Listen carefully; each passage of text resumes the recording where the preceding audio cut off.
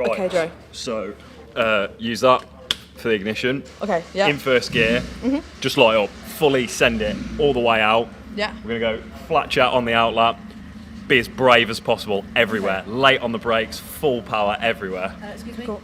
This is my car. I think, Leah, you need to get out now. I thought you worked on into my turn at Oulton. Is that not what? It doesn't work like that. Okay. Come on, Leah. I'll take that for you.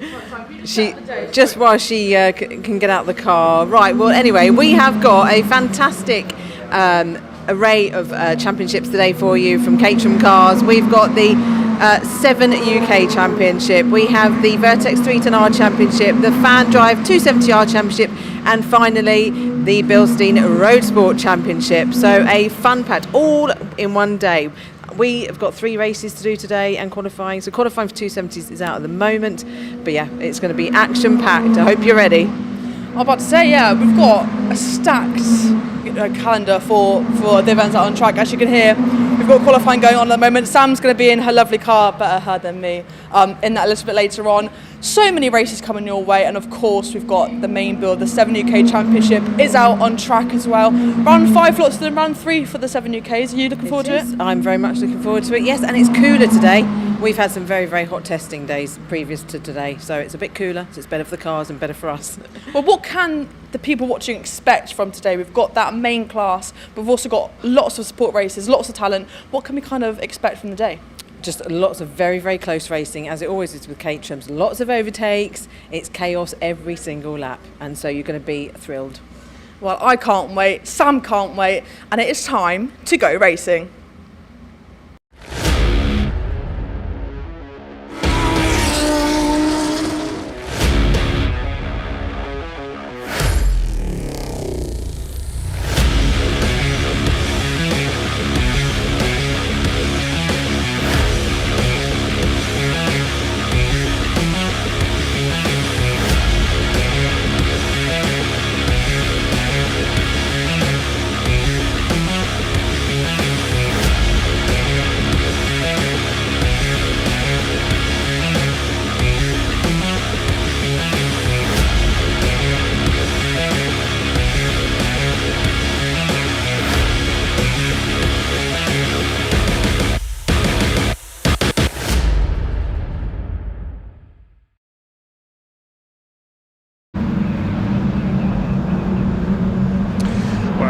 Good morning everyone, and a very warm welcome to Oulton Park, the beautiful circuit here in Cheshire on this midsummer morning. A little bit cloudy out there at the moment. The sun will hopefully burn through the clouds as the day goes on, as we get ready to go Caterham racing. Yes, the latest round of the Caterham Motorsport Championships here in Cheshire. We've got 4 of their championships on the schedule here today. We'll be kicking off in just a few minutes' time with the Fan Drive Caterham 7 270R Championship, then up a gear with the Vertex Watches Caterham 7 310R Championship, and then it is the top guns in the Motul Caterham 7 Championship UK, the fastest racing Caterhams of them all. We also have the Bilstein Suspension Caterham Road Sport Championship, the second rung on the ladder for drivers coming out of the Caterham Academy. A full programme of 11 races for you here today. My name is Dave Goddard. I'll be taking you through the action. I'm delighted to be joined by Caterham expert and former Caterham champion Chris Hutchinson. Good morning, Chris.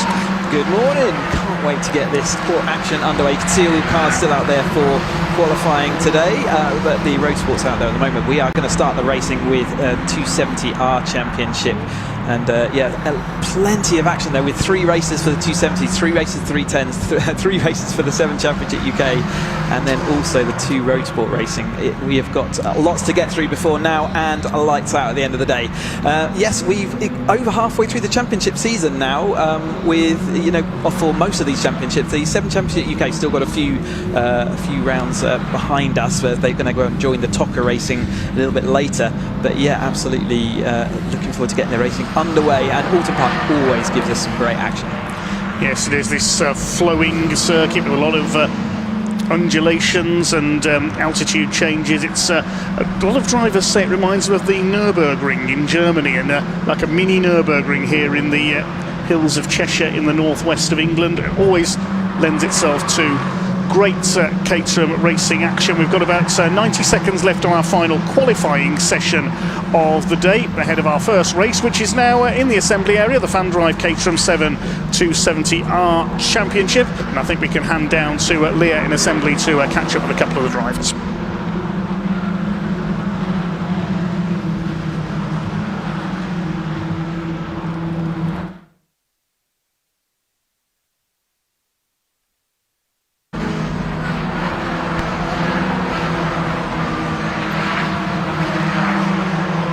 We can hopefully hear from Leah shortly there. One or two audio gremlins down in the assembly area at the moment. Shall we try again? No, let's try and hear from Leah again.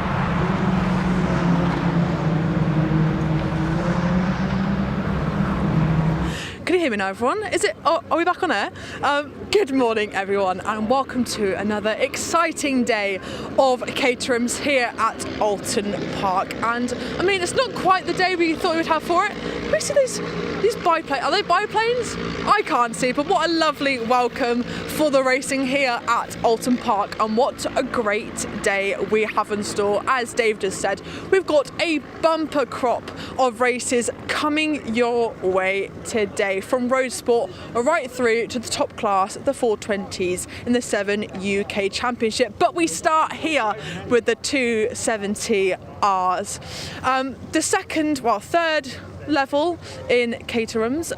We've got a great race coming for you right now. We can hear the cars just starting their engines, getting revved up for the first race out on track. Obviously they did qualify earlier this morning. And on pole position we have Aaron Oliver, a winner last time out. He sits in pole position at the moment. In P2 we've got Brian Thornton, another great race winner. He's been on that top set of the roster this season too. And in P3 we have championship leader Paul Oglesby. What a great race we've got in store with those three at the front of our grid. It's going to be a great day of racing. Everyone is revved up, ready to go as we speak. I wonder if I've got time just to jump in with some of the drivers. We'll go to Anne actually, because Anne's one I've wanted to speak to for quite some time. Obviously at Donington didn't quite get the chance to speak to her, but I want to talk to her now if I've got a quick second. I wonder if I've got time. Anne, have I got a quick second to speak to you before you go out? I know it's exciting. Hello, welcome to Oulton Park. How are you feeling ahead of race 1 for you today? Well, I'm at the back as usual. I'm quite happy in this place. I'm familiar with it, but I'm going to go out and just enjoy it and have a good race, hopefully. There's some guys alongside me here. I think we're fairly close together, but the car's feeling good, thanks to all the guys at Team Parker. So just go out and enjoy it.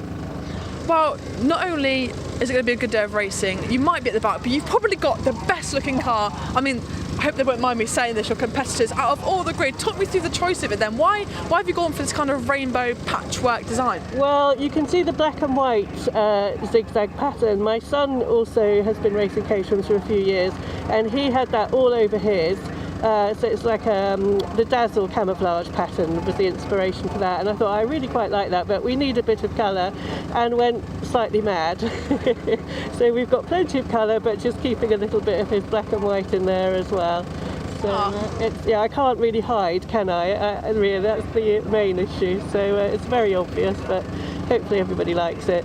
I'm sure everyone will absolutely love it, and it is so distinctive out on track. I guess it makes it easier for your friends and family to spot you out racing. I guess so, but hopefully I can try and keep up with these guys and not just they've given up waiting for me to come around at the end, because I'm normally quite slow, but I'll do my best and we'll enjoy it. I was going to say, even if you are where you are on the grid, do you still enjoy it? Absolutely. I mean, this is now my 4th season. So I wouldn't keep coming if I didn't enjoy it, and I've had a brilliant coach in Luke, so he's got me to get up there with the pace and just do my best. But at the end of the day, it is great fun. It's a great camaraderie in the paddock as well, so I would miss it if I wasn't here, and they're very tolerant of me, so just enjoy it, I think, is the best thing. It's lovely as well, and you are one of, I think, Jasmine's potentially the only other woman in the grid, but there are so many more women getting into racing. When Zena's racing, we now have Zena in 270 as well, but yeah, we want more girls. Well, girls, I would think I'm a bit beyond being a girl, but yeah, more females would be great. You know, we can do it. It's one of the few sports that men and women can compete equally, which I think is, you know, is a good thing. So yeah, the more the merrier. Lovely. Well, I'll let you get in the zone for the race. Good luck, for the race today. Lovely to speak to you. I'm so glad I've managed to speak to her because she is such an inspiration on this grid. She's doing a great job, even if she is where she is, because at the end of the day, points mean prizes in this championship. If we just look around, I mentioned as well, Jasmine Shaw, she qualified P7 for this race. She's doing an amazing job in this class this year as well. Do a fantastic job. Speaking of other contenders for the championship then, Seb Thole, who is currently P3 in the 270R championship, while he is starting P8, so a little way down from where he perhaps wanted to be. I believe Luciano is P2 as well, and he started a bit higher up. He sat there in P5, sandwiching a lovely chrome car. And my question of the day, I did this for the Classic Tourers here, funnily enough, back in May, and a question I'm asking a lot of the races here is, why have you chosen the livery you've chosen? Obviously, we've seen Anne Hall there with that lovely patchwork design, keeping that theme of the black and white, but adding colour in it as well. We've got that lovely chrome there as well, and I've spoken to a few of the drivers, which you will see at lunchtime too. But my question to you all at home, and I want to see this in the comments because I can see it, Dave up in commentary and Chris, they can see it too. If you had one of these Caterhams, how would you design it? What colours would you pick? Who would it be inspired by and why? That's what I want to see. And as I leave that with you to answer, I'm going to look at your comments now as we see these 270Rs go out on track, leaving the assembly area. John, just mind your back, I don't want you to get run over, not the first race of the day, but as these cars are leaving us in the assembly area, I'm going to throw over to our good friends who you've heard from this morning already, Dave Goddard and Chris Hutchinson. Boys, it's going to be a stormer today, isn't it? It certainly is, Leah. Yes, thanks very much indeed. So getting ready for our first race of the day. Got plenty of comments coming in already. Good morning to you all on the stream. We'll get to those in a moment, but let's have a look at the grid. Qualifying took place very early this morning at around 8:30, our first qualifying session here at Oulton Park. Number 10, Aaron Oliver, was who set pole position, currently sits fourth in the championship.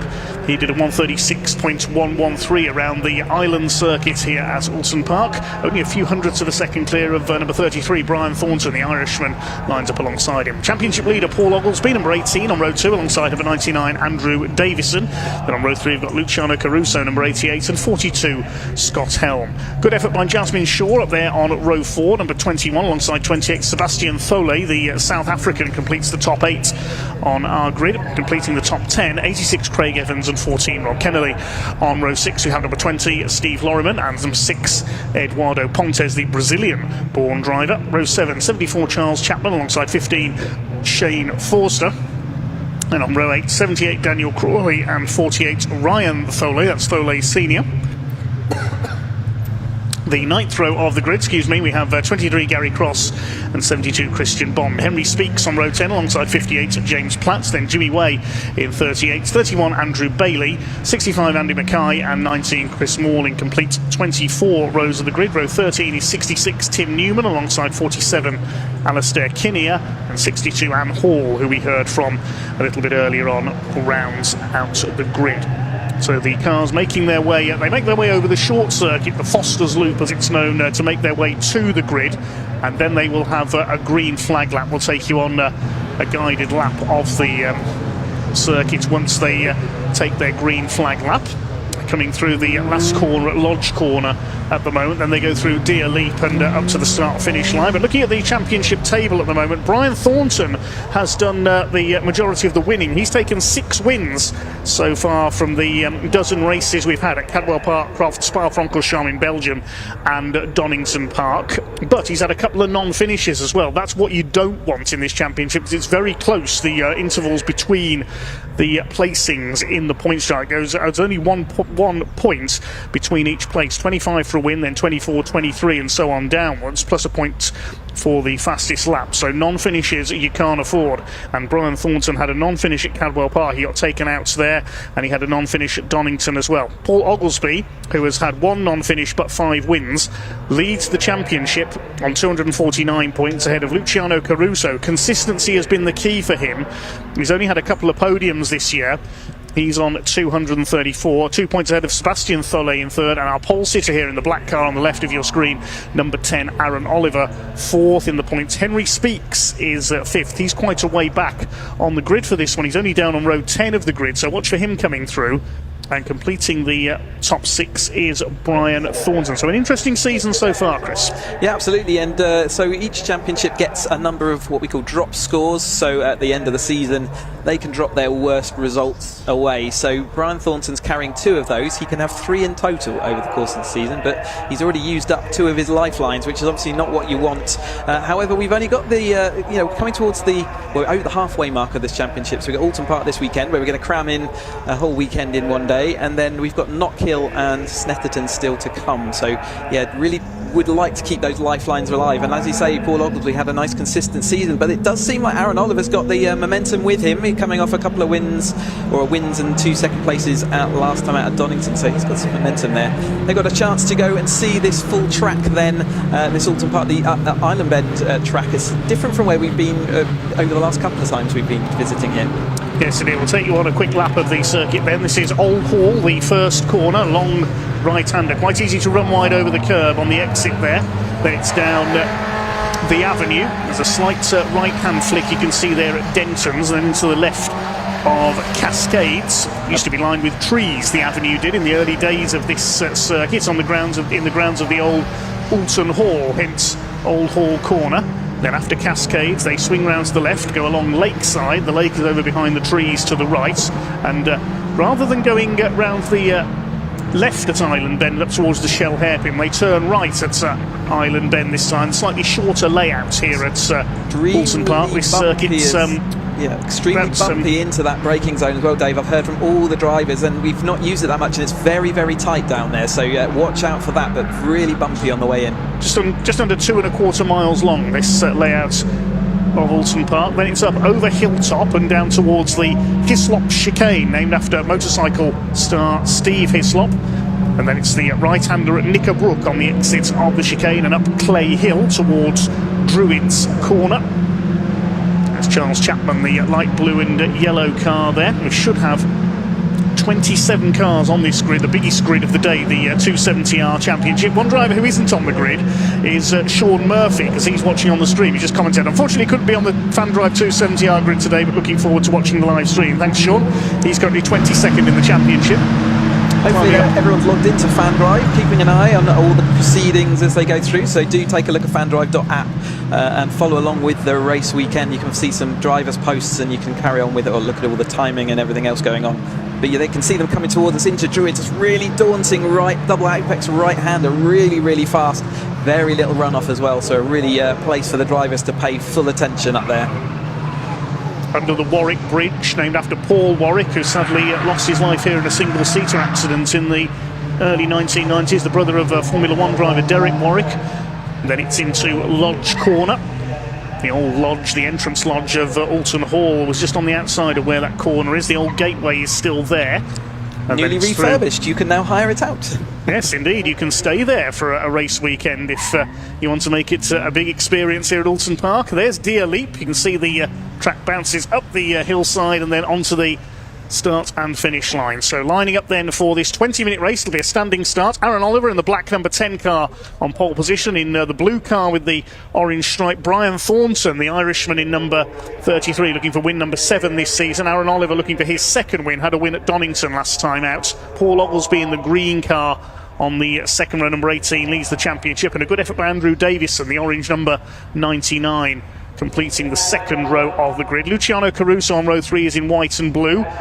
top 5 on the grid then. The red light's about to go out, and we are underway with our first race of the day here at Oulton Park for the Caterham 7 270R Championship. Everybody is away cleanly, and it's Aaron Oliver who's just got the lead down to Old Hall for the first time. Brian Thornton up on his outside. Now, are they all going to make it through? 3 and 4 abreast in the pack. A couple of cars charged wide. That was Ryan Tholey in the silver car who ran out wide. Great cloud of dust in behind them. And down towards Cascades the first time. Brian Thornton will have the inside line for the left-hander. It's Davison in the 99 up there in 3rd position. Everybody's made it through the first couple of corners okay, and it's Brian Thornton and Aaron Oliver side by side. That's Caruso, I think, coming up on the outside. Andrew Davison on the inside. There's one car on the grass further back, but it's Aaron Oliver who has held his lead from pole position. A frantic start to our first race of the day. Yeah, you can see how dry and dusty the grass is. Every time they're putting a wheel out there, it really is kicking up the dust. That's going to cause a little bit of visibility issues, isn't it, as they go on? But it is Oliver Thornton losing out a little bit there as they come down into the chicane this time. So we watch them. Sorry about the frozen picture there, but yeah, Aaron Oliver leading them down. So wait for them to come up then through up into Druids and the camera we're looking at here. But yeah, Thornton there just getting squeezed out a little bit. I think that was by just into that 3rd place. So he lost a bit of momentum. Here come the cars then as they come up towards us into Druids for the first time. Yeah, apologies there. Just lost our camera down at Knickerbrook. We'll get that back as soon as we can. As the pack heads through this nasty double apex right-hander at Druids. It is Aaron Oliver who leads. Brian Thornton attacking Andrew Davis in the 2nd. Caruso is 4th. Oglesby in 5th. Then a new livery on the 42 car of Scott Helm. That's a bright metallic turquoise livery, looking very nice indeed. James Platt in one of the patchwork liveried cars there, number 58. And here they come up towards the start of the 2nd lap. Brian Thornton still side by side. He has a lunge for the lead there. Don't think he'll get alongside Aaron Oliver in the number 10. The rest of them stringing out a little now behind him. The 23 car there coming in by Gary Cross from the 15 of Shane Forster. It's Oliver from Thornton now in 2nd place. He's got back ahead of Davison, who is ahead at the line. Caruso is next, then Oglesby, Scott Helm, Sebastian Tholey, Craig Evans, Jasmine Shaw, and the 14 of Rob Kennelly rounding out the top 10 down towards Island Bend for the 2nd time. And there's contacts. Oglesby into the back of Davison. Yeah, we saw a couple of lockups there as we came in. We talked about that as we go, really bumpy, and a couple of drivers there locking up, and including Oglesby, who went into the back of Davison, and Davison is now spun and facing the wrong way. And there's a car off to the side of is that Tholey? It's not Seb Tholey. It might be out there, so maybe he also had a lockup and can issue going into Island Bend that time through. As we watch this field coming through, it's still Thornton in 2nd place, Oliver in the lead. We watch Lorryman going side by side as well. Really for frantic action. It's not the widest of the track. Here's a bit of a replay. Look for the right hand side. Caruso locks up. Doesn't quite hit the back, but here's Oglesby who pushes into the back of Davison, and that spun around, and that's going to be effectively the end of his race. He's going to have to do a lot of fight back as the day goes on.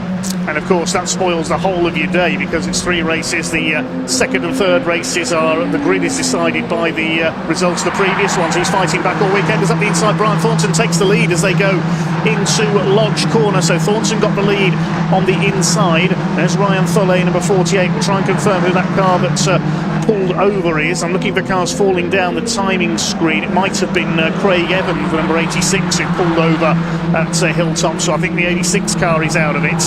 Here's a battle further back. That's Caruso recovering. Yep. Yeah, he went wide on the grass at Island because of that little contretemps for 2nd place. He's battling with Eduardo Pontes in the Williams lookalike, the blue, yellow and white Cannon Williams lookalike car. Some iconic liveries in there. Leo was getting onto the subject of car liveries. We'll get back to that later on, because we've got a frantic battle up front. Thornton and Oliver side by side. Oliver retook the lead. Cascade, where's Paul Oglesby going? He was realising he was braking later than everyone else, and he was already maxing it. He took to the grass. It looked like it was grippy enough down there, but that's a couple of issues he's had down into Island. They are all having to get used to it, but yeah, that won't have gone down well with his fellow competitors as they come down towards us then into the chicane for this time through. Helm doing very well in that 3rd place, but he's having to really defend now from Tholey. Oglesby does lose out. Jasmine Shaw's just up. She's on a bit of a run of form at the moment, making that Caterham into the sort of top group, as it were, as they're fighting on up and through this time. Up towards Druids, it's Thornton who leads from Oliver. Scott Helm in that turquoise car in 3rd position. Sebastian Tholey, the South African, is up to 4th as a result of that late braking move by Paul Oglesby. He's lost a bit of ground, the championship leader. There he is in 5th in the green car. Thornton to the inside again. It's almost side by side as they came through towards Deer Leap.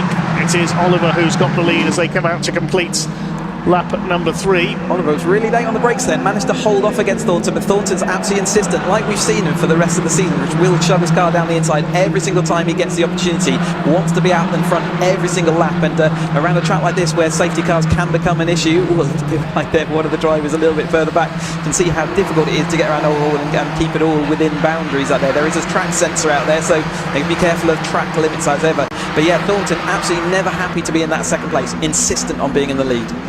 But the place he doesn't want to be leading is into the last corner. That's where you don't want to be in a Caterham race, because you'll get slipstream. Aaron Oliver's gone a bit wide there, going through Island Bend. This is Scott Helm's opportunity to try and move up into second place. He's down in 7th in the championship. He's had a couple of non-finishes this year, but he's taken the fastest lap points on 4 occasions. His single lap pace is very good indeed. There's Tholet tucked in for side by side into Hislop. You don't see that very often. Something's got to give here, surely, between Oliver on the outside, Thornton on the inside. This is more like a motorcycle race at the moment as they go through there. I'm trying to make it 3 wide at Play Hill. That's not going to work. Scott Helm sensibly thinks better of it. He was going to end up on the grass and heading out towards the barriers there. Up towards Druids they come. It's Oliver who leads from Thornton. Tholet's gone up into 3rd as a result of Helm drinking to the inside. Then it's Oglesby. And who's that in 6th place behind? That's Rob Kennelly in the blue car, number 14. He had got fastest lap of the race. He still has in that blue machine. And Jasmine Shaw's hanging on to the tail of this pack as well. She's running well. Aaron Oliver leads. They swing through Lodge corner up towards Dearly once again. This is brilliant stuff. And Luciano Caruso, look, the Rothmans livery car has caught them up again as well. Yeah, he had unlucky in the last race. His gear knob fell off, and that cost him obviously a lot of time. And today he's someone, well, happily in testing, someone gave him an extra knob to be carrying around with, but we won't talk about that too much as they head off and round then into Cascades this time through.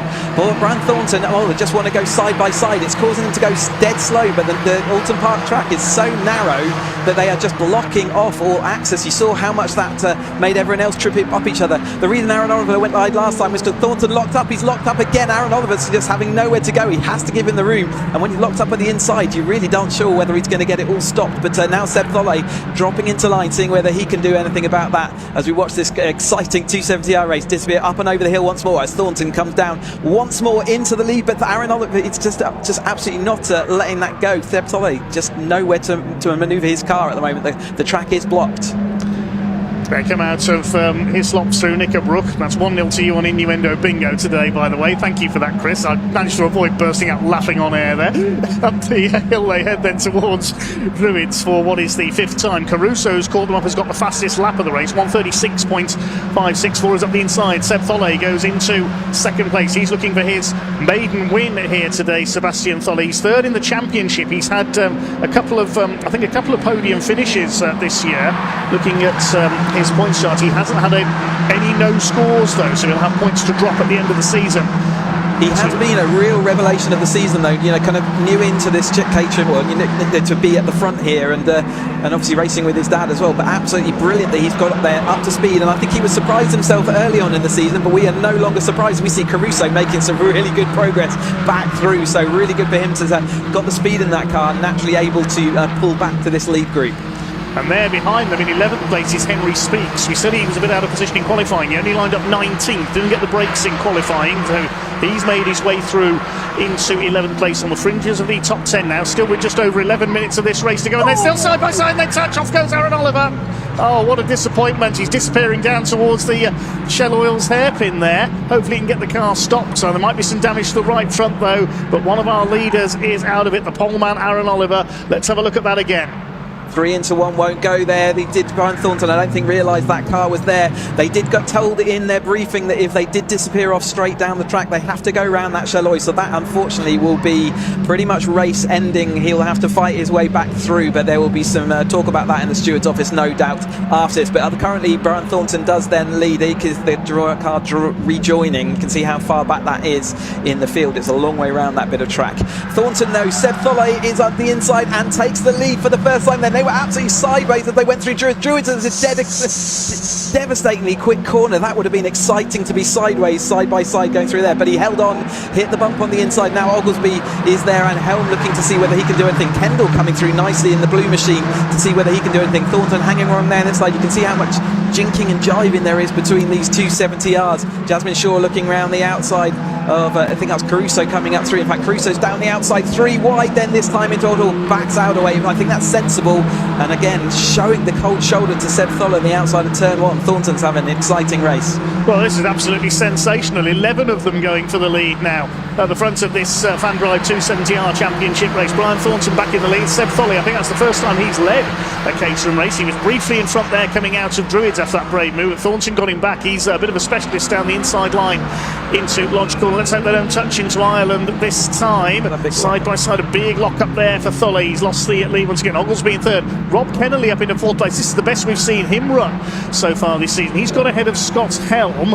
And now who's next in the order? It looks like Caruso is back up into 6th place after he went off in the early stages down this island bend. They passed Craig Evans' stranded car over there on the right. 78 of Daniel Crawley has come through into 7th position ahead of, I think that's Jasmine Shaw in the maroon liveried car next in the order. And now the second group is towing up as well. There's Ryan Tholle, Sebastian's father, in the number 48 car behind Alan Lorriman. He's in the Union flag liveried number 20. Had a bit of a shunt in that car at Croft, I remember, earlier this season. But it's a solid line of cars now heading through Druids. Any one of these cars could win it. Caruso has the fastest lap at 1:36.564. Now let's see if there's going to be a move made for the lead. Tholle has retaken the lead briefly there, but Thornton back to the inside. Every lap is the same. He does this up the inside, the Irishman, side by side with Sebastian Tholle. So tight as they go up to that little bit of barrier there on the outside, always right up close to it. And Thornton's going to take the lead again on the inside into Old Hall. With a grandstand view of all this in third is championship leader Paul Oglesby. Yeah, he's watching on and just figuring out how does he fit into this mix, because he certainly brought himself back into that mix after a bit of a slow start. He started third, dropped back away to the 6th or 7th, and has now fought his way back through that group up to the front. Definitely seeing issues into this hairpin. We said about it being bumpy, and those bumps are causing them to lock up, and there really isn't a lot of room for the cars as they go down into them. We've already seen a couple of incidents, haven't we? But Thornton this time having a relatively comfortable time. Kendall though down the inside of Oglesby, so Oglesby having to go back. Helm starting to lose speed. Caruso nibbling away at the rear of that car, seeing whether he can do anything about it. And good to see Dan Crawley up there. He's not doing a full season this year, and they're looking to get a sponsorship package ready for next year. But good to see him up there fighting, showing what he can do in his number 78. Number 14, Rob Kennelly, now up into P3. He's absolutely blown through the order. He doesn't even appear in the points chart at the moment. First appearance of the season for the number 14. And he's ready to attack the top two. There's the number 15 dropping a wheel wide. That's Shane Forster under attack from Gary Cross in the 23. And they're down in 14th and 15th places. There's battles everywhere. But Thornton leads from Tholle as they come through Druids once again. Kennelly up to third now ahead of Oglesby. Then it's Scott Helm in the 42. We've still got 7 minutes of this race to go. It feels like we've already had 20, doesn't it? They've certainly packed all that action in. You see Lorriman just defending down the inside from Tholle. Got a senior as the rest of the field come through. Bailey a little bit further back than we might expect. We've seen him up to near the front occasionally this season. But 3 wide for the lead. Why not? Kendall going down the inside then. And Thornton holding on low. He's got the momentum around that corner. And again, insisting his car there. Seb going back down to a 3rd place. Oglesby looking to see whether anything he can do. And Caruso also having a good look. That was the 15 spinning at the back there. Shane Forster has gone at Old Hall. He'll rejoin hopefully at the back. Hopefully nobody has collected the 15 car, but Rob Kennelly nearly took the lead down the inside. He's going to have another go here, side by side. Every time Thornton's come into this corner, there's been somebody up there on the outside of him. Thornton somehow holds his lead. Tholle third, then Oglesby, Caruso, Helm, Crawley, Pontes, Shaw, Speaks, and who's that on the back of this group? Christian Bond now in the number 72. There's 12 of them going at it for the lead. This is incredible stuff. They're getting closer rather than further apart, aren't they? As we go side by side for the lead once. Well, Thornton again, a little bit of a barge there on Kendall as they came into the chicane this time through. Seb Tholle just going as close as he can without actually having to go alongside. It's really narrow up here, up into towards the Druids corner, and it really isn't much place you can put 2 Caterhams, but they are trying at every single opportunity to use the momentum. In the draft of these Caterhams, you gain an extra 5, maybe 7 miles an hour, so the draft is really important in the Caterhams. They're using every single one of those miles an hour, and there's only just enough room for them. You can see how bumpy it is on that second apex at Druids at the moment, and it really does cause the car to be upset. They can see a bit of a nose cone damage there from Seb Tholle, so one of those taps from the rear. The next thing in the car behind that nose cone is he's sideways going through the final corner, and in fact he's got radiator fluid. He needs to pull off. That is a burst lost radiator, unfortunately. Yeah, he hit the back of Rob Kennelly coming through Druids, unfortunately, so that's going to be end of game for Seb Tholley. He's gone so well in this race, but he'll have to pull over because the car's going to overheat. He needs to, otherwise that will be engine over, unfortunately. So hopefully he's noticed that it's wet a little bit. That Bailey out the back there. One of the cars. That was Henry Speaks. Was it Speaks trying to come through? Yes, that was looking uncomfortable. Those cars kind of had an awkward moment where they gripped onto each other just as you get some wheel contact. Sometimes that happens. They kind of grip in, but as Thornton did take us over the line first, ahead of Kennelly, Oglesby, Caruso, Helm and Crawley. Will it be the same? I bet not. They're either locked up again. He's got to realise soon. Yeah, Seb Tholley's just going to plummet down the order. Eventually his engine will seize if he keeps going like that with no cooling on the front. Just clip the back of Rob Kennelly as they fought for second going into Druids there. So Thornton from Kennelly this time. Oglesby now back up into third place, and then it's Luciano Caruso, who has fought back superbly after his off at Island Bend early on. Scott Helm in the turquoise car fifth. Dan Crawley is sixth. Eduardo Pontes in seventh. Tholley trying to keep going. 4 minutes. Can the car survive that long? No, is the answer, the short answer. So hopefully he'll realise, but it's going to be getting slippy out there for everybody because his whole coolant will be out there. Caruso's been met with a wall of cars, but he has managed to deal with most of them, and he's put himself into that fourth place. That'd be a great recovery, wouldn't it? There's Henry Speaks over the top of this Tholley Senior, but Thornton is still into that lead. Then Kennelly out there in second. Oglesby holding on to there, but there is that Caruso fight back happening, and he's over the top of Helm, who's performed well, but unfortunately just find himself dropping back as these faster cars are coming through. 3.5 minutes to go as they cross the line, so we get at least a couple more laps out of this. Through all hall go the leaders. There's a battle further back as James Platt catching us to the back of Chris Morling in the number 19. Behind them is the 65 Andy Mackay, the sort of cream coloured car. So this is the battle towards the rear of the field. There's battles everywhere you look. This is for about 19th place. 27 cars started, and at the moment 26 of them are still running. We lost Craig Evans on the second lap. This is the battle for the lead. Rob Kennelly down the inside into the Island hairpin. Brian Thornton has to give way there on the inside. Oglesby looking on from third place, but Thornton again has the momentum on the exit up over Hilltop, then down towards Hislop chicane. Kennelly will have the inside again. They're still going to run side by side, and Thornton will cut back ahead on the outside of the right-handed element of the chicane, back to the left, then out to the right and towards Knickerbrook. It's Thornton who continues to lead the way, but only just, and somehow Seb Tholley still going, but he's all over the grass there on the exit of Knickerbrook up Clay Hill. Jasmine fluid coming out. Jasmine Shaw chasing behind. Yeah, his time is still limited in this race, but he's trying his hardest to keep going. Yeah, so 2 minutes on the clock. We're doing 1 minute 37, so they've probably got another couple of laps, haven't they, by the time they get to it. It's going to be quite tight. So we've got side by side again for the lead, and side by five for second and third as well. So Kennelly down the inside, and Thornton having to give way this time. We've got side by side between Oglesby and Caruso. Caruso's going to be on the inside of this little kick. That's going to give him a little momentum, and he's got the toe. And Helm was looking to see whether he could make up for some of that lost speed as they head into turn one then. So it's Kennelly getting in that lead. Caruso just clips the glass, but he's got that's one of the cars into the barriers. Pontes into the barriers. He just went onto the grass, got squeezed there, and then he found out there was no grip for him to slow that car anymore. That car into the barrier, and we're looking out just in case there's a safety car. Well, there's only 90 seconds left on the clock, and I think we're going to go red flags. Yes, the red flags comes out because of the damage to the barrier up there. So the results, I would imagine, with the red flag out, is likely to be declared at the end of the last completed lap. It'll be the last completed lap for the whole field, which can be pretty much 2 laps back, although because not everyone would have completed for that lap, and that probably means that Kennelly is not going to be credited with that win, because I think it was Thornton the last time across the line. As ever, when in these situations where a red flag gets thrown, it's all done by procedure, and they take the time, the red flag, and then say the full complete or the last lap completed by the full field will be the result, which might be 2 laps ago. But watch for the right hand side of your screen then as he just drops his wheel onto the grass. I think he was squeezed there, wasn't he? He was indeed. Yeah, by Dan Crawley, and then he had absolutely no grip to be able to stop it before they got to the barrier. Main thing is Eduardo Pontes, the Brazilian, is okay. We saw him getting out of the car, but he certainly went wallop straight in there at Old Hall. I can tell you Scott Helm has got a 5-second penalty.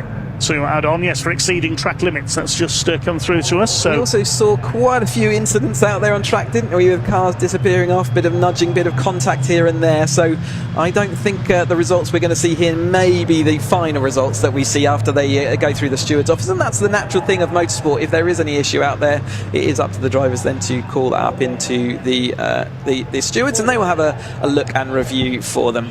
But Kennelly is in the lead as he comes down to us, but I think he might be different by the time. Okay, awaiting confirmation of the result, then we'll see if it does wind back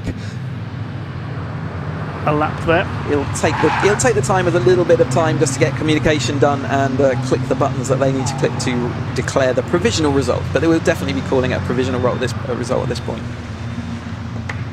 So at the time of the stoppage, it was Rob Kennelly who was leading. One thing you can be sure, there's going to be probably quite an unhappy field of drivers as they some people will have lost out a bit in that, and I think Kennelly might be our biggest losers. The checkered flag graphic has now appeared on TSL timing at the end of lap 11, which is where we were, and Scott Helms had the penalty applied, so the provisional results no, it just updates as I say that. I knew that was going to happen. But thank you, TSL, for bringing us the confirmed result at the end of lap 10. I waited as long as I could there. So Brian Thornton does provisionally take the win ahead of Rob Kennelly, and Paul Oglesby completing the podium, with Luciano Caruso fighting back after his off to take fourth. Dan Crawley fifth. Eduardo Pontes I don't think will be in the result because he was the cause of the red flag. So behind them will be Seb Tholle, who was saved there by the red flag from a potential seized engine. Jasmine Shaw will be 7th, and Christian Bond, Henry Speaks and Andrew Bailey, number 31, provisionally completing the top 10. Scott Helm dropped down by that 5-second penalty to 13th on our timing screen, but possibly 12th, because I imagine Eduardo Pontes won't be in the results as the cause of the stoppage. We lost just one car there, other than that, Craig Evans dropping out early on. I think we can now hand down to Leah in Parc Fermé to talk to our race winner, Brian Thornton, taking win number 7 of the season.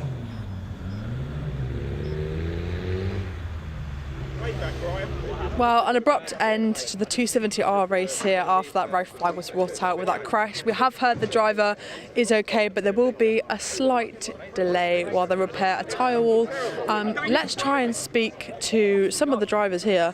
You can't hear. We'll move away. But there's quite a dramatic end to that race. Some of the drivers and teams not happy with how some of the racing out on track was happening. We do know how dangerous Oulton Park can be, so it's a shame it's ended in this way. Just to bring the provisional results, I'm sure Dave spoke you through it, but it also goes back a lap. So Brian Thornton was first in the end, P2 was Rob Kennelly, and P3 was championship leader Paul Oglesby. Yeah, let's see who we can speak to, because obviously, like I said, people not too happy with how that race has ended and how some drivers were driving. We'll try and go over to Brian first. He might not be willing to talk to us, but we'll see what we can do. Brian, can we try have a quick word with you? How do we phrase it? A new race around Oulton Park with that new layout. I know tensions are high at the moment. Can you just talk me through the race? Obviously, you did get the win in the end with it going back a lap. Yes, okay. You did. Well, provisionally, you have got the win. Talk me through the race and out on track. Wasn't a clean race. I made contact with Aaron. I need to watch it back, see what happened. Look, you don't like making contact with anyone, especially. I race well with Aaron, so it's a shame to see what happened. The whole race from top to bottom was full on. It was stressful. Yeah, it was stressful. There was loads of people caught up in turn 3 in hairpin. I don't see how many cars got caught up or what caused the red flag. Look, thank God I'm here and I'm safe, and we get to go again. It is quite a dicey circuit, Oulton Park, isn't it? And there is very little margin for error. Do you think that the new layout is proving to be not a problem, but you obviously have to think about braking zones a bit differently? How did you experience it with this new layout that BARC have brought along? So the braking zone into hairpin is a nightmare, because there's a couple of bumps and the car gets unsteady, and even as you're braking, the car's hopping around. And you're trying to brake as late as you can, because some guys are really good in the brakes, some aren't, some locked up, some didn't. So, yeah, it's just really tough. Yeah, it's just that braking zone is so tough. car just gets so unsettled. So, but I see loads of damage around. Loads of people got caught up. Yeah, so I just need to watch it back. But thank God I'm here and we're all happy and safe. So that's amazing. And the main thing is the driver caught up, which is Evans in the accident. He is okay and he's out the car. Yeah, he was waving so, but what was the red flag? I'm not quite too sure. We can't see it from here in Park Ferme, but I'm sure it'll be a one to rewatch, won't it? Okay, all right. But congratulations on the win. You are here, luckily. If we just bring around, I just saw, if we look at Sebastian Thole's car, we do speak to him and his dad actually at lunchtime, so make sure you tune in for that. But look at the extent of the damage. He was one of the front runners out on track. He came past here challenging Brian for the lead, and you can just see the contact with that. It's an absolute nightmare. But luckily, everyone here, everyone's safe, and the driver caught up in that red flag is okay too. Well, we'll move away from the 310R and we'll actually go over to the 210. Oh, sorry, wrong way round. These are the 270s. We'll go over to the next class, and I caught up with some of the drivers ahead of the race in the assembly area earlier.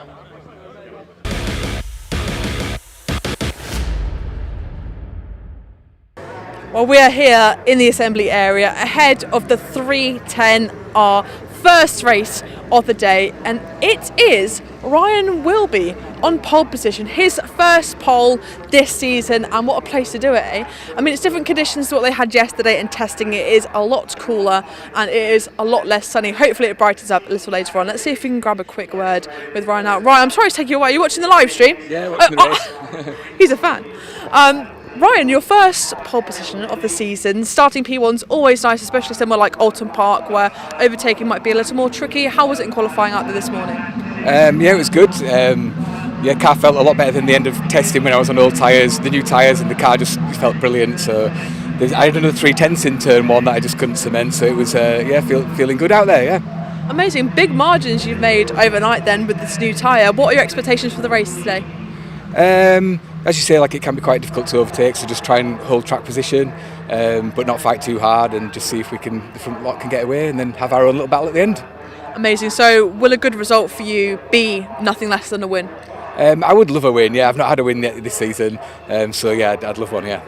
Amazing. Well, best of luck. Good luck for the race, and hopefully we'll see you in Park Ferme a little later on the podium. As I say, his first pole of the season. It's interesting to hear him say, a lot of people have said that he preferred the conditions yesterday, but that new tyre working wonders for Ryan Wilby. We do have William Chadwick, a familiar name in the top end of this category. He is starting P2, and we have Ben Lopez Appleton, who's not yet here, who is going to be occupying that P3 slot as well. Obviously we can expect big things from the Harris brothers, William and Charles. They do start a little bit further down than we would expect, but not bad considering. Obviously qualifying is a massive factor here in performing well. Like I said to Ryan, and he agreed, it's very difficult to overtake here, especially with that cut off. They don't go around to shallow, whereas they have to cut that corner early. So it'll be interesting to see how they perform out on track today.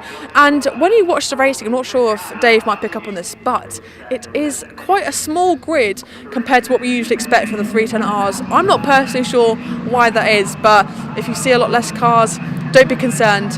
It is just a smaller grid for this racing here. I'm going to catch William as he's coming back. Well, where have you been? Where have you been, my sir? You're here very early. Yeah, I was here very early. It's either early or late. Lovely. P2, great result. Are you enjoying your time around Oulton Park? Yeah, it's my local circuit, so it's nice to be here. It's good to have a good race weekend here. It's a busy day, as you know. But yeah, P2's Caterham racing and Caterham qualifying is difficult to just make sure you're somewhere. The race will decide where we're positioned, so let's see where we can come.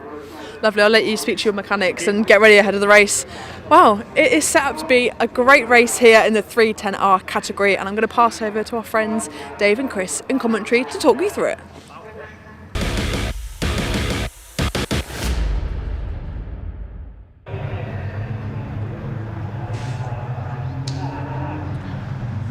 Yes, thanks very much, Leah. So the car's being led around for the start of our second race. The safety car leading them around at the moment, and they'll line up on the grid ready for their green flag lap. This will be another 20-minute race, first of three today for the Caterham 7 310R Championship, sponsored by Vertex Watches. And it is Ryan Wilby we just heard from on pole position alongside the number 8 of Will Chadwick. Ben Lopez-Appleton on the second row. Now, Ryan and Ben had a bit of a tangle towards the end of qualifying, but they are going to make it out there for this one. Will Harris, the championship leader, completes the second row in number 14. Tom Willis, number 81 on row 3, has had some success this year, but is not in the points chart. I don't think he's scoring points this year. Starts alongside Charles Harris, brother of Will, on row 3. On row 4, Stephen Lancaster, the Dutch Barn Vodka sponsored car, number 49. And welcome back Lars Hoffmann in the motor car, number 2, the German. First appearance of the season for him. Had a terrific fight in last year's championship with Taylor O'Flanagan, who's now moved up to the Caterham 7 UK Championship. Row 5, Peter Mott in the 96, and 17, Alex Vincent. He had a win last time out at Donington. Paul Goldstein, a little further down the grid than we're used to for the Gold Machine. Not contested the full season this year, but he is second in the points at the moment. He's on row 6 alongside our very own Sam Parker in number 7. Row 7, 36, Chris Buck, and number 9, Steve Metcalf in Taylor O'Flanagan's car from last season, so that should be quick.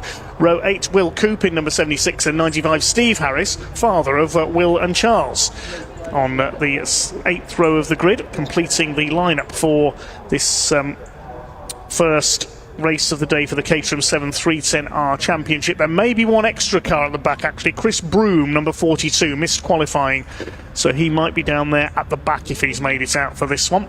See the field out there then, ready for the first of their 3 races in the 310R Championship. All the racing today, 20 minutes long. You saw how much action we packed into that 20 minutes with the 270Rs. You certainly did. It was absolutely frantic. I couldn't keep up with that first race, and we've got another 10 of those to come here. So Ryan will be on pole. He's down in 7th in the championship. The best he's had this year is a 2nd place at Spa-Francorchamps, the black car with the red wheels. Will Chadwick alongside. He was maximum scorer at Brands Hatch this year when this championship supported the British touring cars. He was the top scorer in all 3 races, but I think Tom Willis had a couple of wins on that occasion, but he's not racing for points this year. Just Pots not points, as just to confuse me a little. Yeah, but the 310R Championship then, this is the ultimate evolution of the Academy car that we run, so this is the 4th year at least. Many of these drivers actually way more experienced than that and have carried a lot more seasons racing, but we've got the Nova ZZR tyres back with us this year, so they're sort of dry focus tyre, almost like a cut slick really do give the drivers a lot of grip out there. Got 155 horsepower in the Ford Sigma 1.6 and a limited slip differentials, that are one of the bigger differentiators between them and the 270Rs. The 270Rs also don't run this ZZR tyre, so definitely a ramp up in speed and performance out there, and that's the whole point of this Caterham ladder, is each step you take up through the ladder you gain additional speed and a little bit more sort of racecraft, and say as they get to this level they're really experienced. But we'll see the 7 Championship UK car a little bit later, and that is another beast indeed. Good to see Ryan Wilby though up on pole position. Can he convert that? As he said, he's not had a win this year yet, and it'd be good to get him on the top step of the podium, but Will Chadwick is going to absolutely be thereabouts. Ben Lopez-Appleton also having that issue in qualifying. Hopefully his car is back, all pointing in the right direction. Will Harris a little bit further back, 4th place there. You'll say that to say that's further back is a little bit disingenuous, isn't it? But he will be fully involved in that battle, as will Tom Willis, and Tom Willis had the time disallowed in qualifying, so who knows what that would have been. Certainly if the 270 is anything to go by, it's going to be an exciting race. It certainly is, yes, as they make their way around, and I am really looking forward to this race.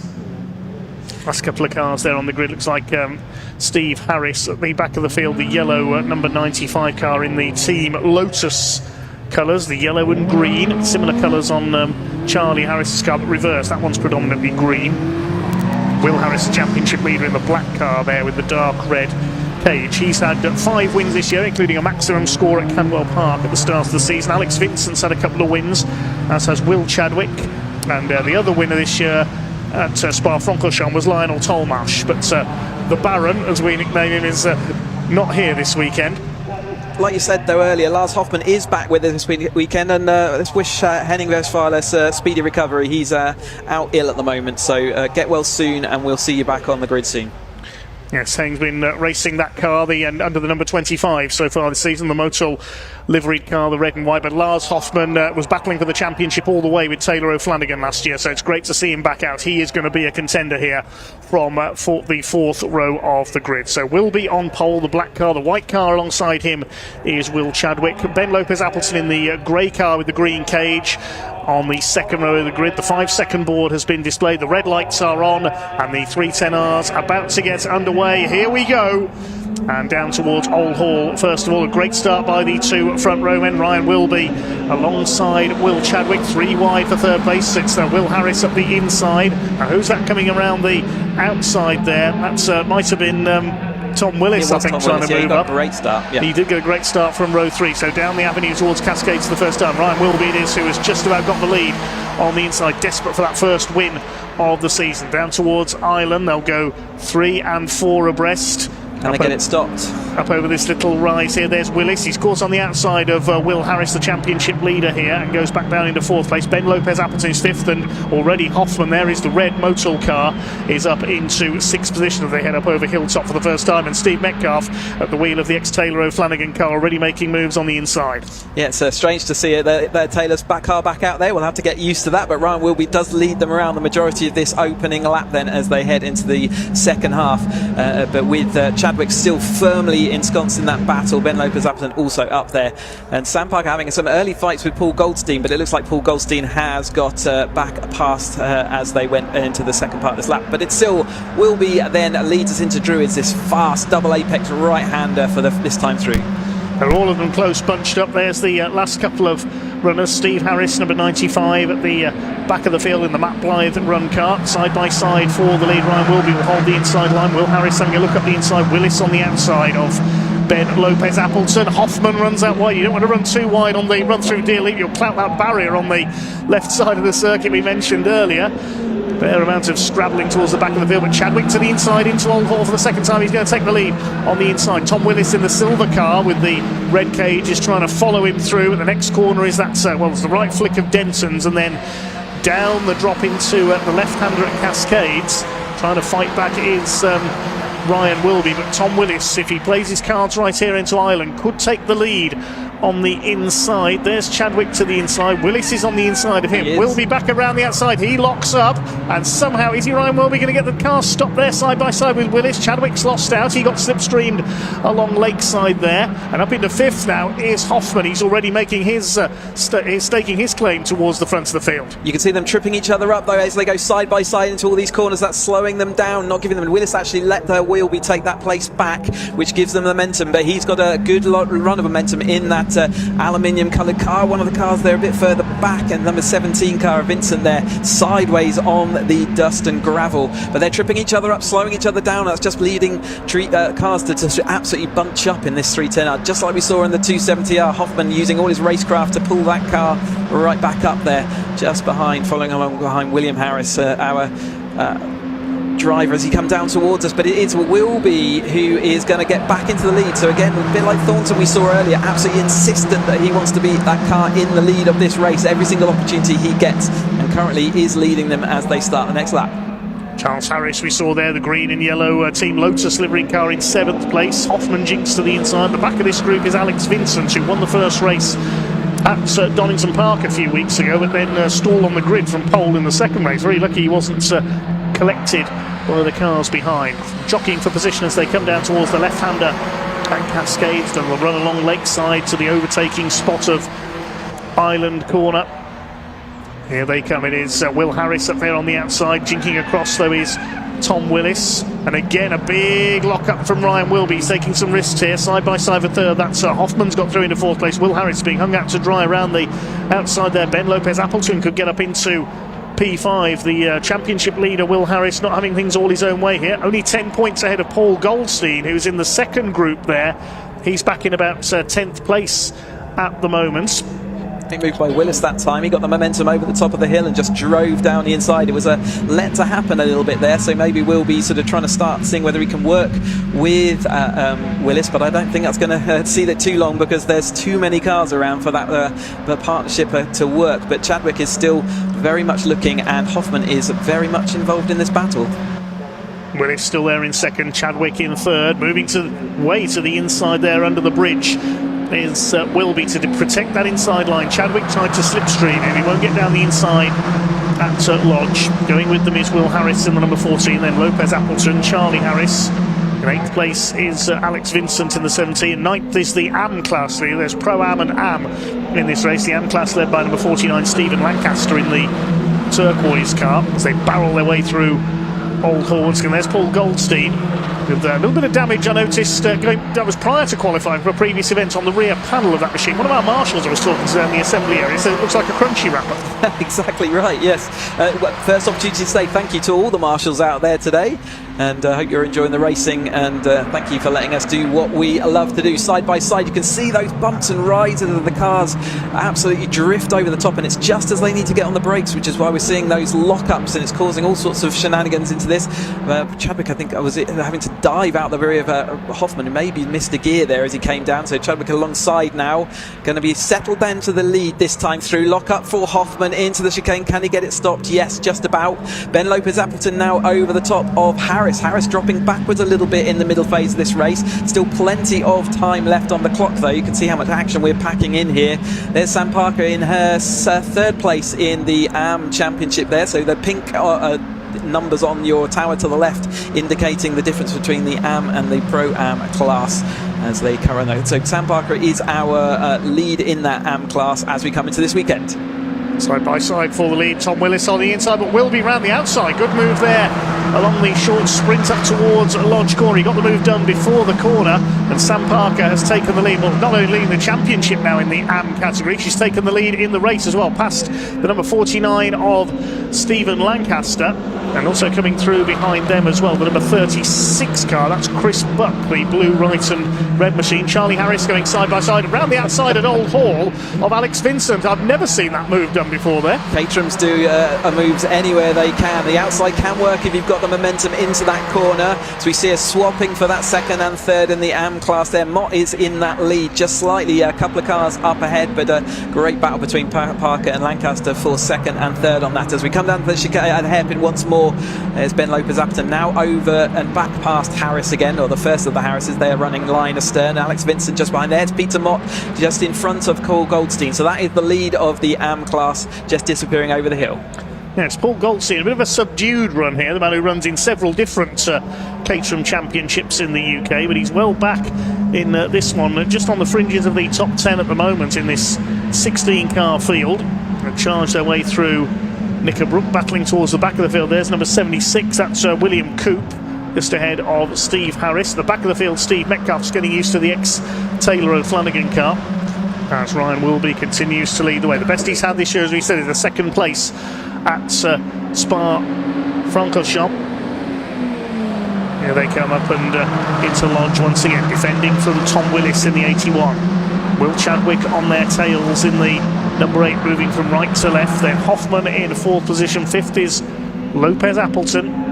5 laps completed as they cross the line. Who's this trying to get down the inside? That's Hoffman. He's going to go for third. He's got second position. He's got both of them. He's not got the momentum out of the corner though, so he might be struggling into Cascades, although it does look like he's made to have that hold. So all change at the front. Willis then holding on over the top as they flick through the left-hander Cascades this time.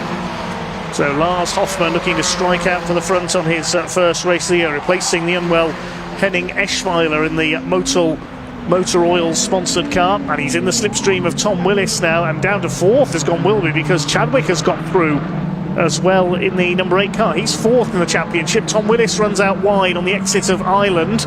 Going to the inside now is Chadwick. This is going to be very interesting as they come into the Hislop chicane. Hoffman moves to the inside. Don't bang wheels. That'll send you flying up into the air there, and he thinks better of it, and Tom Willis is able to keep his lead. Will be 3rd, Chadwick 4th, and the rest of the pack now able to close back up again, led by Ben Lopez Appleton. You can't afford to be pushed out of the line at this stage. They're in the midpoint of this race, and if they get pushed out of the line now, they will drop to the back of that pack as we watch that AM battle coming up towards us as well. But Willis is holding on over the top of Hoffman at the moment, and you can see how quickly Ryan Wilby went from that lead to 3rd, and in fact 4th place before recovering one of those places. It's not so easy to get places back around this Oulton Park track. You have to fight for everyone as Chadwick goes down the inside. outside of Wilby. There's going to be a change then in that third place. So he is now fighting for that third and fourth rather than for the lead. It's not what he wants. Remember, he wants his first win of the season in that car as they come towards us. Willis over the line, over the top of Hoffman. Chadwick just over the top of Wilby. He's going to look down the inside, isn't going to get it done this time, and then it's Ben Lopez-Appleton.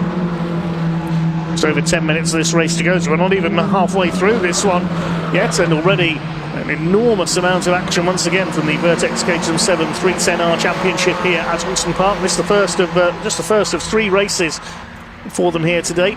Road Sports class has 2 races, everybody else has 3. Here come the leaders then up the inside. Hoffman's going to take the lead into Island Bend. Yes, he's got through on Tom Willis in the 81. Third place now is Chadwick, and Ryan will be trying to hold off a combined attack from Ben Lopez-Appleton, and Will Harris, the championship leader, his brother Charles in the green and yellow car there just behind him, over Hilltop down towards the Hislop chicane. Willis back up the inside, retakes the lead. He's stronger in this section of the lap. The Silver Machine has got the lead back again, but only just. Lopez-Appleton under fire from the Harris. Alex Vincent is in there as well. Peter Moss, our AM class leader, then Goldstein and Lancaster in the 49. To the inside this time. Chadwick has a look, but it is Hoffman who continues to hold the lead, the German. Yeah, absolutely. They just, just how quickly it all changes, and we've had 4 different leaders. At least there's a little bit of grass taken there as they're looking for any millimetre out on track. And Parker having to settle the fighting now with Buck for that final place on the AM Trophy. But yeah, Goldstein now coming back into this. If Will Harris has been relaxing into the race and seeing, well, I doubt he's been relaxing out there. It looks pretty frantic. But it's about time you've got to start making a move now. Otherwise, you're going to run out of laps. As Vincent's also all over the rear of his panel as his brother, so he's really not going to have a relax. And Mott is now coming back under attack from Lancaster in that AM battle, and they're just being a bit compressed by Goldstein, who's sort of involved in that at the moment, but they're coming back to that front group.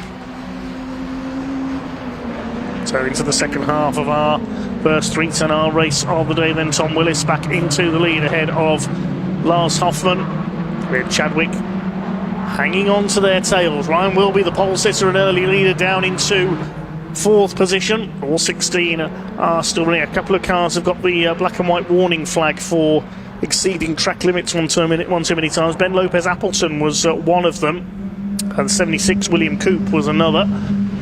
If it goes beyond that black and white flag, if they do it again, that will cost them 5 seconds, and you can see how many Caterhams you can pack into 5 seconds. That'll drop them all the way down the order. Given that the field is currently covered by 10 seconds, that's how close Caterham Racing is. In fact, the first 13 cars are covered by less than 5 seconds, so even if the leader gets a penalty, he'll drop down that far. Here they come then towards Lodge Corner once again. Tom Willis trying his hardest to defend. Chadwick trying to attack from 3rd place. There's Peter Mott still ahead of Paul Goldstein in the number 12 car. Lancaster behind them in the 49. They come over then to complete the next lap, heading down towards a side-by-side Harris and Vincent. Then as they're going, we've seen quite a lot of side-by-side running. There is a sense from the outside there. We've got to be a little bit careful. There's Peter Mott with Goldstein, then Lancaster and Parker in that AM battle. But Willis managing to hold on for the whole lap that time through, which is not an easy feat when you've got this angry pack of cars just on your tail. Absolutely nothing between them as they come down towards us into the bumpy shell hairpin this time. Hoffman round the outside then, really nicely late on the brakes to swaps that position. Chadwick and Wilby just seeing if they, well, I think they're kind of defending a little bit just to make sure that they can just have a bit of a relax around a couple of these corners. Only 6.5 minutes of this race to go though, so they will start being more insistent as we get a little. Chadwick diving down the inside, just a little bit of a confidence there to see whether he can shape. But Willis has missed the chicane. He misses braking. He is going to have to rejoin. It's an awkward rejoin, and is he going to get out in front of them? He does, but he will have to give at least a couple of those places back. We'll wait and see what transpires there. Will he be given the signal to give the places back again after going straight on at the chicane? He managed to do the slalom through the barriers there, Tom Willis. He finds himself back at the head of the field ahead of Hoffman, Chadwick and Wilby. Now he moves to the inside there I don't think he's going to give way. I think if I was him, I would give way to at least a couple of those places. That shows intent. So he's done exactly what I think he needed to do to avoid a penalty there, which is give away to the positions that he would have lost had he not been able to go through that. So I think that may be enough to get rid of that penalty. We'll see, but the stewards will have to look at that as we go into hop 3 wide then, and it is will be back down the inside. So he's going to do an immediate 4th place to 1st place. As he know, he lost the rear of his car. He just about holds it on. Great skill on these drivers, but they are going to trip over themselves as they come through Denton's and then into the left of Cascade. You can see they're all having to get on the brakes. They're so stalling each other there. They are closer than they were on the grid, and it is the whole front pack, including the Am Battle, all seeing whether they can win this race. Oh goodness me, that was almost 4 wide coming out of Old Hall there. Hoffman back to the inside on Chadwick. Another terrific race here from the Caterhams in the 310R category this time. Ryan Wilby goes to the inside. These two are still side by side for the lead. Missed a gear, I think. There's been some contact in there. Somebody's lost a wing. Didn't see who it was. It was Hoffman who lost the wing, I think. I think he missed a gear, or so, and then people tripped over him a little bit. So it is Will Chadwick who now leads the way in the number 8. Could be all change at the front of the field very shortly. Yeah, I think Ben Lopez-Appleton missing his left rear wing there, so I think that was I think that's where it was. But it looked like it deposited itself to the side of the track, so it should be okay.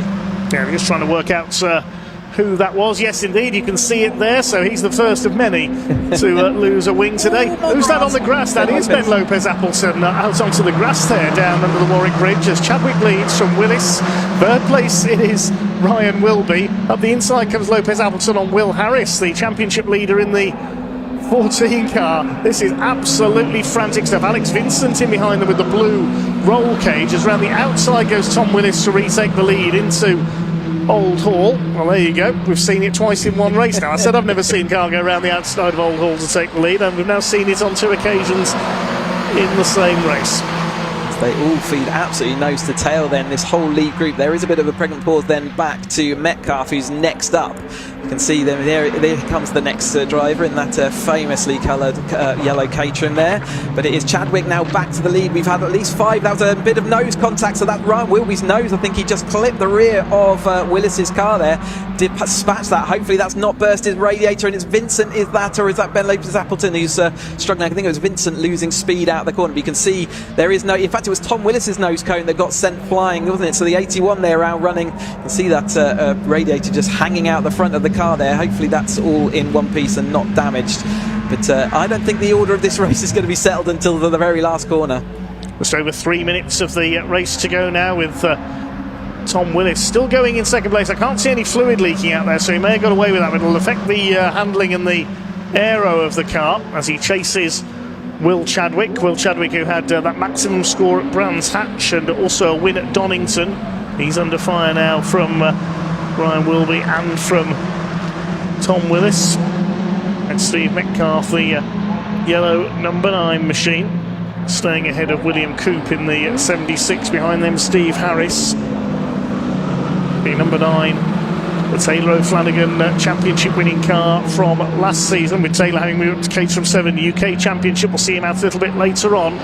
Who's leading the way as they come through at this time? Has Chadwick lost the lead? Yes, he has, only just to Ryan Wilby, though, on the straight towards the island right-hander. Once again, it is Ryan Wilby who still leads the way, but only just again. He locks up, he does every time there, and Chadwick will get down the inside and retake the lead once again with 2 minutes to go. Once you have locked up once, if you have got a bit of a flat spot on that tyre, it will find it again as you just go over the rise in the track. As soon as it meets that flat spot, it'll lock again. He will have to use that tyre for the rest of today, though, in the following 2 races, so that's going to be awkward for him into that chicane. It's not the only one that's locked up into there, and other people will be suffering the same, but they have 1 new set of tyres per race weekend, so they will be using those tyres for the remaining racing we've got today. Very much in the closing stages now, then 90 seconds of this race still to go. They'll be coming round to start their final lap this time, and it is Will Chadwick who leads the way. We said earlier, you don't want to be leading into the final corner at Lodge. You will get slipstream. There is room to slipstream up Deer Leap as well. Ryan will be going to the outside at Lodge. He's late on the brakes and he takes the lead around the outside. So Wilby goes to the front ahead of Chadwick. Then behind them is Tom Willis. rest of them starting to bunch up now. Tom Willis able to use the slipstream to keep his radiator cool as well, if anything. He's going round the outside of Will Chadwick, and we have a third leader in the space of 2 corners and 1 straight there, almost, not even half a lap. Doesn't seem to slow you down too much losing your nose cone, but they're a bit of an air scoop there up on it, but it's not slowing Tom Willis down at the moment, and all these drivers are going to figure out what they can do in this last lap then of this Ireland version of the Oulton Park circuit. Willis is going to lead them into the hairpin. That's one overtaking manoeuvre defended against. Can he hold on for the rest of this half a lap left, as we see side by side Ben Lopez, Appleton and Harris seeing what they can do to figure out and recover some positions at the end of this. Mott is still leading the AM Championship. He's got a couple of cars now between him and the rest. So they come down into the chicane. Another defensive move, another position saved. Can Willis take it to the line? Well, here they come out of Knickerbrook for the final time. The clock about to count down to 0. The checkered flag will be waiting. There's Paul Goldstein, a fairly anonymous race in the midfield, has to be said, for one of our regular race winners in a few different Caterham Championships over the years. Best he's had this year in 310R, a couple of second places. But here are the leaders. Tom Willis leads from Will Chadwick. Here comes Ryan Wilby. He's looking frantic here. Willis moves to the inside. They do the snake across the straight there under the bridge. Chadwick's going to go to the inside, and Tom Willis, and Ryan Wilby nearly goes into the back of him. Any one of these three could still win it. They come up towards the checkered flag this time out of Dearly. I think Tom Willis has just about done enough. He takes the checkered flag. Will Chadwick in second. Ryan Wilby comes over in third. I think it was Ben Lopez Appleton in fourth, ahead of Lars Hoffman. And the Harris brothers only back in 6th and 7th, the championship pace setters. Peter Mott wins the AM class in 8th. Then Alex Vincent 9th. Goldstein is 10th. And the rest of them all make it home. All 16 starters go the distance. A superb race from the Vertex 310Rs. We're going to run out of voice, aren't we, before the end of today? That action is relentless from start to finish. Another great race by the 310Rs then in the bag. And Willis taking that, another pot for him this season. Chadwick taking a really solid second place. What a season he's having as well. Will be disappointed in that third place, but it is a trophy to take home. And it was so frantic that he'll have 2 more opportunities today. Appleton, I think, will be happy he survived it through. And Hoffman, looking like it was going to be a good for in that 5th place, but dropped back just a little bit as he got the provisional results.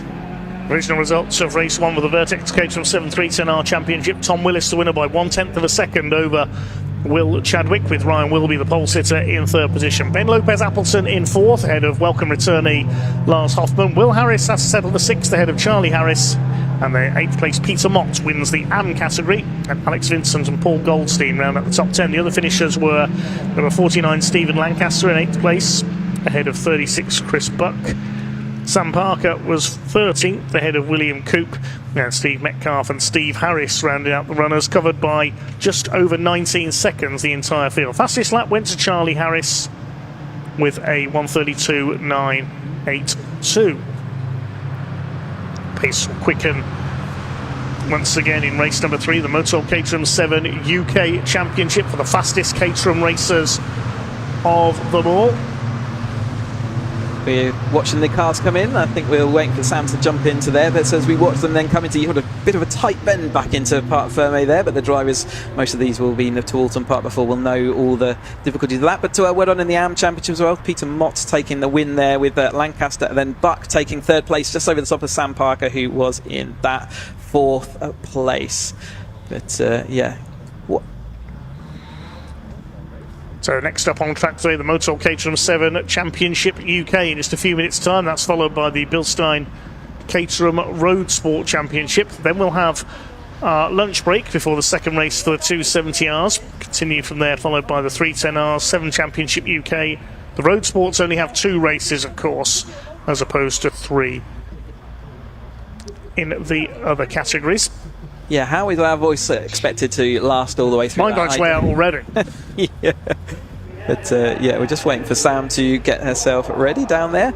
And yeah, so coming up the 7 Championship UK then, what a car that is. We've got slick shod, full race focused car, and anything the 310s and 270s can do, I'm pretty sure the 7 Championship UK drivers will be seeing what they can do. But they're a bit earlier in their season, actually, so the 310, they're into their second half of their season, but 7 Championship is still in the...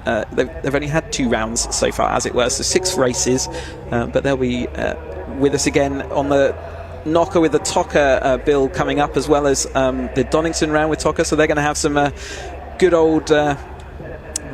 old crowds to watch their action as we head into the second part of their season.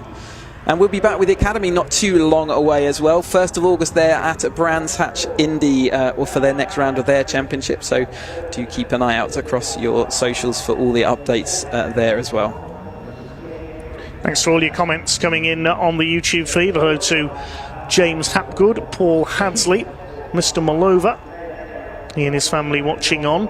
And Katie Rathbone, who says, watching from Spain, sat on a plane on the tarmac. Big shout out to the guys at CC Recovery. Yes, big thanks to our recovery drivers here today as well. I think we can head down to Parc Fermé with Sam in the meantime to talk to our race winner.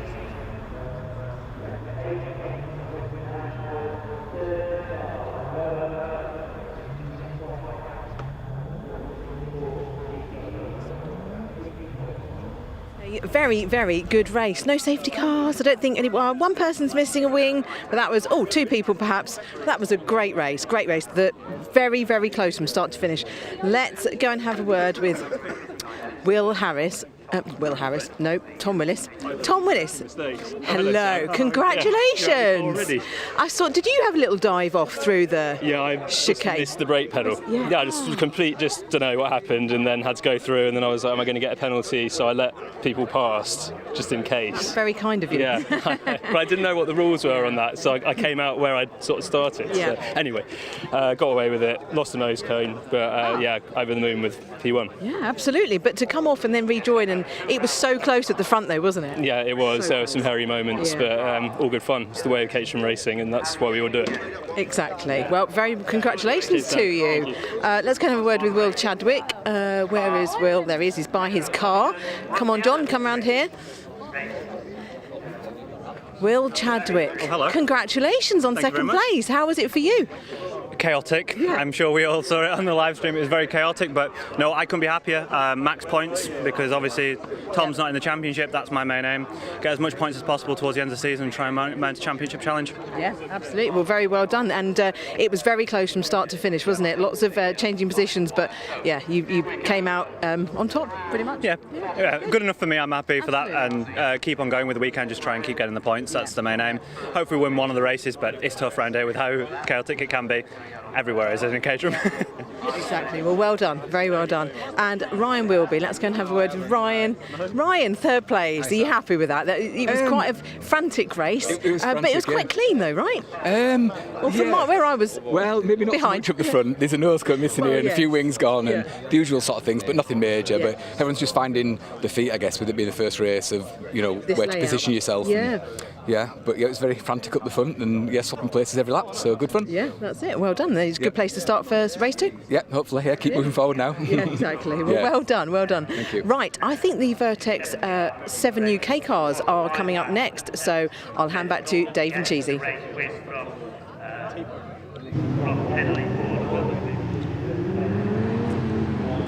Yes, thanks, Sam. Well, the safety car leading the next race around. This is the Motul Caterham 7 Championship UK, the quickest Caterham racers of them all. They have a 20-minute race coming up.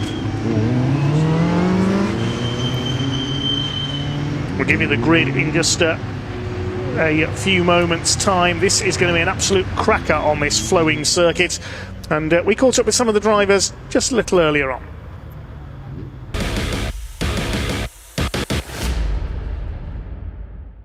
Now, I don't know about you guys, but this one I am extra excited for, because it is time for the 7 UK class to get out on track. This is the first time this year that I've seen these machines out on circuit racing wheel to wheel, and I can't wait, to be honest with you. We are just starting to get the assembly area a little bit more filled out. Until about 30 seconds ago there was only 2 cars in the assembly area, so it's good to see them all coming now before the race, and we'll see who we can grab a quick word with.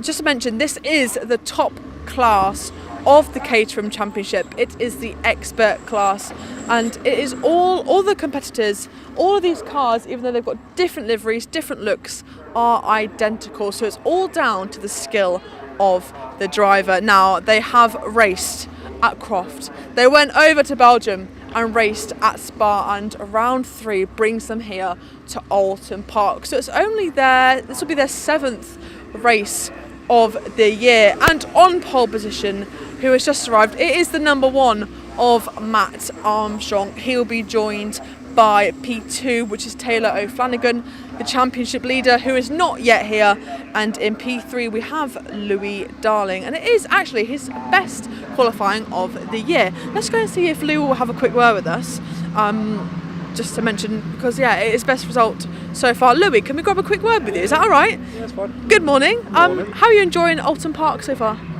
We've had nothing but car problems. Well, it's been our story most of this year. We've had a new engine on Thursday, and we've finally got everything buttoned up. Well, I don't want to say it too soon, but I think we've got everything buttoned up. So it's our best quality result of this year, because we normally don't finish. So we're just going to see how we go. But Oulton Park is a bit different to Croft and to Spa, which you've been to. What do you think, apart from the car troubles you might have had, little gremlins, has put you in such good stead and given you such a good position for qualifying? I always like Oulton. It's one of the best circuits in my opinion, but I like Oulton. So we'll see how we go. Lovely. Thank you for speaking to me. I'll let you get ready.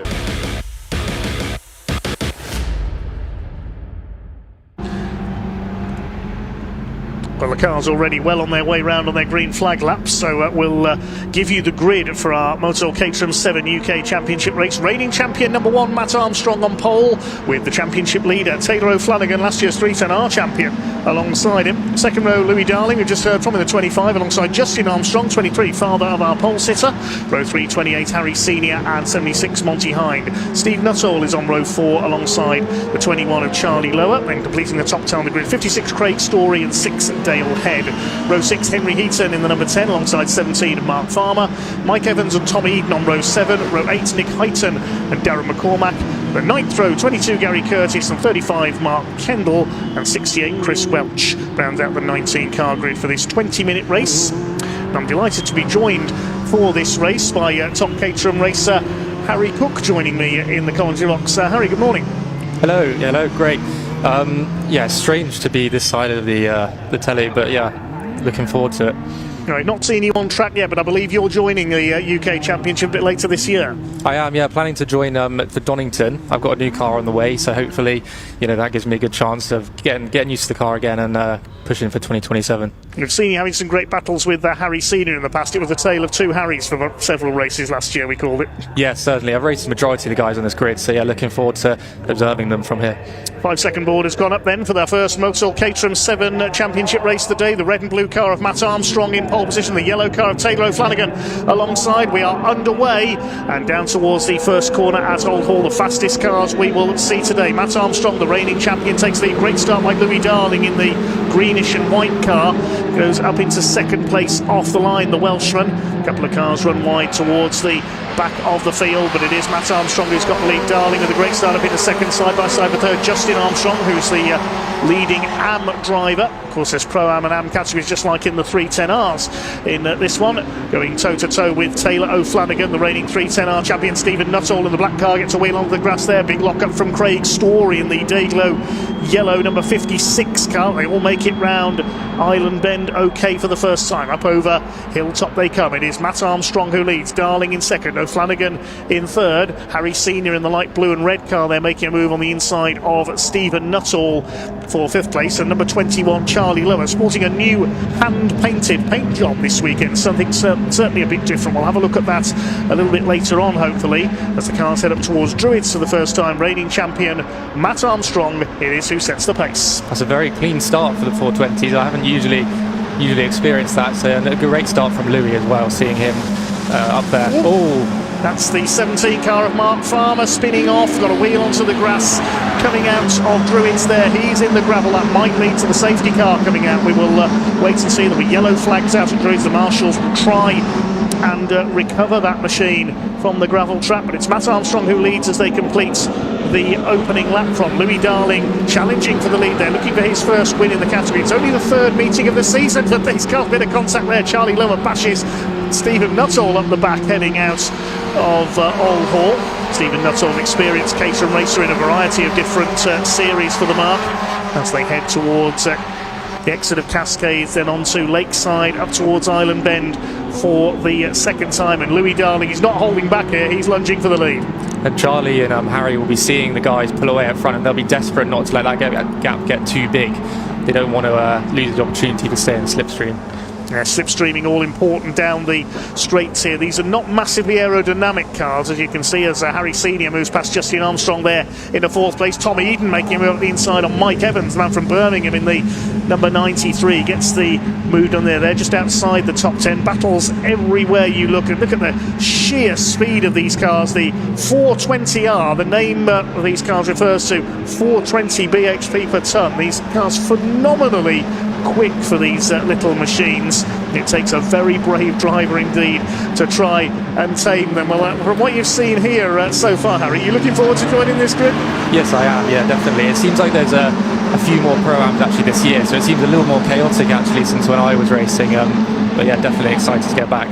Of course, you've still got yellow flags out at the exit of Druids there. The marshals were still on track, but Mark Farmer has been retrieved from the gravel. He's made it round into the pit lane. Looks like it could be the end of his race as the pack charges its way into Old Hall for the third time. Matt Armstrong leads by just under a second. The fastest lap of the race recorded by Dale Head, number 6, who's a little further back down the field. He's in 8th place at the moment, so look for him making a move through the order. It looks like Louis and Taylor may have been racing a bit too hard there and let Matt get away. You know, the Matt's crucially now, he's going to be doing quali laps trying to break away as hard as he can. So we'll keep an eye on the lap times here as well. These cars lap the Oulton Island circuit in under 1.5 minutes. The current fastest lap is 1:28.724. O'Flanagan is up to second. He's got ahead of Louis Darling there. Then the battle for 4th place. There's Dale Head, the number 6. I believe he's the brother of Aaron Head, who's raced in this series successfully in the past. Yeah, he's difficult to get past. I remember last year I raced a bit lower down in the field, and getting through I had to race against Dale and much of the grid, and I thought it'd be a little bit quicker, but they're all very experienced and difficult to pass. Difficult to pass indeed, and that's what Harry Senior's being at the moment. Your old rival in the number 28 car. They're trying to go round the outside of Louis Darling as they come into Lodge Corner. Second group headed by, you can see that distinctive hand-painted paint job. I believe that was done at Goodwood recently on the 21 car of Charlie Lower. Wonderful to look at that machine. I'll try and get a close-up of that if we can. And Louis Darling been shuffled back further because Justin Armstrong, our AM-class leader, has got through as well. There's the 76 of Monty Hind, another man graduating this season from the 310R. Had a big crash in his 310R at Croft last season when his throttle jammed open coming through the Jim Clark S's, a place you do not want that to happen. Certainly, thankfully, Monty escaped okay, but his 310R was wrecked. Side by side down into the island, then through on the inside comes Harry Senior, Louis Darling behind that little group. Then it's Lower, Nuttall. Then behind them Dale Head, Monty Hind and Chris Story up there behind them. Craig Story, I should say, in the number 56. That's the Dayglow yellow car with the black roll cage. Monty Hind up the inside on Dale Head, makes up a place into Hislops. And car running a little bit wide out there, I think. That might have been Charlie Lower, the 21, but he's gathered it up again. Yeah, I think Matt Armstrong's had a difficult start to this year. Reigning champion, you know, he wants to get a few wins under his belt, and I think he had that incident at Spa where he actually had a DNF, so this is a very important race for him to really start getting the points back and defend his title. Yes, indeed, DNFs is what you can't afford in Caterham racing, because there's only 1 or 2 points increments down between each position, and Matt Armstrong did not finish the first race at Spa. It's Taylor O'Flanagan has had 3 wins this year. He leads the championship. Harry Senior has had 3 wins, so Matt Armstrong has yet to win this year. He's had 4 second places but has not taken a win, so he's desperate here to pull away as much as he can from O'Flanagan in second place. Justin Armstrong is now up to third, so the Armstrong father and son pairing are now both in a podium position. Justin down in 7th in the championship and leading the AM category just ahead of Craig Story. As up the inside there, that's the battle between Monty Hind and Steve Nuttall. Then Dale Head, Craig Story behind them, and the number 10, that lovely turquoise livery car of Henry Heaton. His family will be cheering him on. I remember watching with the Heaton family at Donington a few years ago. They're very vocal indeed in their support of Henry. They'll be cheering away somewhere. Yes, they certainly are, and I hope Henry starts to pull a bit back through the field here. I think he'll be expecting to be a little bit higher, and he'll be seeing the cars disappear in the distance, so he'll be getting a bit more sort of looking forward to trying to catch up to them, I think. 62 there is Darren McCormack, trying to make his way up the order in the number 62. He's in equal 10th with Chris Fraser in the championship, the Australian-born driver. He's not here this weekend. Craig Story under fire from Dale Head. Marshall's looking on from the outside of Druids there, hoping nobody else will spin off. As round the outside, Stephen Nuttall on Monty Hine. These two having a terrific fight for what is 6th position at the moment. So there's battles everywhere you look, as always. A very good move from Stephen around the outside. That's always a bit scary. You've got to make sure the guy on your inside has got his braking point secure. You know, if he locks up, he goes straight inside of you. So you're always a little bit nervous when you're doing a move like that. They'll head on the rear, well, I'll say on the rear bumper of Craig Story's car. They don't have bumpers, but he's right on the tail of that car. The lead gap is up to nearly 1.5 seconds now. Matt Armstrong ahead of Taylor O'Flanagan, with Justin Armstrong just under a second further back there. He is in 3rd. Then the battle between senior and lower, and then this fight's for 6th, 7th and 8th. Louis Darling currently in 6th place, then Nuttall and Hind 7th and 8th. We've lost somebody into the pit lane. Mike Evans, number 93, has pulled off, unfortunately, on that last lap. So looks like his race is over. We've already lost Mark Farmer after he spun off. Louis Darling under fire. Stephen Nuttall, he's an outside line specialist. Look at that, he's done Louis Darling into the chicane at Hislops this time. Darling jinks back out wide to defend from Monty Hind as well in the 76 car. Yeah, after a good start, Louis seems to be struggling a little bit now. I know he can be quite aggressive on his tyres, so I wonder if he's possibly getting a little bit, you know, once the tyres get hot, it's very difficult to calm them down and they really do start overheating. But he's lost another position there, so maybe there's another issue we haven't seen. We're not even halfway through this race yet. They try and break the toe down the straight there under the bridge. You can slipstream, as we saw from Steve Nuttall on the run through Lodge Corner. And yes, I'm wondering if there is an issue for Louis Darling. He's lost another place there to Craig Story. The Dayglow yellow car got through. The lead gap this time is up to 2.1 seconds. Matt Armstrong, he's really pulling away, but it's Harry Senior, the light blue car with the red cage there. He's got the fastest lap, 1:27.581. So the lap time's getting quicker all the time. The top 5 all lapping in the 1:27s. Charlie Lower has got through though into 4th place. He's the man on the move. How far behind Justin Armstrong is he? Not far now. He's caught right up to him there. Look, there is the hand-painted number 21. You can see that distinctive design on his machine. My guess is here with that gap now, I think it's looking like Matt Armstrong's going to sort of got this race sealed up. 2 seconds, you're sort of clear of that slipstream, and now you've got Justin closing in on Taylor, and Taylor goes wide as well. They've all gone off. They've all gone off, yes. What on earth's happened there? There must be some fluid down. They're all going off, look. Louis Darling spins around, someone's dropped. I wonder if that's Mike Evans, because we saw him pull into the pits. There's fluid down on the entries of the chicane. They've all slid straight on. That was like a scene out of the Trofeo Andros ice racing series in France in the winter. Where's Ivan Muller when you need him? I think it was my first commentator's curse there. I just said Matt had it sealed up and then he goes straight off at the next corner, so that must be some fluid down to see them all fly off, but hopefully it will settle down now. So we'll have the red and yellow striped flag out there for a slippery surface at Hislops chicane. Now, what order are they going to come through in? I'm not quite sure now, after everybody went straight on there. Matt Armstrong, I think, is still in the lead, yes, because they all went through the chicane behind him. Well, Flanagan second, they've got clear of Justin Armstrong, then Lower and Senior, so I don't think the order has changed there, except for Louis Darling. He was the unlucky one because he spun, and he's come into the pits, so he's got some damage there, I think, as a result of that. Louis Darling sadly out of luck there, the Welshman. But crucially, the gap now has come down by over a second there, so Taylor's back in the slipstream. That's given him a chance at staying with Matt, so Matt will be very upset about that. There's the battle for what is 4th position. Charlie Lower holding off Harry Senior. Had a double win at Croft at the season opener, had a win at Spa as well. He's all over the back of Charlie Lower. They've got to be mindful though, this is where it gets slippery into the Hislops chicane. Will they all get round this time? Yes, I think they have. A little more cautious though, you could see they're a little more relaxed. It decreases each lap, but you're always a bit nervous going back in. You don't know where the braking point's going to be, so it's definitely a scary corner after you sort of know there's fluid down.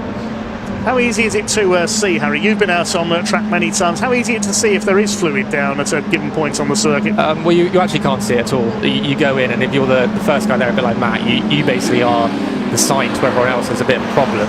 If 2 cars go off, you know you've got to be a bit more calm, and then the slippery surface flag obviously comes out for you. But yeah, there's literally no warning with something like that. The car will just slide off, and you're sort of completely out of control. So they all did pretty well. Unfortunately, Louis had that spin there as well, which isn't good for him. 8 laps completed then in our opening race of the day for the Motor Caterham 7 UK Championship. Stephen Nuttall still scrapping away with Monty Hine, Craig Story in behind him. Justin Armstrong up there in third still leads the AM division. The gap is a little under a second, just a few thousandths under a second between Matt Armstrong and Taylor O'Flanagan, the reigning 310R champion. He's taken to the 420R spec machine like the proverbial duck to water. Third place is Justin Armstrong. We just see him at the top right there, disappearing over Hilltop. Here's the battle further back down in the midfield. Henry Heaton in there giving chase to Dale Head, and Nick Hyton's in there as well. The number 78 has come through.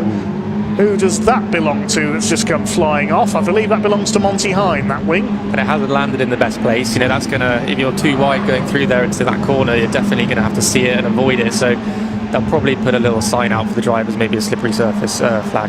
Well, it would have been out at that point anyway at Hilltop, with the bit of oil or coolant that's gone down there as they race their way towards the conclusion of lap number 9. Just under 7 minutes of this race still to go. Still your leader is Matt Armstrong from Taylor O'Flanagan.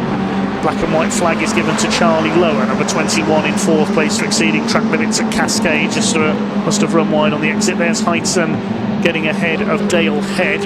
And in behind is Henry Heaton, the number 10, being chased by Tom Eden over the line, and Ross McCormack is at the back of this group as well in the number 62, Darren McCormack I should say, as Monty Hine runs wide there. There's contact. That was Dale Head, and who did he bang wheels with there? Possibly Nick Hyton, yes.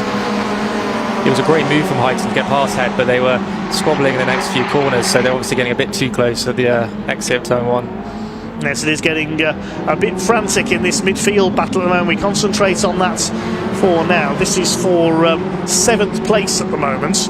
There's Stephen Nuttall in the black car in the distance. He's escaped at the head of this group and trying to go after the leaders. Nicely going either side of that bit of debris from Monty Hine's car. Is anybody going to hit it? Oh, just brushed there by Dale Head, but it hasn't dislodged it from the middle of the circuit. Yeah, that was very close. They'll all know it's there now as well. That first lap is always the worst, but now Heaton's seen it, he'll know coming over that crest, watch out for that wing on the driving line. That'll be a souvenir for our marshals at the end of this race. Big thanks to them once again for their service. As a result of that bit of contact, somebody else has got a wing flapping there. That's Nick Hyton's car. This is the fight for 4th. Charlie Lower doing everything he can to hold off Harry Senior, second in the championship, Harry, behind Taylor O'Flanagan at the moment, so he'll want to move up here. Charlie Lower sits 3rd in the points. O'Flanagan on 140, Senior 129, Lower 118. Steve Nuttall a bit further back in 4th place. Matt Armstrong, the reigning champion, only 5th in the points, so he needs a win here to try and move up. Justin, his father, in 7th place behind Henry Heaton, completing the top 10 in the points chart. Craig Story, Nick Hyton, Chris Fraser, who's absent today. Yeah, Harry Senior last year, his pace was amazing, and I couldn't stay with him. So he seems to be struggling a little bit more this year. I did hear I think he's swapped an engine out, so I don't know if he was having a few car problems, or whether we have a lock up there.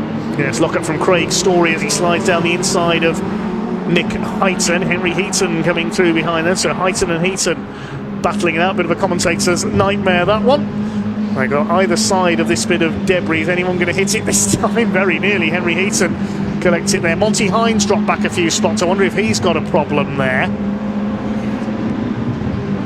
He's got who's that he's got on his tail there? That's Darren McCormack in the 62. We're seeing a lot of cars go wide now as well, skimming the grass on the exit. So I think people use the last 5 minutes, you do start to get a little bit tired. You make those little mistakes. We'll see it from a few more drivers now, I think. Is that driver fatigue or the tyres going off possibly? I think it's a combination. The car starts to get a bit more slidey, and you do really start to feel it, especially it's not as hot today, but But yeah, you really start to these last few minutes, sweat coming down, and you'll see Taylor closing in on Matt. So I think he's going to have an opportunity, going into that sort of final phase of the race.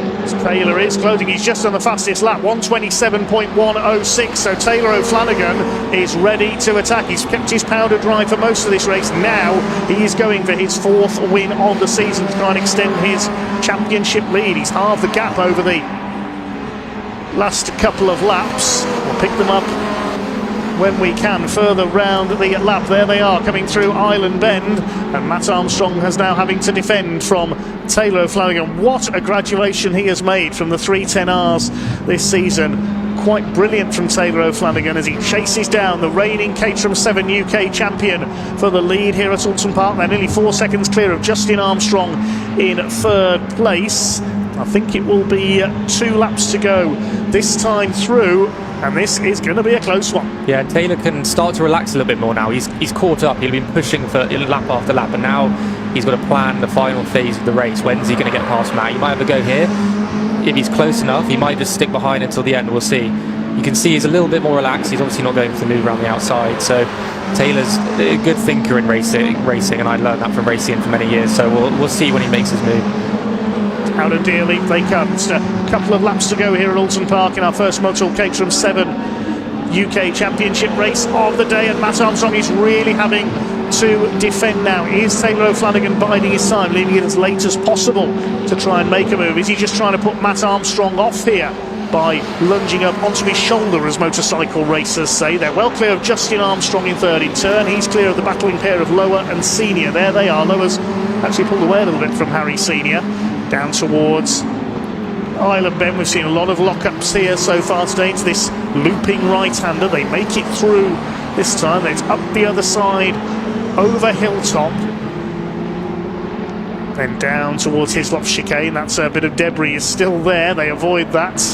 You can see Taylor relaxing there. He's pulling out the slipstream as well, so his temperatures that he'll be watching very closely might be getting a little bit hot. He's making sure his car is in that window to make that move on Matt on the last lap. I'd be surprised if he passes him this lap. I think he'll be waiting for that final lap. Yes, I agree. I think he's waiting to get it as late as possible so Matt doesn't have a chance to fight back. Monty Hind recovering there, throws the car through the Hislop Chicane, gets ahead of Dale Head in the number 6. Tom Eden, number 64, is up behind them. 17 cars still running as the 19 who starts in. The leaders are side by side into Lodge Corner. Matt Armstrong holds the inside line. They come up to start their final lap. This time it's just between these two. As at the front of the field, O'Flanagan has a look to the inside now, back to the outside. He's all over Matt Armstrong as they go down towards Old Hall, but Matt, with the experiences of last season, able to hold his lead. 5-second penalty for Dale Head further back for exceeding track limits, so Dale's got a penalty, but never mind that, because it's all about these two at the front of the field on this final lap. I think Taylor there was testing the waters as well, seeing if he could get around the outside, so that was a good trial for him. So he might think, I need to get that inside line if I'm going to get past him. Pretty much the only opportunity now as well. We are on the last lap, aren't we? So yes, I think he's definitely going to be lining him up into that last corner. There's a back marker ahead of them as well. I think it's Mike Evans who's rejoined from in the pits. We'll see whether they catch him down towards Hislops for the final time.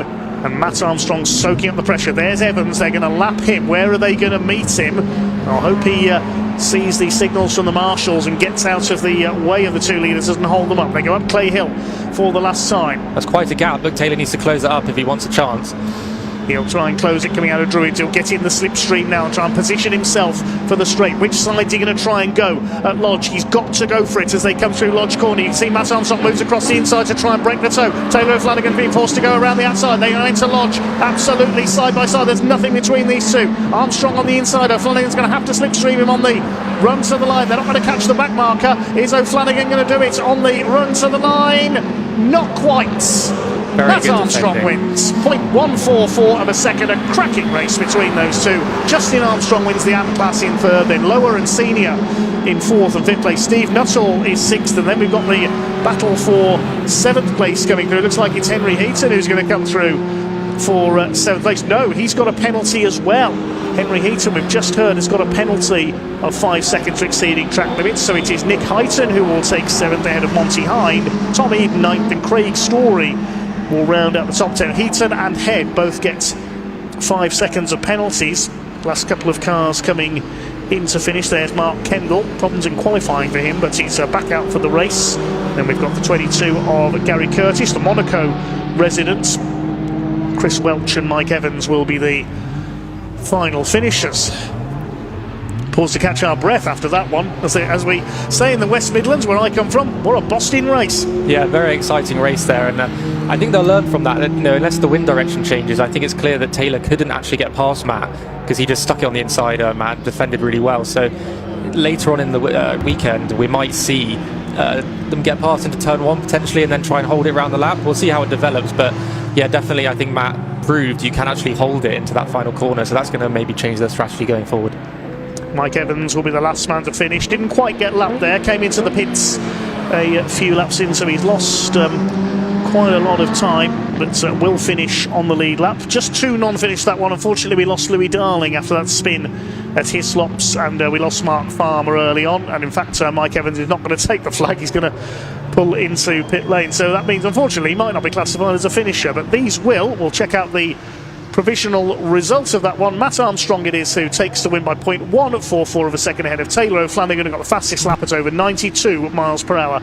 Justin Armstrong, the AM-class winner, on the podium overall. Then Charlie Lower holding off Harry Senior. Steve Nuttall in 6th position. Nick Heighton in 7th, with a couple of drivers dropped down by penalties. The top 10 is completed by Monty Hine, Tom Eden and Craig Story. McCormack was 11th, ahead of Henry Heaton and Dale Head with their penalties. Mark Kendall 14th, Gary Curtis was 15th.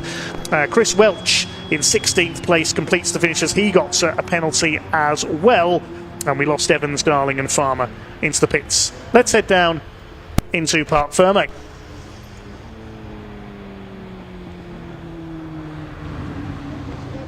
Well, that was a fantastic race. Absolutely brilliant battle between Taylor and Matt.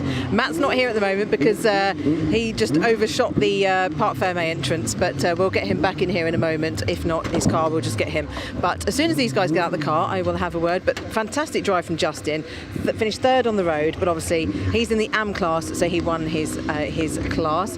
And let's have a word with Taylor. Taylor, you tried everything to get past Matt. Honestly, that was great defending from him, but fantastic from you. It's actually quite hard to overtake here, isn't it? Yeah, much harder than I thought, to be honest. And yeah, such a workout. I was knackered. So just trying to keep my concentration, not doing anything silly. First race. Started raining. Yes. Where did the rain come from? I have no idea. I was like, what is that on my visor? It's not forecast. Yeah, he drove amazingly. I was really struggling to catch him, and then finally did, obviously, with the help of the slipstream, and he defended brilliantly. So yeah, fair play. He deserved it. But it's nice that you two actually just working together. You built a gap, didn't you, between 3rd? I don't know about working together. We were both just driving as quickly as possible after each other. But yeah, he drove amazingly, so fair play. Yeah, happy with the result. No, but that's good place for you. Obviously, you know, good starting point, and it's all about points, isn't it? That's it. Yeah. We're getting into the championship now, so happy with that. Definitely. Brilliant. Well done. Well deserved. Thank you. I'll go and have a quick. Oh, there's Matt. He's over this side. We got him in here. So we'll just let him get his helmet off. In fact, while we're waiting, we'll have a quick word with Charlie, who finished in 3rd place. Charlie, hello. Hey. How was that for you? Amazing. Yeah, the car felt fantastic. Yeah. So thanks to PT and obviously down at Hardline for sorting that out, because yeah, pretty disappointing qualifying actually. Didn't get the most out of the car, but yeah, it came to me in the race, so that's good. Yeah, exactly. And it puts you in a better start place for race 2. Yeah, exactly. I wasn't sure. Obviously, it started raining halfway through the race. I was absolutely terrified. These boys decided to skip half the track and get an advantage, but we'll see what happens about that. Okay, yeah, we will do, yeah. Okay, brilliant. Well done, Charlie. Right, has Matt got his helmet off? Let's have a look. Well, yes, he has. He's over here. Matt, well done. I was saying to Taylor, that was a great race for you two. You defended like your life depended on it. You did. It made your car mega wide and really hard to get past. And he obviously tried everything to get past, but couldn't quite make it. Yeah, I thought I was in for an easy race about halfway through, but then he just didn't give up. So, yeah, I was a bit annoyed about that for the last 3 laps. But yeah, happy to come home in first. It's the first one of the year, so happy days. Absolutely. More of the same later, hopefully. Let's hope so. And your dad did really well as well. He won his class, and he finished 3rd on the road. He's the faster Armstrong this weekend, so he could still win a race, I reckon. So, yeah, good start today. Let's hope for more. Yeah, brilliant. Well done. I think we've got time quickly. We'll have a quick word with Justin before we head to the next race. Justin, let's have a quick word. That was fantastic. You were 3rd on the road. Fantastic drive. Did you enjoy that? Yeah, it was really good. A bit sketchy when the rain came down. I think that all 3 of us missed Knickerbrook, but we maintained position and yeah, it was an interesting race. It was quite good, a bit lonely, but good. It was nice watching Matt and Taylor battle up front, Yes. but yeah, so I had a nice watching brief. It was great. That's it. That's a good viewing point, like that. Yeah. Well done. Very well done. Right. Next up is the Bilstein Road Sport Championship, and I think I can hear them out on there making their way out onto circuit. So I will hand over to commentary now.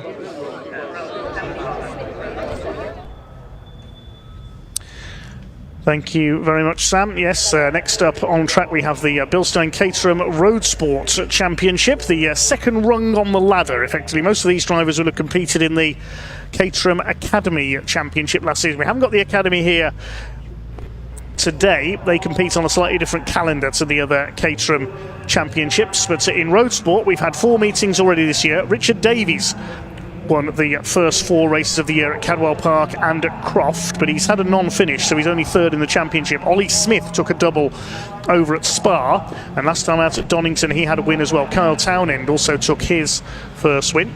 The safety car leads the pack towards the grid then. They'll cut across the even shorter Foster's Circuit loop. Safety car driven by Gareth Newton, ex-saloon car racer today, as it often is here at Oulton Park. So it's Ollie Smith who leads the championship at the moment. He's qualified 4th fastest for this first road sports race of the day. It is Richard Davies for number 25, the Welshman on pole, alongside 99 of Matt Fox. 18, Mitch Fasania, who didn't compete in the Academy. He went straight into road sports last year. He's on the 2nd row alongside 89 of Ollie Smith. Row 3, 56, Sam Eminson, and 19, Kyle Townend, a winner last time out at Donington. 4th row, Heinrich Watson-Miller, number 47, and 14 of Archie Kennedy Dyson. Completing the top 10, 70, Joe Oliver, and number 10, James French. 80, Ben Oliver on row 6, brother of Joe, alongside Jason Spencer in the number 8. Then row 7, 27 of Rob Hicks, 86 Richard Watson. Row 8 is 12 John Bond, and 21 Luke Wilson. The 9th row, number 9 Stephen Vischer, and 88, which is Mark Hensler. 66 Alex Dobridin starts at the back with a 10-second penalty. His car failed post-qualifying scrutineering earlier this morning, so his qualifying times are disallowed and he has to start with a penalty. So we're in the road sport then, the second step of the Caterham Motorsport ladder. The Academy aren't with us this weekend, so they are the lowest step of the ladder that we've got here. This was last year's Academy cars. They attached the Nova ZZS tyre to their car, and that's pretty much all they do. They have a rear anti-roll bar as well, so they're a little bit more stable, but otherwise completely road legal car. And as you just heard, they are absolutely got full specification of all the cars should be, and Dobrynin, one of the parts wasn't the correct part, and that's why he's been given that penalty. We try and keep things absolutely as even as possible. 2 races, 2 20-minute races for the road sports this weekend, and they have 2 drop scores to rid themselves of by the end of the season. As you say, it's been a bit of a topsy-turvy race season, with Davies taking the early win, but now really getting some momentum behind Ollie Smith, who's been really the driver on form as we come into the middle part of this track season, and as we come to the tail end of the season, who is going to take it? We also saw Heinrich Watson-Miller having a really good race at Donington, didn't we? And we'll see that he's doing quite well in qualifying this time. Can he continue that run of form? So he's starting 7th, so keep an eye out for him. Quite easy to spot because he's got the slightly higher rolled cage. He was just a bit too tall for us to bend him into one of these Caterhams. But looking forward to this. We've had some fantastic Caterham action today already, and the road sports season has been really good to watch. So who's going to come out on top? Can Davies get back to winning form? Well, he's starting in the right position to do that. Matt Fox has been there all year, as has Fasania and Smith. So all these drivers really are prepared and capable of winning this race. You can see the flags out there, not flapping too hard. Really perfect race conditions today, but it is starting to slightly warm up, so the cars will start getting a bit more. We've got all the cars on the grid. We've got a green flag at the back. Let's get this race underway. So the green flag waving at the back of the field then. Safety car led them around the first time, so I think we've still got the green flag lap to come. Yeah, yes, the right, 30-second board went up there, so they do have an additional green flag lap to come. While we've got the extra green flag lap, they have the lap over the short circuit to the grid. They line up with the safety car in front, and then they line up, and then they do an additional full green flag lap here at Oulton Park. That's why you get the big butts, Dave. You know these things. Thanks for your comments coming in. Hi to Peter Smith, Charlie Crossland. He was cheering on Will Chadwick in the first race earlier on. Sean Murphy we've mentioned. And Leah was asking earlier, if you had a Caterham, what livery would you have it in? Well, my favourite colour is purple, so I'd probably have a bright purple Caterham. Most people know that my favourite race car livery is the silk cut Jaguar colours that we used at Le Mans in the 1980s. I can answer this question because I had one. I had a yellow car for many years. In fact, I run with cheese holes on to go with my nickname. And then the only year I went black with the reverse cheese holes was the one I won my championship. So maybe that's my new the new livery that I would have to go with. But good to see all the cars out there. And let's hear from you out there. What liveries would you go with if you were driving in this Caterham Championship? Yes, if you had a Caterham, thanks to Leah for the question, what colour, what livery would you have it in? We've seen a few tribute liveries. Eduardo Pontes unfortunately went off in our first race. He's in the livery of the 1980s Williams Formula 1 team, the yellow, blue and white. Luciano Caruso has the Rothmans colours, made famous by Porsche at Le Mans. Dan, our director, says he'd have a Lightning McQueen livery, a bit like Aaron Thompson in the pickup truck championship this year. There's always a Lightning McQueen, and there's always a Gulf liveried car as well, isn't there? Always. Every championship, every series has a Gulf liveried car. Yes. Powder blue and orange. You can see the wrap technology and the cars choosing to paint and whatnot out there, but it is a great way of expressing your personality on your race car and a way of you standing out, isn't it, on the live streams that we do on all our races for Caterham Motorsport as they head around this fantastic Oulton Park circuit. It really is an adventure you go out on. It's an old-fashioned track. You can see the barriers aren't too far away from the edge of the track. Track's not as wide, as super wide as we see some of the more modern tracks out there, and it really does test these drivers. These drivers, many of them will be in their second season of racing. Only Mitch Fasagna and a couple others, I think, joining them in here. But they are now actually going to be forming up on their grid, ready to get this race underway. It was my little premature excitement last time, but good to see them. And to say, they've had some spectacular racing all through this season. The battle of the yellow machines. Can Davies get back to the front, though, with Fox and Townend there? So Townend a little bit further back. Got a bit of work to do. Yes, Matt Fox and Kyle Townend, their car's virtually identical from a distance. You have to look at the number plates because Matt Fox has got Foxy on his number plates. The red and black car, Richard Davies on pole position. Mitch Fasagna is in green. Ollie Smith alongside him, the championship leader, the 89, is in blue with an orange stripe. The red lights are on and they go out now. Away we go with the Bilstein Caterham Road Sport Championship. Super start by Matt Fox. Not a great start by our pole sitter Richard Davies. Alex Dobrin in there at the back getting underway from the 10-second penalty. Mitch Fasagna goes down to fourth behind Ollie Smith, the championship leader. Great start by Heinrich Watson-Miller as well. You can see with the taller roll cage on his car, but it is the man from the outside the front row, Matt Fox, who leads the way into Cascades for the first time. Let's see if he can hold it as they come up towards Island Bend on lap number one. There is Fox, Ollie Smith side by side with Richard Davies for second, and there's Watson-Miller, a fantastic start. He started from the fourth row of the grid. He's up into fourth place already ahead of Mitch Fasagna. That's a great getaway, and I think up there with them as well was that green car of Sam Eminson, number 56, who started fifth on the grid. They're all away cleanly and down towards Hislops for the first time. Matt Fox established in the lead. Carl Townend got a fairly poor start as well. He's back in the pack. Yeah, just that fluid all seems to have dried up there that we saw in the last race, so getting it all stopped up. There was a little bit of a lock-up deep in the field, but I think that was just as they were going three wide as we watched them all then flowing around. Yeah, good start from Matt Fox off of that front row, and Richard Davies just struggling just a little bit, but they are all back together again, and it's these three again. Nose to tail, and it's this Heinrich Watson-Miller, who is absolutely up there and moving from 7th place up into what is now 4th place. But a bit of a cork in the bottle. Everyone else looking to see whether they can get past him now, but we've got a change for the lead now as Davies hits the front. Well, Heinrich Watson-Miller has calmed down after that very fast start. He's down to 5th behind Mitch Fasagna. Here comes Sam Eminson as well. But Watson-Miller, we shouldn't be surprised at this form. He got his first podium last time out at Donington. He's carrying a penalty, which means he's further down the championship standings than he'd like. Richard Davies in the slipstream there as Matt Fox retakes the lead down the pit straight. In third behind them is Ollie Smith, number 89. He's had 3 wins this year, 2 at Spa, 1 at Donington. Carl Townend just that single win, and Richard Davies has had 4, but he had a non-finish at Spa, which has dropped him to third in the point standings. Up towards Island Bend once again. Davies on the outside, Fox on the inside. Ollie Smith has established in third now. Round the outside comes Sam Eminson of Mitch Fasagna. There's Watson Miller in 6th position. Kyle Townend, the second yellow car, is in 7th. And then we've got, I think that's James French next in the order in car number 10. He's been consistent this year. It hasn't been towards the sharp end where he would like. Fox back up the inside, holds his lead into Hislops. The man to watch here, I reckon, could be Ollie Smith in that 89 just behind them. He's been good all year, and he's been pressuring all the time. Well, one of the drivers taking the cut through there, the 10 of James French. So we're talking about him just now, but he's just taken the cut through and see whether he has to give any of those places back.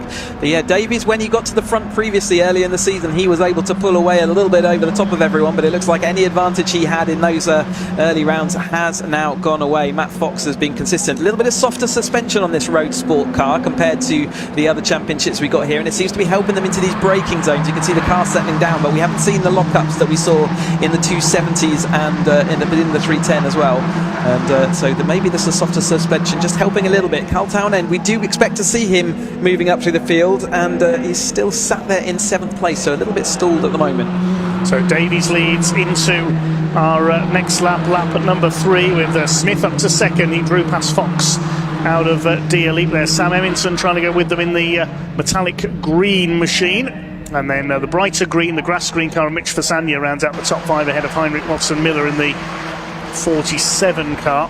Has Alex Dobrin been able to make up his handicap? He's still at the back of the field at the moment, so not yet. Here comes Ollie Smith. He's never going to go around the outside into Island Bend. No, he's not. Side by side for 3rd place. Leslie Pack filter their way through. We've not seen the outside line work into Ireland, I don't think yet. It's got close a couple of times, and then it also pushes you to the outside of the chicane as well. So even if you get it sort of alongside, it's not quite enough to see you through and past as they come into the chicane. So whilst you might get manoeuvred there and actually feel you have to do it in a defensive manoeuvre, I don't think it's actually worked as an attacking manoeuvre just yet. So the pack filters their way through Hislops into Knickerbrook towards the back of the field. That's the number 21 car of Luke Wilson. Further down there as well is John Bond in the number 12, the white and light blue car.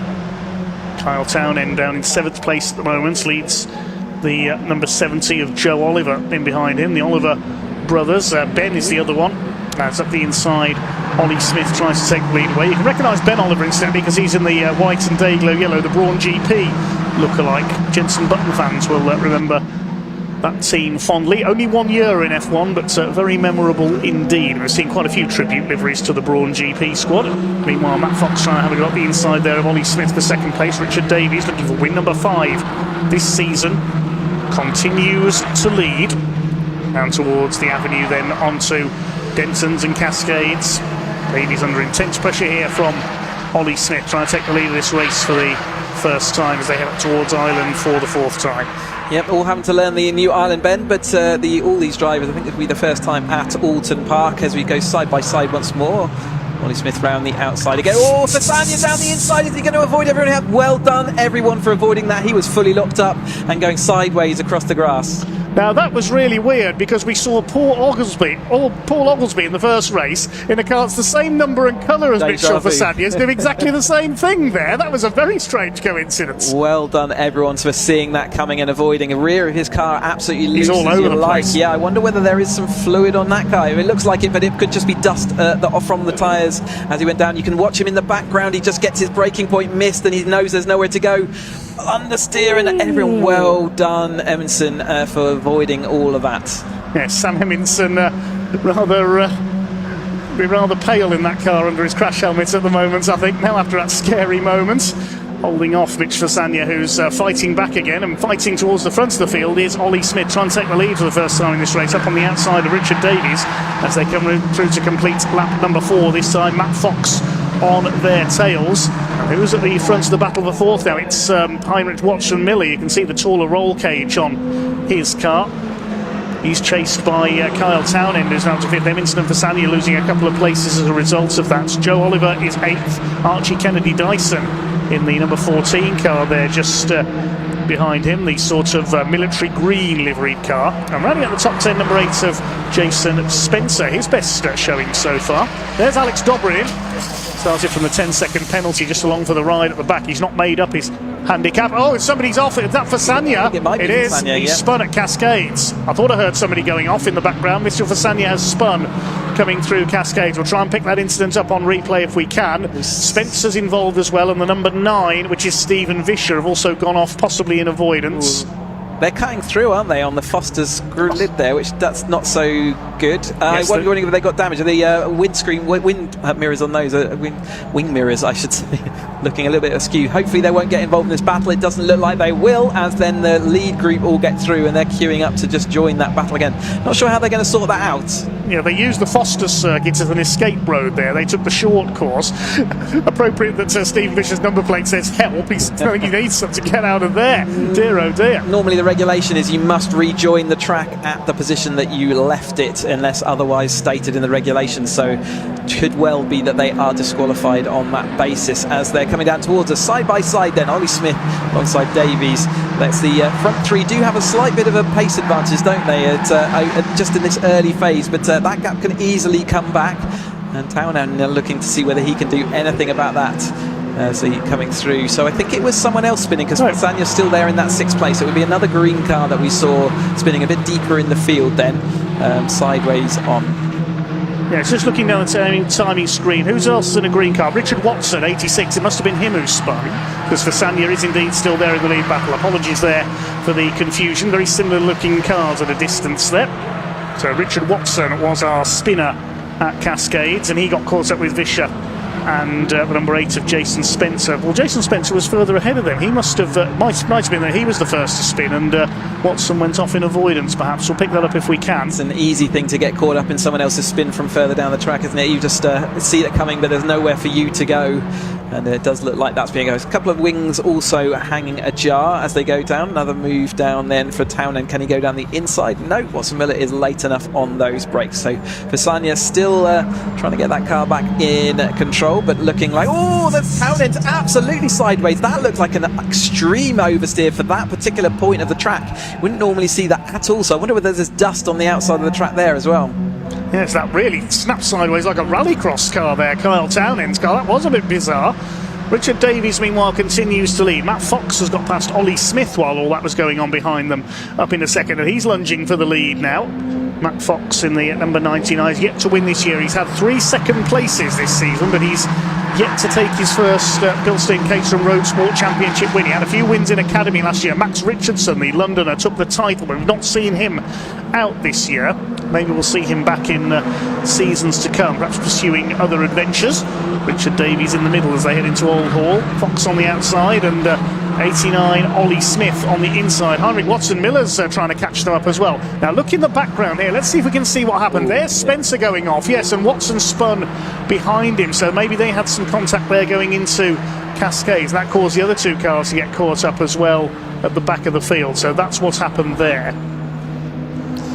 Come down towards us then, side by side once more. Davies on that inside line, the one we see was working. There's our first lock-up then from Fox on the outside. He was squeezed to the outside of the track there, and the Nova ZZS just squealing in complaint at that and not working. But Ollie Smith not able to make that position. But now we have got Watson Miller up with them, so it's a front quartet now, and then a tiny gap back to then it's for Fasania, isn't it, next up. So still sort of dicing, moving, the gaps are changing. Another oversteer moment there, that time from Fox. Yeah. I think that where those 2 cars rejoined, maybe there was some of a fluid dropped, and just as these drivers go to the outside edge, they're finding that little bit of fluid. The number 8 car, Stephen Vischer, who has now, number 9 rather, of Stephen Vischer, has made it round to the pits. His front end was damaged. Maybe there's some coolant down there from his radiator. That's exactly where the car was waiting, wasn't it? So I think if you take that extreme wide line, you're finding there is fluid out there, and that's causing this extreme oversteer that we've seen for a couple of the yellow cars now. And that's certainly got their attention, and they won't be going quite that wide the next time through.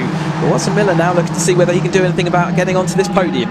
Yeah, he had a couple of podiums last time out at Donington. He's really improved here. He didn't improve in qualifying today at Oulton Park as Davies and Fox crossed the line side by side there. Davies had the lead as they crossed the timing line. Now Sam Eminson, the green car, the similarly coloured car of Alex Dobrin, incidentally, has pulled into the pits along with Stephen Vischer, so their race is run. The not even half, we're just over halfway through this at the moment, just under 8 minutes of this race to go. It is a 20-minute race, not 15 minutes as we've seen in the past. Apologies there. So Davies leads, Fox in second place, Ollie Smith under pressure from Heinrich Watson-Miller for that third position. Between these four, I would say, for the victory, but look who's creeping up on them. Mitchell Fasagna in the number 18, who debuted in road sport at Croft as a one-off last season and probably stuck the car on pole. Unfortunately, he crashed out of the race a few laps in while fighting for the lead. Kyle Townend is in sixth position, just ahead of Sam Eminson in the number 56, behind him the green car. So they head out towards Knickerbrook, then up Clay Hill. Foxley getting ready to challenge Richard Davies for the lead. Mitch Fasagna could challenge all of these four shortly, though it's going to be a five-way scrap for the lead of this Bilstein Caterham Road Sport race. And there's still time for Townend to join the back of that group as well to make it 6 for the lead. Let's watch the div battles a little bit further back through there, but yeah, plenty of time left, these 3 or 4 laps before we're going to call this. A little bit of a swapperoo there, so Fox having to take to the inside, blocking off Smith, who then blocks off Watson-Miller. That's going to give the chance for Fasagna to catch back up to make it that front 5 and keep an eye out for Townend. And yeah, Road Sport very much a learning season after the academy, the excitement of the academy and who's going to be fast as Fox goes down the inside, but Davies going to hold him around the outside. That was millimetres between those two cars. They're going to have to pay attention around Denton's. Denton's normally just a quick kink right, but if you are turning side by side, it certainly gets your attention and affects the line as we go through Cascades. You can see them all sorting each other out, but that has meant Fasagna is up there. But yeah, absolutely learning sequence in the road sport. You get plenty more racing action than you potentially do in the academy as well, so lots more opportunities to learn about your fellow drivers, and with a bit more of a race focused car as well. Watson-Miller going for third place here on the inside at Ireland. He got down the inside of Ollie Smith. He might get into the podium places as Fox. Did he hit the back of Davies there? Yes, he did. Goodness me. I wonder whether Davies missed a gear. That's generally what happens. We can see that, but Davies seems to have got away with that, doesn't he? It was definitely Fox who got caught out more than anyone else. Well, that's allowed him and Ollie Smith to break away slightly. Everybody else had to check up behind them. Ollie Smith was over to one side. He escaped. Now, let's have a look at that again as they head up Hilltop. Yeah, watch Davies here. Does he miss a gear? It's about where you change that gear. I think it was a gear miss. Fox's wheel really got yanked to the right-hand side there. I hope his fingers are okay, because that can easily hurt your thumb. And when that happens, let's see and keep an eye out for him, whether he's lost any speed, but also whether there's any suspension damage there. But that looked like a missed gear change, but it's actually not cost him anything. In fact, it's gained him a bit of an advantage, hasn't it? And here comes Ollie Smith up the inside for the lead into the final corner at Lodge. 5 minutes of the race to go. Davies vigorously defending there, moves across, cuts off Ollie Smith. It's Watson-Miller in third. Fasagna is up to fourth. Foxy's down to 6 behind Kyle Townend, the other yellow car now. So that's a great shame for Matt Fox. He's really been desperate for that first win in road sports, but has had a fair bit of misfortune this year. He's had a non-finish at Croft, which has spoiled his championship hopes as well until drop scores are brought in. There's the second group battling it out for 7th place. Eminson, French, Joe Oliver and the number 14 car of Kennedy. That's Archie Kennedy Dyson as they head down into Island Bend. And it's still Richard. Who was that? One of the drivers absolutely squeezed onto the grass and just no grip left in the middle. I think that was that Bond? It might have been Archie Kennedy Dyson. I think he's going to be in Holmes Chapel Town Centre if he keeps going there. Crikey O'Reilly, but he was squeezed onto the grass and just found no braking adhesion at all on this dusty, dry grass. You can see it's looking a little bit yellow, isn't it? It's not had water in a little while. But here comes that lead group all coming back together again, except for Townend has replaced Fox, who's struggling a little bit there. There is that driver back in the grid then. So we've got just over 3.5 minutes of this race to go. Can Richard Davies hang on for his 5th win of the season? Ollie Smith going for his 4th. Heinrich Watson-Miller going for his 1st ever win. Kept keeping it to the inside here. Ollie Smith going to the outside. Richard Davies has got to have eyes in the back of his head here and the sides of his crash helmet too, to keep an eye on these 3 cars closing him down, because Fasagna's on the back of this trail as well. 4th in the points, Mitch Fasagna. The best he's had is 2nd place at Croft and at Spa-Francorchamps. Trying to catch some of his car Townend as well. Ollie Smith making a move down the inside. Here's the battle further back. There's that Brawn GP lookalike of Ben Oliver. He's got John Bond in the number 12 on his tail. John Bond in 6th place in the points. He's had a podium this year at Spa, trying to make a move to the inside. Behind these two is the number 27, which is Rob Hicks, the blue car there, and also behind them is Luke Wilson in 21. They're battling it out at the lower reaches of the top 10 in this race. Just over 2.5 minutes of the race to go. We'll see if Richard Davies has been able to hold his lead. Has Ollie Smith been able to make the move? We are trying to focus on some of the battles further down the order. There's plenty going on in this field. I know it's hard to take your eyes off the lead battle. Here is the lead battle, and Heinrich Watson-Miller's got through into second place ahead of Ollie Smith. They're avoiding that still slippy though. area on the outside. Yes, rear traction. Foxy's back on the tail of this group as well. There's going to be 6 of them shortly. He's chasing Kyle Townend. We're in on the penultimate lap now, so they will be starting their next lap when they cross the line, I believe, judging by the timing last time through. So yeah, penultimate lap, not that many more opportunities. Can Watson-Miller do it? Can Heinrich Watson-Miller take his first ever win here at Oulton Park? He's dodging about there on the tail of Richard Davies. The Welshman just about holds him off. There's a squeal of tyres as they throw the cars through Lodge Corner. They're really on the edge of adhesion here. This is cracking stuff once again from the Bilstein Caterham Road Sport Championship. Ollie Smith looking on from third place. Davies going for his first win since the second race at Croft. Running wide there, Carl Townend and Matt Fox over onto the curbs there.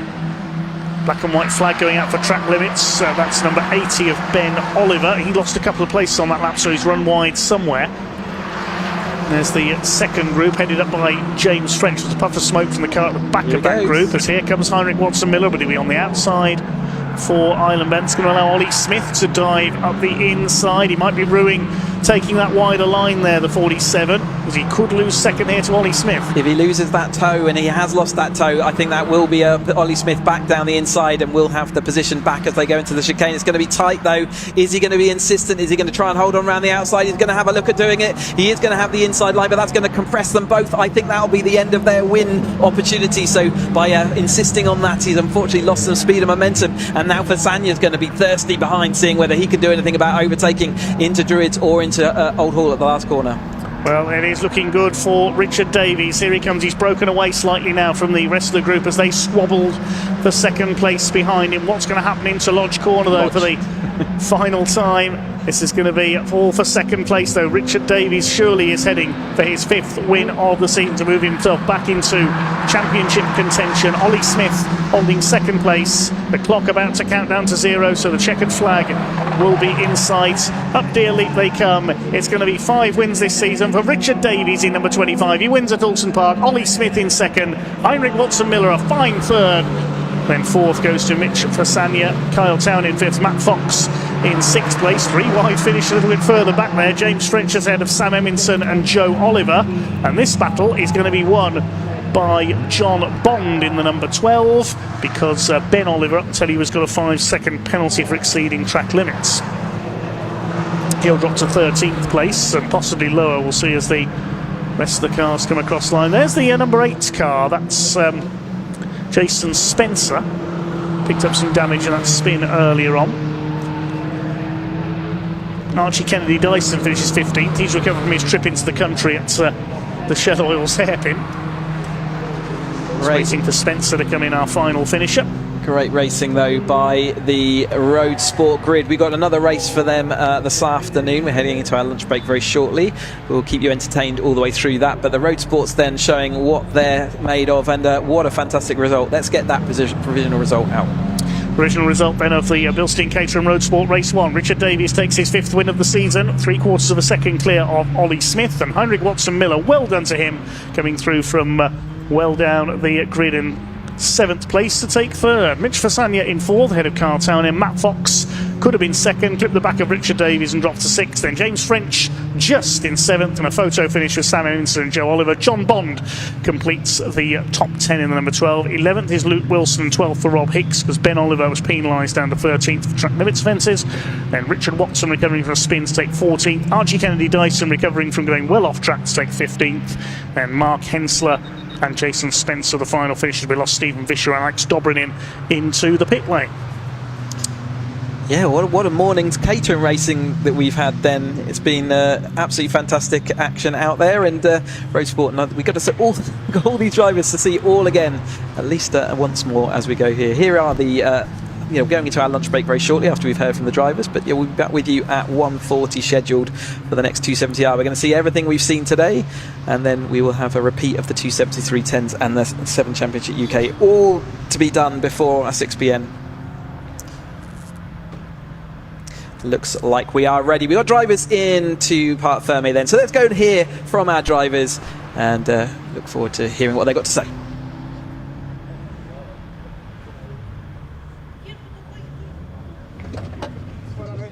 Look at these very happy drivers, very great battling with each other, and I mean, well done to Richard Davies. That was a fantastic drive. I mean, to be honest, they could have had, they're all, the 5 of them tagging onto each other, and it can be anyone's at that point, but Richard just got that lead, didn't he, towards the last lap. So we're going to have a word with him in a minute. He's just speaking to Matt Fox there, and Mitch in 4th, he did really, really well. And here we go, these guys are just getting their helmets off, so we'll have a quick word, and after this it will be lunch break, but we've got plenty more racing action after lunch, so we'll have a quick word. Oh, Ollie, you got your first podium in Spa, didn't you? I did, yeah. That was, well, I got like a after penalties job at Cadwell. Yeah. Oh, yeah, yes, yeah. yes, Not a of proper course. one. But that was a proper on the road one. Yeah, on the road. So, and now they're coming in thick and fast. Don't speak too soon, Let's touch wood. No, that was great battling with these guys. Yeah, it got a bit messy by the looks of it, but I stayed out of it, which happy about that. Yeah, very good. Yeah, clean racing. Going through the chicane with Heinrich side by side, demonstrated that it can be done.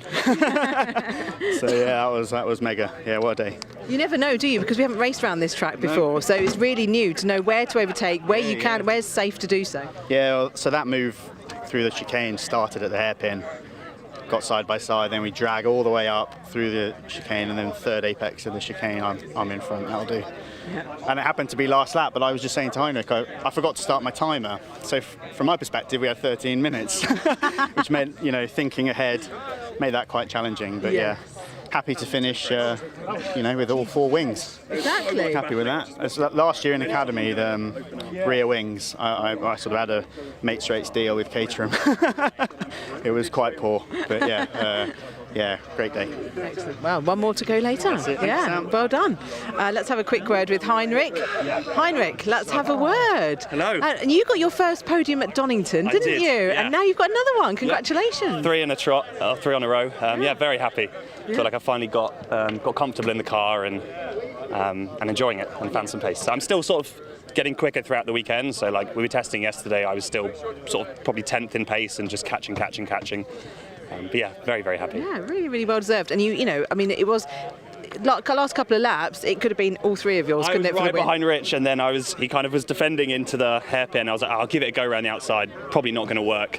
And then actually Ollie then snuck up inside. But yeah, the first was very close. So yeah, keep pushing for one of those. That's it. Well, good starting place for the next race. Yes. Very excited. Exactly. Well done. Well done, Thank you very Heinrich. much. And where's Rich gone? Has he gone to speak to... Oh, he's behind us. Hang on. Let's turn round. Richard Davies, our race winner. Congratulations. That was... I feel knackered after that. Oh my God. It's a tough circuit, isn't it? It is. It's really intense. There's no let up at all, and it's just... Yeah, a couple of... I missed a gear. We did wonder what that was. I missed the gear from 2nd to 3rd, and then Matt just gave me a little love kiss up the rear. That sounded wrong, but yeah.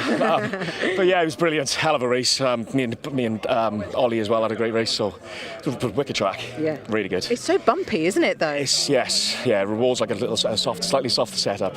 Yeah. So just because of the undulations and bumps and everything, yeah, but it was cracking. All intense race. Yeah, it's a lot to take in, isn't it? It's I struggled to get out of the car there. I was knackered. No, do it again this afternoon in a couple of hours. hours. I didn't think the temperature was that hot today, because No. it's not. It's cooled down a lot compared to testing. It's hot in but the cars. I got boiling. in the car. Yeah. So brilliant. Excellent. Well Nice to be done. back up, yeah. Definitely. Very well deserved win Thank you that very was. much. Well done. Right, we're just going to have a quick word with some of the other guys because we have got some time. Let's go and have a word with Matt Fox because he got fastest lap. So that's going to have a quick... Oh, Matt's there. I'm just going to have a quick word. James, well done, Sam. James. 7th. Thank you. I'm really happy. I think it's my best result in the regular season at least. Yeah, it was really fun. I mean, you can tell I'm pretty sweaty. So You had your little battle, didn't you, behind the front guys? Yeah. I thought maybe if we'd worked together a bit better, we could have caught that pack. But we were having so much fun battling. It was brilliant. Working with Sam and Joe, it was great. Yeah, really. That's what it's all about, though, isn't it? Exactly. Yeah, it's really not about the position. Although I'm quite happy with the position for that one for me. Yeah, and looking forward to race 2. It should be really good. It's good. How'd you get on? Good. Yeah, 4th in class. Yep. So it was, but we were right on the front pack the whole time. So we were just one long train from like 1st to 13th or whatever it was. Yeah. No, it's a great circuit. I've never been here before, so yeah, loving it. Yeah. Really, really good fun. Great racing. Excellent. Yeah, it's close racing. I think because it's quite short and there's not many places to overtake really. No, and they're all quite brave moves. There's no sort of simple pulls, and the tow's good here, but not quite good enough to fire you past people. Or at least with road sport. No, it's similar for us. Like it pulls you along, Yeah. but it also doesn't. By the time you actually pull out to overtake, you're at the corner. Yeah, absolutely. Yeah. So yeah, but still loads of action. So You're being called for the podium. So I'll tell you what, we can show the podium. So let's, if you don't mind walking along, we may as well we'll grab Leah, who's sitting over there. Actually, where's Matt Fox? I was going to have a quick word with him. Oh, there you are, Matt. Hi. You got fastest lap. Did I? Yeah. Well, that's nice to know. That was... I drove into the back of Rich coming out of the hairpin. Yes, when we he were missed a scrapping. gear. I know. Yeah. And ultimately my car doesn't steer right now. So Oh, dear. I'm driving down the straight at something like that. So it was a bit of a challenge. But fastest lap's cool, Yeah, well done. That helps. Yeah. I mean, that's good. Yeah. Absolutely. Very happy. Well done. I'll let you go to the podium. I'm going to grab Leah, who's over here. So 1 second. Come on, Leah. They're off to the podium. Should we go to the podium as well, or should we? Well, I never normally get to see the podium because I'm always scurrying around between assembly and Park Fermo, so this will be a first for me. There we go. Don't know if they want me to announce. Hold on with a trophy. I love the Caterham trophies. Obviously, we do pop into hospitality every now and again. Ian's renowned for nicking your coffee, but I'm a bit more reserved than that. I'll have the media centre coffee, filter coffee, which is fine for me. I see all the trophies. I think, wow. To stand on that podium. Also, you know what it's like. What's it like to stand on that podium? Lovely. It's because the whole group, everyone that you race with, come to the podium to support and watch and cheer, and it's a really lovely atmosphere, as you'll see in a moment. But the trophies are new for this year, so they are very, very nice trophies. Nice to have different ones because for some people that are regular podium finishers, obviously they've got the same. They don't want to get the same ones again, do they? Not all the time. No, exactly. It's good to have that diversity, and it's good the podiums too because they celebrate obviously the AM drivers as well as the pro, because we obviously only focus on the first 3 on the road. So it's good they get the recognition here for winning in their certain categories. So for this group, for road sport, there is only one class in road sport. So because they're only in their 2nd year of racing. Oh, lovely. Well, because they're all here, aren't they? And one thing we've been talking about that comes up a lot with the drivers I speak to in lunchtime and things is they're all saying it's like a family here, and it's just they're all here to celebrate them, no matter whether they finished 1st or 17th, wherever they finished. It's a real family around here, which is nice. Fierce on track, but friendly on off track is what the general just exactly. Yeah, it's very lovely. It's atmosphere. Alex heading it up.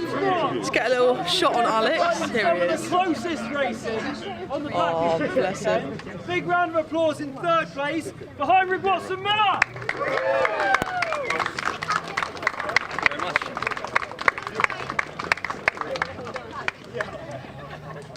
In 2nd position, welcome to the podium, Ollie Smith.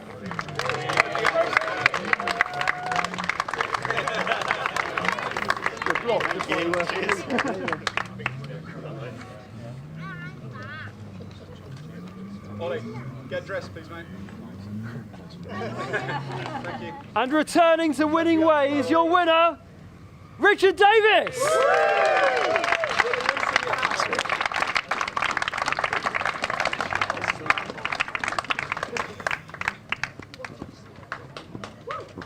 Ollie, trophy up, mate. Rich, get dressed.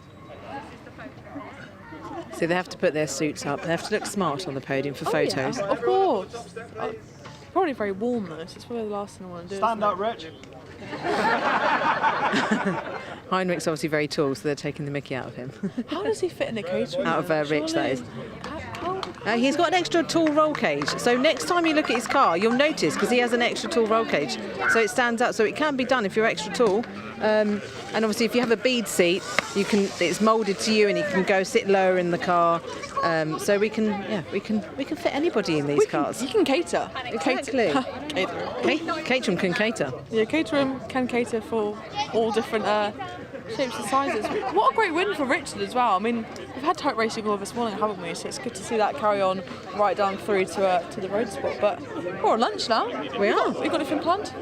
I'm going to get changed back into my race suit, actually. That's what I have planned for the lunch break. So you have quite a quick turnaround, don't you? Bless you. Yes, well, 270R Championship is out first after lunch, and then it is the Vertex 310R Championship, so I need to be ready for that. And they call us quite early to make sure we're in assembly early, so I don't like to be rushing, putting all my fireproofs on and race suit. It's quite a lot to put on, so I'll go and get changed shortly.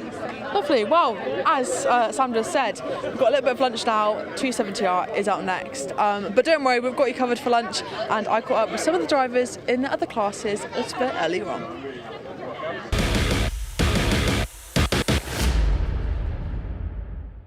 While I'm down in the paddocks, and this is a new segment we're calling Leah's Lucky Dip, where I go around the paddock and find the cars I'm most attracted to based on the livery or helmet designs and different things like that. And of course this one straight away, the Caterham of Ben Oliver caught my eye right away. The fluoro, the black, it just stands out, and I'm joined by Ben now. Ben, talk me through this livery. Why did you pick the fluoro? Is it because it is so distinctive, or is it is Valentino Rossi your hero? A bunch of things. Well, I ran bare metal for season 1, which was really dull, and my family couldn't see it, so I needed something bright first off. Didn't know what to get, so it's just Brawn GP inspired from the Jensen Button era, so I sent the colours off to one of the teams and they put this together, and it's awesome. Love it, absolutely love it. So did you colour match JB's 2009 winning car and put it purpose on the Caterham? Yeah, and I even put together a mood board with a bunch of other series have done it, like Porsches have done it, and ChatGPT gave me some versions of it as well, so sent all of those off, and they did a really good job. I'm really pleased with it. Glad I got it done.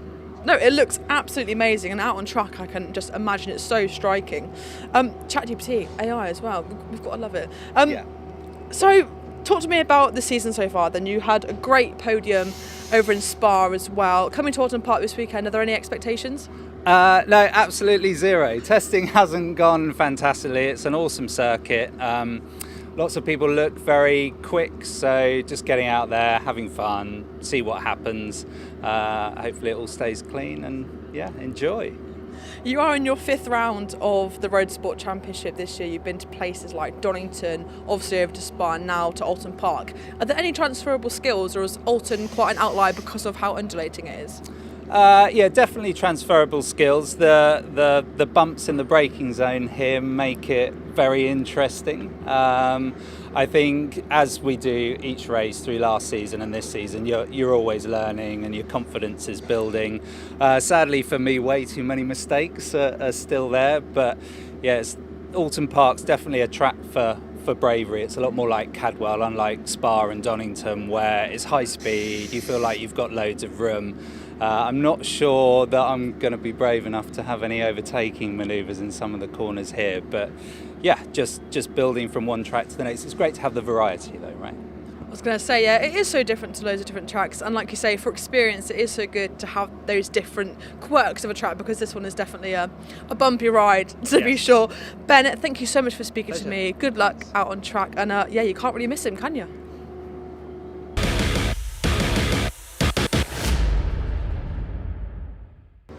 Well, the next car in Leah's Lucky Dip is this Caterham right here, also racing in the Road Sport class, and it is a lovely dark blue, royal blue, some might argue, and perhaps a papaya element to it as well, with this lovely orange on it. And I'm joined by the driver, who is James French. James, thank you for speaking to me. Good morning.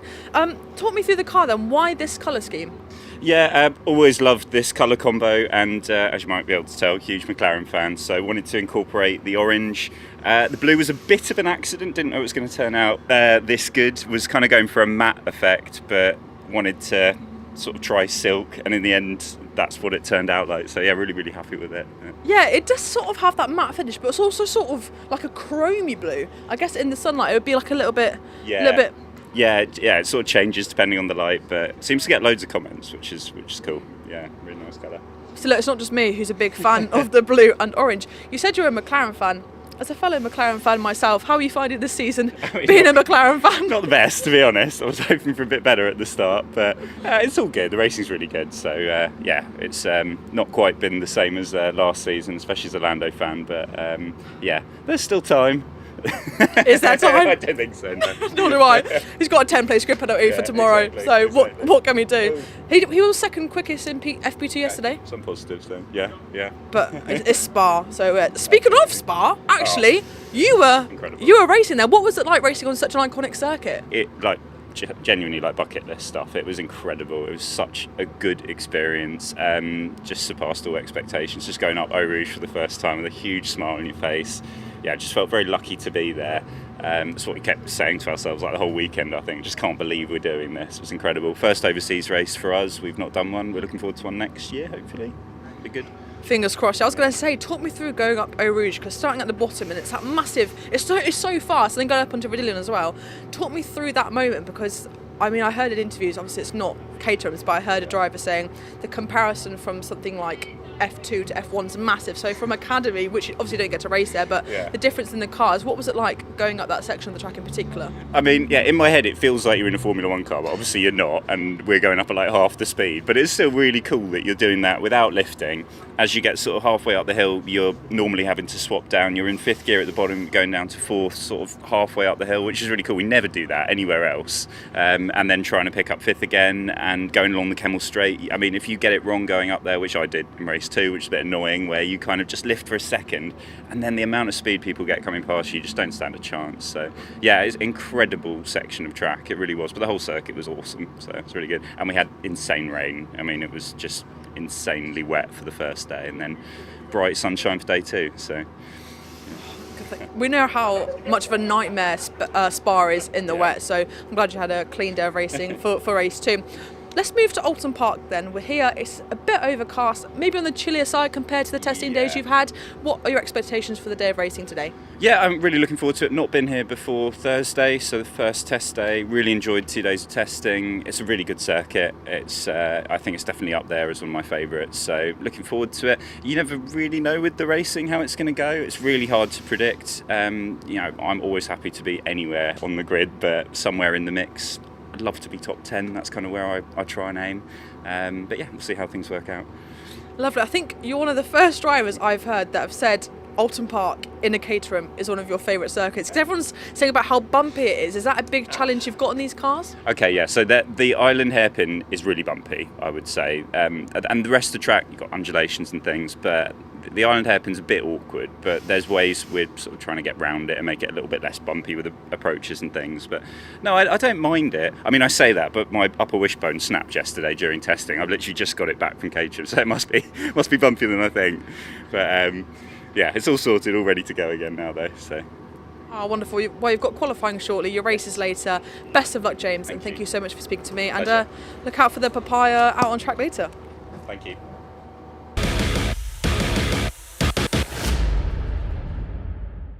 Well, you join me in the pit lane. I'm joined by no other than the Charlie Lauer. You know, social media sensation, some might say. Charlie, thank you for joining me today. How are you and how has the season gone for you so far? Yeah, very good. The season's been going very well. Obviously, we've jumped into the 420 and this thing is an absolute beast. So we've gone up every single class in the ladder, from Academy all the way up to 420. Got to experience all of them and absolutely loved them all, but this is a different beast. I was going to say, this is only your third round of the season, like you say, it's your 5th year in Caterhams in total. How are you finding this top class? Competitive, A bit out of my price range actually compared to a lot of them. So I've just been trying to keep it on track, keep it clean, don't get any penalty points, and slowly chip away and try and get towards the top. But yeah, I've got a good feeling about this weekend. Oh, lovely. As I said, sensational on social media. You document so much and you give so much to your fans. Why do you think it's important to have such a profile online? Well, really good for sponsorship. If I don't have sponsorship, I wouldn't be able to race. And people like Quadlock, EBC, yeah, there's quite a few names on there that I can't roll off right now. But yeah, without the help from them guys and without making the content getting the reach, then I wouldn't be able to race. So I've had to work really hard behind the scenes and yeah, try and make content around the race weekends to keep me busy all year round. I was going to say, with not the lack of rounds, but compared to things like Road Sport on 310 and 270, they've had, this is their 5th round, you're only on round 3. Is it just keeping you busy doing all your content and things? Yeah, I have to keep recycling a lot of content, keep trying to do new things, but yeah, exactly. It's really hard actually as a content creator to make content, because regular content pays off basically. So if you want to get views, you just got to post regularly. And then when we're only racing once a month or once every 2 months, as it has been at the moment, then it's like we're kind of scrapping at things to do. So we managed to get this car hand painted recently by a really like amazing artist called Andrea, AA Vision on Instagram and TikTok. And yeah, we were at Goodwood Festival of Speed, had the car on the Quadlock display, and then he hand painted it in front of everyone. It was amazing. So we've like Australian tribe look, obviously Quadlock is Australian as well, so it kind of links in there, and yeah, super happy with it. I think it looks epic. I was going to say, John, I don't know if you can get a visual on this. There's a little emblem on the front here. Is that the Goodwood logo? That's the Goodwood logo and the date just below the Quadlock logo up there. That is absolutely unbelievable. I was going to pan to this because you just can't miss Charlie out on track. Compared to your old livery, how's it compare? Yeah, it's definitely different. We definitely wanted to make a statement. We want to be seen, and we want to do something different. You know, there's only so many things you can do with stickers on a Caterham. So we thought, why not? Let's do a hand-painted livery. Let's do something a bit different. And yeah, very happy with how it came out. That's absolutely amazing, and to do it hand-painted at Fours is just so special, isn't it? Let's talk about this weekend briefly. Let's touch upon it before you go out for qualifying shortly. You said Oulton Park seems to be a good weekend for you. What are your expectations heading into these races? Oh, that's a great, good question. Obviously, I wouldn't be doing it if I wasn't going to say pole. Every weekend we're aiming for pole, and that's kind of the aim. Qualifying usually isn't my strongest point, but this year I've managed to get some good qualifying results. You know, P1 at Spa recently, first time out there, and I'm kind of hoping to repeat it today. I think we've got pace to be P1, and I need to get my first 420 win under my belt. So that's the aim for this weekend. It's going to be trying to beat Taylor, isn't it? Because he's been so fast. I think he's won something like 5 or 6 races. He might have even won all of them. But it is going to be trying to stop that man, isn't it? I mean, everyone's fast. You know, Harry's super rapid. Taylor's fast. Matt Armstrong is very fast. You know, it's just like there's an unbelievable like field of people, and I think consistency is going to pay off. So the man that's the most consistent is going to win at the end of the year. So that's my aim. You know, don't cause any trouble, don't get any penalty points, be consistent, be clean, and yeah, try and win it by a points game. Lovely. Well, I think I've got to let you go to Assembly area to get prepared. Thank you so much for speaking to me. Mum, quickly, I'm with Charlie. What the hell? Oh no, take a picture. Lovely. Charlie, thank you for speaking to me. And yeah, what a special livery and a special occasion at Festival of Speed to do it at.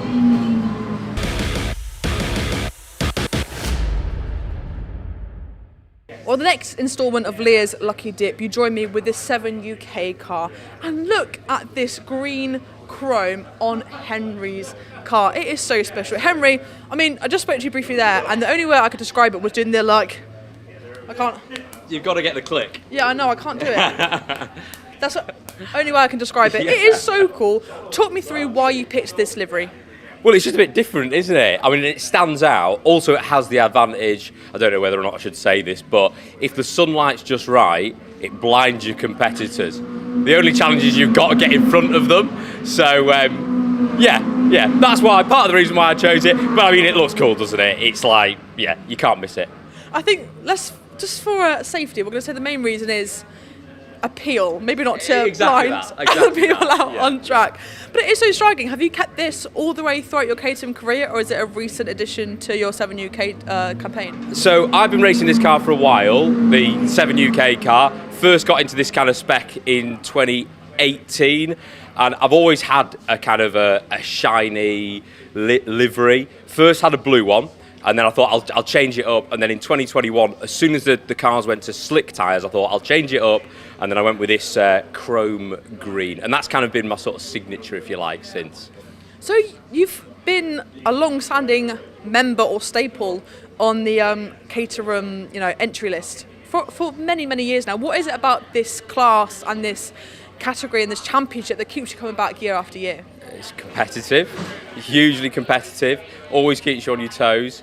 And the car is an unbelievable car to drive. So it's going to be good fun going out around the island circuit. It's the first time I've done the island circuit. And yeah, it's just great championship to drive in. Compared to last year then, when you did the full circuit, obviously you're missing out that shell section of the track this year. What are the differences? Do you have to attack it any differently, or is it still full gas, blitz it and just see where you end up? Yeah, it's slightly different approach to the the international circuit. First of all, you've got to remember when you get to the end of Lakeside Straight that it's a right-hander, not a left-hander. Kind of caught me out yesterday in testing when I went out, and kind of you revert to type and you think you're going to go left, but actually you should go right. Yeah, that hairpin at the end of Lakeside though, it's tricky because you've got to absolutely hammer the brakes. It's quite an unsettled braking zone there as well, and it's a really sharp 90-degree right-hander. So yeah, tricky one, but yeah, if you can get it right, then yeah, rewards you. So we're just about to go out for quali, so let's see. I was going to say, that braking zone is catching quite a lot of people out, but I'll let you get prep for qualifying. Henry, thank you so much for speaking to me, and I hope competitors had their sunglasses on for qualifying and the races later.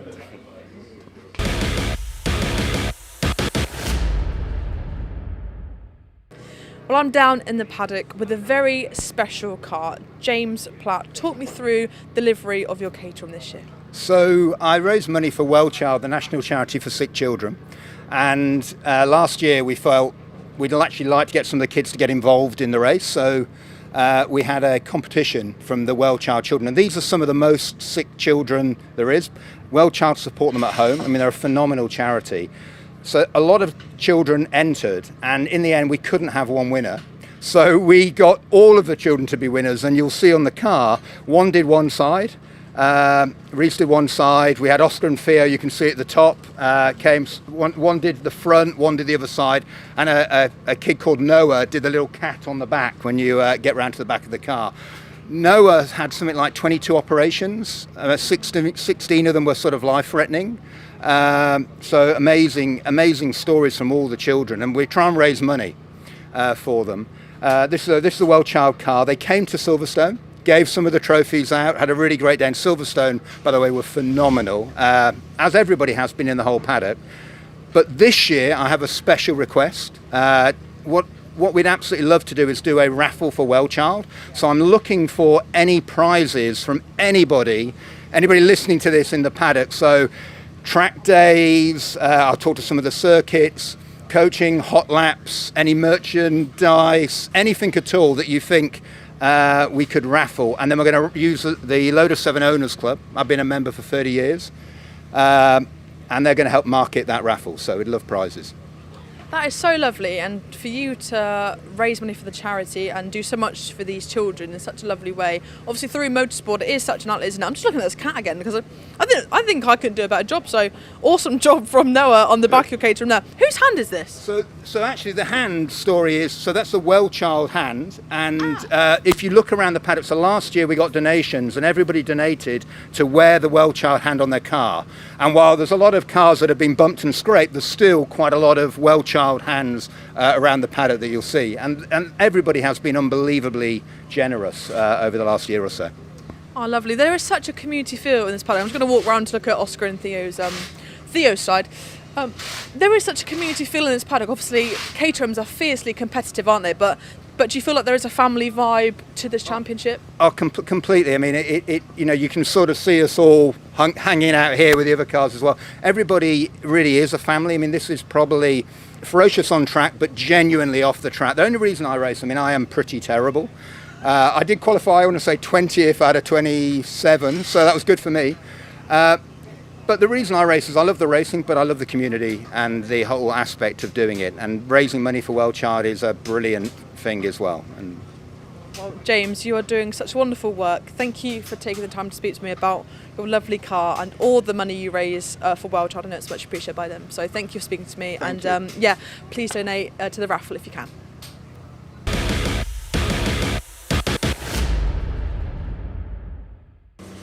No, we haven't switched over to a different championship. That is just a very scratched Porsche badge on a Caterham, the Caterham of Sebastian Thole. Seb, talk me through how that happened. I hear it was in a very tropical location. It was an interesting story. Went to Barbados in December. Caterham threw around there, endurance, like 40 degrees.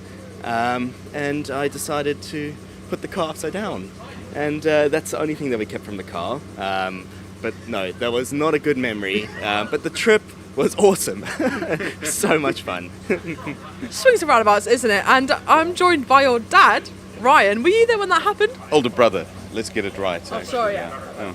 I don't look old enough to be his dad, sure. No, you don't, Ryan. Absolutely, Ryan. Yeah, we were both there, actually. It was quite a trip. Great to be on an island and racing at a track we've never been to before. Obviously, it turned it into a little bit of a holiday as well, and great camaraderie amongst everybody as well. So, what an experience to do, and Caterham excelled at doing that. So, it was brilliant. Lovely. Except seeing him upside down wasn't so brilliant. Not brilliant. And definitely wasn't brilliant paying the bill afterwards as well. So, yeah. But that's what dads are for. I mean, older brothers are for. Older brothers. Yes, of course. Well, if you couldn't guess by their accents, Ryan and Seb are actually, I believe, South African. Yes. Is that right? That's correct. Yep. Stunning accents. Why have you come over here to race in the Caterham Championship? Well, I think the UK is so good for motorsports. You've got such a variety. It's a lot bigger than South Africa. South Africa does have some great racing, but it's nowhere near as nice as Caterham's. But honestly, the Caterham Championship has been incredible this year and last. I did the Academy last year, but 270s have been amazing, and the quality of racing is really, really top notch. Lovely. Ryan, what about you? What brought you over here? Is it your son's influence, or did you come here first and put your stamp on it first? Leo, we actually moved here as a family 10 years ago, so we emigrated from SA to the UK.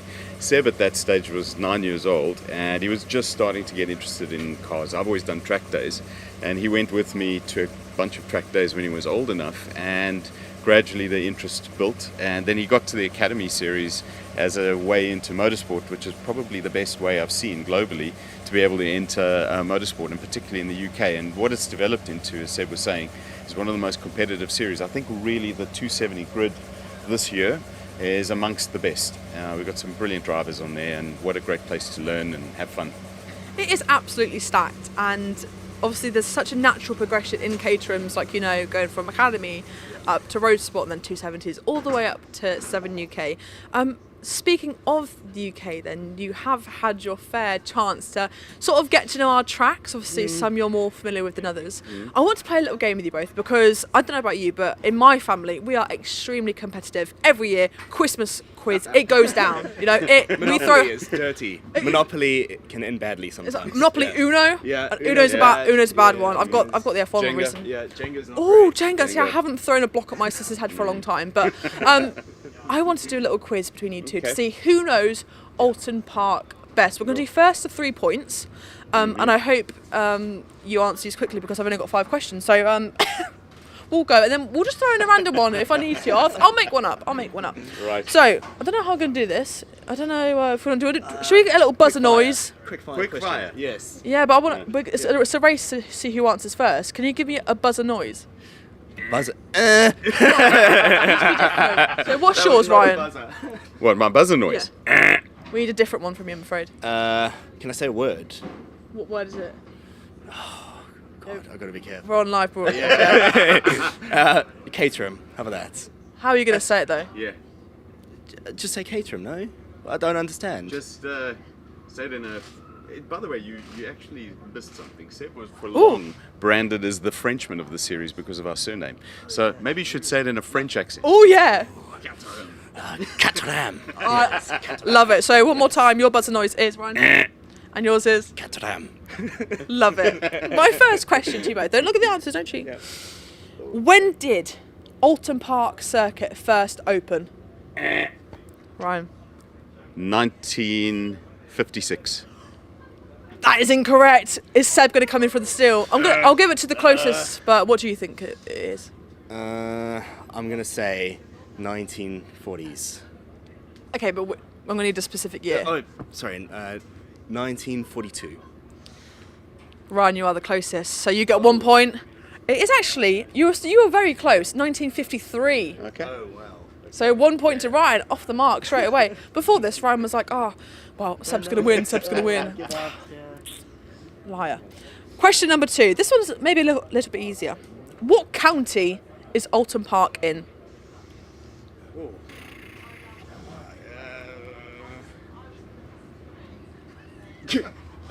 I can see team. We've got team influence over here. One of you's got to buzz in. Hold on. Chester. Oh, you're so close. Cheshire. No. Oh, man, I do want. It is Cheshire, but Chester. It's near Chester, but that's not the county name. Oh, Director John. Oh, Director Dan says give it to Ryan. Oh. Favoritism, I love it. Favoritism. I think the dad's fixed to win here.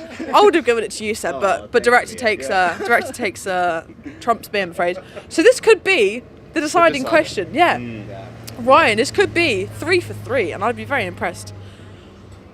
This is about the track itself, so maybe a bit easy for you as well, Seb. You'll get this. Geography is not my strong point. Question number 3. What is the chicane at the bottom of the circuit called? Druid? That's incorrect. Seb with the steal. Is it 30s? No. Am I being stupid? I don't know. Not stupid. What? I was going to say, that's definitely not here, but it's an MSV one. Yeah, but Druids is at Brands, isn't it? Yes. Yeah. Yeah, but there's, I feel like in all the MSV tracks there's one corner that's always named the same. But that's not the chicane at the bottom of the circuit. I'm going to give you one more chance each. I don't know. Because someone's got to win. Turn 5 is what I know it by, I think. It's not turn 5. Seb, do you want to have another guess? I don't know. I don't know. Well, I'm so glad we've all done our research on the track. It's called Knickerbrook. Knickerbrook. Yeah. Linkbrook. Knickerbrook. Knickerbrook. I've never even heard of that. Who Well- says Knickerbrook? We're going to move on to question 4. See, this is where I'm scraping the barrel here, guys. I don't know. I've got no more questions after these two. No. Maybe this is a bit easier. How long is one lap around Oulton Park in miles? I can't do the conversion, I'm afraid. I'll give it to the closest person. Which circuit? We'll Foster's, go. GP? Island. Island. So what I are we believe. racing on now? I am going to say 1.8 miles. Well, what are you going to say, Seb? I think 1.53 to be exact. Oh, see, I might have it for the longer circuit then. Because I've got 2.3 miles.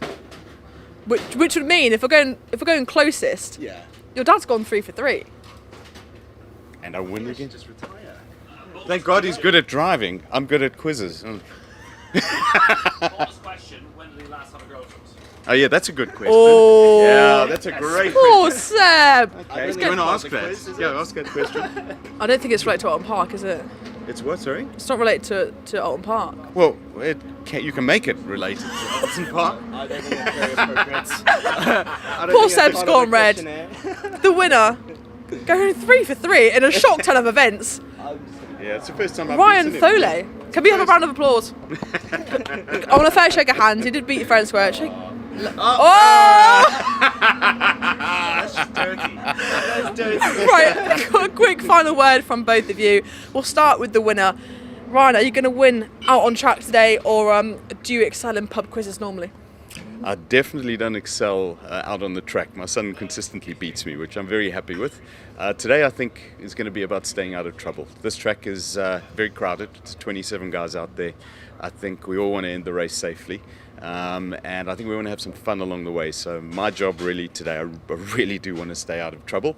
The guys up front can fight and do their thing. It's I'm happy to be in the pub afterwards for a beer rather than for a quiz. So thanks, Leah. Well, we'll see him down for a swift pint later on. Seb, what about you then? Because Dad said you're a little bit more competitive out on track. What are your aspirations for today's racing? I think Dad is right. He looked... Older brother. Older brother. Oulton Park has some big brake zones. We've got 30 cars on the grid, close to 30, I think. I think just watching your mirrors, staying out of trouble, and I think actually finishing will get you the points rather than trying to go up the pack. But yeah, we'll see how it goes. I've really enjoyed Oulton. Really like the track. And the island layout is great. It's really fun. That hairpin is really technical. Probably one of my favourite circuits in the UK. First time driving it, so it's been awesome. Wonderful. Well, what a way to start our mornings with a friendly quiz and speaking to Ryan and Seb and the winner. Boys, thank you so much for speaking to me, and good luck out on track later. Thank you so much. Thank you very much.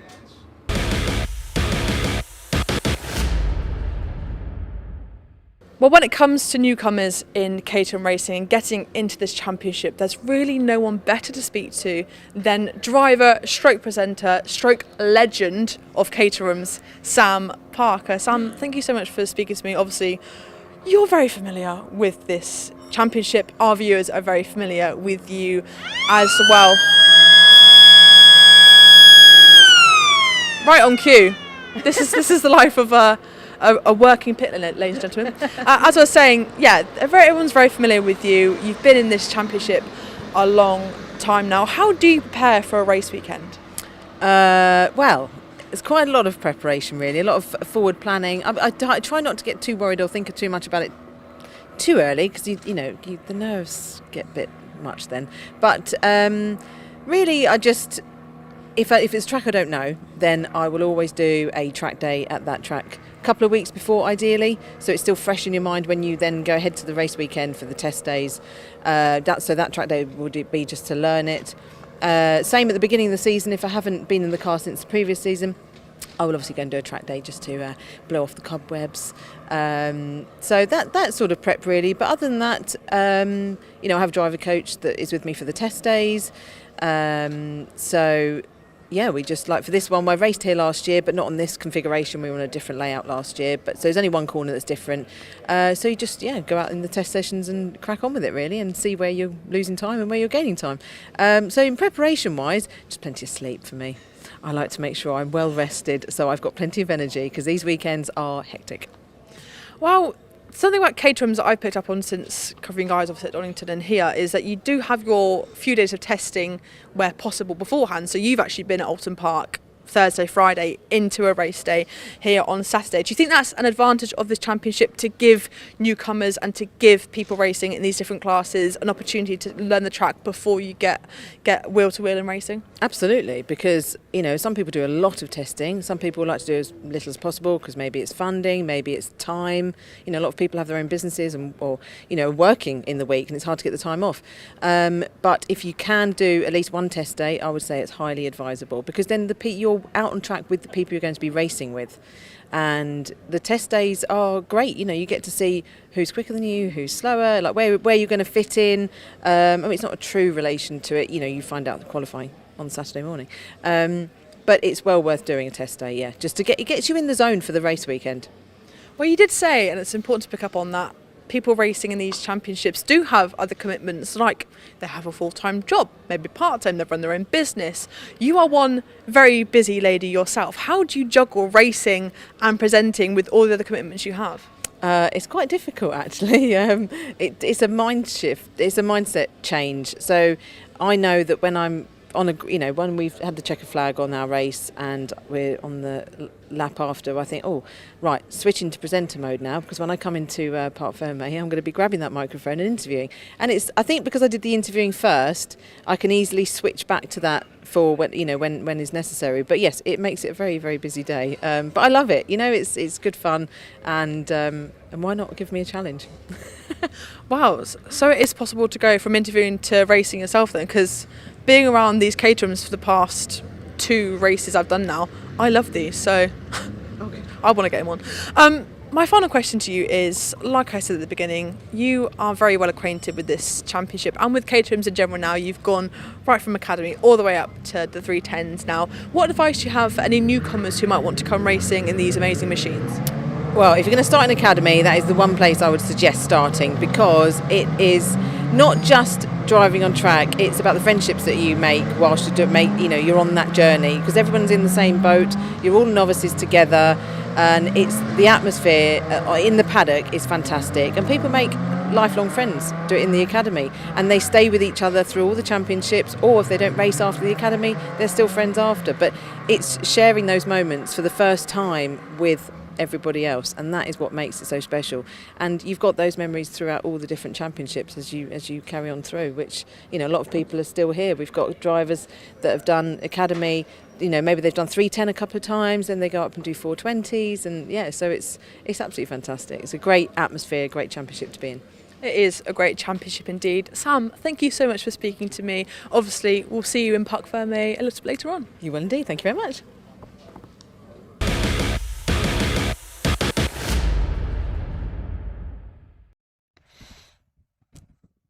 Well, thanks very much to Leah and Sam there. Great to hear from a few of the drivers over the lunch break as well. Yes, good afternoon. Welcome to the commentary box. Dave Goddard and Chris Hutchinson taking you through the action from trackside here at Oulton Park on this Saturday afternoon. Today's commentary fueled by tea and jammy Dodgers. Indeedy. We wouldn't run without our jammy Dodgers. Other brands of biscuits are available. It sounds like the Parc Ferme are getting ready, but yeah, we got plenty of action starting in just about 10 minutes time, haven't we, to get going with the next racing, which is going to be the Fan Drive 270R. We always saw them earlier on with a bit of a, what should we call it, a frisky race. Yes, it was a bit lively, wasn't it, to say the least? That's been the highlights of the day so far for me. But yeah, let's hope they have a bit more of a smooth race this afternoon. But yeah, I think all the stewarding has been done, and it's maintained itself with some warnings and some, you know, little checks on the slaps on the wrist. Paul Oglesby got a verbal warning for his contact on Andrew Davison earlier on. That means Andrew is going to be starting towards the back after his spin earlier on. I think we've lost Aaron Oliver with damage, haven't we, after his collision with Brian Thornton in race one? Yeah, so yes, not seeing him on the list at the moment, but keeping an eye out for that. Yeah, but... OK, so we're getting ready to go here with the afternoon's action here at trackside, and we can hand down to the assembly area ahead of race 2 for the Fan Drive Caterham 270R Championship.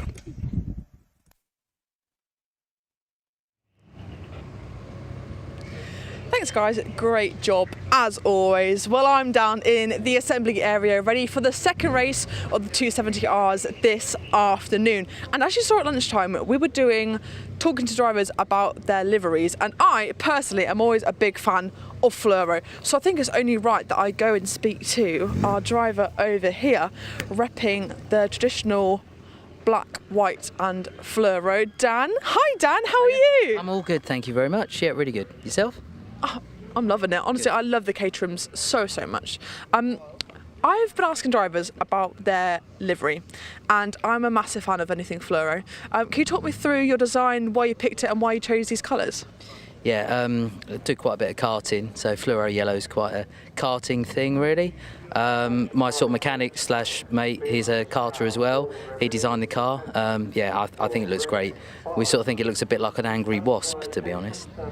Oh, I like it. I'm still trying to find someone who's inspired by Valentino Rossi for the fluoro. I am as well. I am a Valentino Rossi fan. I should have said that. But so you should have led with that, Dan. Come on. Wonderful. I love it. Yeah. Like I said, big fan of anything fluoro. We had someone in one of the other classes, in the road sport I think it was, that designed their Caterham with these fluoro colours because they like the Brawn car so much. Yeah, absolutely. But yeah, more of a Valentino fan. That's what I like to hear. Dan, talk to me through your qualifying and race one then, because the first race was red flagged. Bit of an unfortunate end to your first few laps here at Oulton Park. What are you hoping for the second race? Hoping for a win, if I'm honest. I've not been doing the full championship, so did Donington. Obviously here, I might do Knock Hill. I'm not totally sure yet, but But yeah, I was a bit disappointed with qualifying. I was happy with my driving, just unlucky with the toe. But yeah, hopefully I have a good start, and hopefully the guys race nice and clean. That'd be the nice thing. So, but yeah, no, hopefully a win. Podium would be nice. Lovely. Well, Dan, thank you so much for speaking to me. Oh, could I just say a massive thank you to Smart Vision? So they're my sponsor, and yeah, if it weren't for them, I wouldn't be here. So yeah, thanks very much. Oh, that's lovely. Thank you, Dan. Appreciate that. Obviously, we know the importance of sponsors across this paddock. Very important to get people like Dan out racing. Hopefully, we see him at Knock Hill too. Right, who else can we speak to? I just feel gravitated towards Jasmine. Obviously, an amazing young talent, and she was actually at Goodwood as well. I just want to touch upon that. Jasmine. Oh, she says, what are you listening to? Drake, obviously. Obviously. I don't want to talk to you about Caterhams because we caught up earlier. I want to talk to you about your experience at Goodwood last week. You went up the hill. I did. What was it like? It was amazing. It was somehow my first time at Goodwood, and it just exceeded all my expectations. It was just the best weekend ever. Definitely a bit hooked now. I want to be there every single year. It was amazing. And yeah, like I said, you went up the hill in maybe a slower car. How does it compare? You were a passenger up the hill, but how does it compare to driving yourself? Would you rather go up the hill driving a car maybe next year? Yes, well, that's the plan. Yeah, unfortunately I was just a passenger, but it was my first time up the hill in general, so I didn't really care if I was driving or not. It was just really good fun. So yeah, really great experience. Definitely next time I hope I'll be in the driver's seat. Lovely. And then quickly, let's touch upon race 2. Obviously, race 1, we had those unfortunate ending conditions. You started P7, ended P7. You're starting P7 again. Hopefully, you make your way up the grid. Yes, quite consistent. P7 again for race 2. So obviously there was a lot of chaos in race 1, and we sort of knew that was going to be the case. We knew that with all the races in one day, you really got to try and keep your nose clean to make sure that you're still on the grid. And yeah, so again, trying to get forward into that top 5. Hopefully we can break into it today. Lovely. Well, best of luck for the race. Hopefully we'll see you on the podium a little bit later on. Always lovely to speak to Jasmine. She's such a talent. Oh, don't want to get run over by Seb. Such a talent on this grid, and she's doing amazing work. And her social media as well, similar to Charlie, who we spoke to in the break, her social media presence is incredible. So definitely a role model for young women in racing. Let's talk you through this grid, because we had the red flag earlier. It was a bit touch and go whether who would qualify where, who would finish where, if there were any penalties going to be applied. But I do believe Brian kept his win, which means that we have Rob in P2 and Paul Oglesby in P3. Just watch your back, John. I don't want you to get run over by a lovely kind of reddish orange Caterham. Let's see who else we can speak to. We've got an array of cars coming to the assembly area, and actually I'm going to speak to this driver here. I'm going to speak to Steve, because this livery, come on, I mean, how spectacular. Anything you can see on my nails, you probably can't, but I've got red, white and blue to honour the Union Jack as well. So absolutely love this. Steve, hi. I am just bigging up this livery. It is absolutely stunning. Why have you chosen to go with the Union Jack? To be perfectly honest, I've had this for the last 3 years since the academy, and when I was trying to work out what to do for a livery, I had literally no idea what to do. So I just Googled cool liveries on cars, and I saw a car with a Union Jack on. I thought that looks cool, so I just decided to do that. Look, that's fair enough. That's how a lot of people do it. Is it? How much input do you have into your designs? Is it completely you? I mean, obviously you have input from online, but is it solely your decision, or do you rely on your team or your family to help you decide? No, it is completely free. So Caterham allow you to do whatever you want, obviously within reason, but yep, do whatever you want, which is why there's such a variation throughout the paddock.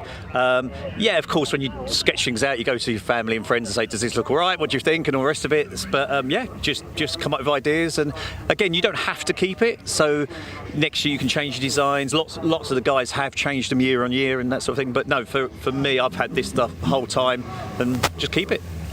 No, I love it. Absolutely beautiful. And what are your expectations for race 2? Hopefully, survival. That's what I'm going for, because it's pretty feisty out there. So I'm hoping just to have a good race, race with some of the guys around me. Again, a lot of these guys come through Academy, come through Road Sport, so we all know each other really well. So just get out there, have some fair fights, have a good race, and have fun. Wonderful. Steve, thank you for speaking to me. Very welcome. Very patriotic Caterham livery there.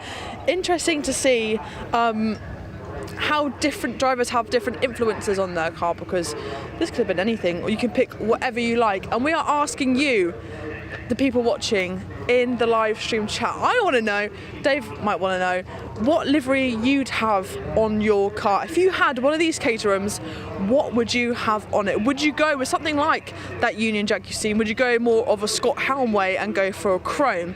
Would you go Dan Crawley, which personally I'd take, and have the lovely fluoro? I want to know.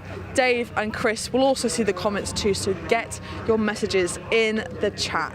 Now, right, I'm hearing we might have a slight delay to the proceedings of this afternoon, which is a shame. We don't have any information as to currently why, but if we do get that, we'll bring it to you as soon as we can. Let's head towards the back of the grid.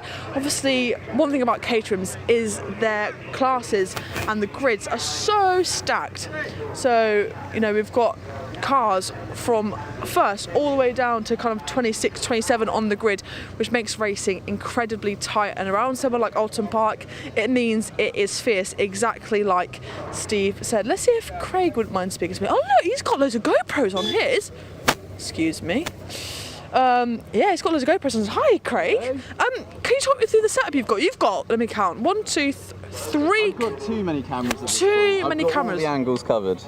All the angles. Why do you have all of them on your car? Is it a personal preference? Is it content? Complete narcissism. I just really like to watch back all the amazing overtakes that I do when I start last. So I put all the cameras on my car.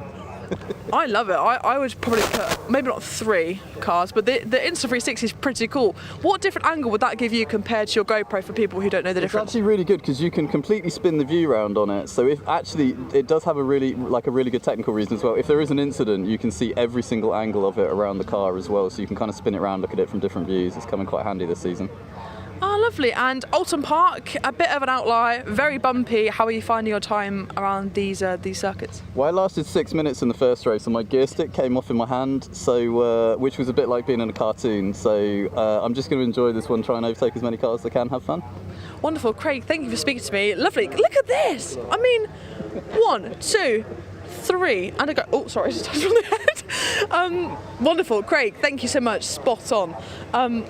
Yeah, I mean, who needs it? All the angles? He's got all of the angles covered. Obviously, we spoke to Anne earlier. A lovely livery, a very basic one on Eduardo's car, but still lovely nonetheless. I mean, we've just got such an array of drivers on this grid. We've got some who've got stickers all over their car. We've got some who keep it more basic and plain, like Tim's over here. Obviously, he has Caterham branding on the side, but it's still very simple and very diverse. I mean, so get your comments in below. I want to see what you would want. Whilst this race is going on, I'm going to catch up and read a few out in the next segment.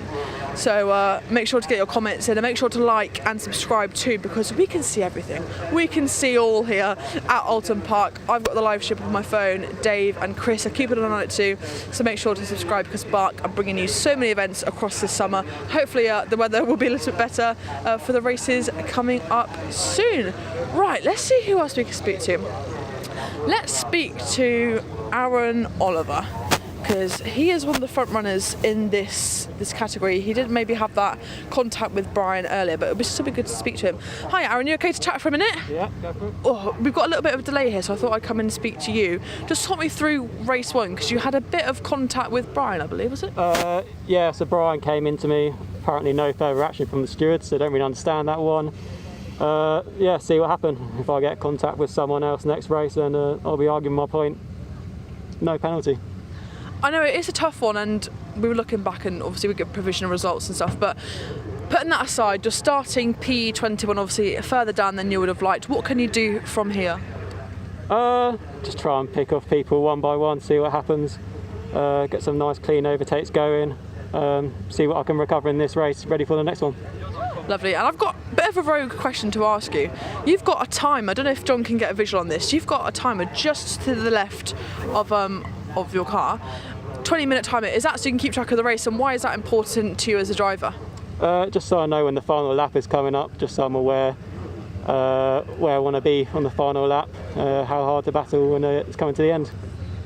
Lovely. We saw that on Sam's car earlier, and I was like, why do you have that on there? And she said, oh, well, I don't know how long the race is. I was like, that is so true. With timing races, it is a bit trickier compared to other lap races. Yeah, exactly. And my final question to you, Aaron, it's a rogue one, but I'm asking loads of the drivers across this grid. Liveries. They are your identifier out on track. You don't have like the camera sets they have on F1 cars to distinguish you between other drivers. Why have you gone for this sort of black and red tone to your car? To be honest, I bought it this year and it was black. So when I changed it to red, just because it's sort of the colour scheme of the company. So yeah. Why red and why not something like over there? Dan's got that fluoro colour. Why red? Is it because there's not really many other red cars on the grid, is there? Yeah, there's not many other red colours on the grid. Sort of gives a little stealth, sort of almost evil look sort of thing. To be fair, if I saw you in my mirrors, I'd be scared. Aaron, best of luck for this race. Good luck to him. Obviously, yeah, he did have that unfortunate touch. Oh, well, Brian. I mean, I'm not one to comment. I don't want to get too political. But, yeah, unfortunately for him to start quite far down the grid as a result of the proceedings of the last race. Let's see if we can chat to one of the marshals. I know they're all really busy, look, getting things set up, but we're going to speak to them because we wouldn't be able to go racing without the marshals and all of their help. I mean, I'm just trying to find one who doesn't look too busy, but unfortunately, all of them look pretty preoccupied. Let's just try and grab one, shall we? Let's just try and grab one. Oh, they do look like they're trying to... We've got one of the BARC officials down here as well. It's all getting very serious. Let's see if we can speak to the lady in here. Hello. Can I grab you for a quick chat? Yeah. Just to ask you about marshalling, really, and why it's important that we get people involved in it. Well, we're short of marshals anyway, but if we don't marshal, the race can't go ahead, so... You are so integral to people getting out on track, isn't it? How long have you been marshalling for? Just a year. Wow! So what have you learnt in your first year? I've mainly done assembly, but obviously we need to make sure the drivers are safe before going out, making sure if they're in an open top car like today, they've got the visors down, they all need to wear gloves, the fire extinguishers, we have to check that they're either activated or the pins are out. Obviously the car's safe to go out. And we do training days, so I've done a training day this year, and they teach you about when someone crashes, getting them out of the car, and like taking the helmets off, fire stuff as well. So there's a lot that you learn. You're doing amazing work, Hayley, and we're so thankful for you for getting these races under control. And in assembly, you get pretty close to these cars. Yeah. Can I just ask what got you into marshalling? Why do you do it? My husband does it. So he's been doing it for a long time. He kept mithering me. Now the kids are older, I joined him, and yeah, I really enjoy it. I love assembly, so yeah. Where's your husband based? He's in here today. He's doing his assessment today. No way. Where is he? He's got the light orange hat on. Not the McLaren one. No. Oh. Down there. What is it like marshalling with your husband? It's all right. It's good, to be fair. Last year we didn't marshal together, so he did start line, I did assembly. This year we're doing it together. Oh, how lovely. And will you get your kids into it when they're older, hopefully? No. They're both teenagers, they're old enough, but none of them, they like the sleep. They don't want to get up early and use one of their Saturdays. They'd rather be out with their mates or friends. These youngsters, eh? Yeah. Honestly. Well, Hayley, thank you for what you do as a marshal. What is your husband's name, sorry? Gary. Gary, and he's in the He's got a beard. Creamy hat. Is he wearing sunglasses? Yes. He's got a light orange hat on and he's got a beard. Has he got a clipboard? Yeah. Is he looking very important? Yeah. I'm going to go and get Crash Gary. Hayley, thank you so much for speaking to me. Appreciate it. Gary. There's a good song actually, guys, called Gary. Oh, they're going out to assembly area. We've got life. We've got cars going out on track. What a time to be alive. Look, we might not even get time to speak to Gary, but I will hunt him down. Best believe we'll be back for Gary later on today. I've got to speak to him. I've got to do it. I got Hayley off guard, so I've got to get Gary off guard too. But now I will leave you with this myriad of 270R cars heading out onto track, and I'll pass you back to Dave and Chris in commentary.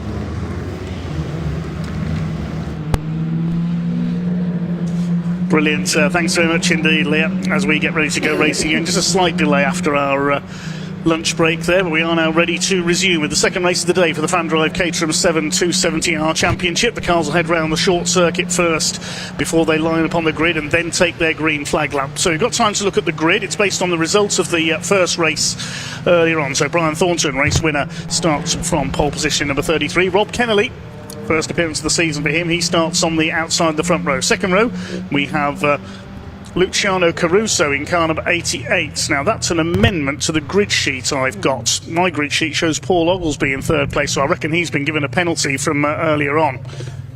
Just confirm that in a second. We did hear that they were just in a judicial finishing off. I wonder whether that's one of the results of that judicial, though. So yeah, we'll look out for his green car. It'll be obvious if he's in that position.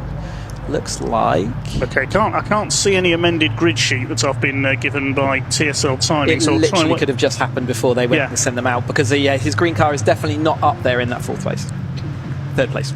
So Luciano Caruso heads up row 2 alongside Dan Crawley in the 78. Sebastian Thulle 28 and 21 Jasmine Shaw on row 3. Then Christian Bond and Henry Speaks. He'll be one to watch. Struggled in qualifying but came through well into the top 10 in race 1. The fifth row of the grid will be Andrew Bailey, number 31, Ryan Thulle in the 48, then Scott Helm, he got that track limits penalty in race 1, starts alongside Steve Loriman in the 20, the Union flag car, Gary Cross and Jimmy Way on row 7, then Charlie Chapman and Andrew Davison, contact sent him spinning in race 1, so he's got it all to do from 16th on the grid. Behind him we have 65 Andrew Mackay. No, we don't have Andrew Mackay next we have Paul Oglesby, so that's where he's been penalised down to 17th place, so he must have had a time penalty added on. Starts alongside Chris Morling at number 19. Then we've got 58 James Platt, 65 Andrew Mackay. Aaron Oliver, number 10, we've heard from him. Contact in race 1 put him down to 21st place, starts alongside Alistair Kinnear, number 47. 15 Shane Forster alongside 66 Tim Newman. Then behind them we've got 62 Anne Hall. 6 Eduardo Pontes hopefully is there after his incident earlier on. 86 Craig Evans was a retirement in race 1 as well. We did see Oglesby, didn't we, go down the order right at the end, I think for a 5-second track limits issue, and we saw him getting, but I think when they put it back a lap, maybe it didn't apply it, so maybe there's where we've got it, and they've added the 5 seconds. Maybe it's that, race. Yes, I wasn't sure. I didn't see that penalty added earlier on, Chris, so you may be right. So, and maybe that's why it's gone to stewarding, because they had to figure out whether they actually did need to apply it. And, yes, and they couldn't issue the grid until that had been resolved. That's why we had that pause in proceedings. Yeah, absolutely. So we can see the 270s. I'm not going to get too overexcited like I did before. I'm not, because I won't have any voice left. But definitely going to be a green flag lap still to go. But the 270s up. Yep, so a little bit, we'll call it needle, won't we, after the last race. So Thornton, and there's some people disagreeing on the outcomes and that, but lots of stewarding, and they've pretty much said, yep, let's get on with this, guys. And it has been tricky into that hairpin, and I think we've seen it all day. It really is one of the most, the overtaken opportunities they've got, so they are going to make most of it. Hopefully they can just dial it back that just touch as they do get released on their green flag. But this is the 270Rs then. This is the third step of the Caterham Motorsport ladder. Second one's with us here. So after the Road Sport, which they would have been in last year, they add on the 135 horsepower, so they've got a slightly more power under their right foot. They get the wide track front suspension, so the front of the car is just as wide as the rear, so that's one of the upgrades they have, as well as upgraded suspension. And I'd say that the stiffest suspension setup you can have in Road Sport is about the softest you have in 270, so it's really is very track focused suspension. And then obviously the biggest visible difference is the lack of windscreen, lack of headlights, lack of number plates, so all those things get removed. It's much more race focused thing. Call it a coming of age championship. They really do learn to be their racecraft, their racing chops after the 2 years they've had in the build up to this. Some drivers, they can stick around in the 270Rs if they want, and many do choose to do that. You can also have team support for the first level. In the earlier rounds, the Academy and the Road Sport, you must have Caterham support. You can continue with Caterham support if you want to into 270s, but additionally, if drivers want to just arrive and drive with a team, they can do that. And we've got some great teams up and down the Caterham paddock here, all looking This is looking at the island hairpin. It's from the driver's perspective very tight, but when you see it from the outside, it's a fairly long right-hand bend. But you can see on the entrance to it, it's really bumpy and really narrow, and that's definitely caused some issues earlier before lunchtime. See them all. So this will be a 20-minute race, and that bit of needle earlier on, you might say, is going to leave a few top names threading their way through the field. You could say that if you were clever with your wordsmithing. But the chicane has been an overtaking opportunity coming down the hill here. Not quite as much speed into the chicane as they're sort of shortening the run up into it. But and you can see how steep that hill is on the right-hand side. And you can. We have seen overtaking opportunities, but so far today, the inside line has largely been the better line on most corners. Apart from turn 1, we've seen a couple of drivers going around the outside of turn 1. There is that opportunity if you have that momentum. So again, patrons will overtake at any opportunity, and they will find any gap and put their cars in it. And it was a very exciting race earlier on, and I'm looking forward to another 20 minutes. Second of their 3 races, so we'll see them once more a little bit later on this afternoon. So coming up to the start line then, the blue and red car of Brian Thornton on pole position, looking for his 8th win of the season. He's a little further down the championship than he'd like, he had a couple of non-finishes. Rob Kennelly, first appearance of the season for him, will start alongside. In the comments, Grosvenor Furniture says, go Rob Kennelly. Second row we'll see Luciano Caruso, the white and blue car with the gold lining, the Rothmans livery. Alongside him will be Dan Crawley, that's the white and fluorescent yellow car. So we watch them coming up then. See the yellow flags at the back indicating that everything's not set up yet, but as soon as all the drivers are back into their grid spots, the first sign that we get that we're ready to go is the green flag. You'll see that waving on the right hand side. 27 cars starting if everyone's back out there again, as we hope they are, but you can see them, the 27th are now getting into their position. The yellow flags are withdrawn, and the next flag we will see is the green flag to say they're all in place. So waiting for the green from the back of the grid on the far right of the screen. You can see the marshal ready and in position, ready to wave it. The red lights have come on. Revs are up and off they go.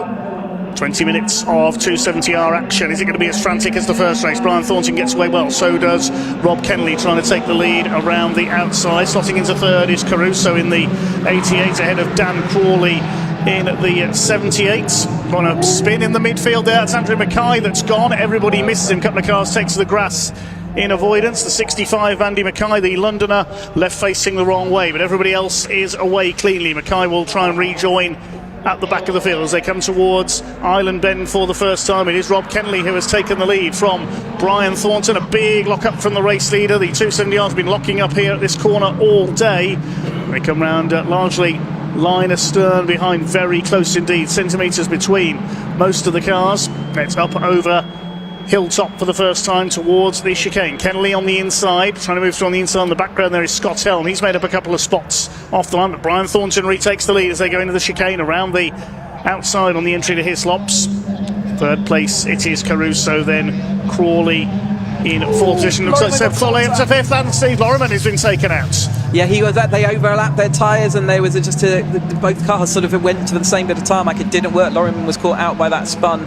Other drivers having to take to the grass in avoidance of that.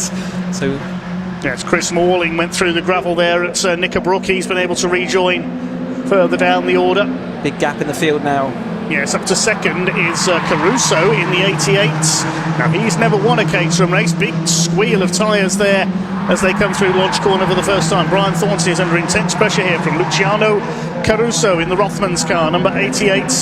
Trying to take the lead away along the straight. He led at the line, and Kennelly up the inside as well. They're trying to go either side of Brian Thornton. Caruso's taken the lead around the outsides. I think this is the first time he has led a Caterham race. Looking at the championship table, he is in second place in the points, but he's never won a race. This could be a first. He's definitely led the races, but he hasn't come over the line in first place. He's tended to just drift away slightly with a bit of bad luck in the middle part of the race. So yes, he'll be hoping that he's made good progress since qualifying, and he's leading, or was leading the last time. Yep, he's still going to lead as they come down towards us. Then Thornton on the outside. We know that doesn't work around that hairpin, and he is going to have to sit there. He's going to look to see whether he can cut back, and everyone else lying astern right now, except for Jasmine Shaw going alongside. It looks like it's either, could be Bailey.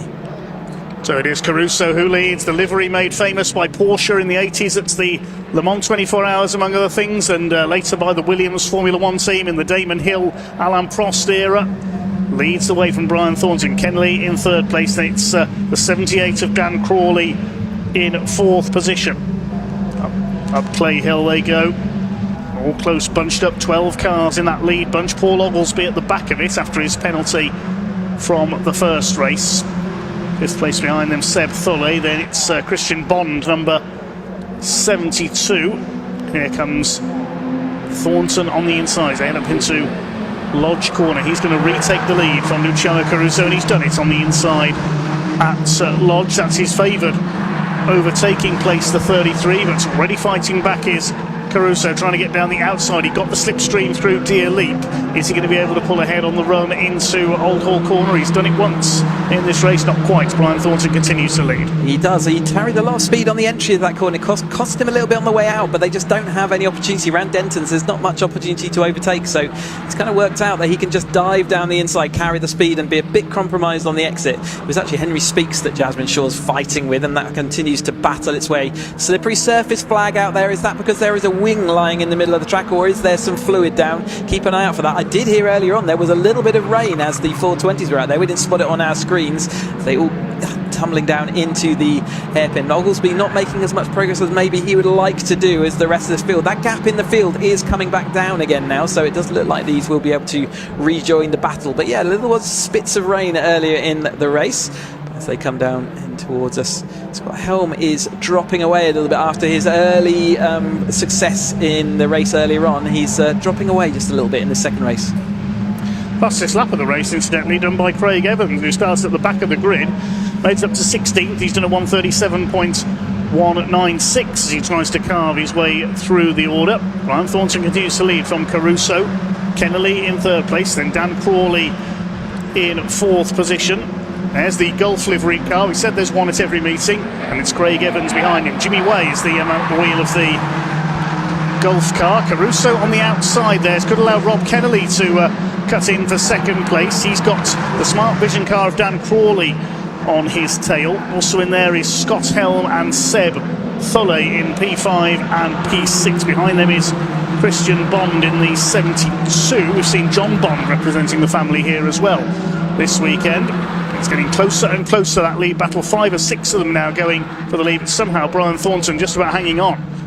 If anything, he's got away just a little bit there coming through Cascades. Where's Paul Oglesby? He's up to 10th from further down the grid this time. The championship leader. He may not be leading the championship at the end of the week, and we'll have to wait for the calculations to be done by the Caterham officials, of course. Crawley at the inside there holds third, and 28 Seb Thulley having a go as well. He's repaired that broken radiator from race 1, and look who's coming up the inside now. Scott Helm in the chrome green sort of car. Kennelly to the inside as well. It's all chop and change for the lower reach to the podium, but still your leader is Brian Thornton. Yeah, Thornton, the gap he's got now is all by want of the first corner. He was just able to take the natural racing line at full speed for the first time in a little while, so he just had a run of speed as he went down through Cascades, and that sort of survived all the way through this lap. It's not going to survive more than a lap, I don't think, because Crusoe's being dragged with them as Seb Thulley goes side by side with Crawley, who is coming through. He said he wanted that win, and he's certainly looking like he's ready to try and compete. He's into that third place now in that fluoro yellow. He has managed to chop across the front of Seb, and is therefore going to be able to take that third place and solidify it over the line. Here's Oglesby at the rear of that pack. He is now firmly attached to that pack, and we'll be looking to see whether he can now move on through. Like you say, not good points for him earlier in that race, might cost him in the championship, but he'll put that down to one of his drops for so far. So Paul Oglesby goes 3 wide there into Old Hall. In the middle, Henry Speaks, Jasmine Shaw in the 21 on the outside, and very nearly Andy Bailey was collected by Henry Speaks there. That was close as they came out of Old Hall. Those two almost collided in the first race, if I remember rightly, as well. Still your leader, Brian Thornton, by a quarter of a second over Luciano Caruso in the 88 car. Third is Dan Crawley in the 78.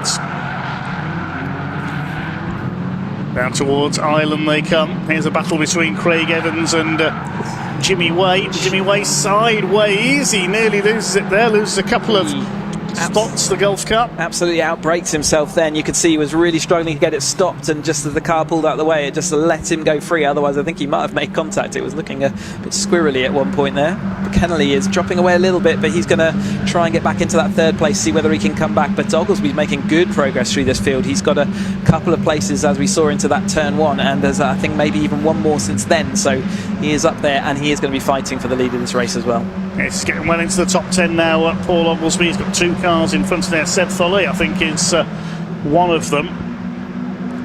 Couldn't identify the other at this moment, but Brian Thornton continues to lead from Luciano Caruso. Side by side for third between Crawley and Kennelly, tailed by the number 42 of Scott Helm. I keep going to say Henry Heaton, because that colour is exactly the same colour. It's a new colour scheme for Scott Helm for this meeting, I think. And it's caught me out a couple of times there. Behind him is Bond and Tholle. They're being threatened by Paul Oglesby, who's now 8th. Steve Lorriman, recovering from his earlier spin, goes past the 47, which is Alistair Kinnear in the lime green car there. He's got Chris Morling on his tail. It's a battle towards the back end of the pack.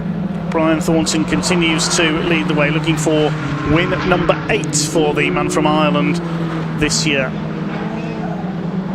Caruso in second place. This is the battle for third, and Caruso staying on the tail of our leader.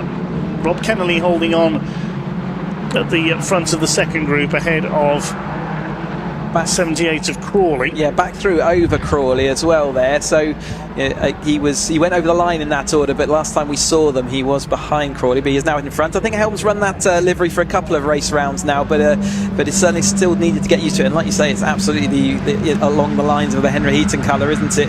Oglesby is still making that progress. Next up, Seb Tholle, who's not having such a good second race. He was fully in that lead battle earlier on, as we watched the other drivers a little bit further back fighting their way through. But Thornton, he was taking himself and Caruso a little bit free of the pack.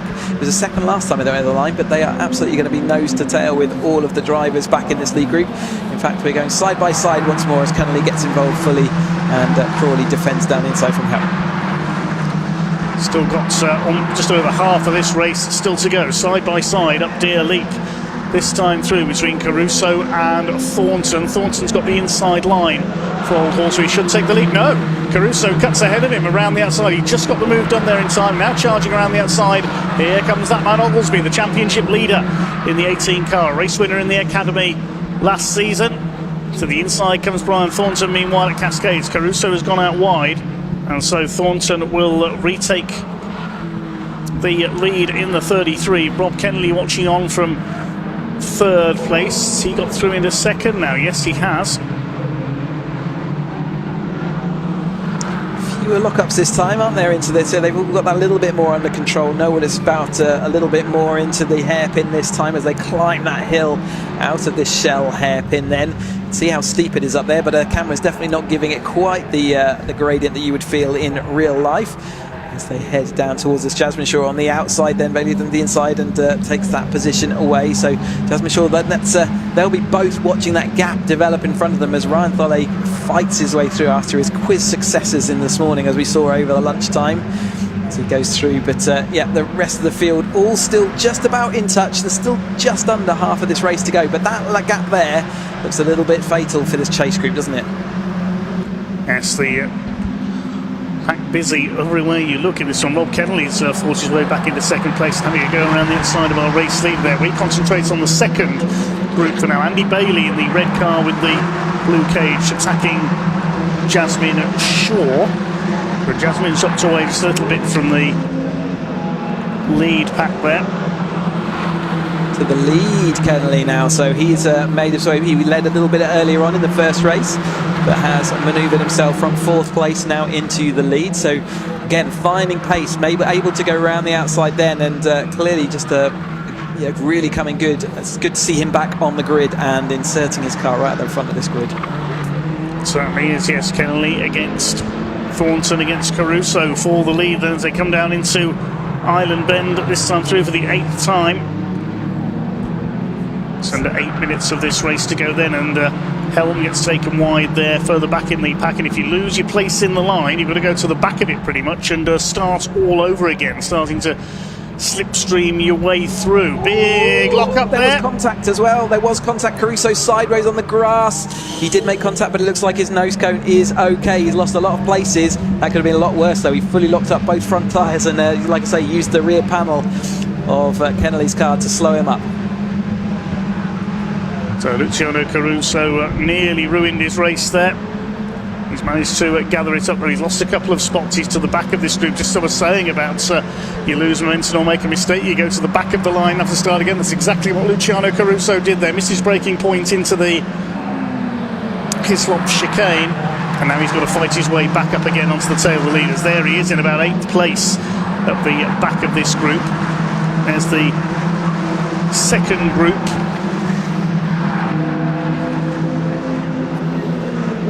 Growing second group as well, isn't it? Still leads. Kennelly's being that insistent driver, though, isn't he, that we saw from Thornton in race 1. He's absolutely putting his car out the front and saying, no, none shall pass. He's defending to the inside on all the right places. We saw Thornton have as good a run as anyone has had round the outside of the hairpin, and it still didn't work for him. So, again, the inside of that hairpin is absolutely crucial for this weekend's racing and being ahead, going up and over the hill. They're coming to that point now. At the inside comes the 14 of Kennelly. Dan Crawley is on their tails as well now from 3rd place. Oglesby is up to 4th. It's all playing into the hands of Paul Oglesby. He's been able to fight his way through the order into the lead battle now. Watch for the green number 18. There he is in 4th place, just ahead of Scott Helm and Christian Bond holding on to the tail of this group as well. Here comes Crawley attacking for 2nd place. He goes through at Knickerbrook past the number 14 Kennelly, Ryan Tholle. Big sideways moment there. He got a wheel onto the grass, nearly cannons into the side of Henry Speaks there, but they managed to hold it together and keep it going side by side for 2nd place. Meanwhile, further up the order at Druids, Thornton on the outside. There is no room through Druids to even take one car through there. Let go side by side. That's cost them an awful lot of speed, but that was very brave by Dan Crawley and Thornton, but they are going to lose out to Scott Helm as a result. And in fact, no, Dan Crawley's still going to insist on the inside line there. They're still going awfully slowly. You can see how much Kennelly has managed to pull away with just that one little sequence there, insistent on going through and past, but Kennelly now is scampering free.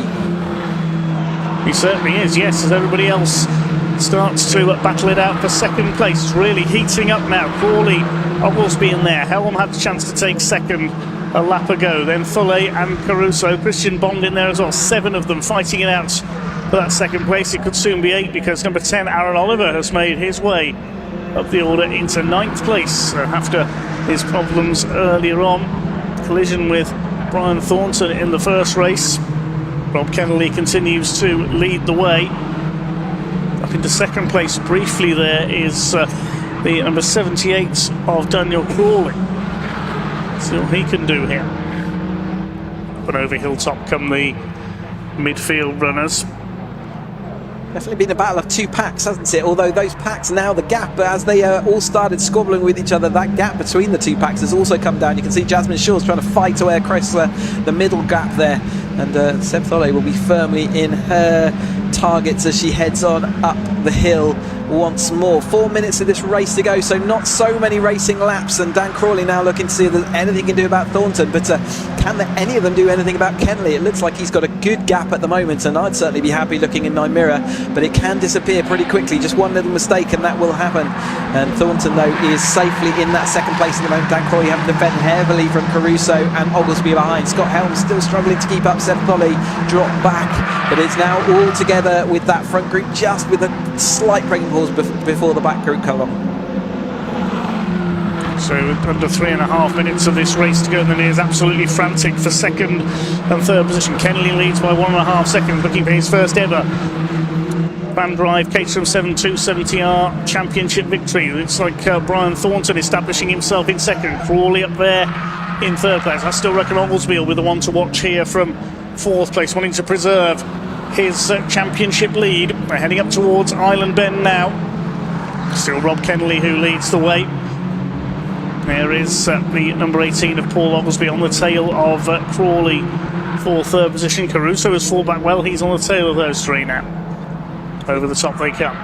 Great sight as they all come single file, and then they'll fan out as they if they decide to take an overtake. Actually, everyone's deciding to stay in line. Wasn't worth it that time through. No one feeling needed to go defensive, but Thornton, he hasn't been challenged for a few corners. They're trying to see whether they can claw themselves back to Kennelly, and I think if they have a couple more corners where they don't fight, then the toe will do that for them. So it looks like Kennelly may not have this all his own way then to the checker flag. In fact, that gap has rapidly disappeared, and there is Crawley into that third place, Oglesby and then Caruso. They're all thinking, I've still got a part to play in this race. 2 minutes on the clock, so I think we're about to start our penultimate lap. It's going to be tight as they go across the line, but I think, yes, we will be starting our penultimate lap this time through.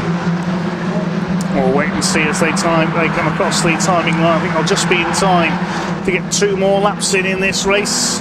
Rob Kennelly continues to set the pace ahead of Brian Thornton. Crawley in third, Oglesby all over his tail. Then Caruso is back up to fifth. What a great recovery after his incident earlier on. Scott Elm in there in sixth position. He speaks, bounces off Sebastian Tholle in there. Yeah, is that Seb Tholle having dropped back a little bit then? We missed, I don't know, he's still, yeah, so it's just not making that progress forward, is he? So 8th place is not where he wants to be right now, not where we expect to see him after what has been a great run of results. As we go side by side, Bailey Jasmine short into the hairpin, and Speaks seeing whether he can dive down the inside as well, and he does put his car on the inside there, so we've seen that that's likely to be a position made up with Ryan Tholle just behind them as well, heading up and over that steep hill. And we watch the leaders then. Kennelly's lead has now completely evaporated. It is back to nose to tail as you were. Thornton now will be looking to see whether he can do anything about that.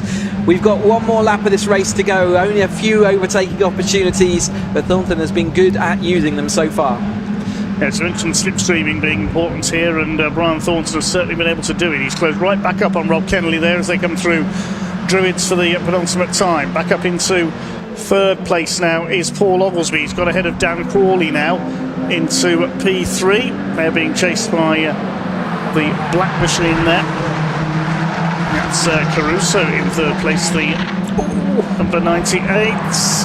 Side by side absolute there as they come through to start their final lap this time. You can hear the metalwork of those, get the studs and the rims, they're absolutely making contact. Obviously seeing whether we can do anything about it, but Thornton has swooped around the outside was the word I was looking for. He did it nearly through turn 1 but completed it in there, but down through Denton's that little kink.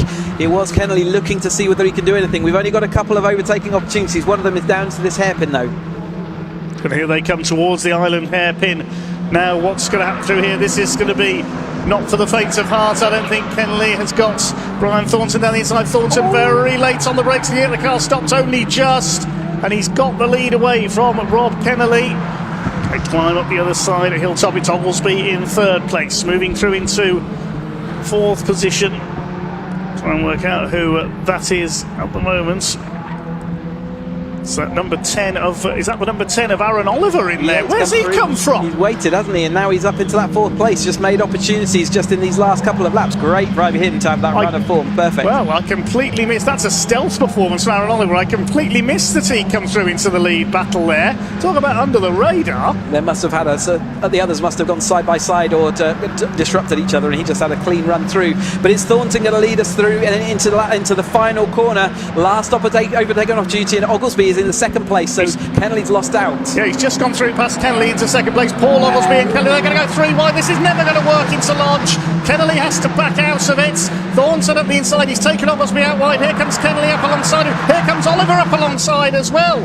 They're coming up towards the flag this time. Is Brian Thornton going to hang on? Only just. And Aaron Oliver gets third place behind Rob Kennelly. Aaron Oliver, it nearly worked. He nearly stole that on the last corner. What a run. Taking that third place, he's going to be absolutely delighted. We watched everyone else coming across the line side by side as well. All those the fantastic second race from this 270s. But Thornton did take it. Well done. There's Lorryman, just wasn't able to make his way back through after that initial contact and the spin from earlier on with Ryan. But Thornton takes that win then over Kennelly in second place. Aaron Oliver nearly sprung the surprise, only 0.06 of a second behind Kennelly as well for that third place. Great stuff from the 270s then. So the win goes provisionally to Brian Thornton by 0.2 of a second over Rob Kennelly in second place, with Aaron Oliver coming through the field into third and Paul Oglesby in fourth. Talk about burning through the field, those two, third and fourth places, and a good recovery for Luciano Caruso as well. He takes fifth position, half a second, covers the top five at the line. Incredible. Dan Crawley takes sixth, having run third for much of the way. Then Scott Helm in seventh, Thulle eighth, Christian Bond in ninth, Jasmine Shaw in 10th. Behind them were Andrew Bailey, Craig Evans from the back of the grid, Henry Speaks was 13th, Ryan Thulle and Andrew Davison completing the top 15. All cars made it home except for Andrew Mackay, who pulled into the pits a couple of laps after spinning on the first corner, so he picked up some damage there. What an unpredictable race that was for the Fandrive Caterham 7 270R Championship. Brian Thornton takes the win, but that's only a small part of the story. I don't know how Aaron Oliver made it through there into the lead battle. It's quite appropriate he's in an all-black car, because that was like a stealth bomber coming through the field there under the radar. That was brilliant. I can't believe that he didn't make a use of someone else tripping up each other and just sort of found that one. He's also got the fastest lap, worth an extra point, so an extra overtake if you like, so the equivalent of second place in the standings. So yeah, brilliant stuff from them. We have the 310R Championship up next.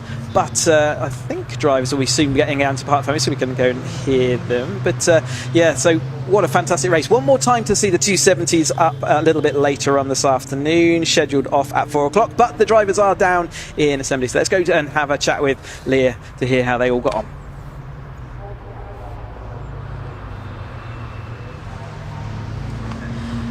Wow, what an amazing race that was for the race 2 for the 270R class here at Oulton Park. Ultimately, Brian Thornton taking yet another race win in this class. He's just taken off his helmet now, getting a little drink of water, which he deserves to do. That last lap overtake, even with that lockup, still getting the win done around these tight and twisty corners at Oulton Park. Brian, did you enjoy that one a little bit more than race 1? Oh, I got a little bit of breathing space for about 3 laps, and then it disappeared. It was great racing. Yeah, great racing, great crack, clean and fair.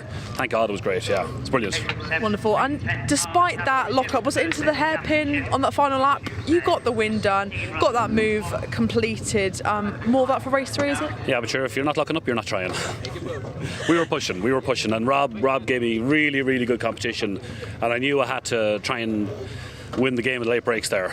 Yeah, so yeah, delighted, couldn't be happier. Hi to Jane, Sean, Joshua and Lucy at home. Love you all, miss you.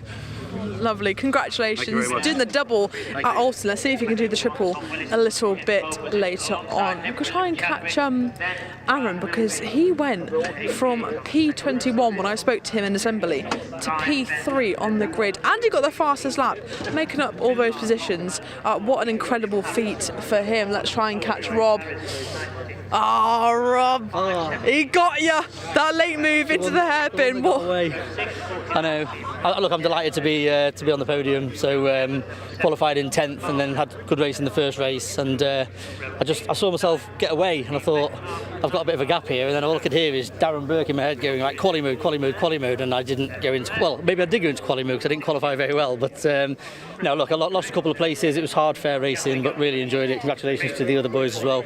Did really well. So yeah, really enjoyed it. So 2 podiums out of 2 races, I'll take that. Happy days. I'm about to say, you can't, well, apart from a win, you can't ask for much better. Will it be gunning for that top step of the podium for the final race this afternoon? I've got to say yes to that, haven't I? I can't say, I'll settle for second, so hopefully we'll be stood over there talking next time round. But no, I'm just happy to be here, delighted to be able to do this, and yeah, really, really good, hard, fair racing, so I've really enjoyed myself. Awesome, congratulations, Rob. Lovely racing from you today.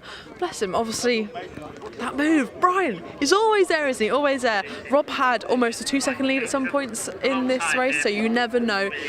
Anyone can win from anywhere. Right, it is time for the 310Rs to get back out on track, and I caught up with them a little bit earlier on in the assembly area.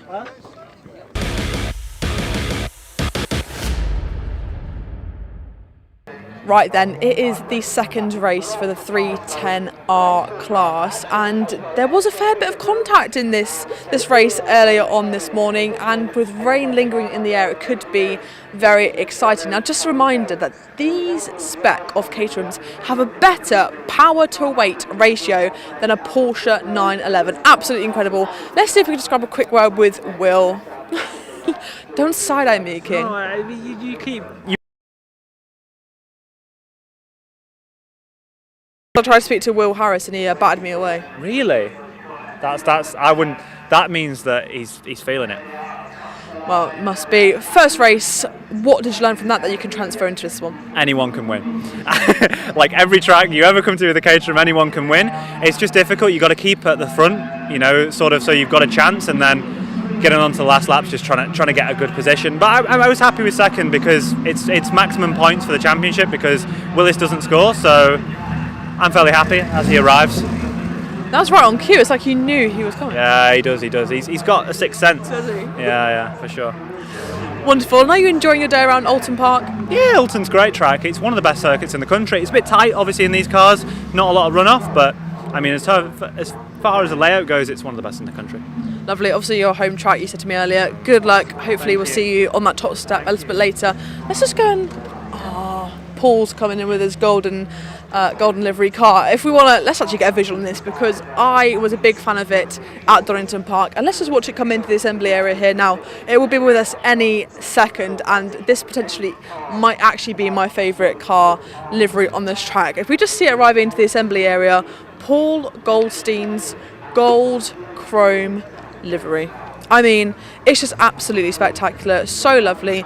He's a little bit further down than we perhaps would have expected, but obviously any result is a great result here, and as Will said, anyone can win. So it is all to play for here in the 310R Championship.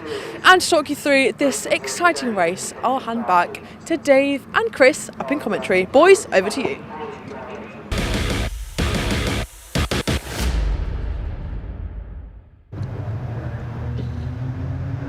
Thanks, Leah. Yes, the safety car leading the pack around for our second Vertex Caterham 7 310R Championship race of the day. They have 3 races today. This grid based on the results of race 1, where Will Chadwick, as we heard, was the top scorer, although Tom Willis won because Tom Willis isn't registered for points in the championship.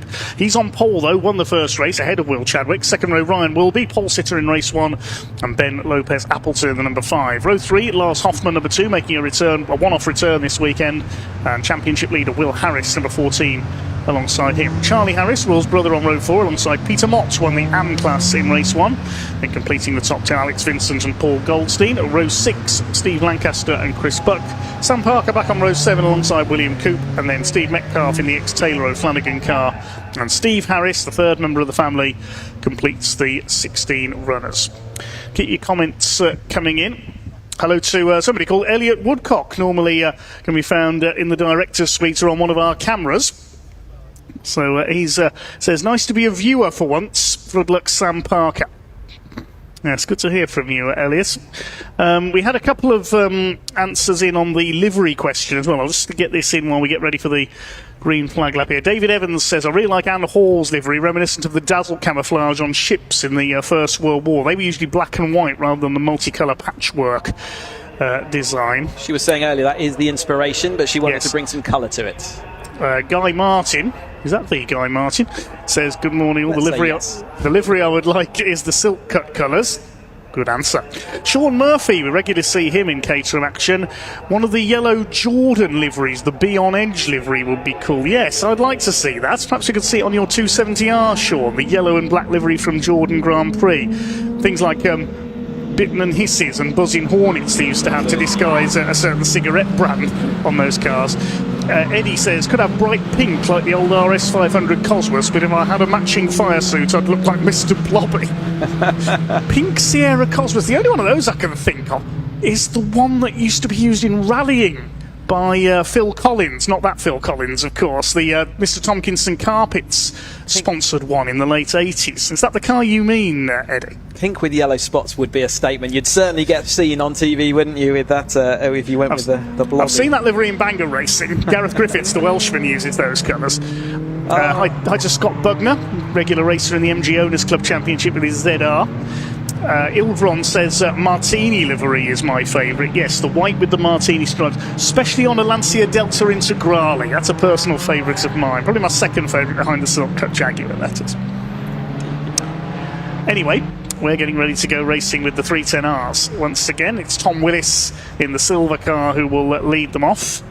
Can anyone stop the 81? He won't be scoring points. We saw him get a couple of wins at Brands Hatch on the Indy circuit earlier this year when this series supported the British touring cars. It was Will Chadwick who was the top scorer in all 3 races on that occasion. Yeah, you have to declare at the beginning of the season if you're going to compete the whole championship and therefore be included for points. Otherwise, you can join as a guest. And guest drivers can take away trophies, but they don't impact them. They're invisible as far as points go. So drivers are aware of that when they're out on track, who are the guests and who aren't. So they can take that into their calculations. Obviously, as far as the points go, even if Tom takes the win, whoever finishes in second, it will be the equivalent of a victory and will go down as such in those results. But Tom Willis has been so strong in the races he joins us, always a brilliant addition to this 310R grid. But we had another situation this morning where there was really close racing between all the drivers. It's good to see Lars. There's Lars just going through our screen there. Back with us again and again.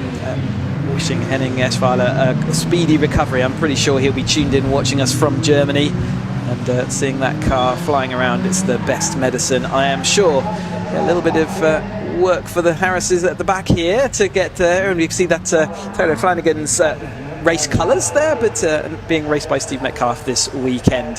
Sam Parker as well, taking that 4th place in the Amateur Championship, but we'll be looking to see whether she can take that step further to get an AM trophy in the cabinet after this race weekend, as the final drivers then pull up in the second of 3 races for the 310Rs. 20 minutes of action just about to start. So Tom Willis on pole in the silver car with the black nose, Will Chadwick in the white car alongside him. Ryan Wilby is black with the red trim and red wheels. Ben Lopez Appleton the grey car alongside him. The red lights are on, they go out now and away we go. Great start by our pole sitter Tom Willis. Decent start by Ben Lopez Appleton up the outside there as well. Chadwick switches back to the inside. He's going to take the lead on the inside. Great first corner by Will Chadwick. He has got the lead just about there. Ben Lopez Appleton trying to get up into second place. They head down the avenue for the first time towards Cascades. Now who has come out with the lead? Looks like it's Ben Lopez Appleton, I think, the number 5, the grey car, that has got the lead with the green roll cage. They come up the rise at Lakeside, and yes, the number 5 has got the lead. Second place, Will Chadwick in the number 8 car, and Ryan will be up to 3rd. Where's our pole sitter? Tom Willis has been shuffled back to about 5th. I think he's behind Lars Hoffman there as they come into Hilltop, so not a good start by the poleman. No, he was. He got an initial really good off the line, as you said, but I think he had a difficult 2nd to 3rd gear change, and everyone swallowed him through the turn 1, and now that's seen him drift all the way back down to 5th place in the field. And you've seen how competitive these 310Rs, there's not much between them. What we haven't got in numbers this weekend, we've certainly got in quality as we watch the rest of the field flowing on through. Remember, we've got the AM battle to keep an eye out for. When the tower comes up on our screen, we'll be able to see the pink flashes of those numbers for the AM drivers. The Pro-Am out in front at the moment, and Chadwick going to take it around the outside of Druids. Brave manoeuvre, a bit of momentum, and takes over the top and then into the lead. Ben Lopez Appleton therefore sitting into that 2nd place just for now. Lars Hoffman looking to see what he can do. He's happy to be back out there in that car this weekend. Brian Wilby, though, has been firmly partners, took our pole position earlier on, and is going to see whether he can do anything about converting that into a win this time out. Well, rare move there around the outside at Druids. A brave move by Will Chadwick to take the lead. 3 wide for 2nd place. Here comes Hoffman round the outside of everybody into the first corner and Hall. He just about got the car round on the black stuff there. Somebody's been sent onto the grass. I think that was Ben Lopez Appleton. Yep. He never seems to have the luck, does he, the number 5? And he's been shuffled back down the order as a result. I thought he was going to go spinning off, but he's been able to continue. He's out of the equation for the lead. Now it's Chadwick who leads the way. Ryan will be into 2nd place, so Lopez Appleton may have had contact with big send up the inside by Paul Goldstein. Where's he come from up into 2nd? I was about to say I think Hoffman may have had contact with Lopez Appleton because he was 2nd but then dropped back, and that's how Goldstein's been able to get through into 2nd. He only just got the car stopped there in time for Island Bend. He was 2nd, but he's dropped back behind Ryan Wilby. There's more lockups there. Who's that going sideways? That's Hoffman. He's throwing that car around like a drift car in this race. There are some drift cars performing on the infield here at Oulton Park today, so maybe he's been watching them as they climb up towards Clay Hill. Let's have a look at that again. Wilby did so well to see him coming. He did not turn into that corner. If he had, that would have been an accident for both of them. I think Goldstein owes him a present because it also cost him time. But Goldstein did get it stopped. He did make the apex, and therefore no harm, no foul as it goes. But Ryan Wilby will be having a little bit of a think about that. But as he takes the lead, I think that's the best way of overcoming those kind of adversities is by taking that lead. But Goldstein will be ready to enter maybe a little bit earlier on the brakes this time into that hairpin. So Ryan Wilby leads. What's going to happen into Old Hall? Trying to go around the outside is Will Chadwick. Goldstein is tucked in there in third place. There's Ben Lopez Appleton fighting back. He's on the tail of Charles Harris. The Harris brothers have had a slightly quiet day so far. They're in 6th and 7th places at the moment behind Lars Hoffman. Down towards Cascades, then left onto Lakeside towards Island Bend once again. Will Chadwick on the outside of Ryan Wilby, looking for his first win of the season in the 88. Goldstein is there in third, gets his braking point right this time. Hoffman side by side. Will is somebody who didn't get his braking point right there, the number 17 of Alex Vincent. Oh, Hoffman as well. So something's gone on with that car. Maybe he bumped the nose cone, something along that. Oh, they can see the front left looks like it's broken suspension. Yeah, so maybe a contact. Maybe those two things were linked. As Ben Lopez Appleton has got a smoking rear mudguard as his tucked underneath the tyre. Oftentimes that will ping out, but at the moment it's generating quite a lot of friction and smoke, isn't it? Yes, that might blow the tyre if it keeps rubbing on there long enough. Unfortunately for Ben Lopez Appleton, I reckon Lars Hoffman may have hit the back of him there going out of Island Bend. Will Chadwick takes the lead meanwhile from Ryan Wilby. Paul Goldstein sitting on their tails. He's going to try and get the inside into Lodge Corner. He might get both of them here with a bit of luck. Not quite. Wilby goes through, so does Goldstein. Down to third goes Will Chadwick, who led very briefly. There's that smoke trailing from the back of Ben Lopez Appleton. Across the stripe they come. Wilby, Goldstein, Chadwick in third place. Now here comes Will Harris. Will must have heard me saying he'd had a quiet day so far. He's ready to attack for the lead. Now Lopez Appleton side by side with Peter Mott, who once again leads the AM category, just ahead of Lancaster in the... and Tom Willis is out. The 81 has pulled up, so was it him who had contact with Lars Hoffman, Maybe they all had contact in that bit where we said Ben Lopez out wide. Maybe that was all a wider incident than we first gave it credit for. See the AM Class Championship also having their good battle, but Mott, Lancaster and Buck last time over the line, but I think they're now firmly back. Double waved yellows down here into the hairpin, so no overtaking, stop, be prepared to stop. There's the Willis car on the outside, clearly couldn't join, and there is the Hoffman car as well. So we've lost two of our big protagonists in this race. They're going to have to come all the way through the field in race 3, which is quite an exciting proposition. Not for them, I'm sure, but there's Lancaster as well in the second place, and in fact Mott is 2 cars ahead of him. Ben Lopez Appleton with his rubbing wheel arch is just there in the middle of the sandwiching the AM Championship.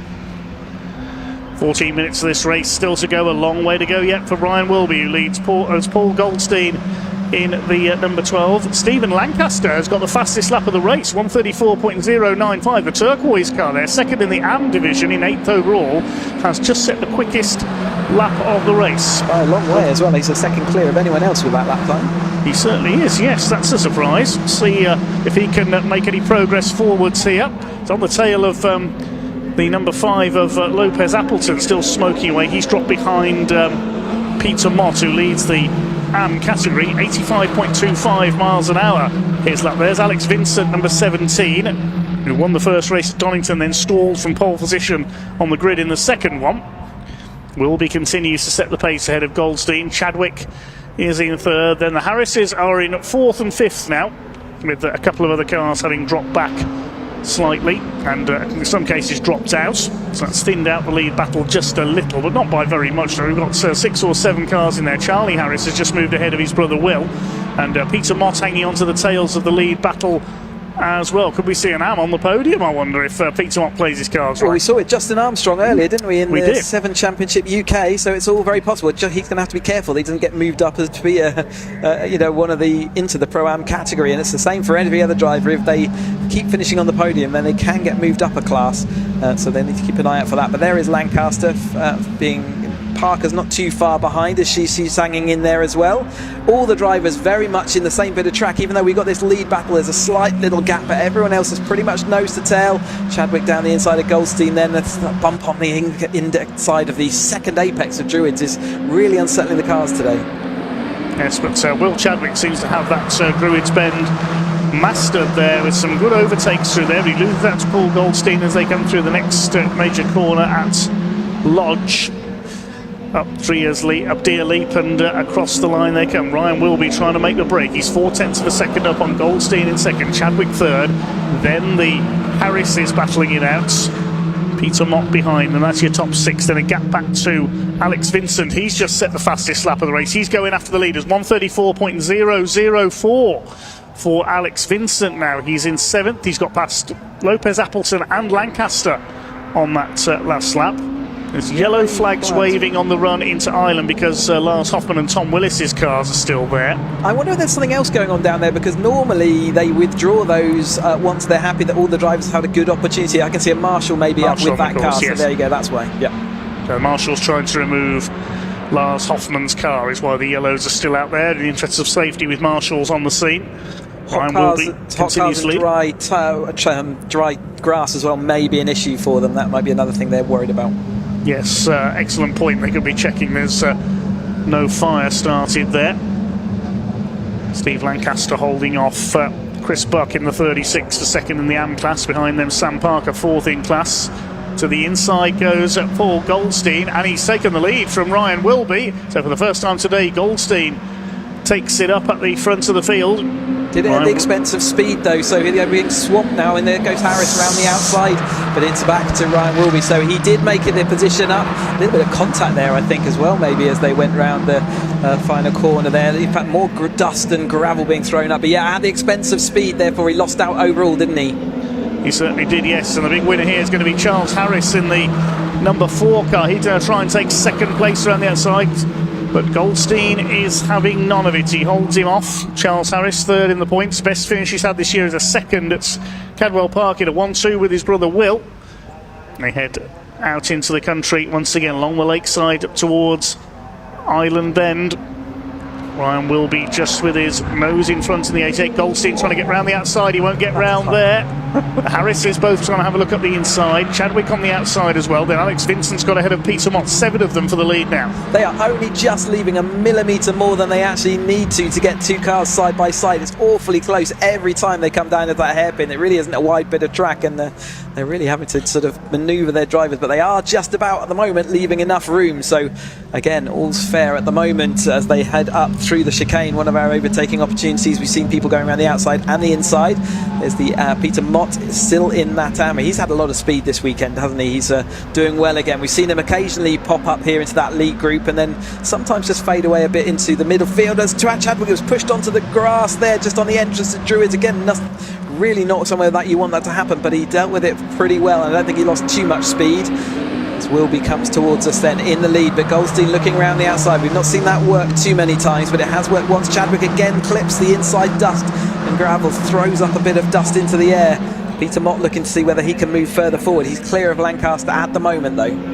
As Peter Mott went very tight there to the inside through Deer Leap, it didn't work too well for him. That was close there. I think Goldstein may have got a little tap there from Chadwick as they went into the right-hander at Old Hall. That's allowed Ryan Wilby to escape just a little bit at the front of the field now as everybody else nearly checked up behind.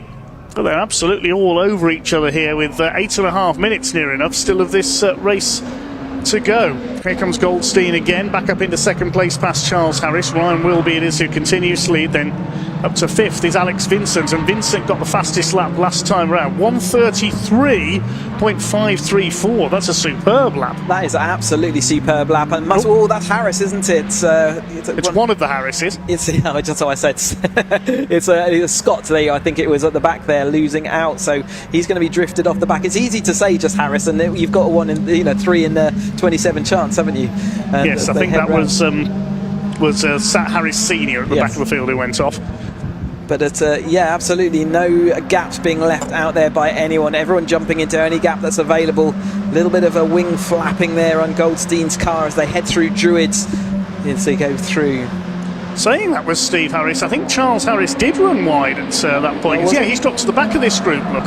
So he did make a mistake there at island bend, I think. A couple of drivers then late that time. Remember, we saw earlier on a little bit of fluid and coolant down there did cost some people some time into the chicane and maybe into the hairpin this time. There's a little bit of something on the tarmac causing a bit of a disruption as we watch this 310R field then coming through. 7 minutes of this race to go. The second of 3 20-minute races for them this weekend. There's Ben Lopez Appleton, delayed earlier on, but the wing has now fallen off. That was fouling his rear tyre, so he's back up to speed at least once again.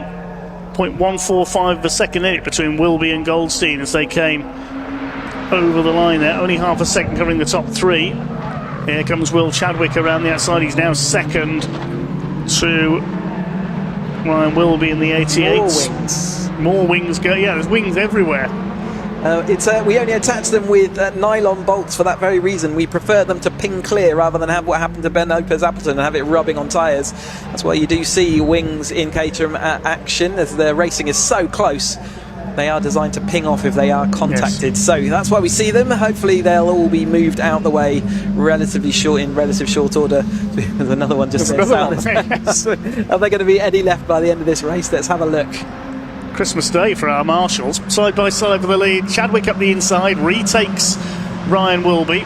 They're following that practice again. You don't want to be leading the race into the last corner. Here comes Will Harris now up the inside, and the 14, you've got to time your finishing move for the win exactly right in a race like this. Wilby retakes the lead up the inside into Lodge Corner. Alex Vincent could be the one to watch, the man with the fastest lap of the race. 5-second penalty for number 5. That's Ben Lopez Appleton. More misfortune for number 5. He gets a penalty for exceeding track limits. Chadwick back up the inside into Old Hall, retakes the lead of the race. Goldstein in third, side by side for 14, Will Harris and Alex Vincent. Then Charles Harris and Peter Mott round out this 7-car lead struggle at the moment. This is absolutely frantic stuff, although is Alex Vincent slowing down there? I saw a car slowing at the back of that group. Is Alex Vincent in problems? Never mind that, because the lead battle is heading down into Island Bend. Through into second goes Will Chadwick, and yes, Alex Vincent's dropped off this group now, so he's got a problem, I think. Yeah, you're right. I can't see him in that group. So yeah, as the wings are there, still being there. The stewards today being very generous with the drivers and letting them continue their racing. They all have pretty much done what they need to do to allow that to happen. They need to show good behaviour and awareness. But yeah, that is Vincent, isn't it? Pulled off in the background, and that's at the exit of Cascades. That's an awkward place for a car to be sat. I wonder whether that will be our first safety car, because it's not in a good place. We'll wait to see what the officials decide here. 4.5 minutes of this race still to go. Chadwick leads from Ryan Wilby at the moment. It'll all change again on the next corner, I'm sure, because that's Caterham racing. Paul Goldstein trying to hold off Will Harris for third place, then Charles Harris and Peter Mott 5th and 6th. Ryan Wilby back up the inside, retakes the lead once again through Lodge Corner. He loves that section of the circuit. The Mouse fighting for side by side there as they come over the line. 3 wide. Charles Harris up the inside, Will Harris on the outside, Goldstein in the middle. Very, very close there as they come towards the yellow flag zone at Cascades for Alex Vincent's car. So they will be again looking for behaviour from the drivers, and they all do slot into line well and in good time. So again, well done to the drivers, and thank you to the marshals out there and the stewards for allowing their race to go. You can see the green flag. As soon as you go past that green flag, you are able then to overtake once more, and Chadwick did absolutely that. He had a good run down the straight, and because they've gone past that green flag, racing can resume. Wherever you see those flags, it's as if their perpendicular line across the track is the actual line, for anyone looking for the technicals of that. And that's sort of absolutely perpendicular to the track is where those lines count.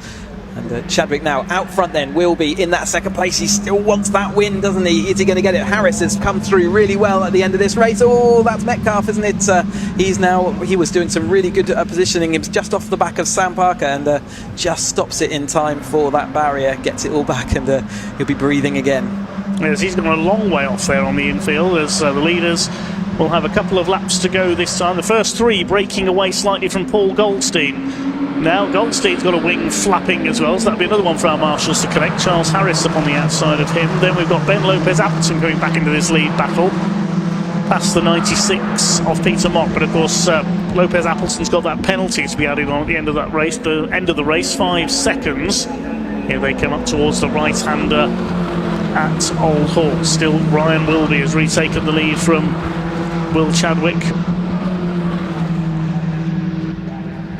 Down towards Cascades once again, just over 2 minutes to go. Ryan Wilby attacking back again, trying to retake that lead position. Guessing that yellow flag's been withdrawn. I can't see it. So yep. So they've left again. Vincent is there, and they were trusting them to go racing, and they are doing that. Chadwick down the inside. We've seen that work. Ryan will be trying to get his car to the inside, just absolutely not able to do it. Will Harris has really structured this well, hasn't he, into that third place and looking threatening. With 1 minute 46 left on the clock, they'll be on their penultimate lap this time through, ready to start their final lap. And there's just a less and less track available to them as cars and wings get strewn everywhere around here.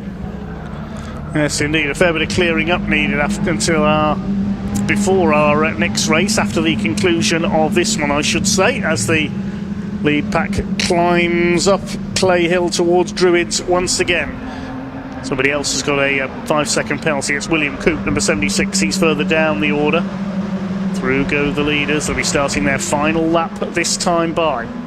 Chadwick it is who currently leads, but Ryan Wilby will surely go for the inside here. He may not have the chance now, because Will Harris is there on the inside third place. Charles Harris is in fourth in the number 4 car, and then Goldstein is down to fifth. I wonder if Goldstein's got a problem. He seems to be losing pace. Definitely lost a bit of pace, and sort of coincided with the wings starting to flap around, but he definitely lost out a little bit. Maybe just got manoeuvred out of the line. It's just taken a little time to get back, but he's only got one more lap of this Oulton Park Island circuit to go, so he's unlikely to be able to make up 4 places. I don't think we've seen that happen yet. Maybe the closest was Aaron Oliver in that last race, but Chadwick is still managing to just about keep ahead of Ryan Wilby, who's got a couple more opportunities to overtake. Is there anything he can do in this final corner? No, Chadwick's down the inside. Ryan Wilby's going to have to go to the outside, but that leaves him exposed to the fight from the Harrises behind. They're happy at the moment to sit in third and fourth.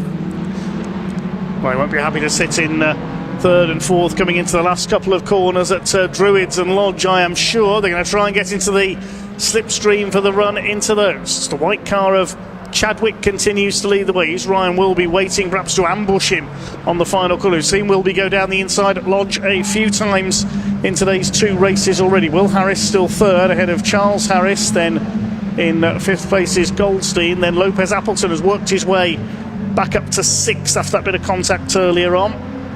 The AM class looks like it's going to go to Peter Mott for a second time at the inside. Ryan Wilby, he's not waiting for Lodge. He goes through at Druids. That was a brave move. Now he's leaving himself open to an attack from Chadwick, who's going to try and get up the inside. Is Wilby going to dodge back across? No, Will Harris is there, gets on the brakes nearly into the back of Chadwick. I don't think he's going to get the chance to get up the inside here on the run out of Dearly, but it's going to be Will Chadwick in number 8, takes the win in our second 3-hour race of the day, punches the air as he crosses the line. Ryan Wilby second, 1/10 of a second in it, and Will Harris in third. Well, Ryan Wilby will be gutted there. He was all set to launch it down the inside into Lodge, but Will Harris was already there on the inside line. He didn't get the chance.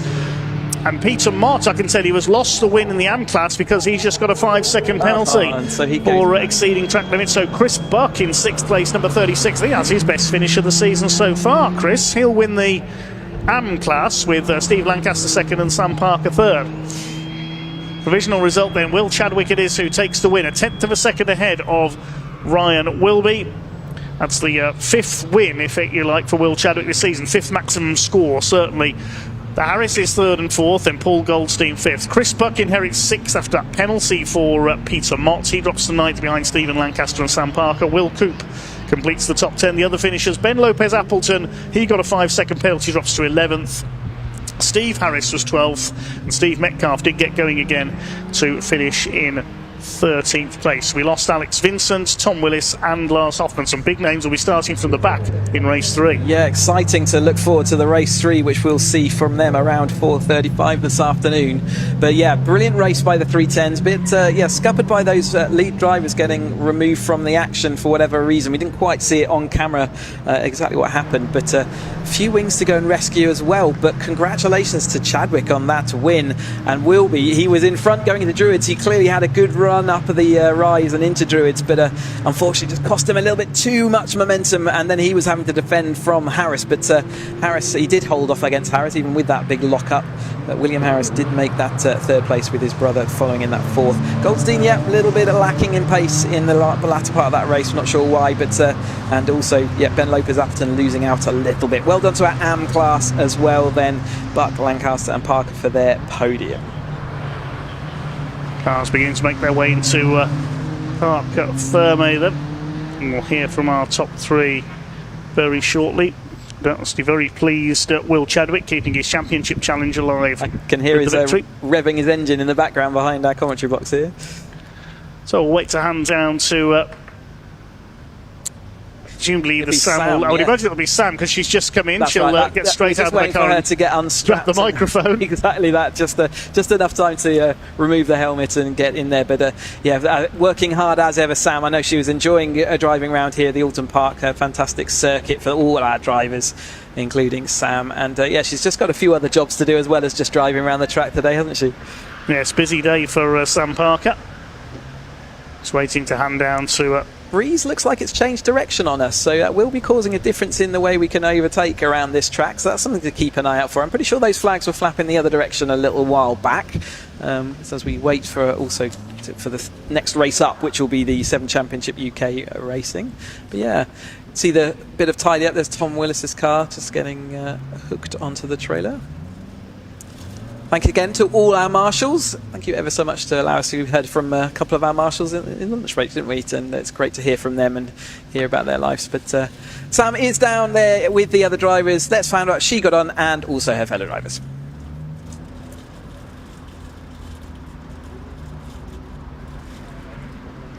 Well, it's getting hotter out there, hotter and hotter, even though we did have a few drops of rain just before we went out, but obviously that hasn't come to anything. So anyway, Will Chadwick has done it. He's got the win. You said you would. Excellent. Well done. Thank you very much. Really appreciate it. Yeah, I'd like to just briefly dedicate this to Crystal, and one of my friends who's had appendicitis recently, and I know it's been tough for him missing a weekend, so big shout out to him, and I hope he's doing well. Oh, I'm sure hopefully you can make it to one of your races then soon. Yeah, well, I think he was at Brands Hatch, but I think he's pretty busy. So, but I'm just dedicated to that. So yeah, good race. Really enjoyed it, and amazing to win here on my local circuit. Excellent, well done. Have you driven this configuration before?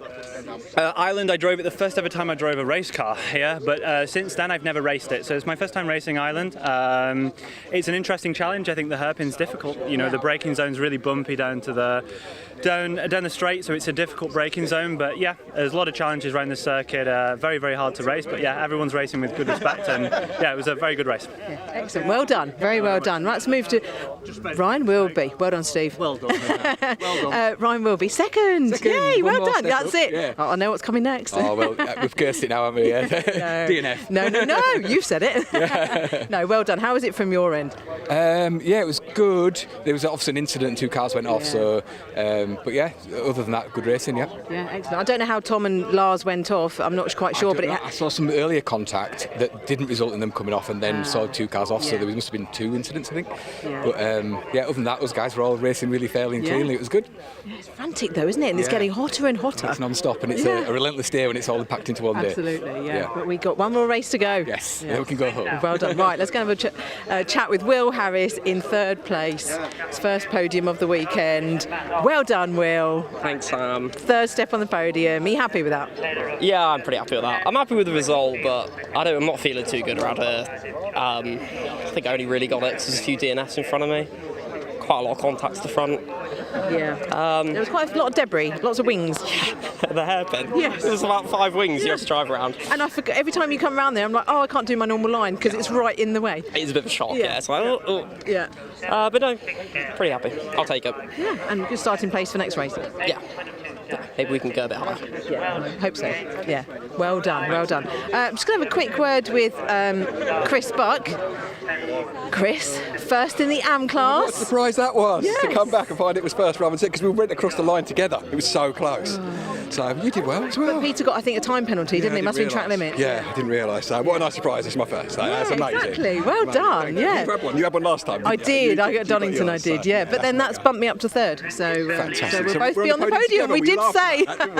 We're on the podium together, so we'll take that. Yeah, excellent. No, it was hard though, wasn't it? I found like it was getting less grippy out there as well. Definitely. As the temperature came up, you could feel the tyres moving around a bit more, and you just had to dial it back a bit. If you overdrove it, then you got the results. You pay the penalty, don't you? Then exactly. Yeah. No, good race. Well done. Well done. Yeah, I know exactly. Oh, thank you. Well done you. I'm just have a quick word with Steve. Actually, Steve. Hello. As we've got a bit of time before the car, second place. Yeah. Are you happy with that? But Steve was I can't frantic. be unhappy with it. I've never had a P1. And never, how can I be unhappy? I'm really happy, but one day maybe. You know what though? Your pace here is brilliant. Like, look at where you were in qualifying. You had the ringside seat, Sam. Too many mistakes in that last. How many times did I mess up the hairpin? And that's just impatience on the throttle. Yeah. And I'm going to get in trouble when I get back to the garage, as you might imagine. Yes, yes, I can imagine. Yes, but well happy. It's hard at that hairpin because it feels so slow and. It feels unfeasibly slow, so inevitably you end up, well, for me, I just keep picking up the throttle too soon, and it's a real schoolboy error, and I keep doing it, and there's no excuse, so I've only got myself to blame. Well, anyway, we've got one more. That's it, one more. Let's see if you can go for the top You're always there, like a shark in my rearview mirror, closing in, so looking forward to race 3. Yeah. I know, because when you made that little error at the hairpin, or one of the times, and then I saw you put your hand up, so thank you. I'd seen what you were doing, and I thought, oh, he's overshot, but I never like to mess anyone up. No, you didn't mess me up. No, it's fine. Yeah. Anyway, well raced. Thank you, and well done to you. Well done to you. And I think we've got right. We're going to head to the next race now. So there's me thinking we've got all the time in the world because the cars will be coming along here, but we're going to head over to the commentary. So we've got a pre-recorded interview from a little bit earlier. So I'll hand over to commentary.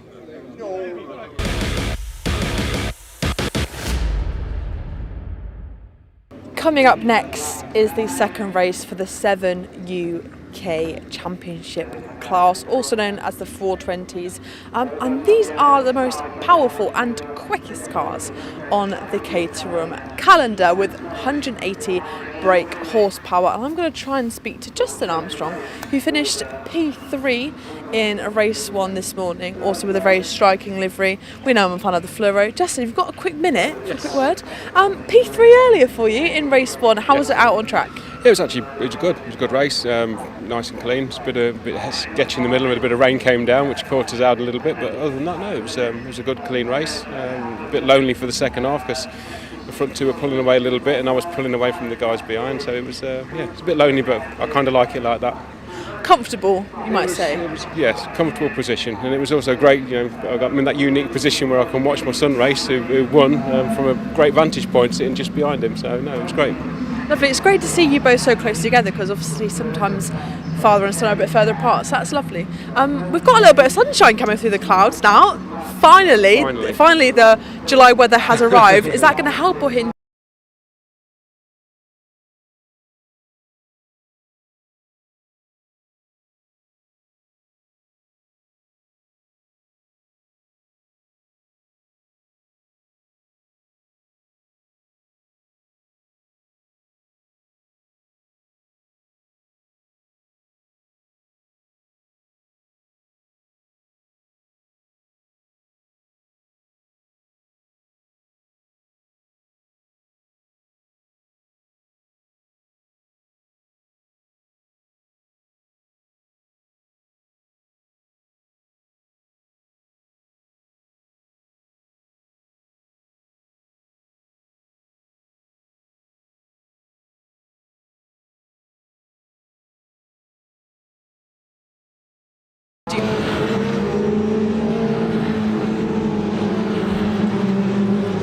Okay, apologies for a few problems with our preview of this race there down in the assembly area. We'll try and rectify that when we can, but the cars are on their green flag lap ahead of our next race, the second race of the day for the Motul Caterham 7 UK Championship, sponsored as always by Motul Motor Oils.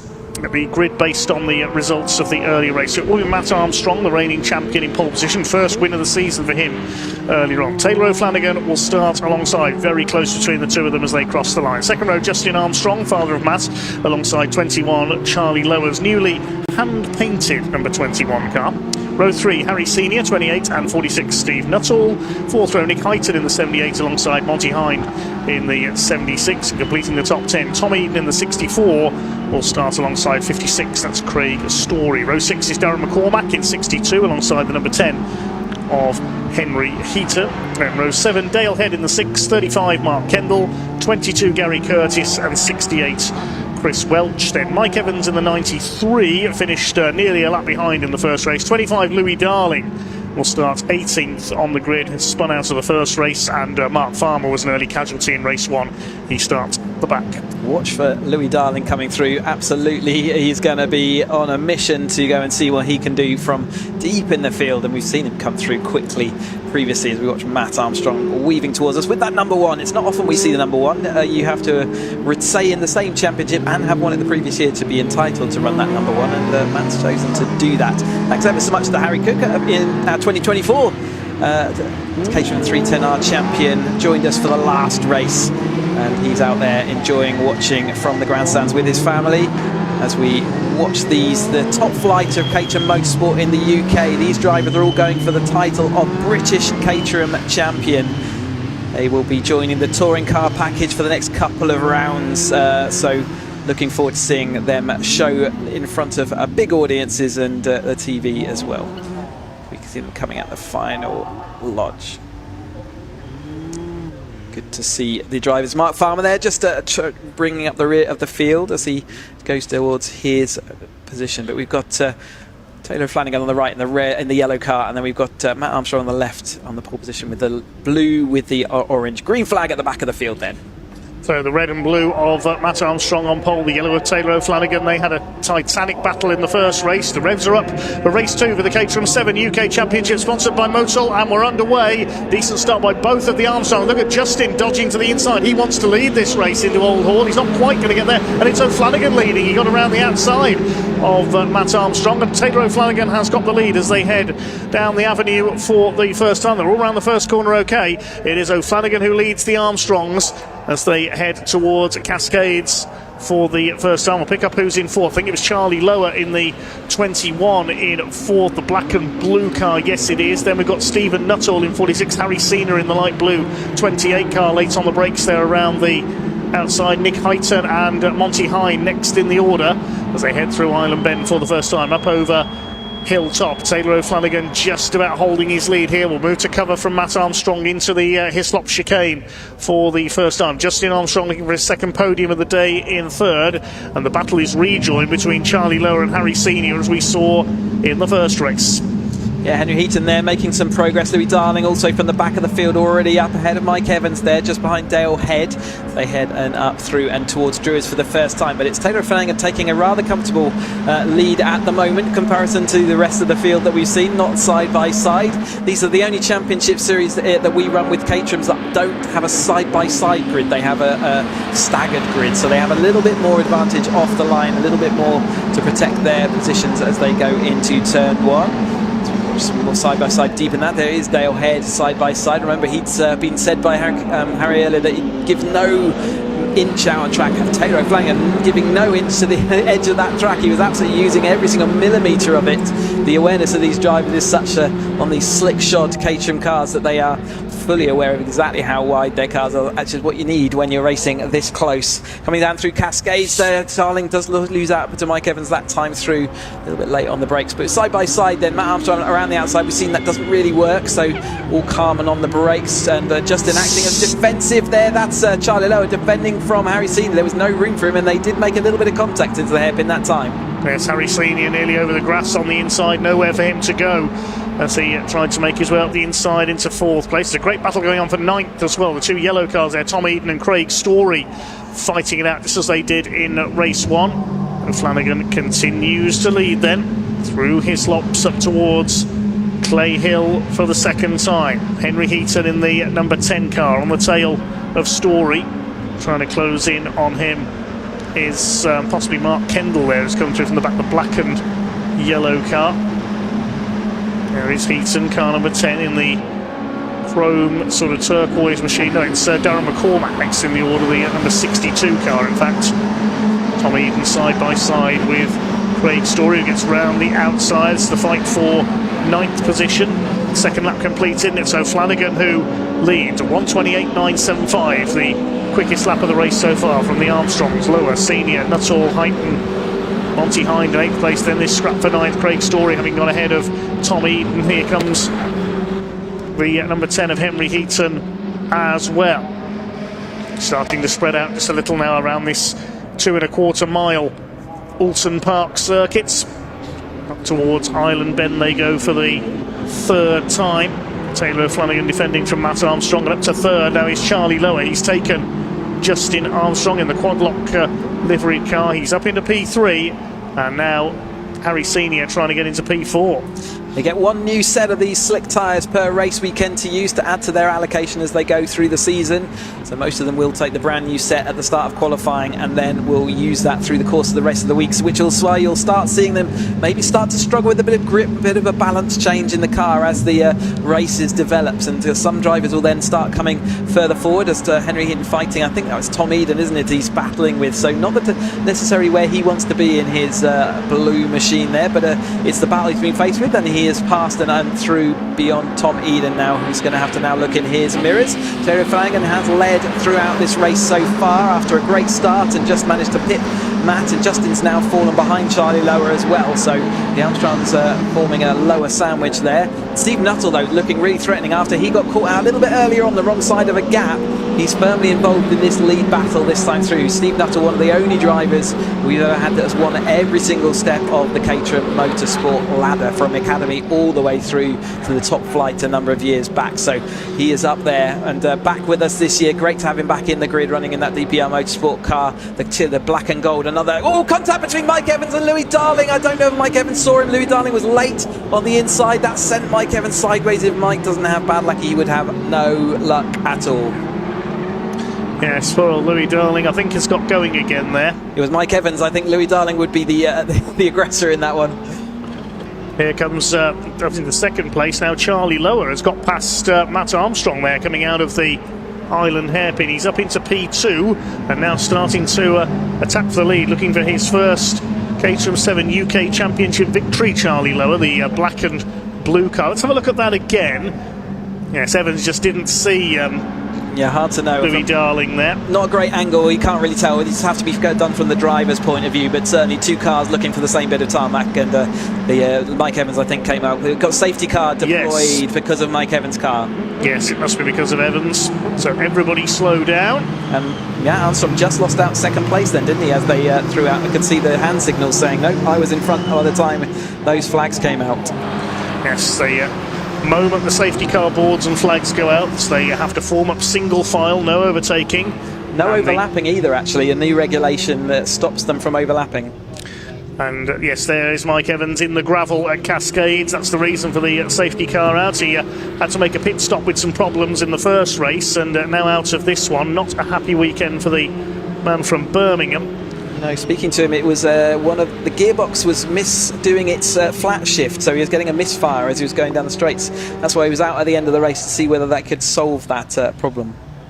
So the Hyundai safety car, the electric safety car, a new feature of MSV circuits this year. Motorsport Vision, who own Oulton Park, driven by Gareth Newton. Used to race saloon cars for a number of years. I first saw him in action about 2011 in a saloon car race in a Mitsubishi Colt Mirage at Anglesey. That's where I first encountered him, but he's now the regular safety car driver here at your geek knowledge is just, it's superlative.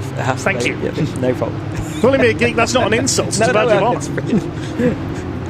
There we go, watching them then. And so Taylor Flanagan. I remember it yesterday because I was reporting for Autosport magazine on that occasion. There you go, see.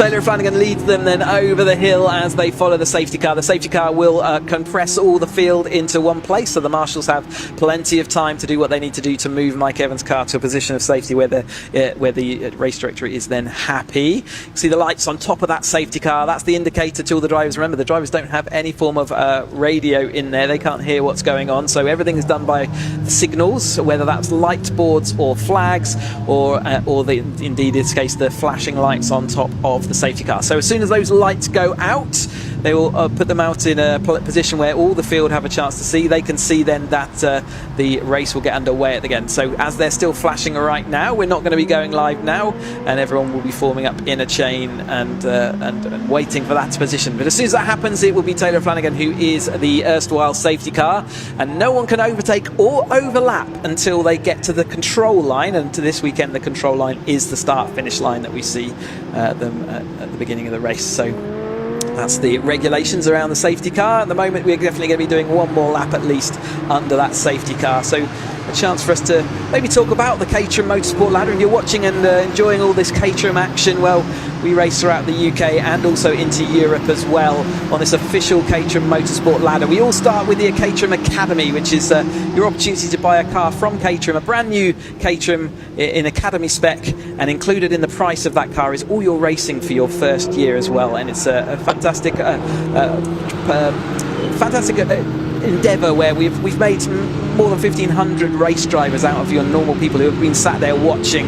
And then at the end of each year, you can use your car and upgrade it to the next specification. We've seen all the upgraded cars today. So starting with Road Sports, you strap on some new tyres and give it a rear anti-roll bar, and we call it a Road Sport, and you go racing for your second season. Third season, we get the 270s. We saw them earlier on having some fantastic racing, bit of wide scratch suspension, more power. And then we go into the 310R Championships. Again, we've been watching them this weekend, and they have even more power again and a limited slip differential.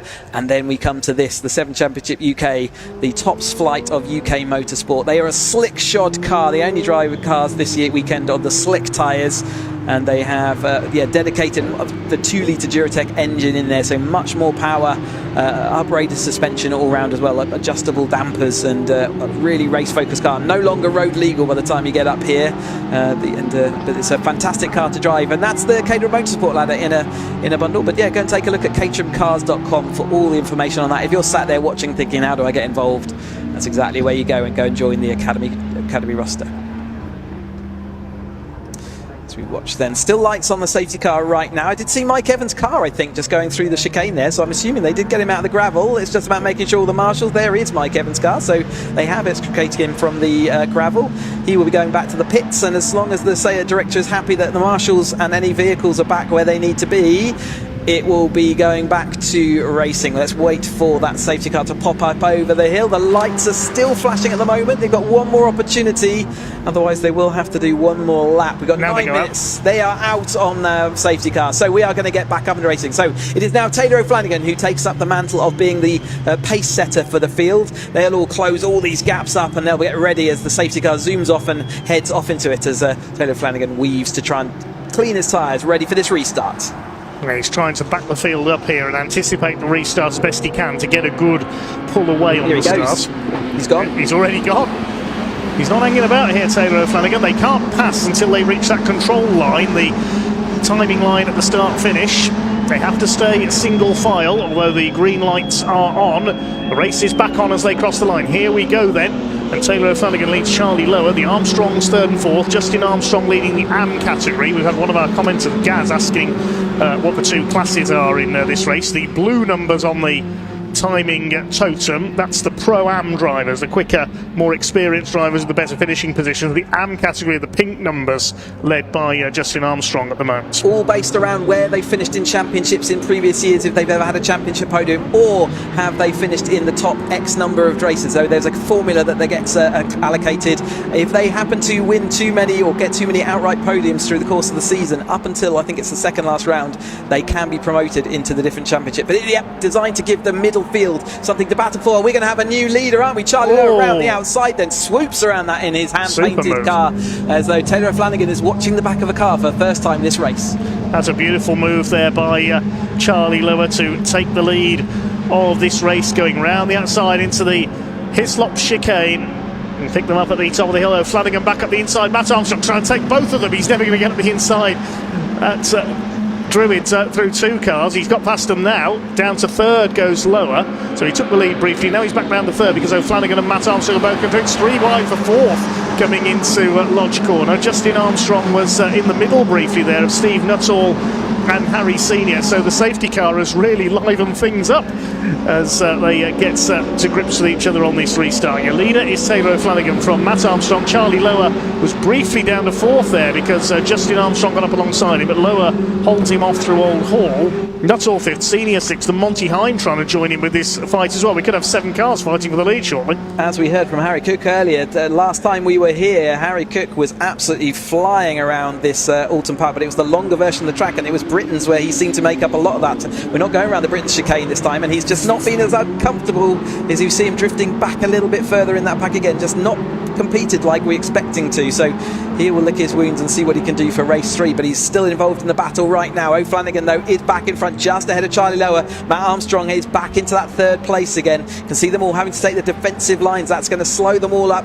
Immediately brings Steve Nuttall involved in that 4th place in the Gold Leaf number 46 car there as they head around and up through the field once more. In fact, all of them are nose to tail. Obviously the safety car will do that for us, won't it?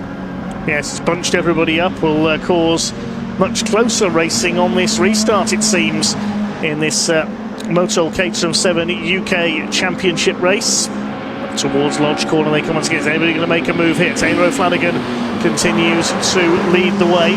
Stephen Nuttall up there in 4th, holding off Justin Armstrong, who still leads the AM category. Monty Hind is 2nd in that. Across the line they come this time. 3rd of the AMs will be Craig Story in car 56, but Taylor O'Flanagan under intense pressure now from Charlie Lower. Got a good exit there from Old Hall. Is he going to try and attack at Cascades? You don't very often see moves made there. He might wait until on the brakes for the 180-degree right-hander at Island Bend. Here they come. Up Lakeside for what is the 9th time in this race. Still got just over 5 minutes to go. Taylor O'Flanagan holds off Charlie Lower. The Armstrongs 3rd and 4th, side by side for 5th. Harry Senior trying to go around the outside of Stephen Nuttall on Island Bend, and he's done it. I think he did. Yeah, they were side by side on the way in, so I wasn't sure whether there'd been a move before, but that's certainly the closest we've seen to being on the outside line and managing to get around on the outside. So is that a statement of intent? Is that going to be Harry Senior moving up through this? Well, Justin Armstrong's next up on his shopping list. They're not in the same category, but they will certainly be needing the points. The points are all set as one all the way through to the final finisher, so it doesn't matter about categories. You're still fighting for all the points that you can.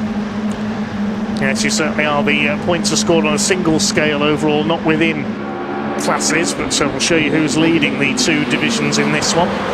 Taylor O'Flanagan continues to just about hold the lead from Charlie Lower. There's Henry Heaton. He's got ahead of Craig Story and Tom Eden. We saw them battling it out earlier. A bit of smoke from Tom Eden's car there, and that didn't look like tyre smoke to me, unless it's coming off the left front. Yeah, left front is where I put it at the moment, but you're right, it was a bit unusual in that it appeared, but that can often happen where the car flexes as it's going around a particular direction of bend. It's still smoking away there, isn't it? So we wonder whether we keep an eye on that, but I think at the moment I'd still put it down to that front left wheel just rubbing with the wheel guard. We'll keep half an eye to that then. Just under 4 minutes of the race still to go. So the leaders head up towards Island Bend. Yes, there is Tom Eden. He's slowing down. You can see there that it is the damage to the left front. It looks like it's significant enough damage that it might be even the metalwork of that mudguard, and if it is the metalwork that's rubbing, then it's not only the friction, but it's very likely to cause a puncture. So he's having to slow down and back away from that right now. Lead battle heads through Hislops into Knickerbrook. Still O'Flanagan from Lower. It was Charlie Lower who led the line that time through. He had his nose in front by 0.06 of a second, but Taylor O'Flanagan pulled back ahead by the time they got to Old Hall. But this race is certainly not over yet. Matt Armstrong is waiting to strike in that 3rd place. Then Justin Armstrong. There's Harry Senior now up into P5, having gone round the outside at Island of Stephen Nuttall. A move I didn't believe was possible. Here comes Armstrong up the outside now at Lodge. Can you go around the outside here in a 7.420R? Yes, you can. That's Armstrong takes 2nd place. Brilliant. it's a long way around the outside of both the corners that we just talked about. We do see it on that bend with a little bit of toe and momentum, but that's also letting Justin get back involved in that battle. There's an automated sensor out there where we just saw Dale Head almost certainly trigger that for track limits. It's automated, and therefore there's no getting away from it. The picture will be taken of your car and it will lead to track limits, so you've got to be careful, especially around those first couple of corners. Louis Darling I saw went into the pits, as did Mike Evans, so both those drivers out there. Louis Darling's sort of run of bad luck continues on through the race, and those two cars that contacted both find themselves out of that. Steve Nuttall though, having to he's trying to move forward, isn't he? But every time he tries to move forward, he suffers a little bit from the cars able to follow behind. But Justin is the man on the move right now in that blue and day-glow yellow, as opposed to his son in the orange car in front of him. Tom Eden has pulled into the pits with that damage as well. That'll be the end of his race. Unfortunately, he'll have to start from towards the back, or maybe not. They've removed the front wheel guard, and he's got going again, so might as well get a few points in, I suppose. There's a penalty. Black 5-second penalty for number 78, Nick Heighton, who's running in 8th place. Track limits penalty of 5 seconds. So it's still Taylor O'Flanagan. They've got 1 minute 28 on the clock right now. They've been doing 1 minute 28 laps, and therefore this will be the start of their last lap then. Can Taylor O'Flanagan keep his yellow car out front? Matt Armstrong is going to do everything he can to stop that happening. Charlie Lowe has been fully involved in this whole battle, and they've got a bit of a safety gap right now over Justin. It's not going to last. Henry Heaton's made some really good progress in the latter part of this race as well, fully involved in that battle, so he'll be looking to see what he can do in race 3. But the yellow car is still heading Matt Armstrong at the moment. Oh, this is going to be tense as they head towards Island Bend for the last time. Lodge Corner certainly going to be not for the faint of heart. O'Flanagan holds the inside line, looking for win number 4 this season. Armstrong looking for his second win of the season and of today. Charlie Lower has never won a top flight Caterham 7 UK Championship race. Armstrong cuts him off as they head over Hilltop down towards Hislops, what will be the final time, and Charlie Lower looking determined. He couldn't get his favoured line there into the chicane, try and get around Matt Armstrong. Justin Armstrong in 4th place. Oh, Charlie Lower's got a 5-second penalty. Charlie Lower will lose his podium then, sadly. We saw him drifting wide at that turn 1 and said it at the time, So it's between O'Flanagan and Armstrong, I would say, for the victory then. Has Taylor O'Flanagan pulled away by enough of a margin here? It was very, very close in the first race today between the two of them. O'Flanagan holding the inside line ahead of Matt Armstrong. Is he going to lunge for the inside? I don't think he's going to do it. The clock has counted down to 0. Here they come. Lower's having a go. It won't count because of the penalty. It looks like it is going to be Taylor O'Flanagan. Matt Armstrong one last effort, but Taylor O'Flanagan wins. Just ahead of Matt Armstrong, 0.133 of a second between the two of them. Justin Armstrong will be 3rd. The penalty drops Lower to 9th place. There'll be Harry Senior 4th, Nuttall 5th, Monty Hind a good result in 6th, then Henry Heaton, Craig Story, Charlie Lowe will be 9th. Rounding out the top 10 is Dale Head, and Nick Heighton with his 5-second penalty drops to 11th. Behind them McCormack, Farmer from the back of the grid, Kendall, Curtis, Welch and Tom Eden will be the final finisher, having made a pit stop. We lost Louis Darling into the pits, and also Mike Evans after he went off and brought out the safety car. He made it back onto track but had to stop. So Taylor O'Flanagan the provisional winner then by 0.13 of a second from Matt Armstrong. Justin Armstrong 3rd, wins the AM category with Harry Senior 4th ahead of Steve Nuttall. Monty Hind completing the top 6, 2nd of the AMs. Then Henry Heaton, Craig Story, Charlie Lower, that penalty dropping in from 3rd to 9th. Dale Head rounding out the top 10. 17 of the 19 runners go the distance, and it was Charlie Lower who got the fastest lap, so he does get a bit of consolation, a bit of recompense for that penalty, but only 1 point, of course, for the driver who sets fastest lap. So win number 4 of the season for Taylor O'Flanagan then. That will keep his points lead in the Motor Caterham 7 UK Championship on his debut season in the category, having moved up from the 310Rs last season. The Caterham 7 Championship UK will be back for our final race of the day here at Oulton Park. There he is. He's absolutely doing what he needs to do right now, isn't he? Absolutely the consistency of the field at the moment. Justin Armstrong, another outright podium. Is that enough now to move him into that Pro-Am class? Let's keep an eye out for that. I can't remember the exact stats of what is needed, but I think that might be his 3rd outright podium, so we will keep an eye out for that. But O'Flanagan doing what he needs to do in that yellow machine really well controlled, and second place from earlier on is certainly going to do his championship great advantage. Yes, 2 podiums today, and he had a 3rd place at Croft as well. So I think Justin Armstrong might be about to move up to Pro-Am status. He may well do. You can see them taking that tight right-hander then down into the Parc Ferme area, where the cars will go into Parc Ferme conditions. No one can touch them until the Chief Steward says that they're allowed to do that. Okay, I think we can hand down to Parc Ferme to talk to our race winner, Taylor O'Flanagan.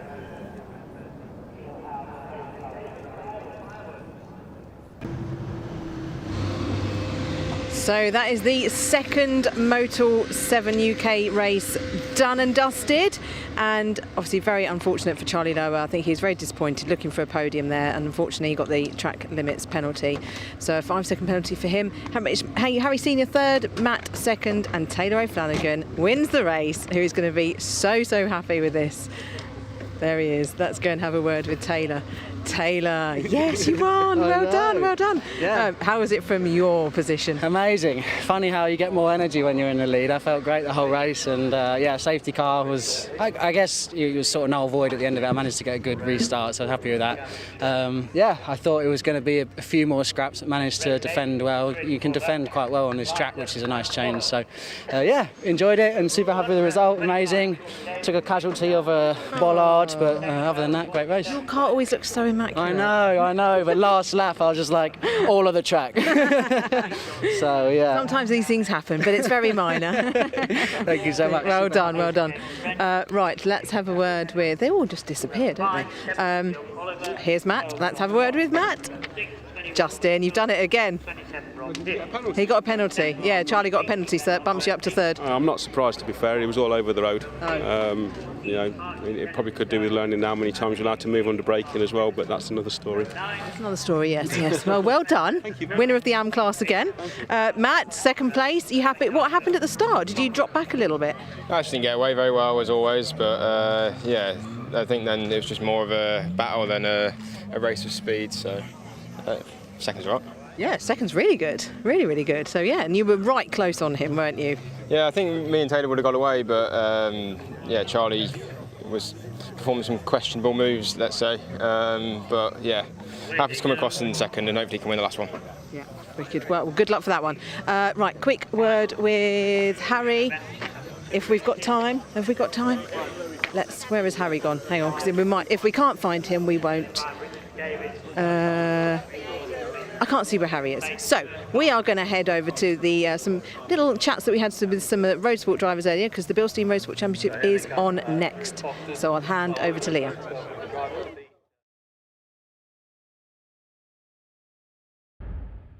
Well, this is it, the final race for the road sport class here out at Oulton Park today. But don't worry, they'll be back after the summer break up at Knock Hill. Hopefully they'll have good conditions up there too. And do you remember earlier, Sam Parker was speaking to me about the difference that Heinrich's Caterham will have to the others in his class because of his height? Well, we can see a perfect demonstration of it here now, and I didn't realise the difference until I'm standing here with them now. So we can see on Heinrich's, he has this hired roll cage at the back just because he is so tall, and he can hear me speaking about him, so we'll go and chat with him in a second, compared to someone like Mitchell's, which is a little bit lower, which is just to cater for his height. And although he's having a chill mug with his other competitors, I'm hoping to settle him. Heinrich, hello. How are you? I'm so well. How are you? I'm good, thank you. Yeah, excited to be starting third and happy with race one, so we'll see what we can do with race two, but hopefully forwards. Fingers crossed. I actually want to speak to you about your car because of your height. Your roll cage is that little bit higher than everyone else's. Talk to me about how you adapted your car to fit in with being a taller driver. So yeah, I had to get the taller cage. So the rules are you need to have like 2-inch clearance between your helmet and the cage, and I'm 6'6". So first of all, I got the bead seats that did create some space, but even then, I was like on the border, and I was like, because it's a safety feature, don't want to mess around. So yeah, I got the tall cage. It's probably a little bit less aerodynamic, so it's not ideal, but it seems to be doing okay. I was going to ask you, how does it impact the car and how it performs on track, but have you not really, you haven't really got a reference point, have you? I think the people behind me get an extra good toe. So when we had qualifying, I had Sam behind me, and so he was very happy to, because it's just a bit taller, creates a bit more drag, so it's like the ideal place, I guess, to be behind me behind quali, so it helps the other drivers. And why did you go into motorsport and not something like basketball? It's a good question, and I think especially Caterham's, like, I am pushing it to the limit, but I don't know. I much prefer motorsport to basketball. It's more fun. So yeah, I haven't played to my body's strengths, but I love it. You'd have been a mean high jumper as well. I did do high jump when I was younger. There we go. I have a sixth sense for athletics. I just felt it. Best of luck in the race 2, and enjoy your little summer break. Thank you. I will. We'll miss you. Good luck, Heinrich. I knew you'd be a high jumper. Right. I mean, we've talked about aerodynamics. We've given you technology. We've given you adaptations to cars. So Caterhams really are for everyone. And speaking you through this final road sport race before the summer break, I'm going to hand up to Dave and Chris up in commentary. Boys, talk us through it.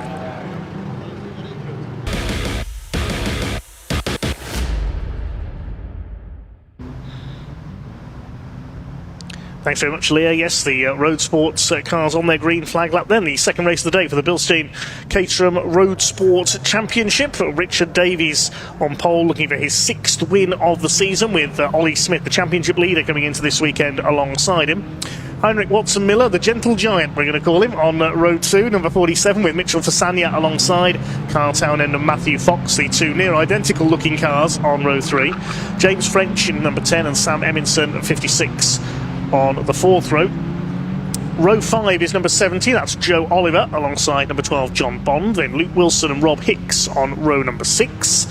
Ben Oliver on row 7 in the Brawn GP lookalike alongside Richard Watson, had a spin in the earlier race on row 7. Row 8 is Archie Kennedy Dyson, he disappeared off towards the Shell hairpin after overrunning Island Bend in the earlier race. He starts alongside Mark Hensler in the 88s. Then number 8 Jason Spencer and number 9 Steve Vischer, they were involved in that tangle at Cascades earlier on. And 66 Alex Dobrin in, no penalty for him this time, but he does start from the back, having failed to finish the earlier race in car number 66. So 19 cars we should see on track then for the Bilstein Caterham 7 Road Sport Championship race number 2 here at Oulton Park. And their final race for today, so they only get 2 races over the course of this weekend. Everyone else we're watching gets the 3 allocations, so they can look forward to that next year when they upgrade their current road sport cars into 270R spot. They aren't allowed to stay in road sports, you can only do it for 1 year, so they will all have to move on. Just a confirmation of an incident in the 270Rs earlier on. Paul Oglesby did get a 10-second time penalty. That has now been confirmed by the stewards. We didn't have confirmation of that in time for their race. We did get a 10-second penalty for that contact with Andrew Davison in their first race. That's been cleared up by the stewards. That's why he got moved back, and he wasn't in that 3rd place, but he did well to recover back through, and we'll see him at the front of their final race a little bit later. But yes, the road sports then all coming up to line up, nearly all on the grid. We're looking for that green flag, and then we can get their final outing for them this weekend up and running. The medical vehicles at the back of the field there. The green flag has been waved by the marshals. The red and black car, Richard Davies, on pole position. The revs are up for the Caterham Road Sport Championship, sponsored by Bilstein Suspension, and we are underway. Ollie Smith, the blue car, with the McLaren papaya stripe, as we heard earlier, down the outside. Side by side into the first turn. Then Heinrich Watson-Miller in 3rd place on the inside. They're all away cleanly by the look of things. One car running out wide, that was Alex Dobrin at the back of the field, nearly lost it. He's not having a best of days, the Russian-born driver, it has to be said. Looks like Ollie Smith has taken the lead from Richard Davies as they head towards Island Bend for the first time. The blue and orange car leads the way. No, it's James French has got the McLaren papaya stripe, isn't it? Number 10. Apologies there. There he is a little bit further back. So it's Smith that leads, but he's gone in a little bit hot there into Island Bend for the first time. He's side by side with Richard Davies for the lead. They've all made it round okay. Now, who's going to come out into his slops with the lead? Should be Davies. He's just got the nose in front there over Hilltop. Heinrich Watson-Miller in 3rd. Then in 4th place is Matt Fox. So better get away from him. Carl Townend's dropped back into the pack. He's not been too hot off the starts today in either of our 2 races, and Davies takes the lead. I saw a very, very brief yellow flag by a marshal on the start. I wonder whether that was Townend not getting off the line correctly. It was very brief and it was withdrawn almost immediately, but I wonder whether that's what that cause was. But let's watch then Davies come down. Once he was in the lead in the last race, he became very insistent and not giving up. A little bit of contact here and there as they were resisted the battling from behind. The road sport cars with their windscreen often have quite a lot of slipstream, even more so potentially as it's much quicker to follow, but he is going to have to give up that lead early on, and he's going to have to slip into that second place as Smith does take over in front then this time through. Mitch Fasania having to come back through the field as well, isn't he? So he's got a work to do, but I'm sure he can make it. Yes, Townend lost 6 places on that first lap as well. Fasania lost a couple as well. He's down to 6, just behind Sam Eminson there. Smith and Davies together as they head down the avenue. Who's going to emerge into Cascades with the lead? It's Ollie Smith who's gone back to the front there. So Matt Fox trying to get round the outside of Heinrich Watson Miller in the 47 car. Recognisable, of course, by that higher roll cage you can see there because of the height of its driver. Ollie Smith it is who leads the way once again into the right-hander. Mitch Fasania holding off James French. John Bond in the white car in behind them, swinging ahead of Joe Oliver in the number 70 machine. Over Hilltop they come then. This is where Richard Davies took the lead earlier on. Side by side for third between Fox and Watson Miller. Fox holds that third position. Then Eminson, Fasania and the rest of them. There's Carl Townend just outside the top 10 at the moment. He's got Rob Hicks, the number 27 car, the blue and yellow on his tail, and 86 and Andrew Watson next in the order. Just dispatched of him into the chicane that time through then, so making progress back through, so clearly a car back up and running regardless of whatever the issue was that caused him to float back a little bit in the field. So still no gaps between the field yet that's going to cause interference. There's a very slight break-in, but nothing that's going to actually cause him problems, and he'll be able to get back across that as soon as this group in front start battling. In fact, he's pretty much nearly there already. He will have to make sure he's protected from the rear. There's Fasania, who's another quick driver. In fact, it's the other green car, isn't it? Fasania's a little bit further up the line. But Davies back in front then, over the top of Oliver. Matt Fox back into that third place at the expense of Watson Miller, who's in that in fourth place right now.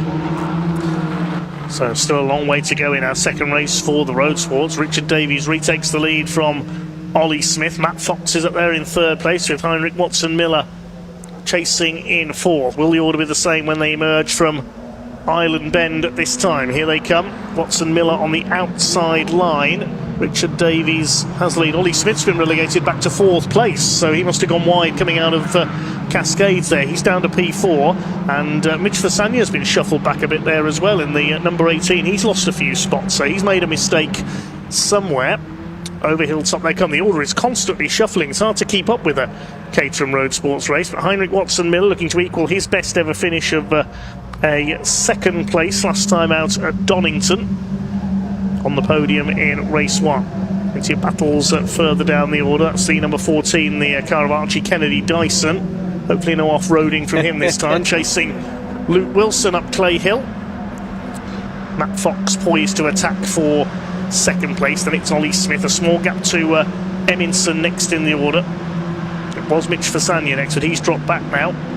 Luke Wilson up there on the outside of the 14 of Archie Kennedy Dyson. As to the inside goes John Bond attacking Sam Eminson. John Bond having a fairly strong run here, but you can see the first 4 have broken away. And the order is Davies from Watson Miller, Fox in third, Smith in fourth, and they've broken from the rest of the field. And this is what we saw earlier on in the season, except for with the addition of Watson Miller there. So he's, like I say, after coming good at Donington last hour, he really is firmly ensconced in this lead back. In fact, going down the inside into Cascades, there's not normally an opportunity there. He's on the outside of the hairpin, so which is probably why we're not seeing it so much on the sort of island bend where you go around the longer version of this. There's more of an opportunity. Ollie's got really squeezed onto the grass there, didn't he? He had to get out away from it, and that let everyone else take the momentum over the top. So that's pushed him back to fourth place right now, with Watson Miller back into second. Emerson's got a bit of a gap now in front of him, and he's going to have to work hard. Bond just following on from him, and that's where Townend's got to as well. So he's going to be a little bit more worried about that gap now developing between this lead 4 and the chase group. Watson Miller set the fastest lap of the race last time round, 1:39.692. The first lap under 1 minute 40 for the category in this race. Davies' number plate just came off as well as they went into the chicane that time. Don't know that it's contact from previously or whether it just came loose, but it's no longer on the front of his car. Well, saves a bit of weight, I suppose. Richard Davies continues to lead the way. John Bond's going well. Looks like he could be up into 5th place now in the number 12 machine. That's the best performance we've seen from the 12 so far this year. Just checking back through his results. No, he had a 3rd place at Spa, the number 12, the white car. Here's Mitch Fasania heading this group. He's got the virtually identical car of Richard Watson, number 86, behind him. And then Rob Hicks in there as well, side by side. The two behind there, Luke Wilson and the car of Kennedy Dyson, number 14, the sort of grey-green, military green livery car. Rob Hicks at the inside takes Richard Watson. Sign of a close championship when so many drivers have featured in that lead group or in the podium battles, and as the drivers just have favourite tracks or tracks that they just naturally go a bit quicker at it, they have the opportunity to get onto that. And Road Sport's definitely been one of those championships this year where different people have had that opportunity and have been showing, as we would expect, they're just starting to really get into their motorsport career. The second year, cars a little bit more race focused, slightly outbraking themselves, more number plates. That's for Sanya, isn't it, now? With a little bit of a rear arch missing, and some of the front of that car also strewn across the track now. Behind him, Archie Kennedy Dyson has just done the fastest lap, 1:39.593 for the number 14. He was down in 14th place as he crossed the line. Definitely a tyre rub as well from Fasania's car. He'll have to check on that. I think it's eased off as he went over the top of the hill, but you can see a little bit of haze there off that right rear. In fact, he's gone off wide. Has he gone off the track? I think he struggled to turn, or is he just... Did I miss him? I think he's just behind the tower. Yes, he is. There he is. There he is, tucking himself behind the tower. But he definitely ran wide a little bit, and there's still that haze coming off his rear tyre. Meantime, the battle for the lead is still headed by Richard Davies, but here comes Foxy. 99 Matt Fox has a look down the inside. He lunged across there into Lodge. He'd already taken Watson Miller on the previous lap. Ollie Smith, the championship leader, hanging on behind them. 4 cars line astir. Red and black, yellow, red and black, blue and orange as they come over the line. We're still with over half the race to run. Bond in 5th place. Carl Townend has climbed back up into 6th place after his poor start. Saw him drop out of the top 10. There's Luke Wilson, number 21, running in 11th position. That's Sam Eminson just behind now. Sam Eminson must have had a moment on that previous lap because he was 5th. Now he's down to 12th. He is indeed, and Fasania did go into the pits on the end of that lap as well then, so he's calling it a day. Ollie Smith just again being pushed up onto that grass. He's trying the outside line, but people aren't quite giving him, or it looks from this angle like they're not quite giving him the width that he needs with his car. The car's really sideways. We know that the temperature out there is getting slightly higher as the sun starts breaking through a little cloud layer that we've had quite a bit of the day today, but it's been perfect racing conditions, even with a few sprinkles of rain that we've had early on this morning, but no sign of that at the moment as this Road Sport race is coming to the halfway point of their last action we're going to see from them this weekend.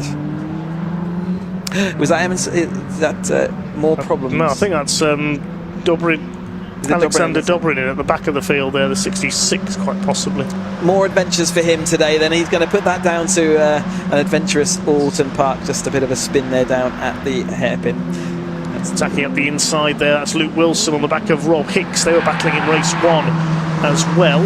Still your leader is Richard Davies. This is Carl Townend. He's got ahead of John Bond now. He's back up into P5, so trying to catch the 4 leaders. What's the gap he's got to cover? The 4 leaders already gone through to complete 6 laps. They're separated by 0.8 of a second. Townend is 3 1/4 seconds further back, so he's got his work cut out in the second half of this race to try and close in on it, especially with John Bond not letting him get away. He's having a strong race, John Bond, in the number 12. Davies still leads, but Matt Fox has done the fastest lap, 1:39.081, and Foxy is chasing Richard Davies for the lead. Absolutely, and remember that's worth an extra point, which is most of the positions. The leader or the winner of the race gets a couple more points than their following driver, but everyone else is separated by 1 point, so that fastest lap point is the equivalent of overtaking, and you've seen how complicated some of those overtaking manoeuvres can be around this Oulton Park track. Townend is pulling clear of the group behind. That's going to allow him to concentrate a little bit more on the group in front, but he's only got 9 minutes to try and make it across that gap, and even if he does, he's then got to deal with these rapid drivers out front. Ollie Smith looks really good on the brakes, just unable to sort of solidify that and not able to put his car in the positions he needs to move slightly back forward again. Just under 9 minutes of the race to go now. John Bond under fire from James French. 5-second penalty for car 86, Andrew Watson, for exceeding track limits. He's running in 9th place, so a day of struggle for the 86, unfortunately. He's a little further back behind this trio. Joe Oliver is the driver on the back of this little group. Just as you see in Formula 1, track limits are a part of UK Motorsport. We run slightly different rules than the FIA rules that Formula 1 run to. We're allowed to use every single last bit of the track that you can see in between those two white lines at the edge of the track. We're also allowed to use curbs, but we are not supposed to use the greenery, which is why you see drivers getting these track limits infringements. And some of the places around MSV tracks have automated sensors, so as soon as a tyre runs onto one of those sensors, it grabs a picture and that automatically gets fed back up into race control. And you can have your first one for free, nothing happens. You can have your second one, you will then get a warning, get told that you're on the edge of breaking track limits, and if you do it a third time and it's reported back, that is a 5-second penalty. If it happens again, a 10-second drive through, and then the exclusion eventually happens. So yeah, important. It's all part of UK Motorsport. All the drivers know it. We get talked about it every single briefing time that we have in the morning, and so it doesn't really matter whether you agree with it or not. The grey bit of the track is for the drivers, the stripy bits you're allowed to use, but anything beyond that is not allowed. Here come your leaders then, coming through Hislops and into Knickerbrooks. Still Richard Davies holds off the 99 of Matt Fox. Up to third is Ollie Smith. He's got ahead of Heinrich Watson Miller, climbing up towards Druids. 7 minutes of the race to go. What can Ollie Smith do to try and fight his way into the top two here? 3 wins for Ollie this year, a couple of second places and 1 third place at Croft, so he's only been off the podium in 2 races. In fact, he's not been out of the top 4 all season. That consistency is certainly key in a championship such as this. Townend is still 3.5 seconds back on the top 4 in 5th position. Still battles all the way down the order. Great move that. I don't know, is that the number 14, was it Kennedy?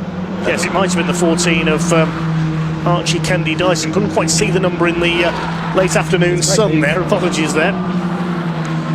You can see the indicator going there on Foxy's car, and that's not because he's indicating anything. It's purely the little indicator switch that we have on the dashboard. If you're particularly exuberant with an oversteer moment, you can accidentally click it on with your hand or the protective arm restraints they have. So that's the reason that's flicking away. He won't be meaning anything by it. It's quite a common sight to see a Caterham with its indicator flicking like that. That's at Lodge. It was Archie Kennedy Dyson making the move for 10th place on Rob Hicks in the number 27. Good move there by Archie. But meantime, we pick up our leaders. Ollie Smith has lost out again to Heinrich Watson Miller. He's got 3rd place now. If anything, the front 2 are just starting to get away very, very slightly from the 2 battling for the bronze medal position behind them. Townend's going to get close, but he's not going to get there. Carl Townend, yes. Well, as we say, catching one thing, passing is another, but I think he's going to run out of time to catch them here because they're just under 5.5 minutes of the race to go. We're up the hill towards Druids once again. It's 0.2 of a second was the gap last time through. Let's see what Matt Fox can do here. Can he outfox Richard Davies and take the win?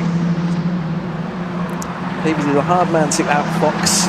If anyone can do it, Fox can, but he's very resistant out the front. We've seen that, and absolutely once he's out in front, he will persist with that as long as he can, as is his job, I guess, as a racing driver. There's Bond now fighting the cars behind. He's lost contact with Townend, who is out front.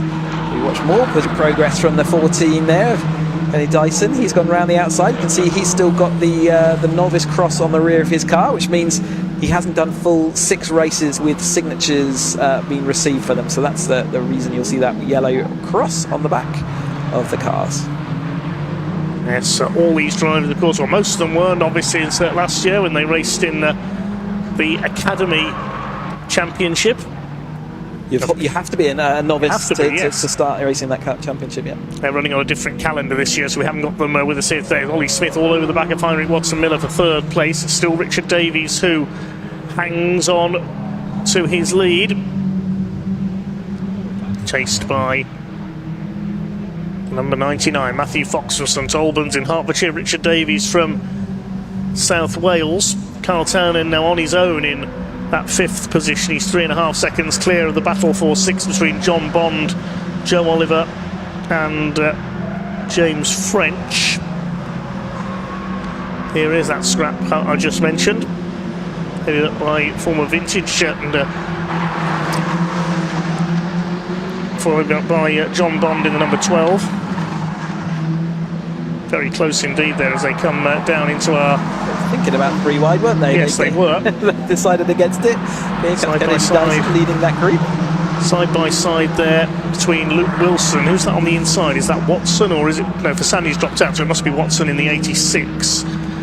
But he's got that penalty to add on as well. He's 11th at the moment. There's Joe Oliver, number 70. Absolutely on the raggedy edge there of using every single last bit of track. Great to see. Line astern here. This is for 5th position, for 6th position even. Less than 3 minutes to go. Fastest lap of the race recorded by Ollie Smith in 4th position that time through, 138.8. So the 4 leaders now all lapping in the 138s that time through. The top 5 all set personal bests last time around. Oh, bit of contact there actually. Yes. Another missed gear, I think, or didn't get down into the gear below. Which has caused them to just stall on the way out of the track, on their way out of the corner. James French there clipping the back of, that must have been Joe Oliver in that battle. There's a scrap further back in the order. Archie Kennedy Dyson continuing to... More contact there. Now who's that? I think that's Ben Oliver, the number 80. Yeah, quite a lot of contact there going into the... just outbraked himself and just absolutely walloped the back of the car in front. At the moment, it looks like his nose cone's okay, although he's very slow there. I wonder whether he's cautious about whether that's leaking fluid, and that is the right thing to do. You don't want to fly back onto the track and find that you blow your engine up. But here is that lead quartet then, 142. Are they going to get over the line? I think this will be the start of their last lap then. They've only got 37 as they go over the line. So yes, I believe this will be the last lap, but it's absolutely close. Davies though out in front, and there is it is Fox, his erstwhile follower. I'm sure whether the board went out, who knows, but I would call this as the last lap. It's certainly close enough that it will be. As we watch then this quartet, they've been out front all race long. Who's going to come out on top? Less than 0.6 of a second covers the top 4 as they cross the line that time through. Davies continues to lead from Matt Fox in 2nd place. Fox will know that he's got to attack on this lap. Heinrich Watson-Miller tries to turn in on Ollie Smith there to stop him getting the nose up the inside. That's happened a couple of times already in this race. They climb line astern over hilltop. It's going to be a touch and go whether it is the last lap here. We'll wait to see if the checkered flag does come out this time by, as into Hislops comes the number 25 from the 99 of Matt Fox, looking to his first win of the season. He's had a couple of seconds. He's had 3 second places and 1/3 so far this year, but he hasn't managed to win in the Bilstein Caterham Motorsport Championship yet. This is the last lap. Fox has only got one more opportunity, really, isn't he, into the final corner. We haven't seen anyone drag race past by the time they get to the line, so this is his last chance. Here they come up towards Lodge Corner. What looks to be the final time. Which side's he going to go? Davies covers the inside. Ollie Smith going for the inside into Lodge, but Heinrich Watson-Miller cuts him off. It looks like it is going to be a double for Davies here at Oulton Park today. The clock counts down to 0 as they come through Dearly. They are given the checkered flag. And the checkered flag does come out. Davies wins it from Fox by 1/10 of a second. A photo finish there almost for third between Watson-Miller and Smith. Watson-Miller gets it. And then for 5th place it will be Carl Townend. John Bond is going to come in for 6th. He's pulled away slightly from the next two. It's Joe Oliver 7th. A photo finish for 8th as well. Yes, French just gets there ahead of Kennedy Dyson. Luke Wilson will complete the top 10 because Andrew Watson gets that penalty, which will drop him down the order to 13th. So the number 80 of Ben Oliver is going to finish after that contact, so he did continue on. Great looking car. It's a shame about that contact, ruined his race at the end, but he is going to cross the line. Provisional results in just a moment then. That is win number 6 of the season for Richard Davies, star of the Academy. Back in winning ways, isn't he? Last season he certainly is. Started the season so strong, then had a little bit of a difficult middle patch, but absolutely back to being resistant out front at the moment. Great racing all round by the Road Sports today, really fun to watch that. But let's have a look at the provisional results. Provisional result then of the Bilstein at Caterham Road Sports Race 2. Richard Davies the winner by a 1/10 of a second over Matt Fox in second, and Heinrich Watson-Miller, a fine meeting for him, another third place ahead of Ollie Smith. Just wait and see if when the calculations come out, if he's kept his championship lead this weekend. Carl Townend in P5 despite a slow start. Then John Bond, Joe Oliver, James French, Archie Kennedy Dyson came through nicely for 9th ahead of Luke Wilson. Behind them were Rob Hicks, Stephen Vischer from the back of the grid. Watson, after that penalty was applied, Richard Watson was 13th. Then we've got Sam Eminson, Mark Hensler, Jason Spencer, Ben Oliver dropped to 17th, a problem on that last lap, and Alex Dobrin completed the finishers. We lost Mitchell Fasania, he pulled into the pits with a bit of damage. 2 wins from 2 then, the clean sweep and the pole position as well. Just the fastest lap missing from his rep this weekend to make it the perfect one. But I'm pretty sure he will take that. The cars are, though, down in Parc Fermé, so let's go and hear from our drivers after that exciting Road Sport race.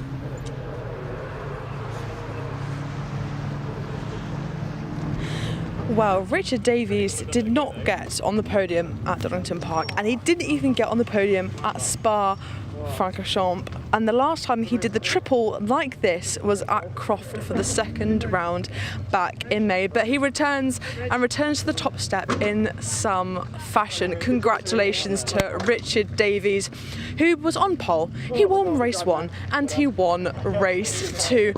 Richard, no, you take your time. You take your time. I'm going to bow down to you, sir, because what an absolute stormer of a weekend you've had. You've just been unstoppable in this car. I have so many questions I could ask you. Take a sip of water.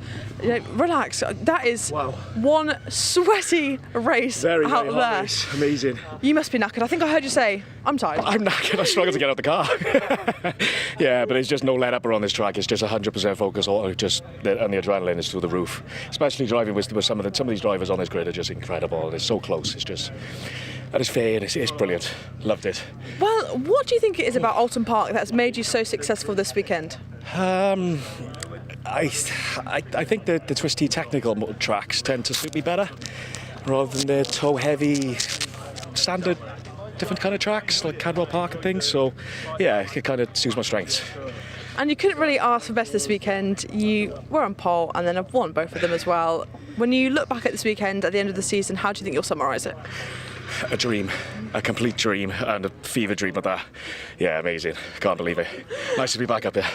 Absolutely. It's nice to see you back up there. Get some more water down you. You must be absolutely knackered. Thank you very much. Congratulations again. What an amazing result it has been for Richard this weekend. We did have Matt Fox back on the podium in P2 and Heinrich Watson-Miller. See this roll cage, this big one? It's not too bad for him. Made him get a P3 result. We'll see if we can catch up with him actually. I know he is chatting away to his other competitors.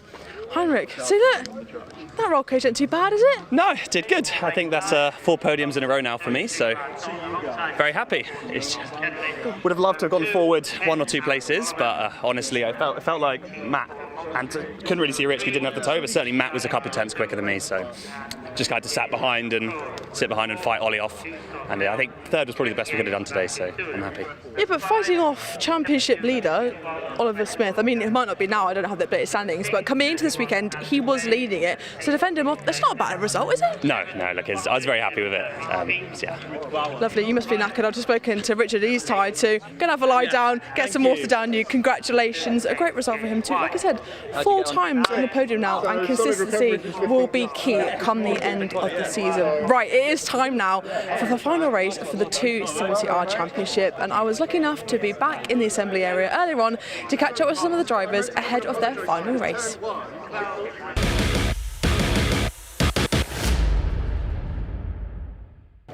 It's time for the final race for the 270R class this afternoon at Oulton Park, and unfortunately I'm stood at a very dormant slot 3 because Aaron Oliver, who made his way up from P21 to P3 and that last race, has withdrawn from this final race. We are unsure why, but of course hopefully that'll come out soon and hopefully everything is okay with Aaron. It was a shame because I would love to have spoken to him about his great comeback through the pack, but sometimes that's just racing. So instead we'll go and try and grab a word.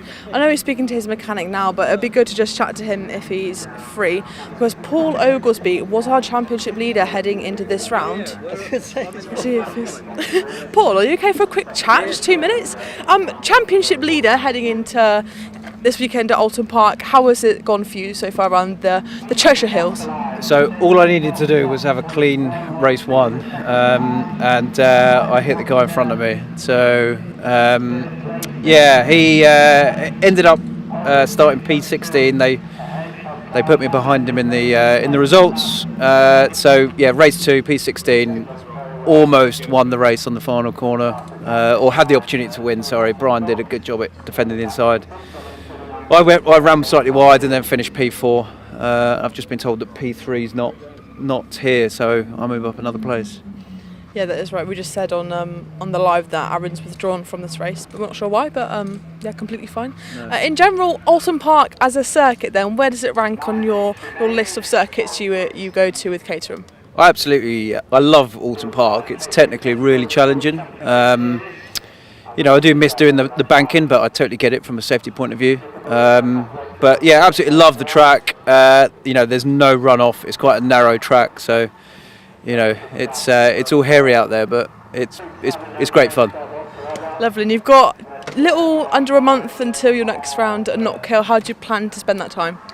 I'm flying with a family to the US on Monday, so I'm off to the US for 3 weeks. Gonna forget about this thing and come back refreshed and head to Scotland. So yeah, looking forward to a break.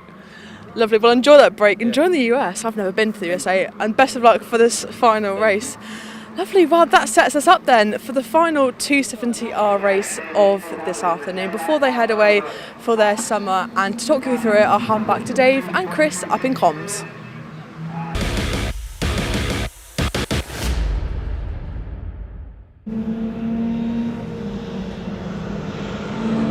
So the cars have just moved off on their green flag lap. Nicely timed there, thanks Lip. As we get ready for our third race of the day for the Fan Drive Caterham 7 270R Championship. Grid based on the results of race 2, but of course you have lost Aaron Oliver. He's a non-starter. We're not sure of the reason why. We'll have to try and find out if we can. There's Andrew Mackay back out after he failed to finish the earlier race, but it is Brian Thornton going for a hat-trick of wins on pole position. He's not managed 3 wins in a meeting yet this season. He's had 2 at Spa and at Cadwell Park. See if he can do the hat-trick here. Rob Kennelly alongside him in the number 14. Row 2, Paul Oglesby and Luciano Caruso. Great comebacks from both of them in the second race today. Dan Crawley and Scott Helm on row 3, then Sebastian Tholet and Christian Bond on row 4. Completing the top 10 we'll have Jasmine Shaw, number 21, and 31, Andrew Bailey. On the 6th row, Craig Evans starts alongside Henry Speaks. Craig Evans, who came through from the back to 11th in the earlier race, then Ryan Tholet and Andrew Davison on row 7. Jimmy Way and Charles Chapman completing the top 16 on the grid. Row 9, number 6, Eduardo Pontes, and 15, Shane Forster. 58, James Platt starts alongside 23, Gary Cross on row 10. The 11th row, Steve Lorriman, number 20, had a spin in the earlier race with Chris Morling, number 19, alongside. Alistair Kinnear and Tim Newman on row 12. The final row will be Anne Hall in 62 and 65, Andrew Mackay. So that's your lineup. 26 cars out there. We should have had the full 27, but no Aaron Oliver, unfortunately.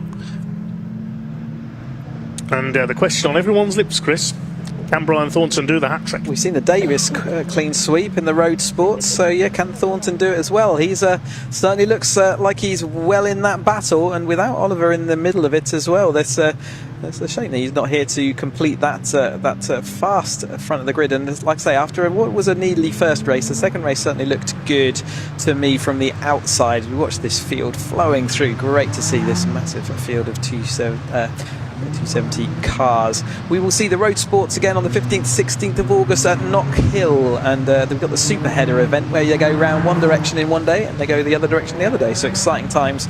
Looking forward to bringing you all that action, and road sports are going to be there alongside the 270s and 310s.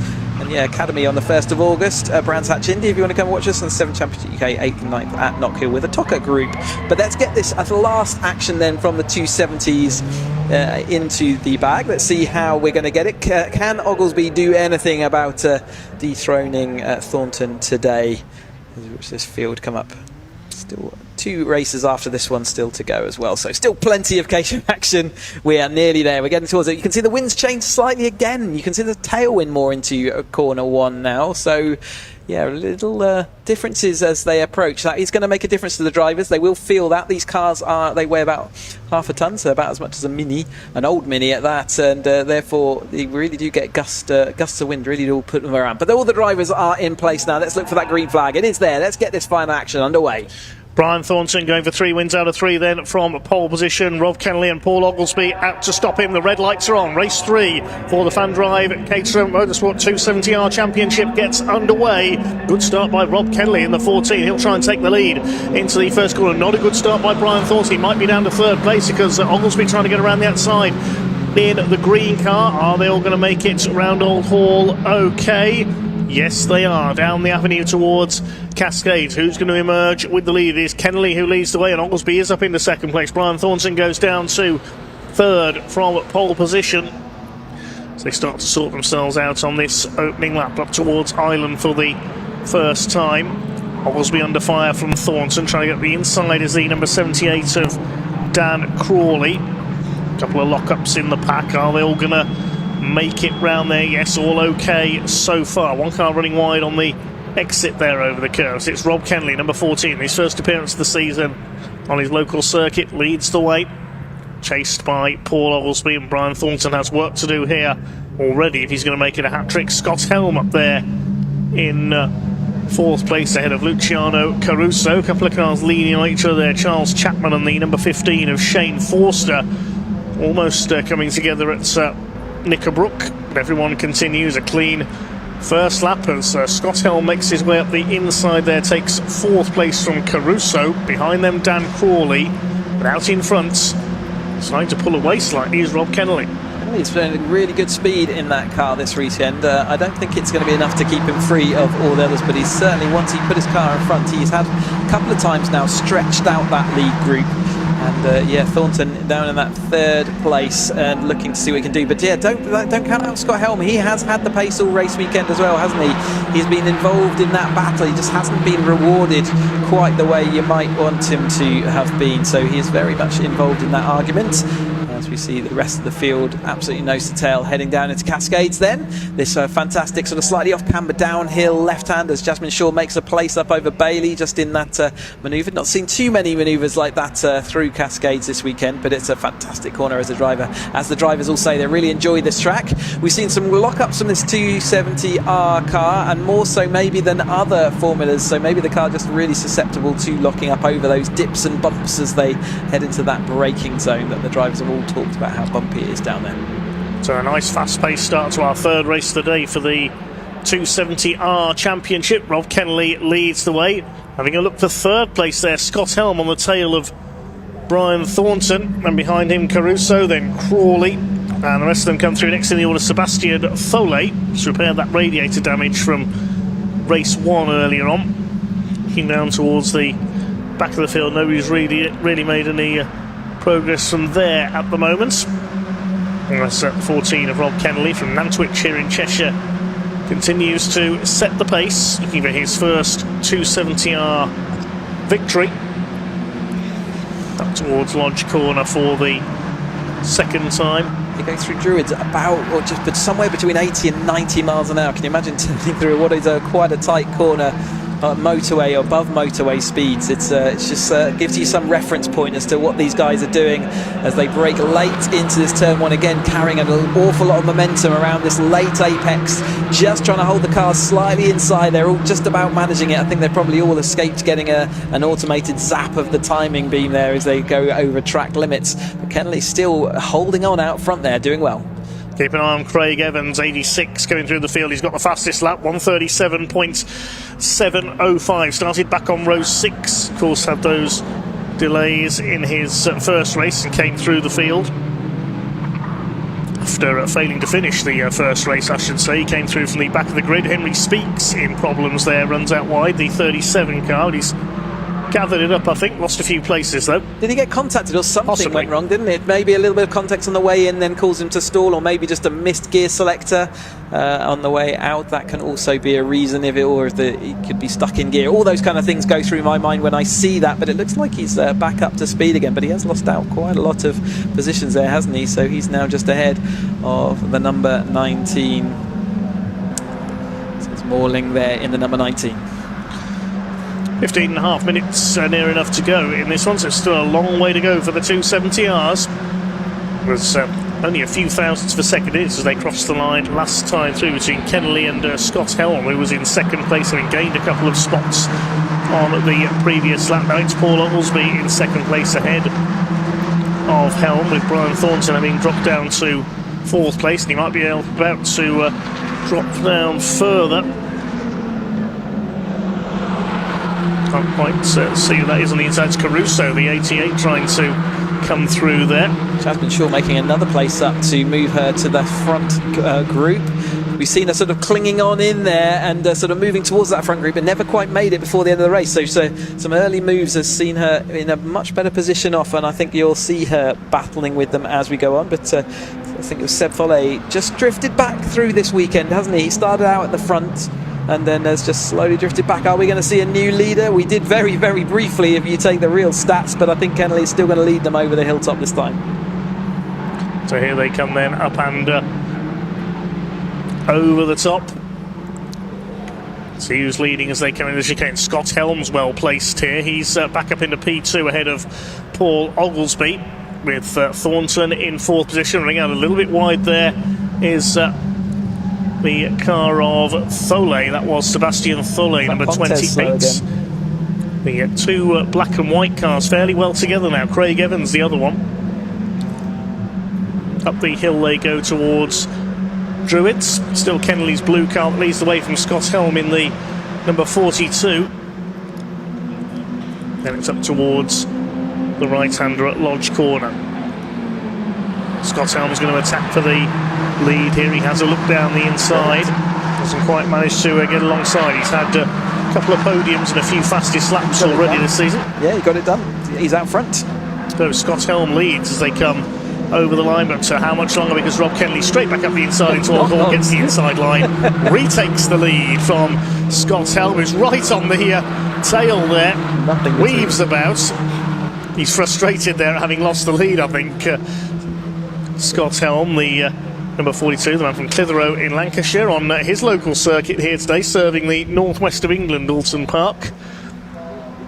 It can be very frustrating when you manoeuvre and get eventually out in front, but then the next corner you lose out again. And you can see he's absolutely trying to get his car to the inside, but there is no room now. Oglesby's on the inside. A little bit of contact between front left of Oglesby's car and the rear right there of Scott Helm's car, but they're going to have to continue that battle into the chicane this time through. Laurie Minogue alongside Pontes, who was back up to speed after his slightly slow chicane one lap ago, and it's side by side as we go into the chicane. Then Helm is going to have to hold on to the inside. Is he going to get the right-hander, but that's going to cost him speed up the hill. Oglesby's probably prime manoeuvring here, and Thornton's easily there ready to pick up, and it is Caruso also making room. So it's all changed as they head up the hill. That time they all kind of tripped up each other, slowed each other down, and now it's absolutely everyone one on top of the other. It's going to be tight as they go through. Druids, Caruso on the outside, Crawley on the inside. They're going to make that happen. It's still Seb Thole looking on behind them, and then it's Shaw, Evans, Bond, and everyone else involved in that battle as well.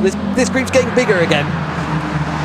Couple of penalties. Craig Evans in the 86 who's charged through the field, and also Jimmy Way, number 38, 10-second penalty each. We presume, we haven't been told the reason yet, we presume that's for a false start. Quite often a jump start penalty. Yeah, jump start or out of position at the start is usually 10 seconds, so a couple of penalties there. There is Craig Evans up on the outside, the 28 of Thole there, battling over 7th place, the two black and white cars. Jimmy Way is further down the order in 16th, so the leaders head towards Island Bend once again. Lap 6 of this 20-minute race for the Fan Drive Caterham 7 270R Championship. Scott Helm side by side with Rob Kennelly for the lead. Paul Oglesby tucked in third place. Then Brian Thornton is in fourth position. Dan Crawley on his tail in the 78. He's had a strong weekend.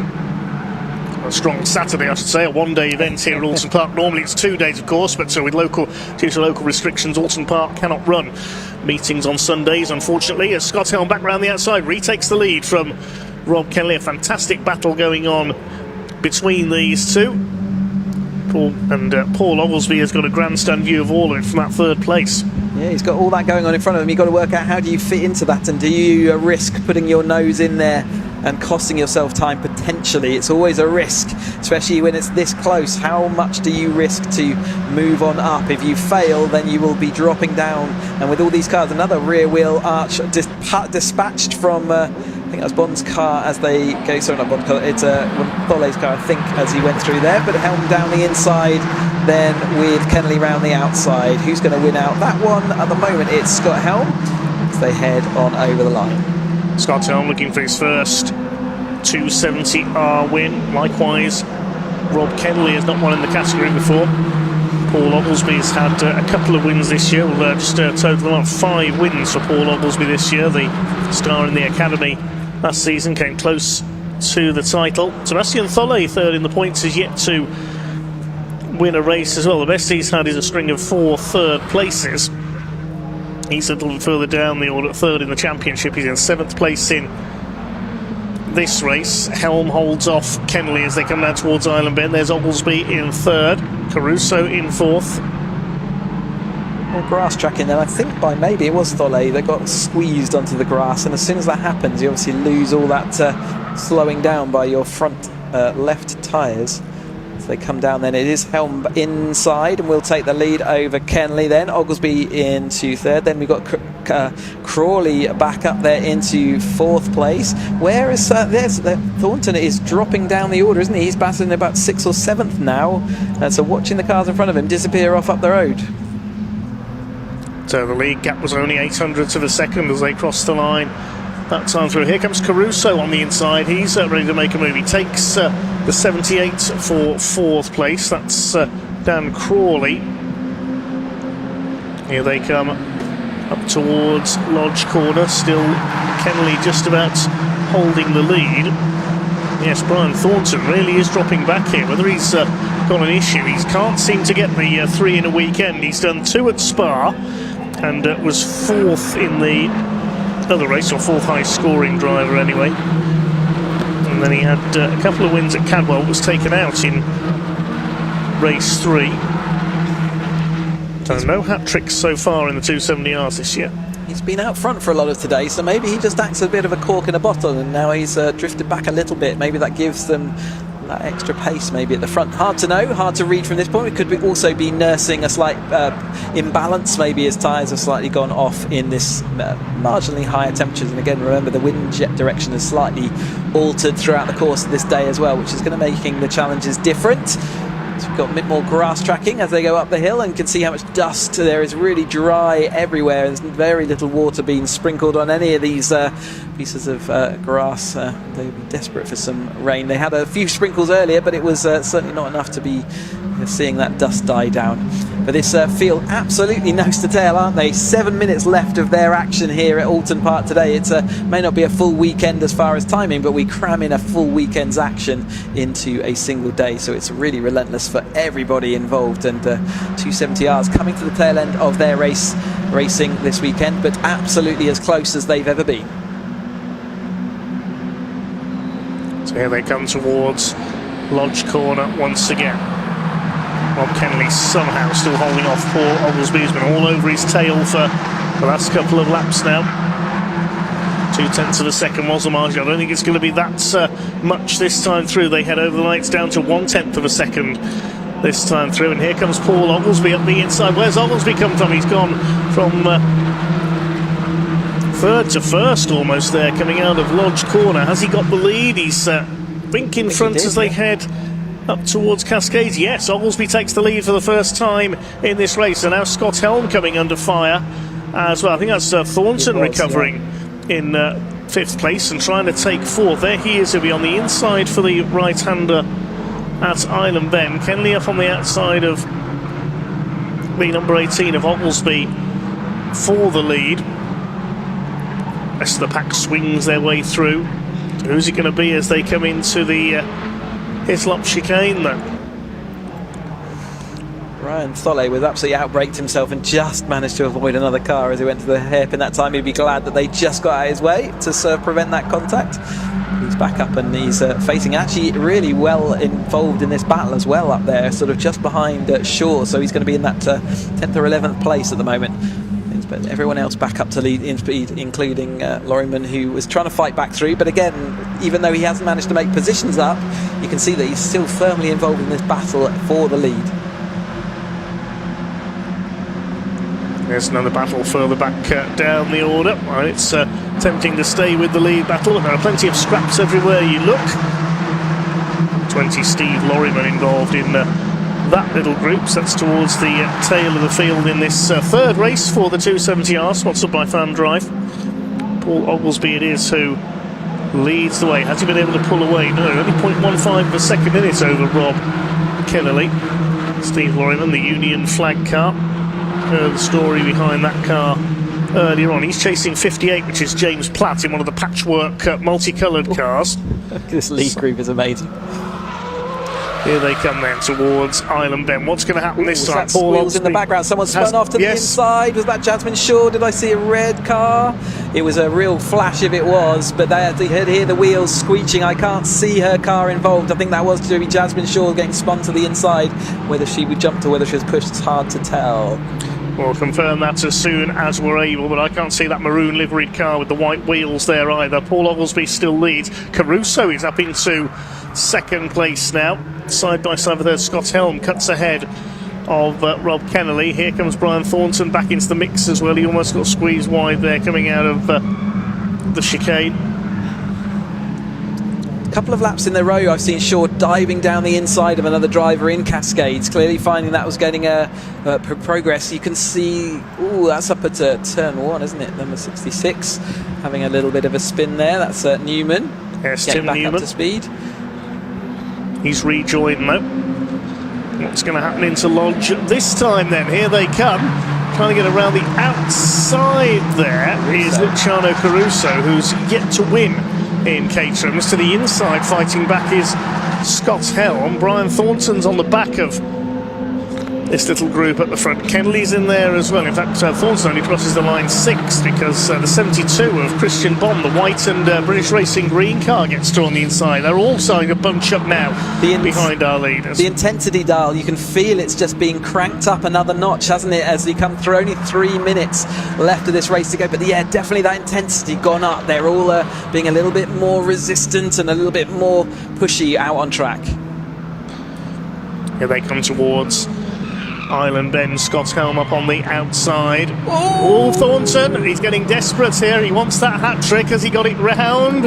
I think just about. I think I might have had a bit of an issue with that, as if I was in Caruso's seat there. It was a little bit of a crash or avoid me. There he is. Andrew Davison again in the barriers. So that's that turn 1 again. I think it might be at the exit of Old Hall. Yes. 2.5 minutes to go, so if the marshal assess there's damage to the barriers there, that might be a red flag, but we'll wait and see. It also looks like the wheel was pointing the wrong way, so I don't think the car's going to be easily moved.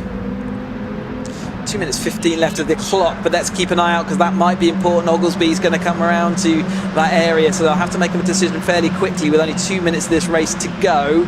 But Oglesby is currently leading them the first time, as he's led them this time. Helm in second place. Is that Kennelly still into that third place? Caruso in 4th. You can see the waved yellow flag there and the yellow board marker as well, indicating that there's no overtaking as they come into turn 1 this time. That's taken away one of the opportunities to pass for Scott Helm there. There was about 1 minute 45 left on the clock, so we will get I think 2 more laps out of this. There's Jimmy Way, the Gulf liveried car. So Oglesby from Helm, Kennelly, Caruso and Thornton with the number 72 Christian Bond next in the order. they are really concerned about the car. They might throw the checkered flag early, so it's worth keeping an eye out. It's another thing that the drivers have to be aware of. If they see there is an incident, yellow flag for example, they might be aware of that. So it was tight across the line. They might choose to throw it one lap early to solve that problem. So keep an eye out for that. But at the moment, Oglesby's where he needs to be. Oh, more contact there. It's Pontes again having more contact as he's someone's wheel arches going away. More wheel arches for the Marshals. Yes, indeed, they'll be able to collect a whole field's worth eventually here at Oulton Park. Big thanks again for their services. As Paul Oglesby continues to lead the way. 40 seconds left on the clock as I talk to you, so will we see the checkered flag go out slightly early here with that car off? I don't think we will. I think this race will run to its 20-minute conclusion here. Still your leader is Paul Oglesby with Scott Helm. Rob Kennelly up there in third place, then a solid queue of Caterhams behind them. Here comes Helm to the outside at Lodge Corner. Is that going to work? Nope. No, it doesn't. Now up with them is the blue machine there. That is Rob Kennelly going for the inside. There could be 3 wide into what will be the final lap here. Rob Kennelly's going for broke up the inside into Old Hall. It doesn't work. Oglesby still holds the lead from Helm in second place. Kennelly did get his nose into second off the line. There was a yellow flag out there at Old Hall, of course, because Andrew Davison's car is off. So they head down into Cascades and then towards Island Bend for what will be the final time this weekend for the 270Rs. Paul Oglesby it is who leads it. Scott Helm holding off Rob Kennelly for second. Caruso up there in fourth position. Rounding out the top 5 is Brian Thornton. His hopes for a hat-trick slipping away. Not going to do it, I don't think. From there, that'd be an impossible act right now. He felt a little bit more passive in this race, whether that's by design or whether his car just wasn't giving him what he needed. Oglesby had a comfort gap into the hairpin that time, but it's all gone away again. Scott Helm has been shown that good pace. Kennelly has also been in the lead of this race for quite a lot of the number of laps. Caruso coming through strong, but he's got a lot to do in fourth place. I don't think we've seen anyone go from fourth to the lead. 5-second penalty for Kennelly. So he's going to be out of that battle then for it. But Oglesby is up there in the lead where he wants to be at the moment. He's now got actually a defensive manoeuvre behind, because Helm is ahead of Kennelly. Kennelly's going to drop all the way back to the free of all the cars that you can see on screen. It's devastating for him. Yeah, it'll be about 16th, but who's going to take P1? Here they come into the final corner. Scott Helm around the outside. Can he get alongside Paul Oglesby? Scott Helm looking for his first win in the category. Can he pull up alongside? It's going to be a photo finish. This could be the closest finish of the day so far. Kennelly up there as well. It's a photo finish according to the timing screen. Oglesby got there by 0.047 of a second. The closest finish we've had today. Oglesby ahead of Helm. Caruso will get third because Kennelly has the 5-second penalty. That's dropped into 14th place. Unfortunate Rob Kennelly. Paul Oglesby it is who takes his 6th win of the season. Very slow car there as well. Yes, there's been a bit of an incident on that last lap, quite possibly. We'll pick that up in a second. That's the 62 car, which is Anne Hall. There was another car slowing in the background. So Oglesby ahead of Helm, Caruso third. It was Sebastian Thollet who came through for 4th place. Brian Thornton has to settle for 5th after his 2 wins earlier on. Christian Bond in 6th place. One car that was rather crawling home there, I think, was Tim Newman. Provisional result then, Paul Oglesby takes win number 6 this season, will provisionally keep his championship lead as well. 47 thousandths of a second ahead of Scott Helm on the line. It was that close. Luciano Caruso third, then Thollet, Thornton, Bond, Crawley. Henry Speaks in 8th place, a frustrating day for him. Then Andrew Bailey and Shane Forster rounded out the top 10. Just the one non-finisher, Andrew Davison, went into the barriers at Old Hall. Well done to all the drivers in the Fan Drive Caterham 270R Championship for putting on a fine show of motorsport. Shane Forster taking the fastest lap, the extra point. So our 10th place driver was the fastest lap turned in that race. And I will echo what you just said. Whilst it started with a little bit of a shaky start there, a little bit aggression out there, it's actually turned into a brilliant set of 270R races, I think.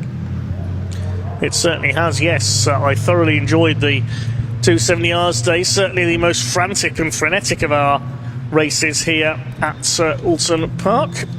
We will see them again on the 15th and 16th of August for the Knockhill Super Header round. Can't wait to bring that to you as well. We'll see continuation, so that'll be their penultimate round of the championship. So we really are moving into the tail end of this season, which is incredible, isn't it? Mentioning Knockhill, am I the only one who really likes Knockhill in the reverse direction? No, it's fantastic. The drivers love it. It really works in both directions. It's an absolute roller coaster and something that as drivers we all relish, and it's great to watch as well. And the racing is fantastic each way around. Both, superb to have a track that works in both directions and have the licence to do that as well. It's pretty unique in British what's motorsport. normally the first section is uphill at the end of the lap, so it's like a roller coaster going up there. You practically fly off the chicane. Exactly that. It's only just flat out as well. It's one of those tracks that just works. And the first corner, I'm reminded of Portimao in Portugal, except you turn left instead of right. Same sort of corner. So great circuit. Absolutely roller coaster for the drivers, and the racing is excellent as well. But we have the drivers, you can see them all heading down into Parc Fermé, so let's go and hear their stories.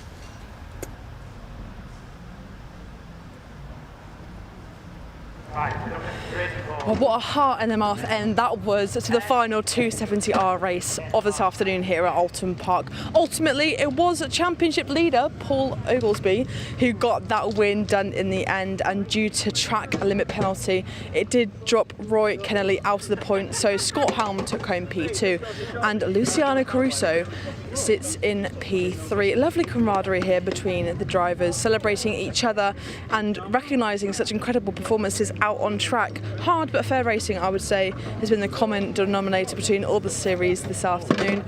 Go. Take pictures of Paul, go on. It's your moment, Paul. First. He's done it. Wonderful. Well, I'll swoop in. Congratulations. A race win under your belt. Talk us through that final race here at Oulton. I just knew I had to recover from a bad race one today and just gave it everything I've got. Absolutely phenomenal racing with my teammate Scott. Absolutely loved it. Best race I've ever had. Most fun I've ever had. Respect to all the guys around me. Shout out to RS. Shout out to my family, my dad, my sister, who are all here. And then, my wife Alison and the two boys. What is it like racing so closely with your teammate? Is there an element of carefulness you have to take? Because there's obviously respect between you both. It's more respect. We just know that we're going to give each other space. We're not going to do anything stupid. And it's been a long time coming, so I'm really pleased for Scott, and I'm pleased for the team. Yeah, thank you. Lovely, congratulations. I'll let you cool off because it's been a hot one here today at Oulton, no less for this final race here as well. So here we are, Paul Oglesby, the race winner for the final 270R of the weekend, and I think actually it is time now for the 310R race. So I'm gonna catch up with some of the drivers. I caught up with them earlier on in the assembly area, and it was a bit of fun with William Chadwick and the Harris brothers.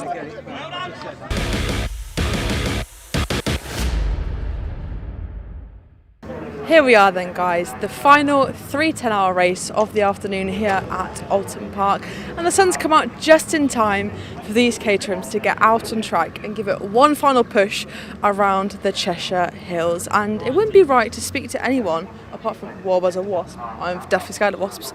Let me try and speak. Look, Will Harris, he's been a bit of a nightmare to me today. I'm going to try and speak to his... I'm not going to speak to you. This is the man you want to speak to. 2 wins today. Will, how are you feeling? I'm feeling great, thank you. How are you feeling? All right. All right. What did you like Oulton Park? Is it a good circuit for you? What do you think, mate? I think you've had an okay day, but it's been tough. I think there's been a lot of competition. I think there's been a few people that have joined for this round that have made it difficult. Racing is difficult, but I think you've got a win in you. I think so. I think I'm coming for you this one. That's fruity. Shall I remind you of the around the outside I did at Cascades on you? Don't recall that. No comment? No comment. I just want to say to you, because I know you've been avoiding me, I just want to say to you, at Donington Park, you didn't qualify in the top 3. Yeah. And then in the first race you went in the top 3. Second race you were 3rd, and then the 3rd race you went on to win. So we are following the same trend here at Oulton Park, aren't we? I hope so. I'm not too convinced though, but maybe. Why is it about Oulton Park that you're not seeming to gel to then? I don't know. I feel pretty good. I just can't seem to make any overtakes, to be honest. Pace feels alright, but I just can't seem to get past really. Well, heading into this weekend, you were the championship leader going into the summer break. I don't have the updated standings, so I don't know where that will put you. But you're generally doing pretty well in this championship, and it's consistency that means a lot at the end of the day, isn't it? Yeah, it is. It'd be nice if I could be consistently a bit higher than 6th and 3rd, though. That's still pretty good, though. Yeah, not when this guy keeps winning. I don't know where it's come from, honestly. It's a bit of a shock to me as well. I know. You just can't get the staff, can you? I'll let you go and do some meditation or something to get in the zone. I'm going to try and nick your other brother, though.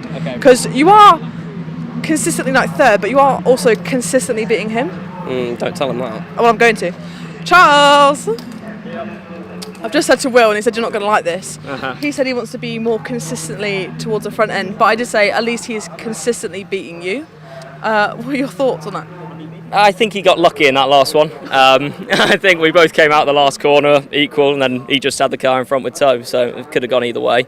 I think I've got tyres in better condition for this race, and we'll beat that streak. So, yeah. Hopefully you will go out on track and do extremely well. You were P3 heading into this weekend with your brother obviously first too. The Harrises are doing pretty well in this category, aren't they? Yeah, it's going well, but there's some speedy boys who are catching up behind us. So I think we've got Goldstein ahead of us. We finished both races ahead of him. So if we can keep doing that, it's Chadwick we've got to worry about at the moment. But we'll see. And finally, a quick final word. You've got the summer break coming up after this race before you go to Knockhill in August. What are your plans for it? I'm off to Spain next week. So I literally fly tomorrow morning at 5 a.m. Beautiful. We've had someone going to the US. Charles is off to Spain. Thank you so much for talking to me. I'll let you go and get ready for this final race. Well, here it is, the final 310R race before the summer break. And to talk you through it, of course, it's my friends Dave and Chris up in comms.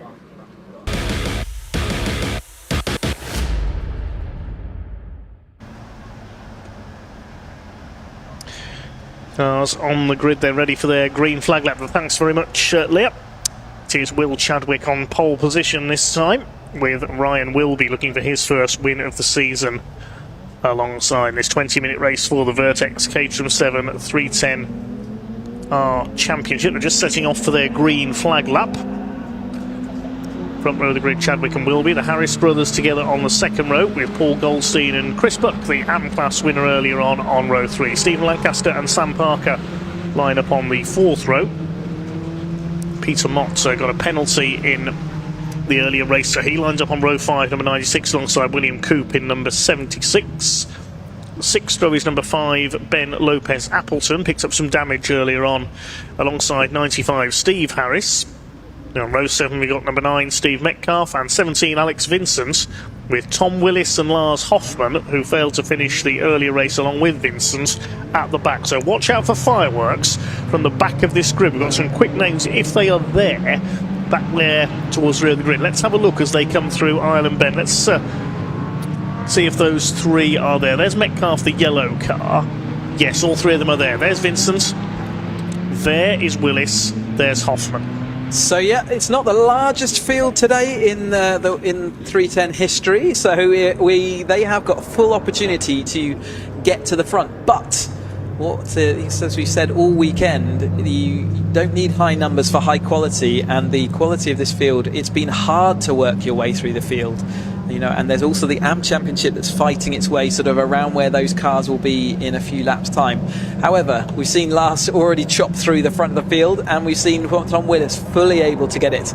And everybody in the driving paddock wants to have that story of back of the grid to the win, so they will be absolutely thirsty for that. And the AM Championship was raging all the way through the opening two events of today as well.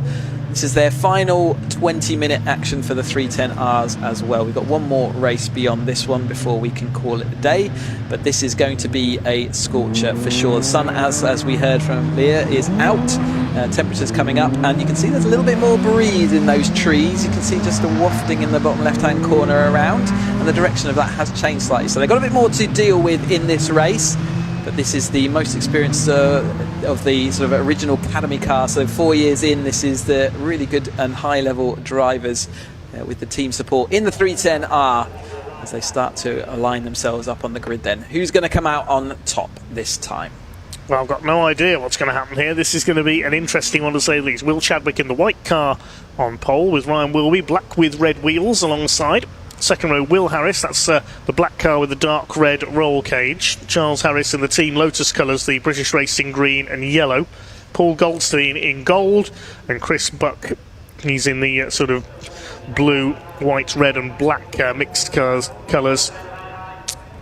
Top amateur, so the red lights are on. They go out now and away they go. Red lights out on and off very quickly there. Front row gets away well, and it is Chadwick who will lead the way into the first turn from Ryan Wilby, then the Harris brothers. Now let's have a look towards the back of the field, see these quick names which started slightly out of position starting to come through. They'll already start to make their progress. It's Ryan Wilby takes the lead from Chadwick as they come down towards Cascades for the first time around the outside. So it'll be Ryan Wilby leading as they come towards the right-hander at Island Bend for the first time. Moving up on the outside is Charles Harris taking on his brother. I think our interviews provoked a bit of sibling rivalry there. Up the inside, 3 wide, and there's going to be contact on the outside. A couple of cars bumping and boring in there. They've all made it round. Couldn't quite tell who that was. It was Lopez Appleton on the outside, so he's trying to make his way through. I saw Lancaster mounting the inside curve, which didn't look particularly comfortable, but he's still managed to stay up and with the battles, but it's Wilby out front. So Ryan Wilby leads the way. Good start by Sam Parker on the tail of Paul Goldstein there. So Paul dropped a little bit of ground at the start. Side by side for the lead then. Trying to move up on the outside is Will Chadwick in the white car. Ryan Wilby it is who leads though. Will Harris ahead of his brother Charles, third and fourth place. Rounding up the top 5 at the start was Paul Goldstein. He's lost about 2 or 3 places there. Steve Lancaster going well. The turquoise number 49 car, the Dutch Barn vodka car, used to be title sponsors of Caterham Racing. The company started by Chris Fraser, who's not racing today. Good to see the name still involved though. Please don't drink and drive, of course. They complete the first lap then is Chris Buck up in 5th place. He's running well. He's the AM category. Goldstein down to 7th. Didn't get the best of starts. Then Wilby leads by 0.2 of a second over Chadwick in 2nd place. They're all round the first lap okay. And how are the cars from the back of the grid getting on? Well, Alex Vincent's made the best progress. He's up to 10th, gaining 4 spots. A big lock up there. There's contacts. Chadwick down the inside of Ryan Wilby, hits Wilby's front wheel. Chadwick's got through for the lead, but how much damage was done there, we wonder? I think it's going to be okay. I think it's just wheel, as long as the mudguards are rubbing, and it wasn't, but Wilby just locked his front left wheel or front right wheel, and it just caused the car to sort of unstabilise itself. More contact. That's Ben Lopez Appleton down the inside. Oh, that was close, but he managed to get away with it. That was close on Alex Vincent's rear panel then. Peter Mott just following along behind them as well. So yeah, a little bit of drama in that second lap through, and everyone coming together as they go up and over the hill once more. But Chadwick over the top then of Ryan Wilby, who is still in that second. Then it's Charles Harris over the top of William Harris. Like you say, maybe we've riled that up as well. But Buck is next along in those in the AM class as well, and looking out to see. But Lancaster firmly involved in that AM battle, as is Sam Parker a little bit further down the field. So Ryan Wilby it is who leads the way then. Will Chadwick on his tail. They come up over the line this time. Which of the Harrises is in there with them? They're side by side over the line. That's Charles Harris now up into 3rd place. Chadwick round the outside, an old hole. Good bit of driving there, and he's taken the lead from Ryan Wilby. So Will Chadwick moves into the lead then in car number 8. The man from Wigan in Lancashire on his local circuit today. I wonder whether that was Ryan saying sorry for the contact down at the hairpin. Oh, a little bit of a lock up from Steve Metcalf. Yep. Still learning his new car there at the tail of the field. The leaders heading up towards Island Bend. Lancashire against Yorkshire for the lead. Chadwick comes from Wigan. Ryan Wilby from Halifax. Up and over the top at the hill they come then. Charles Harris in 3rd place. The family comes from Northampton, the Harrises. They're 3rd and 4th. Chris Buck in 5th place. He's from Bracknell in Berkshire.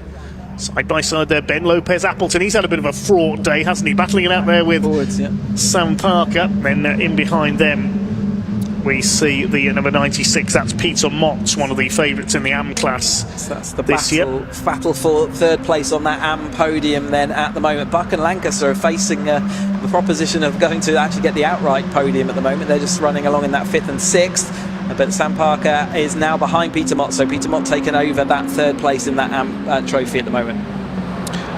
It's under 15 and a half minutes of this race to go. A long way to go yet. Fastest lap of the race last time around was by Alex Vincent coming through from the back. He gained another 2 places. He's 8th now in the number 17 car. We can see him in among this group up there with the grey car with the blue roll cage.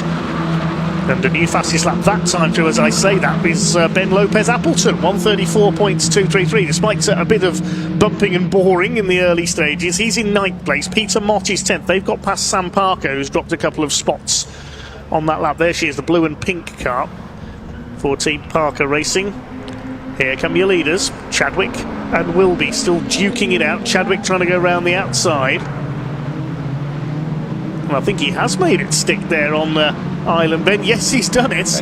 A rare move there, but yes, it's normally national hot rod drivers who are specialists in using the outside line on the turns, but Will Chadwick, they normally have a specialist here. Camber to work with, don't they? We haven't got that around that corner, that's for sure. So great move. He just had that momentum around the outside, was very late on the brakes, and it is surprising how late these cars brake into that hairpin as they come down. In the Vertex Caterham 310R Championship, if you're into your watches, go and take a look at vertex-watches.com. Some beautiful mechanical watches there, such as their popularity, and so they've released to acclaim this year their Pilot's watch that they're all sold out at the moment. They've still got some of their stock there, but yeah, check out vertex-watches.com, get them on your list of visits around the web.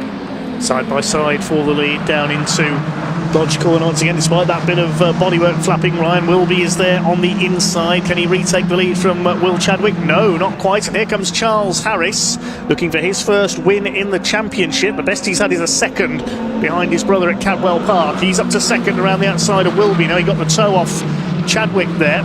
Here comes Will Harris, the championship leader, coming into this weekend. Stephen Lancaster's running well too up there, fighting with Chris Buck for the lead of the AM category. That was Buck with the white bonnet in P5 behind the top 4. The AM drivers mixing it with the overall pace setters, which is good to see here. Very close, very open field here at Oulton Park. Chadwick and Willis also making their move forward now, aren't they? So they've made it into that AM battle and nearly up to this lead battle, but they've still got a way to go. You can see them there just at the rear of the field. In fact, Goldstein's pulling out. Did he miss a gear? Maybe lost a gear knob or something else, but his car's definitely slow up the hill that time. Yeah, he's had a very lacklustre day, unfortunately.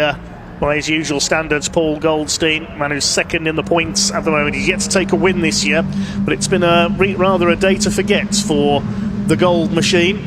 Yeah, definitely something up with that, whether that's out of gear or just another ailment, but the car is definitely not up to speed.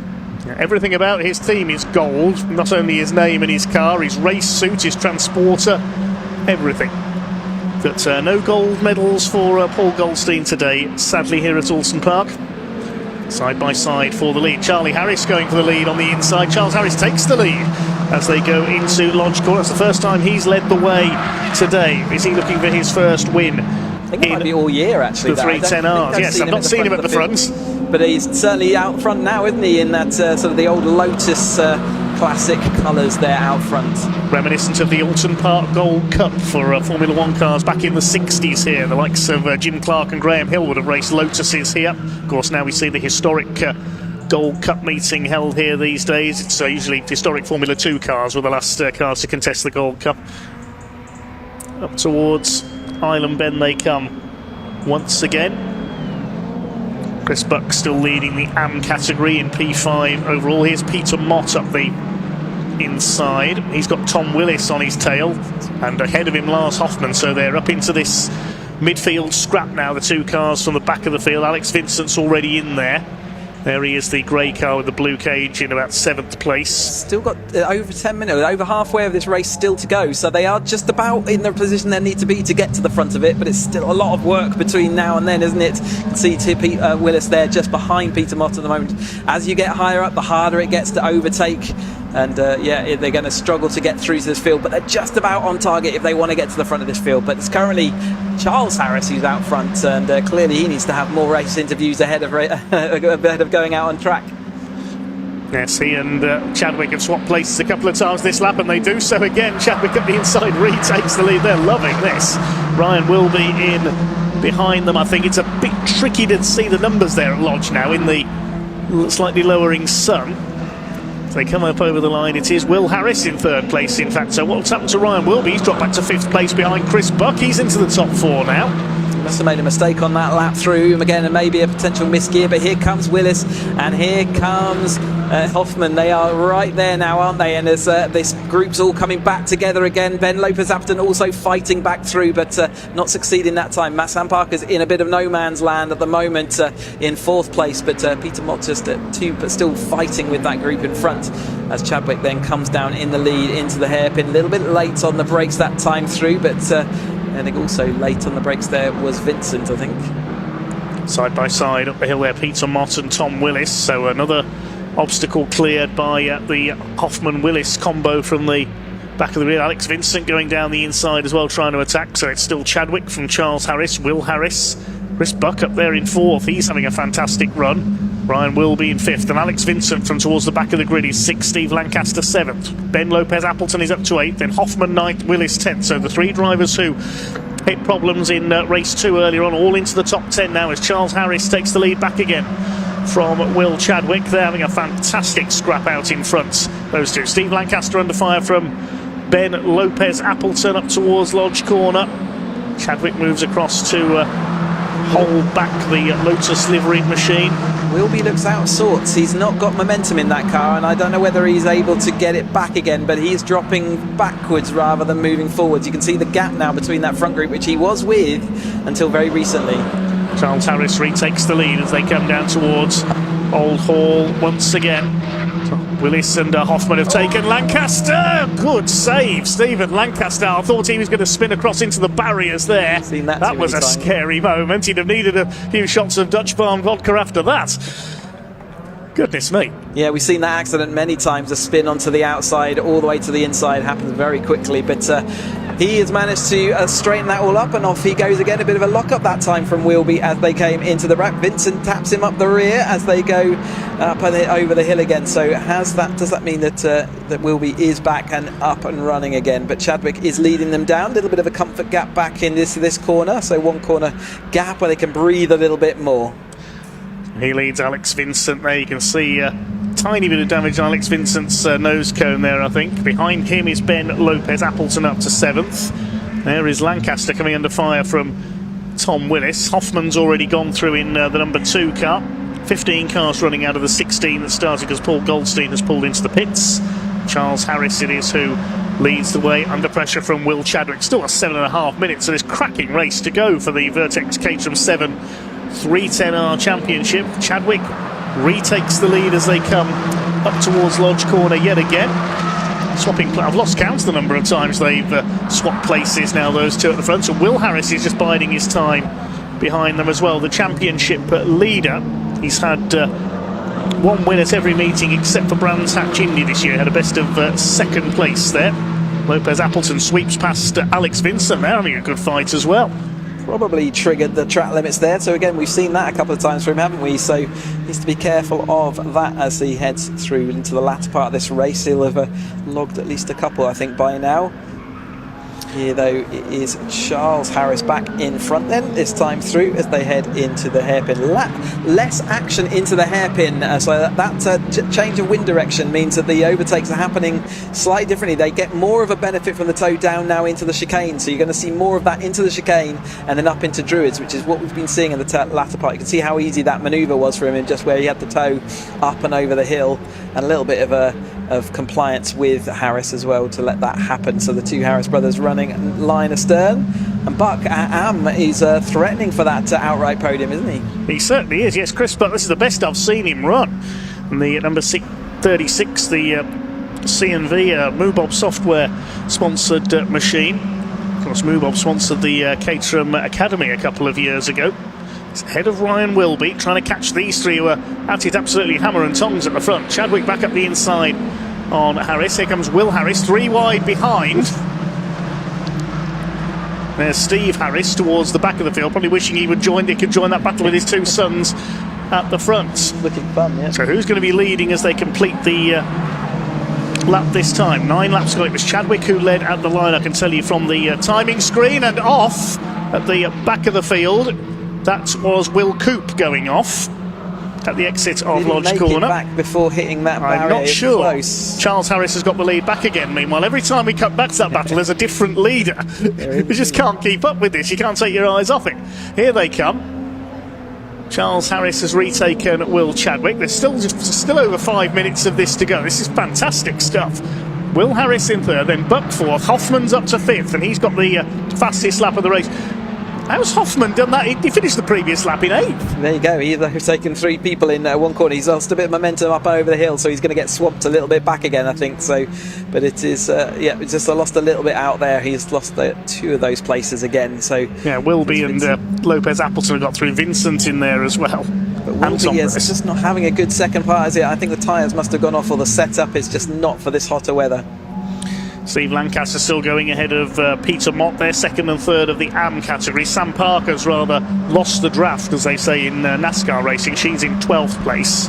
And the final battle between Metcalf and Steve Harris further down the order. I think Will Coop is stuck in the gravel at Lodge. So I think there might be a yellow flag out here because he hasn't come through on that previous lap. The yellow flag is there. I was chatting or joking with Will Coop that there's not many places around here that you can actually get stuck in the gravel, but I think he did meet with that barrier potentially, so hopefully that's going to be okay and not too much damage on that before he gets back out with us at Knockhill. Brian Wilby down the inside on Chris Buck, retakes 4th position. Here comes Ben Lopez Appleton. He's been yo-yoing up and down the order all day long today as Will Chadwick retakes the lead again, coming into Cascades. That's Hoffman off wide there, so he got contact, he got squeezed to the edge of the track. Didn't see how it all started, but that is Hoffman back off, and he will be losing all that momentum he just gained. And again, before we finish the next sentence, Charles Harris has retaken the lead again. I wonder if somebody's tallying the number of lead changes here, because it must change about 3 or 4 times a lap in this race. The lap chart definitely doesn't give the full picture, no, it doesn't. Results, proof that results certainly can lie, this race is going to be. Let's have a look what happened to Hoffman there. Yeah, he got squeezed, didn't he, by, I think that was at Vincent? No, it was Buck, wasn't it? So he didn't know he was there and just squeezed him off the edge of the track. So where is Lars Hoffman now? We'll pick it up at the end of this lap. There's Chris Buck. He's lost out to Ben Lopez Appleton. Ryan Wilby already had gone through. Then Vincent and Willis next in the order.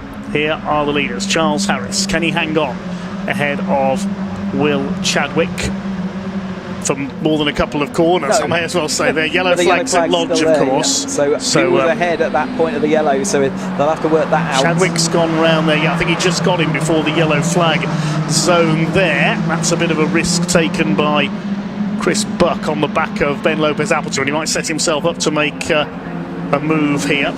You've got to be careful that you do show you're fully in control of the car if there is a yellow flag, but side by side then. Will Harris taking on his brother. I thought this might happen. But absolutely, he's not resisting anymore, is he? He's not giving him it or letting him have anything. He's designing himself to be in front all the time, but Chadwick is still in that lead position at the moment. Charles Harris, great to see him fighting there for this outright win. Yeah, the Harris brothers, they need to work together to try and get past Chadwick here, not fight each other, because they might let Chadwick get away in front. Up the inside, Charles Harris retakes the lead. There's Alex Vincent battling it out with Tom Willis through Island Bend. This is a brilliant race. First class Caterham racing. So I think this will be the penultimate lap, won't it? I think they'll get over the line again before time is up, so they'll get one more. But there's Hoffman drifting all the way back to Sam Parker there, so be a shame for him that after all that effort he's not going to get rewarded with some big points on his return to this grid. Like we say, hope Henning Eschweiler will get better, but it is great to have Hoffman out here, isn't it, doing what he does best. It certainly is, yes. I'd love to see him battling Taylor O'Flanagan in the UK Championship again someday. They were such great friends and rivals in the 310Rs over the last couple of seasons. Here come the 3 leaders. The yellows, I think, are still out there. So it'll be Charles Harris in front this time. There was definitely a yellow light on the Warwick Bridge there, so Chadwick up the inside. I'm sure I could see a yellow light flashing there. So we'll flag up here though, so maybe it was withdrawn just before they got there. Well, I'll give them the benefit of the doubt from my point of view. I'm not sure there. Yeah. So Chadwick has got back ahead there of Charles Harris. William Harris looking on, and look, they've battled so much. Ryan Wilby has been able to catch them. He's got his second wind in this race after dropping back early on. We'll be on the last lap now, because there was just over a minute to go as they cross the line. This is going to be interesting. 4 of them going for the win now. Here they come up towards Island Bend. Ryan Wilby did take a position, so he's into third already. He's gone down the inside. There's a bit of a squeeze there for third place. Lock up by Charles. He's going to lose momentum. That's going to get Wilby into second place then. One more car in front of him before the win is possible. He locked up because Chadwick went round the outside of him on the entrance to the corner and got the lead away. He took him by surprise there.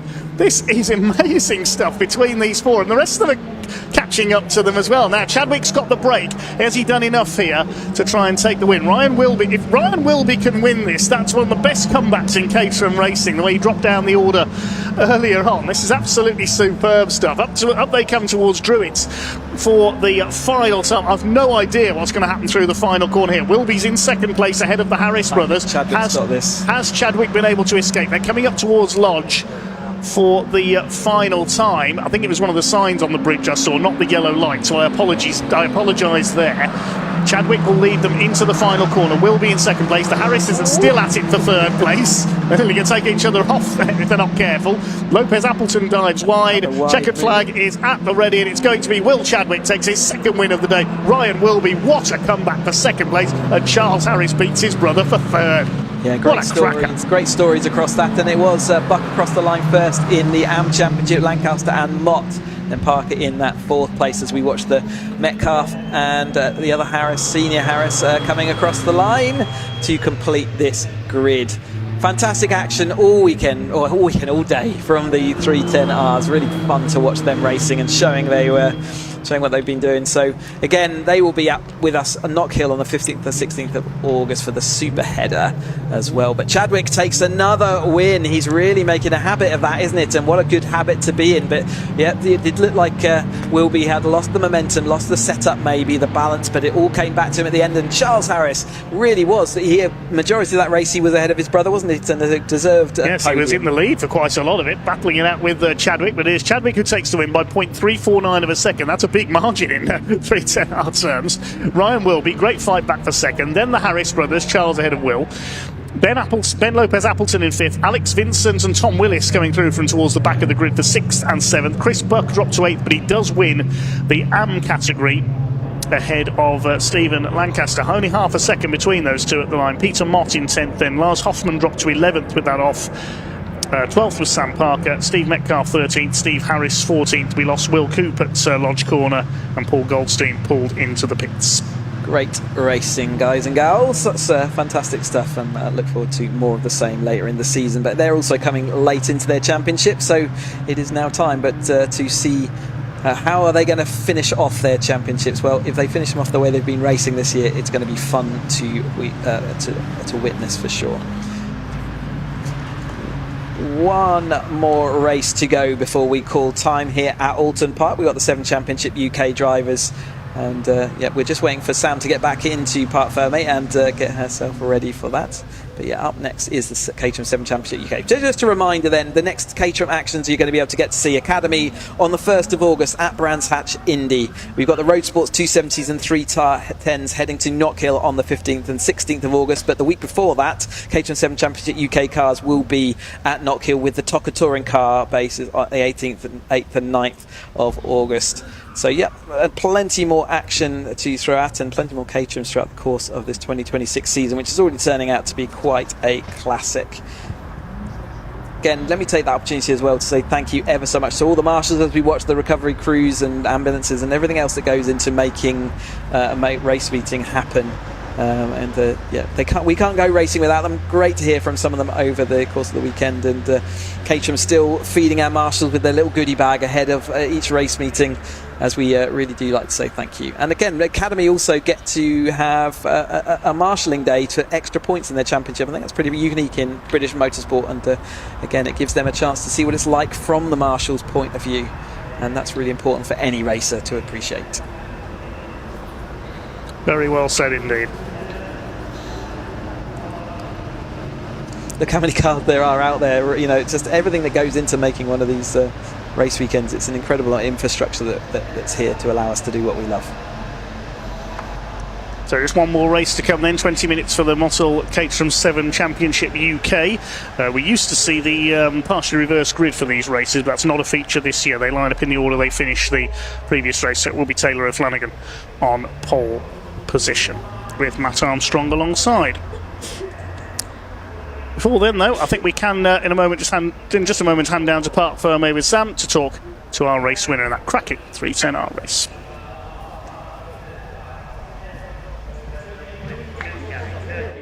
So Will Chadwick has done it again. Another race win for Will Chadwick. Come on down. Wow, absolutely fantastic. That's just what you need, isn't it? Just for points in it. So that's basically 3 wins, isn't it, in points terms for this weekend, which is fantastic. How was it from your end? Very good. I mean, it's my local circuit. It's a dream come true to race here. I've been here since I was 6 years old or something, watching racing here. So it's a dream come true to race here, win here, and a really good weekend for myself. And it was really good working with Charles and Will for most of the race, which we were able to get a good gap, and it was calm it down a little bit. Yeah. Excellent. Well, it was, I mean, I think having that, do you find that having that benefit, it has a benefit with being local, it's your home circuit, you know it really, really well, you feel comfortable here? I think I think I know Donington better, to be honest, but I love Oulton. It's an amazing track, fantastic track to drive, and yeah, it's just that little bit of extra couple tenths of a second from being close to home. Yeah, brilliant. Well, well done, very well deserved. And right, let's go and have a quick chat with Charles. Actually, is here. You're on the podium, Charles. Congratulations. Well done. Hard fought though, right? It's so hard. It was. I mean, yeah, Will and I had a good thing going, sort of keeping pace up front, switching where we worked out who was faster in each section. And then it was all looking good until literally last lap. Will we managed to sneak into the mix, and then that was it. But still, take a podium. It's not bad. Absolutely. It's a good way to end the weekend. Definitely, because you've been right there, haven't you, all the time. I know. We've been just outside the podium for the last couple of weekends actually. So it's nice to be back. Yeah, it's nice to be very back. well done. Congratulations. I'll have a quick word with Ryan. Well done, Chris. Another win. Well done. You just got in there, Charles said. You just got in amongst the two of them. Yeah, I sort of had a good start to race, and then I clipped the tyre stack going through the chicane, and so I had like a lot of play in my steering wheel, and the wheel arch was rubbing, and I couldn't see the apexes. So because it was stuck up in the air, so it was a nightmare. But then as soon as it came free, I found myself in clean air and could just catch the rest of the pack up back up. Oh, well done. That's awesome. That's hard. Not being able to see the apex. That's dodgy around here. Terrifying. Well, very well done. Excellent. Right, we have Chris Buck won in the AM class again, and Peter Mott got third, and Steve Lancaster got second. So yeah, fantastic for those guys too. Right, we have the 7 UK Championship up next, and I believe Leah spoke to some of the guys earlier.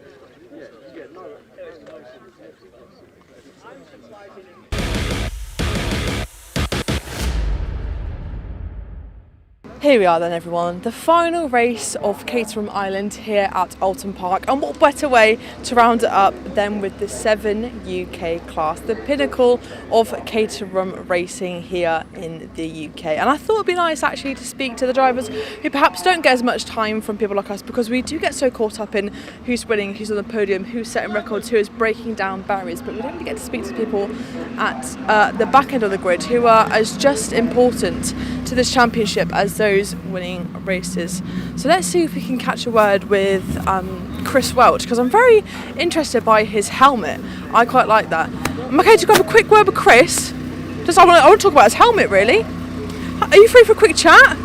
Yeah, not doing anything else. I was about to say, we're just sat here enjoying this lovely sort of Cheshire sunshine. Chris, it's lovely to speak to you. I want to talk to you about your helmet, because in particular it's really caught my eye in this grid. What was the colour design behind it? Because you've got red with glimpses of yellow. It's really eye-catching. Well, it's my grandfather's tartan, which is a Macmillan tartan. So we wanted to have it in the helmet. So my wife designed it, and we took it to Craig to get the design done. And then we went there with my wife to have it unveiled in front of her to see, because she was petrified it was not going to be great, and it is fantastic. So it's there's a bit of yellow, a bit of colour, keeps Ian happy, a bit of tartan in there, and it matches the car. It matches your car absolutely perfectly. Have you enjoyed your time here at Oulton Park today? Yeah, absolutely, it's been lovely. It's been great fun. I've never done this particular circuit before, and it's great. Really good, and people here are fantastic, and of course the marshals and the stewards and everybody, and not to forget you lot of catering that are always there to help us out and tell us off when we need to be told off. Lovely, thank you Chris, I appreciate your time. Lovely to speak to you. See, look, this is what we find when we go back to these people here. We get lovely stories like his grandfather holding that. Let's see if we can grab a quick word with Tom as well. Tom, just a quick word with you. We've been speaking all day to people about their cars and the liveries they've chosen. You've just gone full banana mode.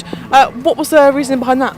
To be honest, I really can't remember. We just always had a banana. Yeah, it's been yellow for as long as, I think it was originally a sponsor we had like about 10 years ago, and it just fitted in with that, and then we really liked it.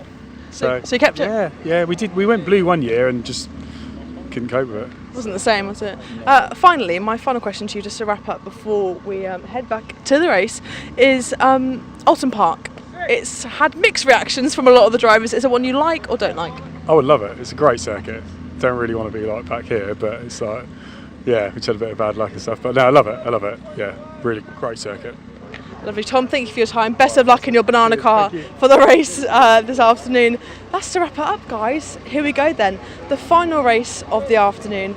And as I said, what better way to end it than with the 7 UK Championship. And for the final time, it is my pleasure to hand back to my friends Dave and Chris in comms. Boys, enjoy this one.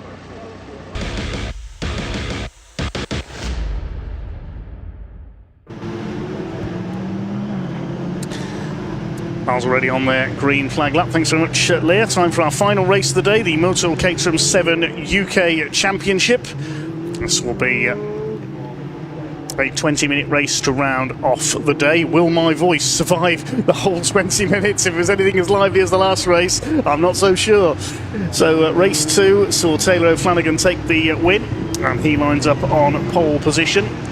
Fresh from his 4th win of the season. Alongside him, Matt Armstrong, last year's champion. Row 2, 23, Justin Armstrong, who is likely to move to Pro-Am status soon, we think, and Harry Senior alongside in 28. Row 3, 46, Steve Nuttall, 76, Monty Hind.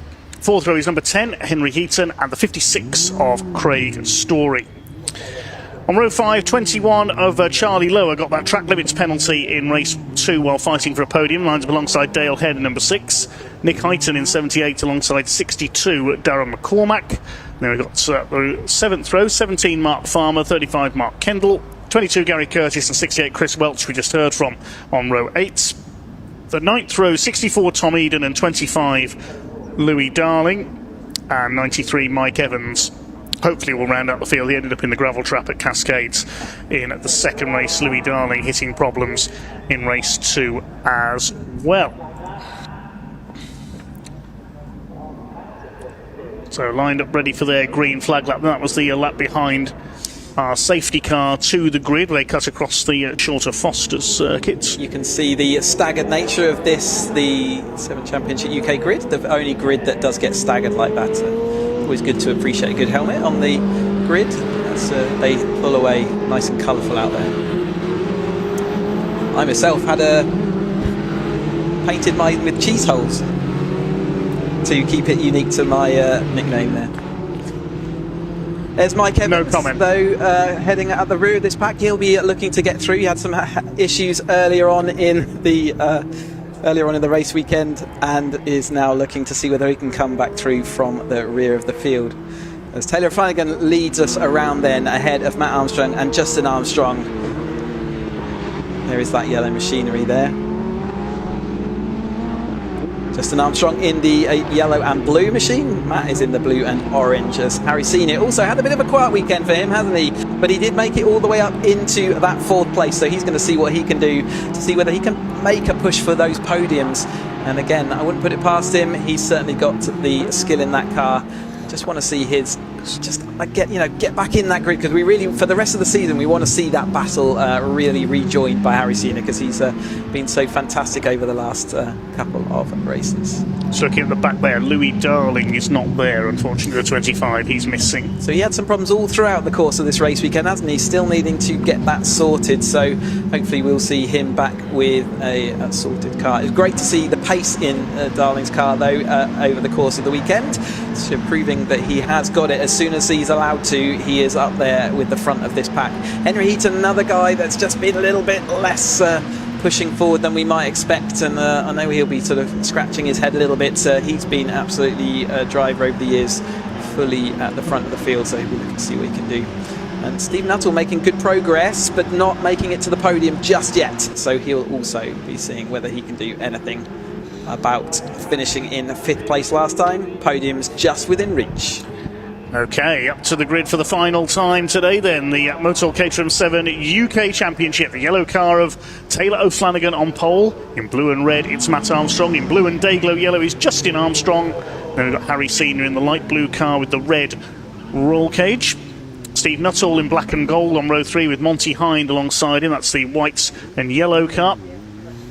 Henry Heaton on the 4th row with the sort of chrome turquoise livery. Craig Story in the bright day-glow yellow and pink on row 4. Green flag is displayed at the back of the grid then. 20 minutes then, the final race of the day here at Oulton Park. This one-day event for the Caterhams. The red light is on, the revs are up, and off they go. And down towards Old Hall for the first time. Super start by Taylor O'Flanagan. The Armstrongs slot in behind, followed by Harry Senior. They're all away cleanly. They charge their way through the right-hander at Old Hall for the first time, and Taylor O'Flanagan is already in the clear at the front of this pack of around 16 cars. We should have 18 cars, I should say, we have out there. Mike Evans already on the move from the back of the field there. It's Justin Armstrong side by side there with Harry Senior, who's got through, I think, into no, he hasn't got through into third place. He's going to be on the outside for Island Bend. Justin Armstrong holds that third, but it is Taylor O'Flanagan who leads the way. Matt Armstrong in second, Justin in third, then Harry Senior and Steve Nuttall round out the top 5. They're working hard down the gears on this 6-speed Sadev sequential box that these cars have in there. Very race focused indeed, as we go side by side a little bit further back in the field. That's Charlie Lower, isn't it, having to recover back through after that time penalty. All the work to do, but we've seen him do it before. He'll do it again. A bit wide there though, out and up the hill, but he's lost a bit of momentum, but I think he'll maintain that place. But yeah, the 6-speed sequential box, easy for me to say, very unique to these cars in Caterham Motorsport, but fantastic tool there, fantastic tool. But Mike Evans pulling on through, made a couple of places up already as we watch Gary Curtis just coming through there. Taylor O'Flanagan though leading over the top of Matt Armstrong, Justin Armstrong, Harry Senior, Steve Nuttall, Henry Heaton making some good progress. Monty Hind up the inside there takes Craig Story, and off has gone Dale Head. He's gone into the barriers. Yeah, safety car will be out as a result of that. I think that might be the exit of Cascades. It is the inside of Cascades, yeah. Quite a regular, common thing to see a car spin to the inside there, and it's hard to avoid the barriers once the rear end steps out. Sad end to Dale Head. He's had a good weekend, a really strong performance, and really, difficult car to pass as ever. But we've got everything back under control. Second safety car that we've seen this weekend, but still plenty of time on that clock, so they'll be able to clear that car, and then they'll get it back up and running as soon as possible. So Dale Head in the barriers down at the bottom of Cascades. Looks like he just got a wheel onto the grass there on the exit and has spun across into the barrier. The flatbed recovery vehicle is on its way out to it's so off camber. That car. Yeah, they're so off camber, this Cascade. You can't really see it, but it really does wash away. Watching the background there, you can see Dale just going to the inside. Hard to see whether he was involved with someone else at that point or whether that just happened all by himself. It's easy to just run into the curb a little bit wide and have the car spit to the inside just like that. But like I say, the car's having to work really hard down that off camber. And remember, these slick tyres are now in their third race, and they've also done qualifying, so they will be running out of grip as time goes on. Down. As we watch them round there, the hairpin then, there's Gary Curtis, watching him just go up there. You'll see them weaving around just to keep some heat into the tyres, making sure it's all clear of dust. There is that safety car out front, so flashy old lights on top indicating that it's not coming in at this lap. They'll have a bit of work. In the background you can see the flatbed trailer ready to pick up Dale's car or drag him to a position where they're happy that he's behind the barrier or safe. But yeah, again, Marshall's doing what they need to do, and they'll do it as quickly as they can to get this race back up and running. Quick chance to mention, while we have this pause, our next action on BARC TV. Just looking in the diary to see what's coming up. One-day event, of course, here at Oulton Park. So our next action is at Brands Hatch, August the 1st and 2nd, which is the Touring Car Rewind weekend, headlined by the Classic Touring Car Racing Club. That's August the 1st and 2nd at Brands Hatch. Touring Car Rewind South. We had Touring Car Rewind North here at Oulton earlier in the season. full programme from the Classic Touring Car Racing Club. The Caterham Academy are racing at that one as well. Junior Saloon Cars, MG Owners Club and the Track Action Racing Club. That's coming up August the 1st and 2nd at Brands Hatch. On the Indy circuits. Looking forward to seeing how the Academy get on in their second ever road race. So they had a bit of a difficult round at Donington Park with the abbreviated of their first race where guys got caught out in a bit of an accident. As we watched Dale Head's car, just you can see it's that contact on that nose cone. It is, isn't it? So he's definitely had some contact on the way to find the inside there. So just maybe someone, again, maybe it could have been someone losing it in front of them. All sorts of permutations, but nevertheless, they'll get that car back up and running and ready for Knock Hill with the TOCA Touring Cars on the 8th and 9th of August. So the rest of the cars just flow on by. Of course, we're in action on BARC TV 8th and 9th of August as well. We've got Convoy in the Park at Donington Park, a British Truck Racing Championship headlines there. Great to see British Motorsport in such a rude health, meetings all over the place, all around the country, people enjoying their motorsport and enjoying their time out on track. So a chance to see the recovery crew in operation. Big thanks to them. Also to, as well of our marshals, the medical staff here, all the other officials, the timekeepers, race control staff, everyone else here at Oulton Park and from the British Automobile Racing Club this weekend. Big thanks to our camera crews as well, to Dan, our director behind the scenes, and everyone else here. Big thanks to Leah and Sam down on the ground, getting us all the info from the drivers as well. And Harry Cook earlier joining us, and nice to have another driver's voice in the comms. Yes, indeed. As well, to hear from someone drove last year very successfully in this championship, and great to have his input into that race. So thanks to all those, everything, and so many people go into making up a race weekend and everything that goes on here. So it's quite an enterprise. Yeah, if you do want to see behind the scenes, sign up for a marshalling taste today. I urge you to do it. Yeah, it's fun. You get to watch great racing all day, get to be a part of it, the best view in the house, and what a fantastic job to do out there. And we saw earlier, it's not just out there on the banks though. If you really like that sort of logistics and the organisation of the race meetings, there's the stewarding, but plus there's the paddock areas that all need to be marshalled, pit area all needs to be marshalled, and yeah, it's fantastic. So are they going to get up and running? Not this lap through, so they've got one more lap at least of, there's that on the low loader. They might be able to just drive that behind. I wonder whether they're going to go all the way around to the pit lane or whether they're just going to move it into the other Shell Oils hairpin. I think that looks like what they're doing, yes. So that car will be clear now, so it looks like this will be the final lap under safety car. Yeah, it's just disappearing down to Shell hairpin with Dale Head's car there. That'll be repatriated to the paddock at the end of the race, so Dale can head home back to Colchester in Essex. Quite a long drive home for him tonight. Who's travelled the furthest today? I know Gary Curtis lives in Monaco, but yeah, it doesn't count. Doesn't really count. He gets to commute in some very nice cars as well. So yeah, it's great to have Gary out here on the track. He's someone who really loves his motor racing, loves the Caterham action, has done multiple steps of this Caterham ladder, and it's great to see him out there racing away. I suppose Lars Hoffmann's travelled the furthest because he comes from Germany. Certainly, that's I would say that's a fair shout for sure. Wonder whether, I don't think Henry Speaks is travelling from Hong Kong at the moment, but that's a fair based in the UK. He works for Aston Martin in the UK, doesn't he? Yeah, I believe he does. Yeah, he works across the Valkyrie project as well. So yeah, great again. Anyway, as to wherever they've come from, it's going to be a long old evening drive back home, isn't it?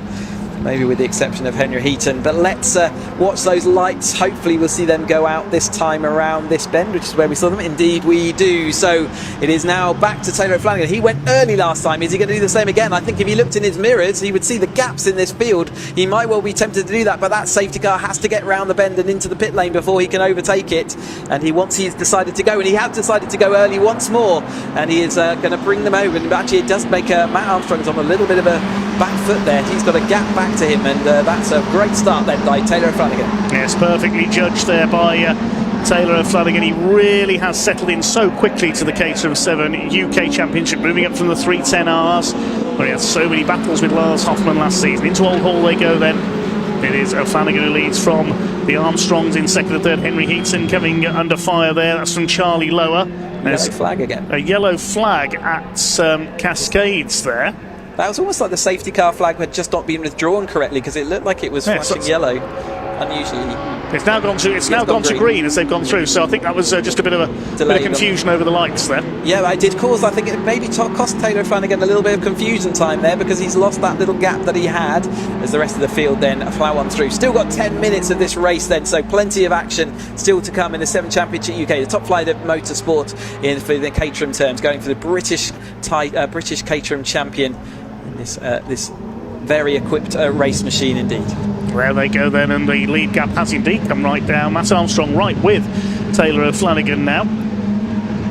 Craig Story battling it out with Monty Hine there a little bit further back in the order. Monty, who had a big crash in a 310R last season, and Matt Armstrong round the outside of Druitt, and he takes the lead. Excellent move by Matt Armstrong. You don't see that move very often there. We saw Will Chadwick do it earlier on in the 310Rs, but Taylor O'Flanagan is fighting back. Justin Armstrong at the fire from Harry Senior. It's going to be 4 for the lead shortly. Here comes O'Flanagan. He gets out wide onto the curb though. Jinks back in behind Matt Armstrong. Steve Nuttall trying to catch up with the leaders too, and Charlie Lower, of course, started slightly further back as a result of that penalty in the early race. Justin Armstrong goes to the inside. Oh, that was close. Thought he was going to dive at the inside of both of them, make it 3 wide at Old Hall. Now here comes Harry Senior. They haven't noticed him creeping up as they come through Denton's. He might get Justin Armstrong here. No, not quite. Steve Nuttall's being drawn into this as well, because they're losing time to each other and allowing him to close in. What's going to happen as they come down towards Island Bend this time? Matt Armstrong leads. O'Flanagan goes for the inside. He stands on everything up the inside as he outbraked himself slightly. Armstrong back up the inside and retakes the lead as they come over Hilltop. This is frantic stuff. It really is. That was the first time we've seen a sort of someone just trying for an absolute last of the late breakers dive bomb, but it actually, even though he went past on the way in, he did cost him on the way out, and it's the inside line that's important into that chicane. We've seen that all.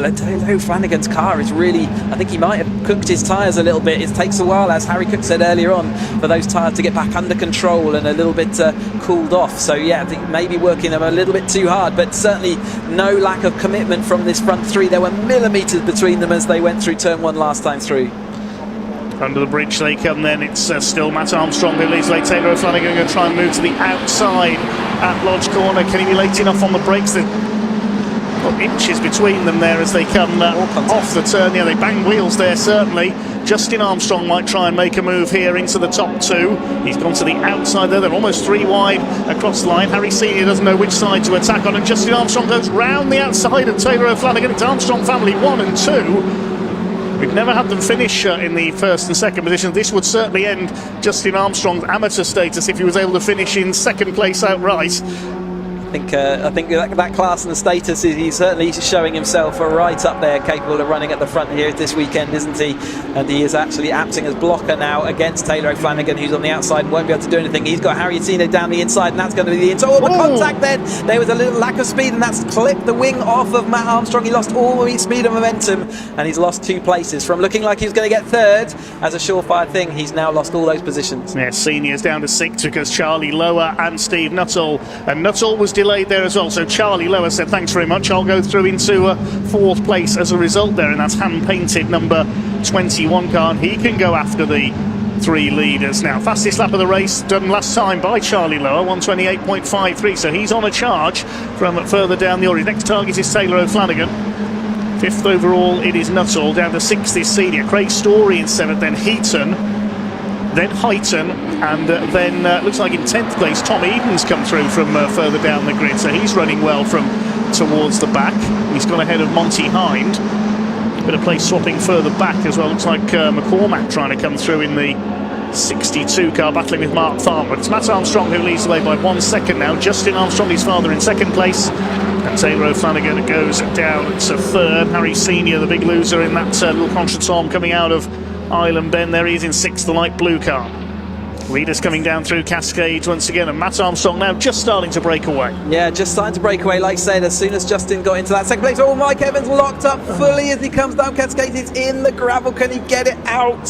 He's got a bit of momentum on that car. Hopefully he can drive across there and into the sort of Foster's recovery loop, and therefore may be able to get back on it. But yeah, it looked like it just really just locked up on the way in. It's like a strange reaction of the car. He got a tank slapper on, and He went gravel bound, but yeah, as soon as Justin got into that second place, that gap immediately sprung open to Matt out front again as the rest of them come down the hill, then into the chicane. Still some jockeying for position there. Tom Eden, like you say, doing well, and just on the back of Heighton as well. Tom Eden, Ursula, he's been in this championship for multiple years now, very experienced driver. Here is Mike, watching him near the rear of that park. He just caught a wheel onto the grass just as the outside got distracted by the cars in front, and that sends him off into the gravel.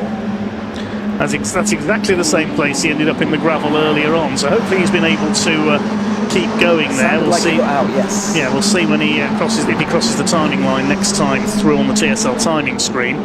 Here comes Harry Senior attacking Steve Nuttall for 5th position, a little bit further back, and Justin Armstrong coming under fire now from Taylor O'Flanagan for 2nd place. Just over 5 minutes of this final race. The weekend to go. Justin Armstrong runs a bit wide coming off the exit to Old Hall. Matt Armstrong leads by 0.9 of a second. Taylor O'Flanagan's just on the fastest lap, 1:28.173, so he is in attacking mode, trying to take P2 from Justin Armstrong. But is it going to be an Armstrong 1-2? It'll be a historic occasion for the family if it is, and Justin is hanging on in that 2nd place at the moment, side by side with 4th. Here comes Charlie Lower through into P4, and Harry Senior up the inside of both of them trying to get through there.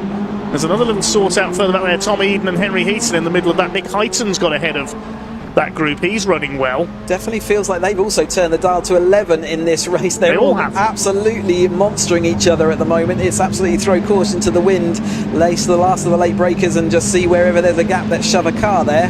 And the gaps have often just about been wide enough for a Caterham. Hopefully they'll keep that all within the limits of what's acceptable as they head off and up into Druids. Then one more time, Charlie Lower side by side with Steve Nuttall, has to drift back in there, but holds up Harry Senior in the process. He's going to be seeing whether he can take that head of steam and deliver it at the net position. He can't at the moment. He's having to go to the outside.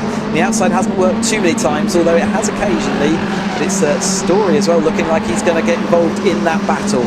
O'Flanagan looked like he was about to make a move on Justin Armstrong for 2nd place. We'll see if he made that stick as they come over the line this time. I don't think he has. Smoke out of Charlie Lower's car there. What was that? I don't know what happened there. It looked like he caught the brake or something.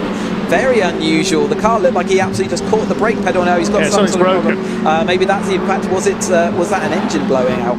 It was a very sudden puff of smoke there. It doesn't look big enough to be an engine blow-up, but I'm not sure. I don't know, out the middle and the bottom of the car. If it was an engine blowout there, that's going to have left an awful lot of fluid, and it won't be a very nice fluid. It'll be all the oils as lock up there. Story. That was Craig Story, yes, nearly into the side of that's Harry Senior. He's dropped back again as well. And more side-by-side Heighton and Heaton having a bit of a contretemps out there. Yeah, Monty Hine there going off wide. Hinders, apologies. This is getting a bit chaotic in the midfield here. Matt and Justin Armstrong are still 1 and 2 ahead of Taylor O'Flanagan. It's anybody's race for 4th place. We've lost Charlie Lower, so it's Nuttall, I think, in 4th. Craig Story was up as high as 5th in the 56 car. He's got ahead of this Senior. Yeah, fluid on that start-finish straight is something we need to be cautious of here, because that could be quite nasty if it really did let go of a bunch of fluid. Hopefully, if there is a fluid, they'll mark it. So keep an eye out for that. Side by side, this is Nuttall and Craig Story. Craig Story is absolutely flying along in this one. He's trying to take P4 here around the outside, up into the start-finish straight. Then in behind them is Harry Senior, who dropped back a couple of laps ago. 3 of them together for this 4th place over the line. The Armstrongs are still 1-2. Justin has just done the fastest lap, 1:28.020 for Justin Armstrong in 2nd place. There's a yellow flag out there for Charlie Lower's car. I think we're good on the fluid though. Yes, looks okay. Yeah, perfect. And next through it's Heighton, Eden, Heaton and Hind, your top 4. Try saying that after a few drinks. A few drinks, Barnblockers. Yeah. This is the battle for 4th place. They've kind of drifted away though from those lead groups after that little bit of contact they had a couple of laps back. They've just drifted away from that lead group. Absolutely fierce battling here with Tom Eden and Heighton, and Hind was a little bit further back now, isn't he, after that little wide escapade earlier on. Eden diving one way then the other, Heighton doing a bit of a double move. They've got to be careful of doing that, just as you do in all sort of motorsports. You can only move once. There was a little bit of a jink there, but knows the limits and maybe going to get away with it. But heating off wide once more again. There is another sensor out there, so you've got to be careful about drifting off wide at those corners. Henry Heaton just behind. That's backed Eden up into Henry Heaton slightly there. So Eden tries again at Druids. I don't think he'll get alongside Nick Heaton in the 78. There's only 1 minute left on the clock now. Wait for the leaders to come through over the line. I think we're into the last lap of the weekend this time through. Yes, indeed, they are. Armstrong, the two Armstrongs over the line. It's only 0.68 of a second between the two leaders now. Could Justin Armstrong go for the win here? Well, he could. Whether it'll be a good idea and something he will do, but there we go. Harry Senior did have a head of speed. He's gone round the outside. He's just got Steve Nuttall there. In fact, he's got it done ahead of that yellow flag, which is just as well as they go down into Cascades. Then 30 seconds left of Caterham action here at Oulton Park for 2026. Matt Armstrong is still ahead of Justin. Justin still having to hold back Tony Flanagan. Matt with a little bit over eager on those brakes, did have to do it. He's lost some more speed, lost a bit more momentum. Here comes Justin, and here comes Taylor Flanagan. Who is going to make it? They've got a couple of overtaking opportunities left. Justin's really in that manoeuvre, and has Matt got anything left to defend? Oh, this is going to be a grandstand finish to the weekend. We're on the last lap now. The clock is counting down to 0. Matt Armstrong, Justin Armstrong, Taylor O'Flanagan. Any one of these three could still win it. They're 7 seconds clear of everybody else. Up towards Druids for the final time. I've come back into our view. Justin Armstrong is not holding back here. He's trying to get into the toe for Lodge Corner, but he's got to be mindful that Taylor O'Flanagan is there right on his tail as well. He might have a look up the inside here. Goodness me, this is going to be close. Justin Armstrong moves to cover.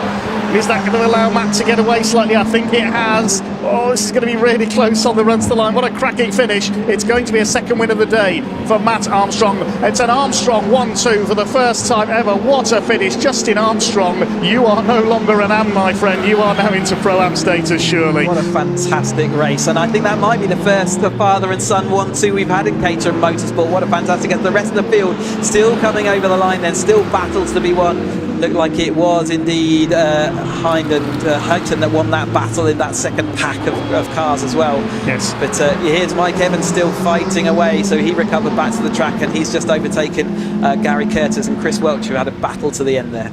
So fourth goes to Stephen Nuttall, then Harry Senior fifth, Craig Story in sixth place, then Heighton, Eden, Hind and Heaton.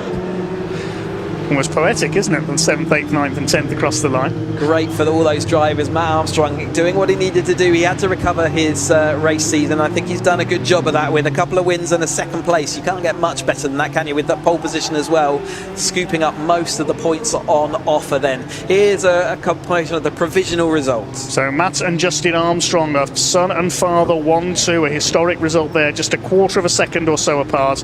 Taylor O'Flanagan in third place, and they were 10 seconds clear of Steve Nuttall, who fought off Harry Senior and Craig Story. Only 0.3 of a second covering those three, and then only 0.3 of a second covering the next four. Nick Heighton, Tom Eden, Monty Hind and Henry Heaton. Behind them were Darren McCormack, Mark Farmer, Mark Kendall, then Evans fought his way back up to 14th ahead of Curtis, and Chris Welch the final finisher. Bad luck Charlie lower, his car breaking down, and of course we lost Dale Head on the first lap.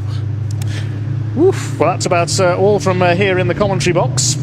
Indeedy. Any final words, Chris? Yeah, absolutely. What a fantastic series of races we've had today. Finished off by that 7 Championship UK. But I just want to make my personal thanks, and on behalf of Caterham Motorsport, all the marshals, officials, the BARC team that are out there doing their thing, all of 24/7 and BARC TV, Dave, Sam, Leah and Harry Cook in the comms box, and yeah, been a brilliant day's action, and we've packed a lot in, and I hope you've enjoyed it at home.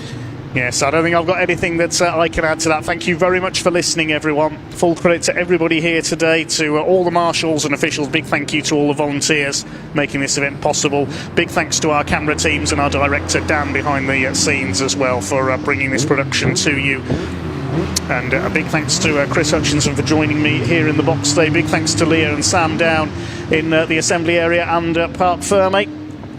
And to Harry Cook for making his commentary debut with us as well. Hope we'll hear more from him soon. But that's about all from myself, Dave Goddard, and Chris Hutchinson here in the commentary box. I'll see you at Brands Hatch on the 1st of August for Touring Car Rewind South. But for now, we can head down to Park Ferme. Bye-bye. See you soon. Well, what a way to finish the Caterham 7 racing today.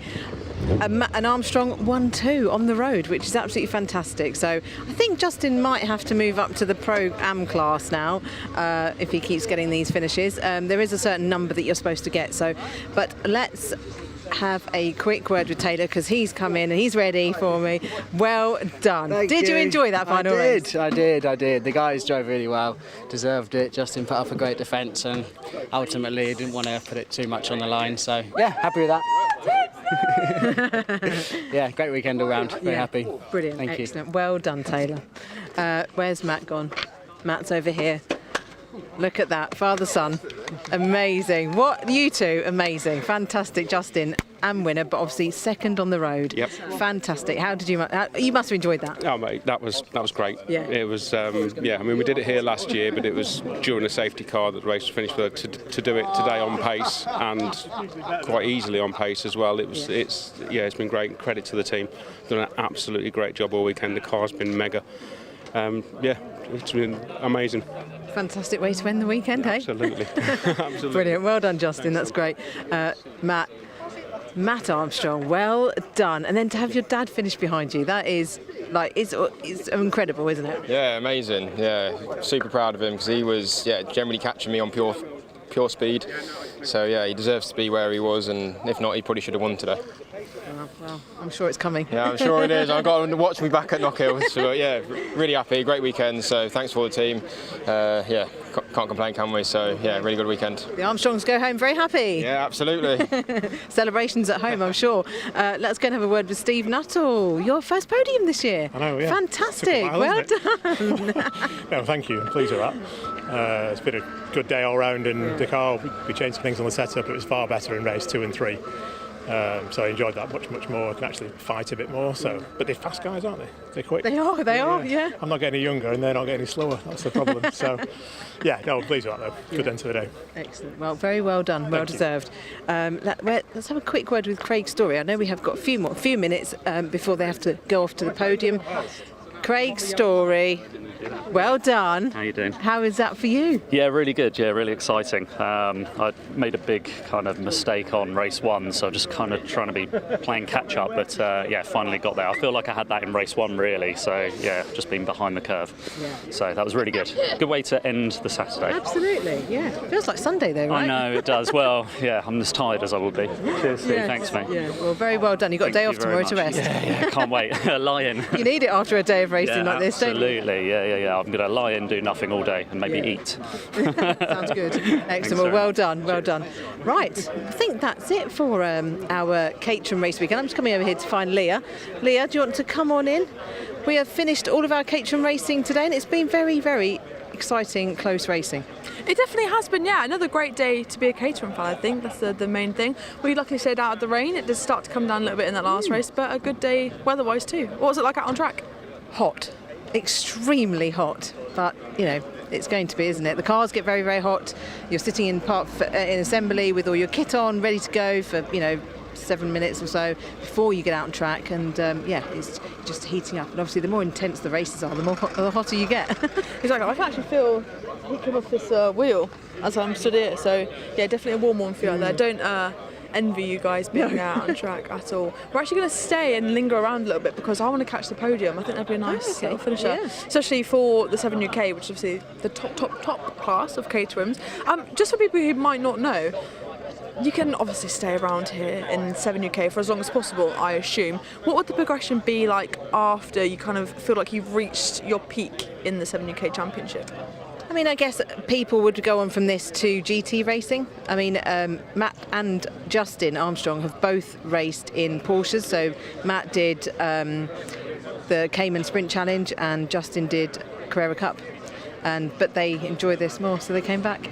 Oh, that's so lovely. And I mean, we bang on, but all I've heard today is the family feel to this championship. But it is true, it brings people back, even if they are going on to different challenges, and the Porsche is no easy feat. It's not like they've come back because it was too easy for them, because they're really difficult cars to drive. But I guess that's just the appeal of it. What is your favourite thing about racing in Caterham, actually? Because I love these things. I think this has been my favourite thing I've covered with BARC so far. So what is it for you that keeps you in this championship? I mean, I've always been a Caterham fan. I've worked with Caterham for 20 something years now, and I've always loved the car because it's a raw car. There's no assisted anything on it, so it comes down to driverability.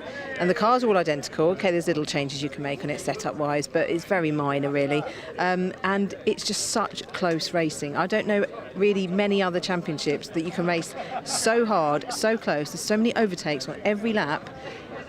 Where else do you get that? You don't get it anywhere else really, but the key thing to that as well is the respect you get with it, because you couldn't go wheel to wheel with some of these guys if there wasn't an element of respect, whether you're teammates, whether you've been rivals for years, whether you're newcomers, you still get that element of respect from every single person on the grid. So yeah, it is definitely a really special championship, and I really envy you guys being involved in it so much, because I've covered 2 now, and it's honestly been my favourite thing to do ever. So yeah, thanks for having me, BARC. I've loved it. But there you go. That means you need to get him on then. Have a go. I would love to, but I think as a student, I'm a bit I'm not on the money side of things. That's for sure. I wish I was. Yeah, I'd absolutely love a go, but we'll see. Hopefully one day. Maybe you can show me a way for my 2 wheels. I'd still like to do bike racing a lot. You see, so.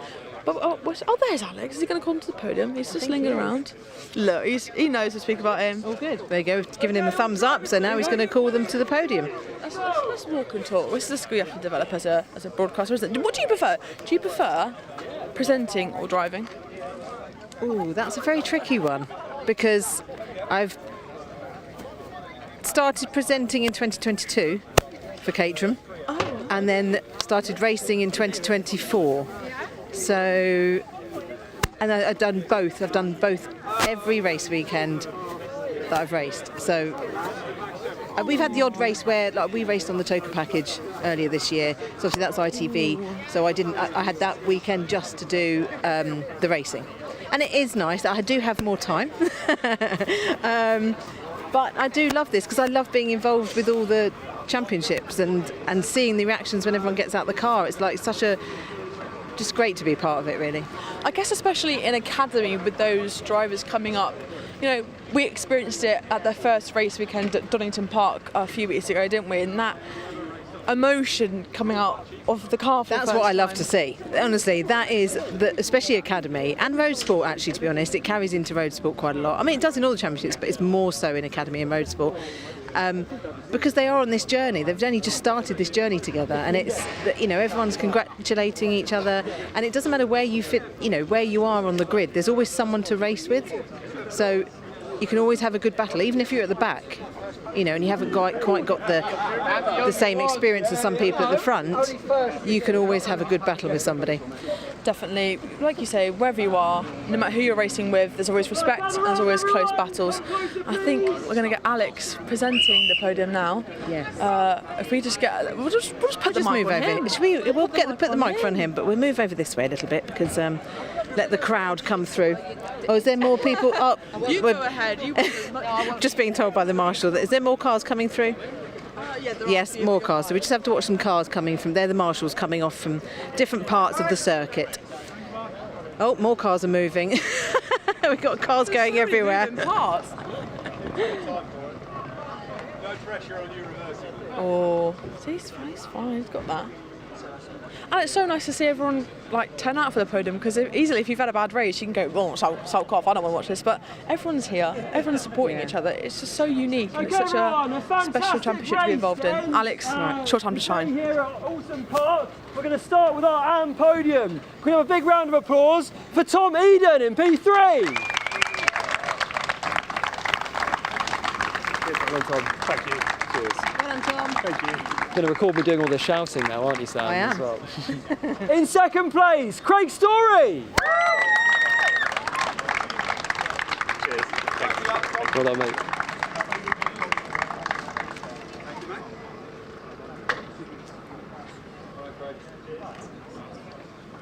And once again on the top step, Justin Armstrong.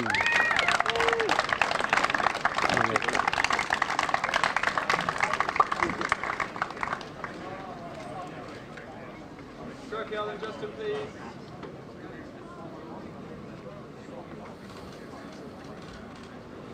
Really looking good. All up on the top step, please.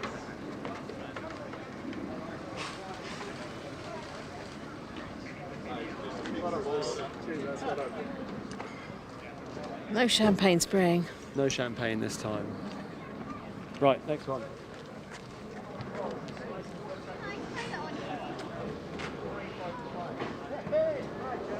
I think Alex needs a glamorous assistant for that. Leah, you should be up there putting the trophies on the podium. I was just going to say that. For those who don't know, this is Alex Reed, and he's the head of motorsport at Caterham, doing it all himself. It's not just a one-man show, though, is it? There's so much support he gets behind the scenes from all different kind of people, isn't it? But he is the star. He's doing it all. Okay, over to Pro-Am.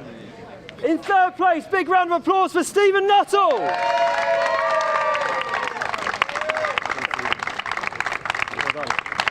That was a good round of applause, wasn't it? They listened.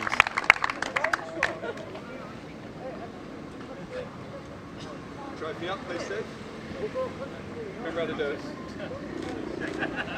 it. In second, Taylor O'Flanagan. Well done, Taylor.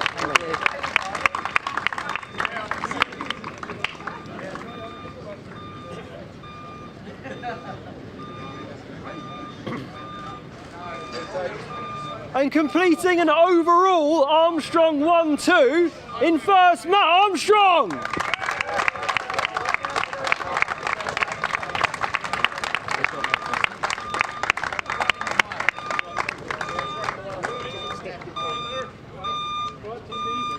Well, guys, I think that is all from here at Oulton Park Circuit for the 5th round, stroke 3rd round, stroke multiple rounds of Caterhams we've got ahead this season. Just for your reference, the next round of Caterhams will be at Knockhill. I believe these guys, are they supporting the touring car grid? They are indeed, and then the rest of the championships are there the weekend after. It's like we planned it. I mean, I didn't plan it, maybe Alex did. But they'll be up in Scotland for their next round. And the next round for BARC is the TOCA, who are also supporting the British touring car paddock in just a couple of weeks' time. I think it's actually next weekend. It is at Thruxton. Yep. That'll be a scorcher as well. Personally, my next event is TCR Autumn here in October. Sam, and we'll see you back for Caterham's. Are you good? Well, you're racing up there. I'll be there when I'm racing, yes. I won't be there for the 7 UK because I'm not sure I want 2 weeks up there. I like Knockhill actually quite a lot, but I'm not sure I want to spend 2 weeks up there. Just give these guys a little teaser. What can they expect from Caterham's racing at Knockhill? Oh, it is so good because it's such a good. It's a short track, and it's quite unusual. But when we race there, not the 7 UK, because obviously that's a touring car weekend, but the weekend that we race there, we race clockwise and then anti-clockwise. So we get it switched around. So yeah, we have a lot to learn that weekend. That's brilliant. I love when they do that because obviously Knockhill, and hopefully, have you ever been to Knockhill and it be sunny? I have actually, for a touring car weekend. Yeah, it's been delightful, yes. Oh, see, whenever I watch the superbikes there, it's always raining. Always, without fail, and they go in June, July, it's always raining. So hopefully you get a lovely weekend up there. I'd actually like rain. Just for my racing. Yeah. Oh, yeah, I like it in the wet. You had a great P2, didn't you? Yeah. At Donington, last time out. But yeah, that's all we have time for now here at Oulton Park. We look forward to Knockhill in a couple of weeks' time. As always, a massive thank you to the whole 24/7 live stream team. Director Dan, big shout out to you. Amazing job this weekend. And Roman, Cam, John, thank you for putting up with us as we run between the assembly area and Park Fermé. I'm going to get run over by BMW. We are. He's not stopping. Yeah, not stopping at all. And a John, you might want to move slightly to your right. There we go. There we go. Lovely Marshall. He says thank you. Yeah, God bless. And a big thank you to all our cam ops out on track too. Of course, a big thank you to all the marshals, all the BARC staff, all the circuit staff for putting on an amazing weekend. Big thank you to you, Sam, of course. I know it's intense swapping between your racing and your presenting, but we really appreciate all your insights too. And also a massive thank you to Dave Goddard and Chris Hutchinson up in comms. And thank you for watching too. We'll be back with BARC at TOCA next weekend, but Caterhams will see you at Knockhill in a couple of weeks' time. Thank you for watching. Thank you.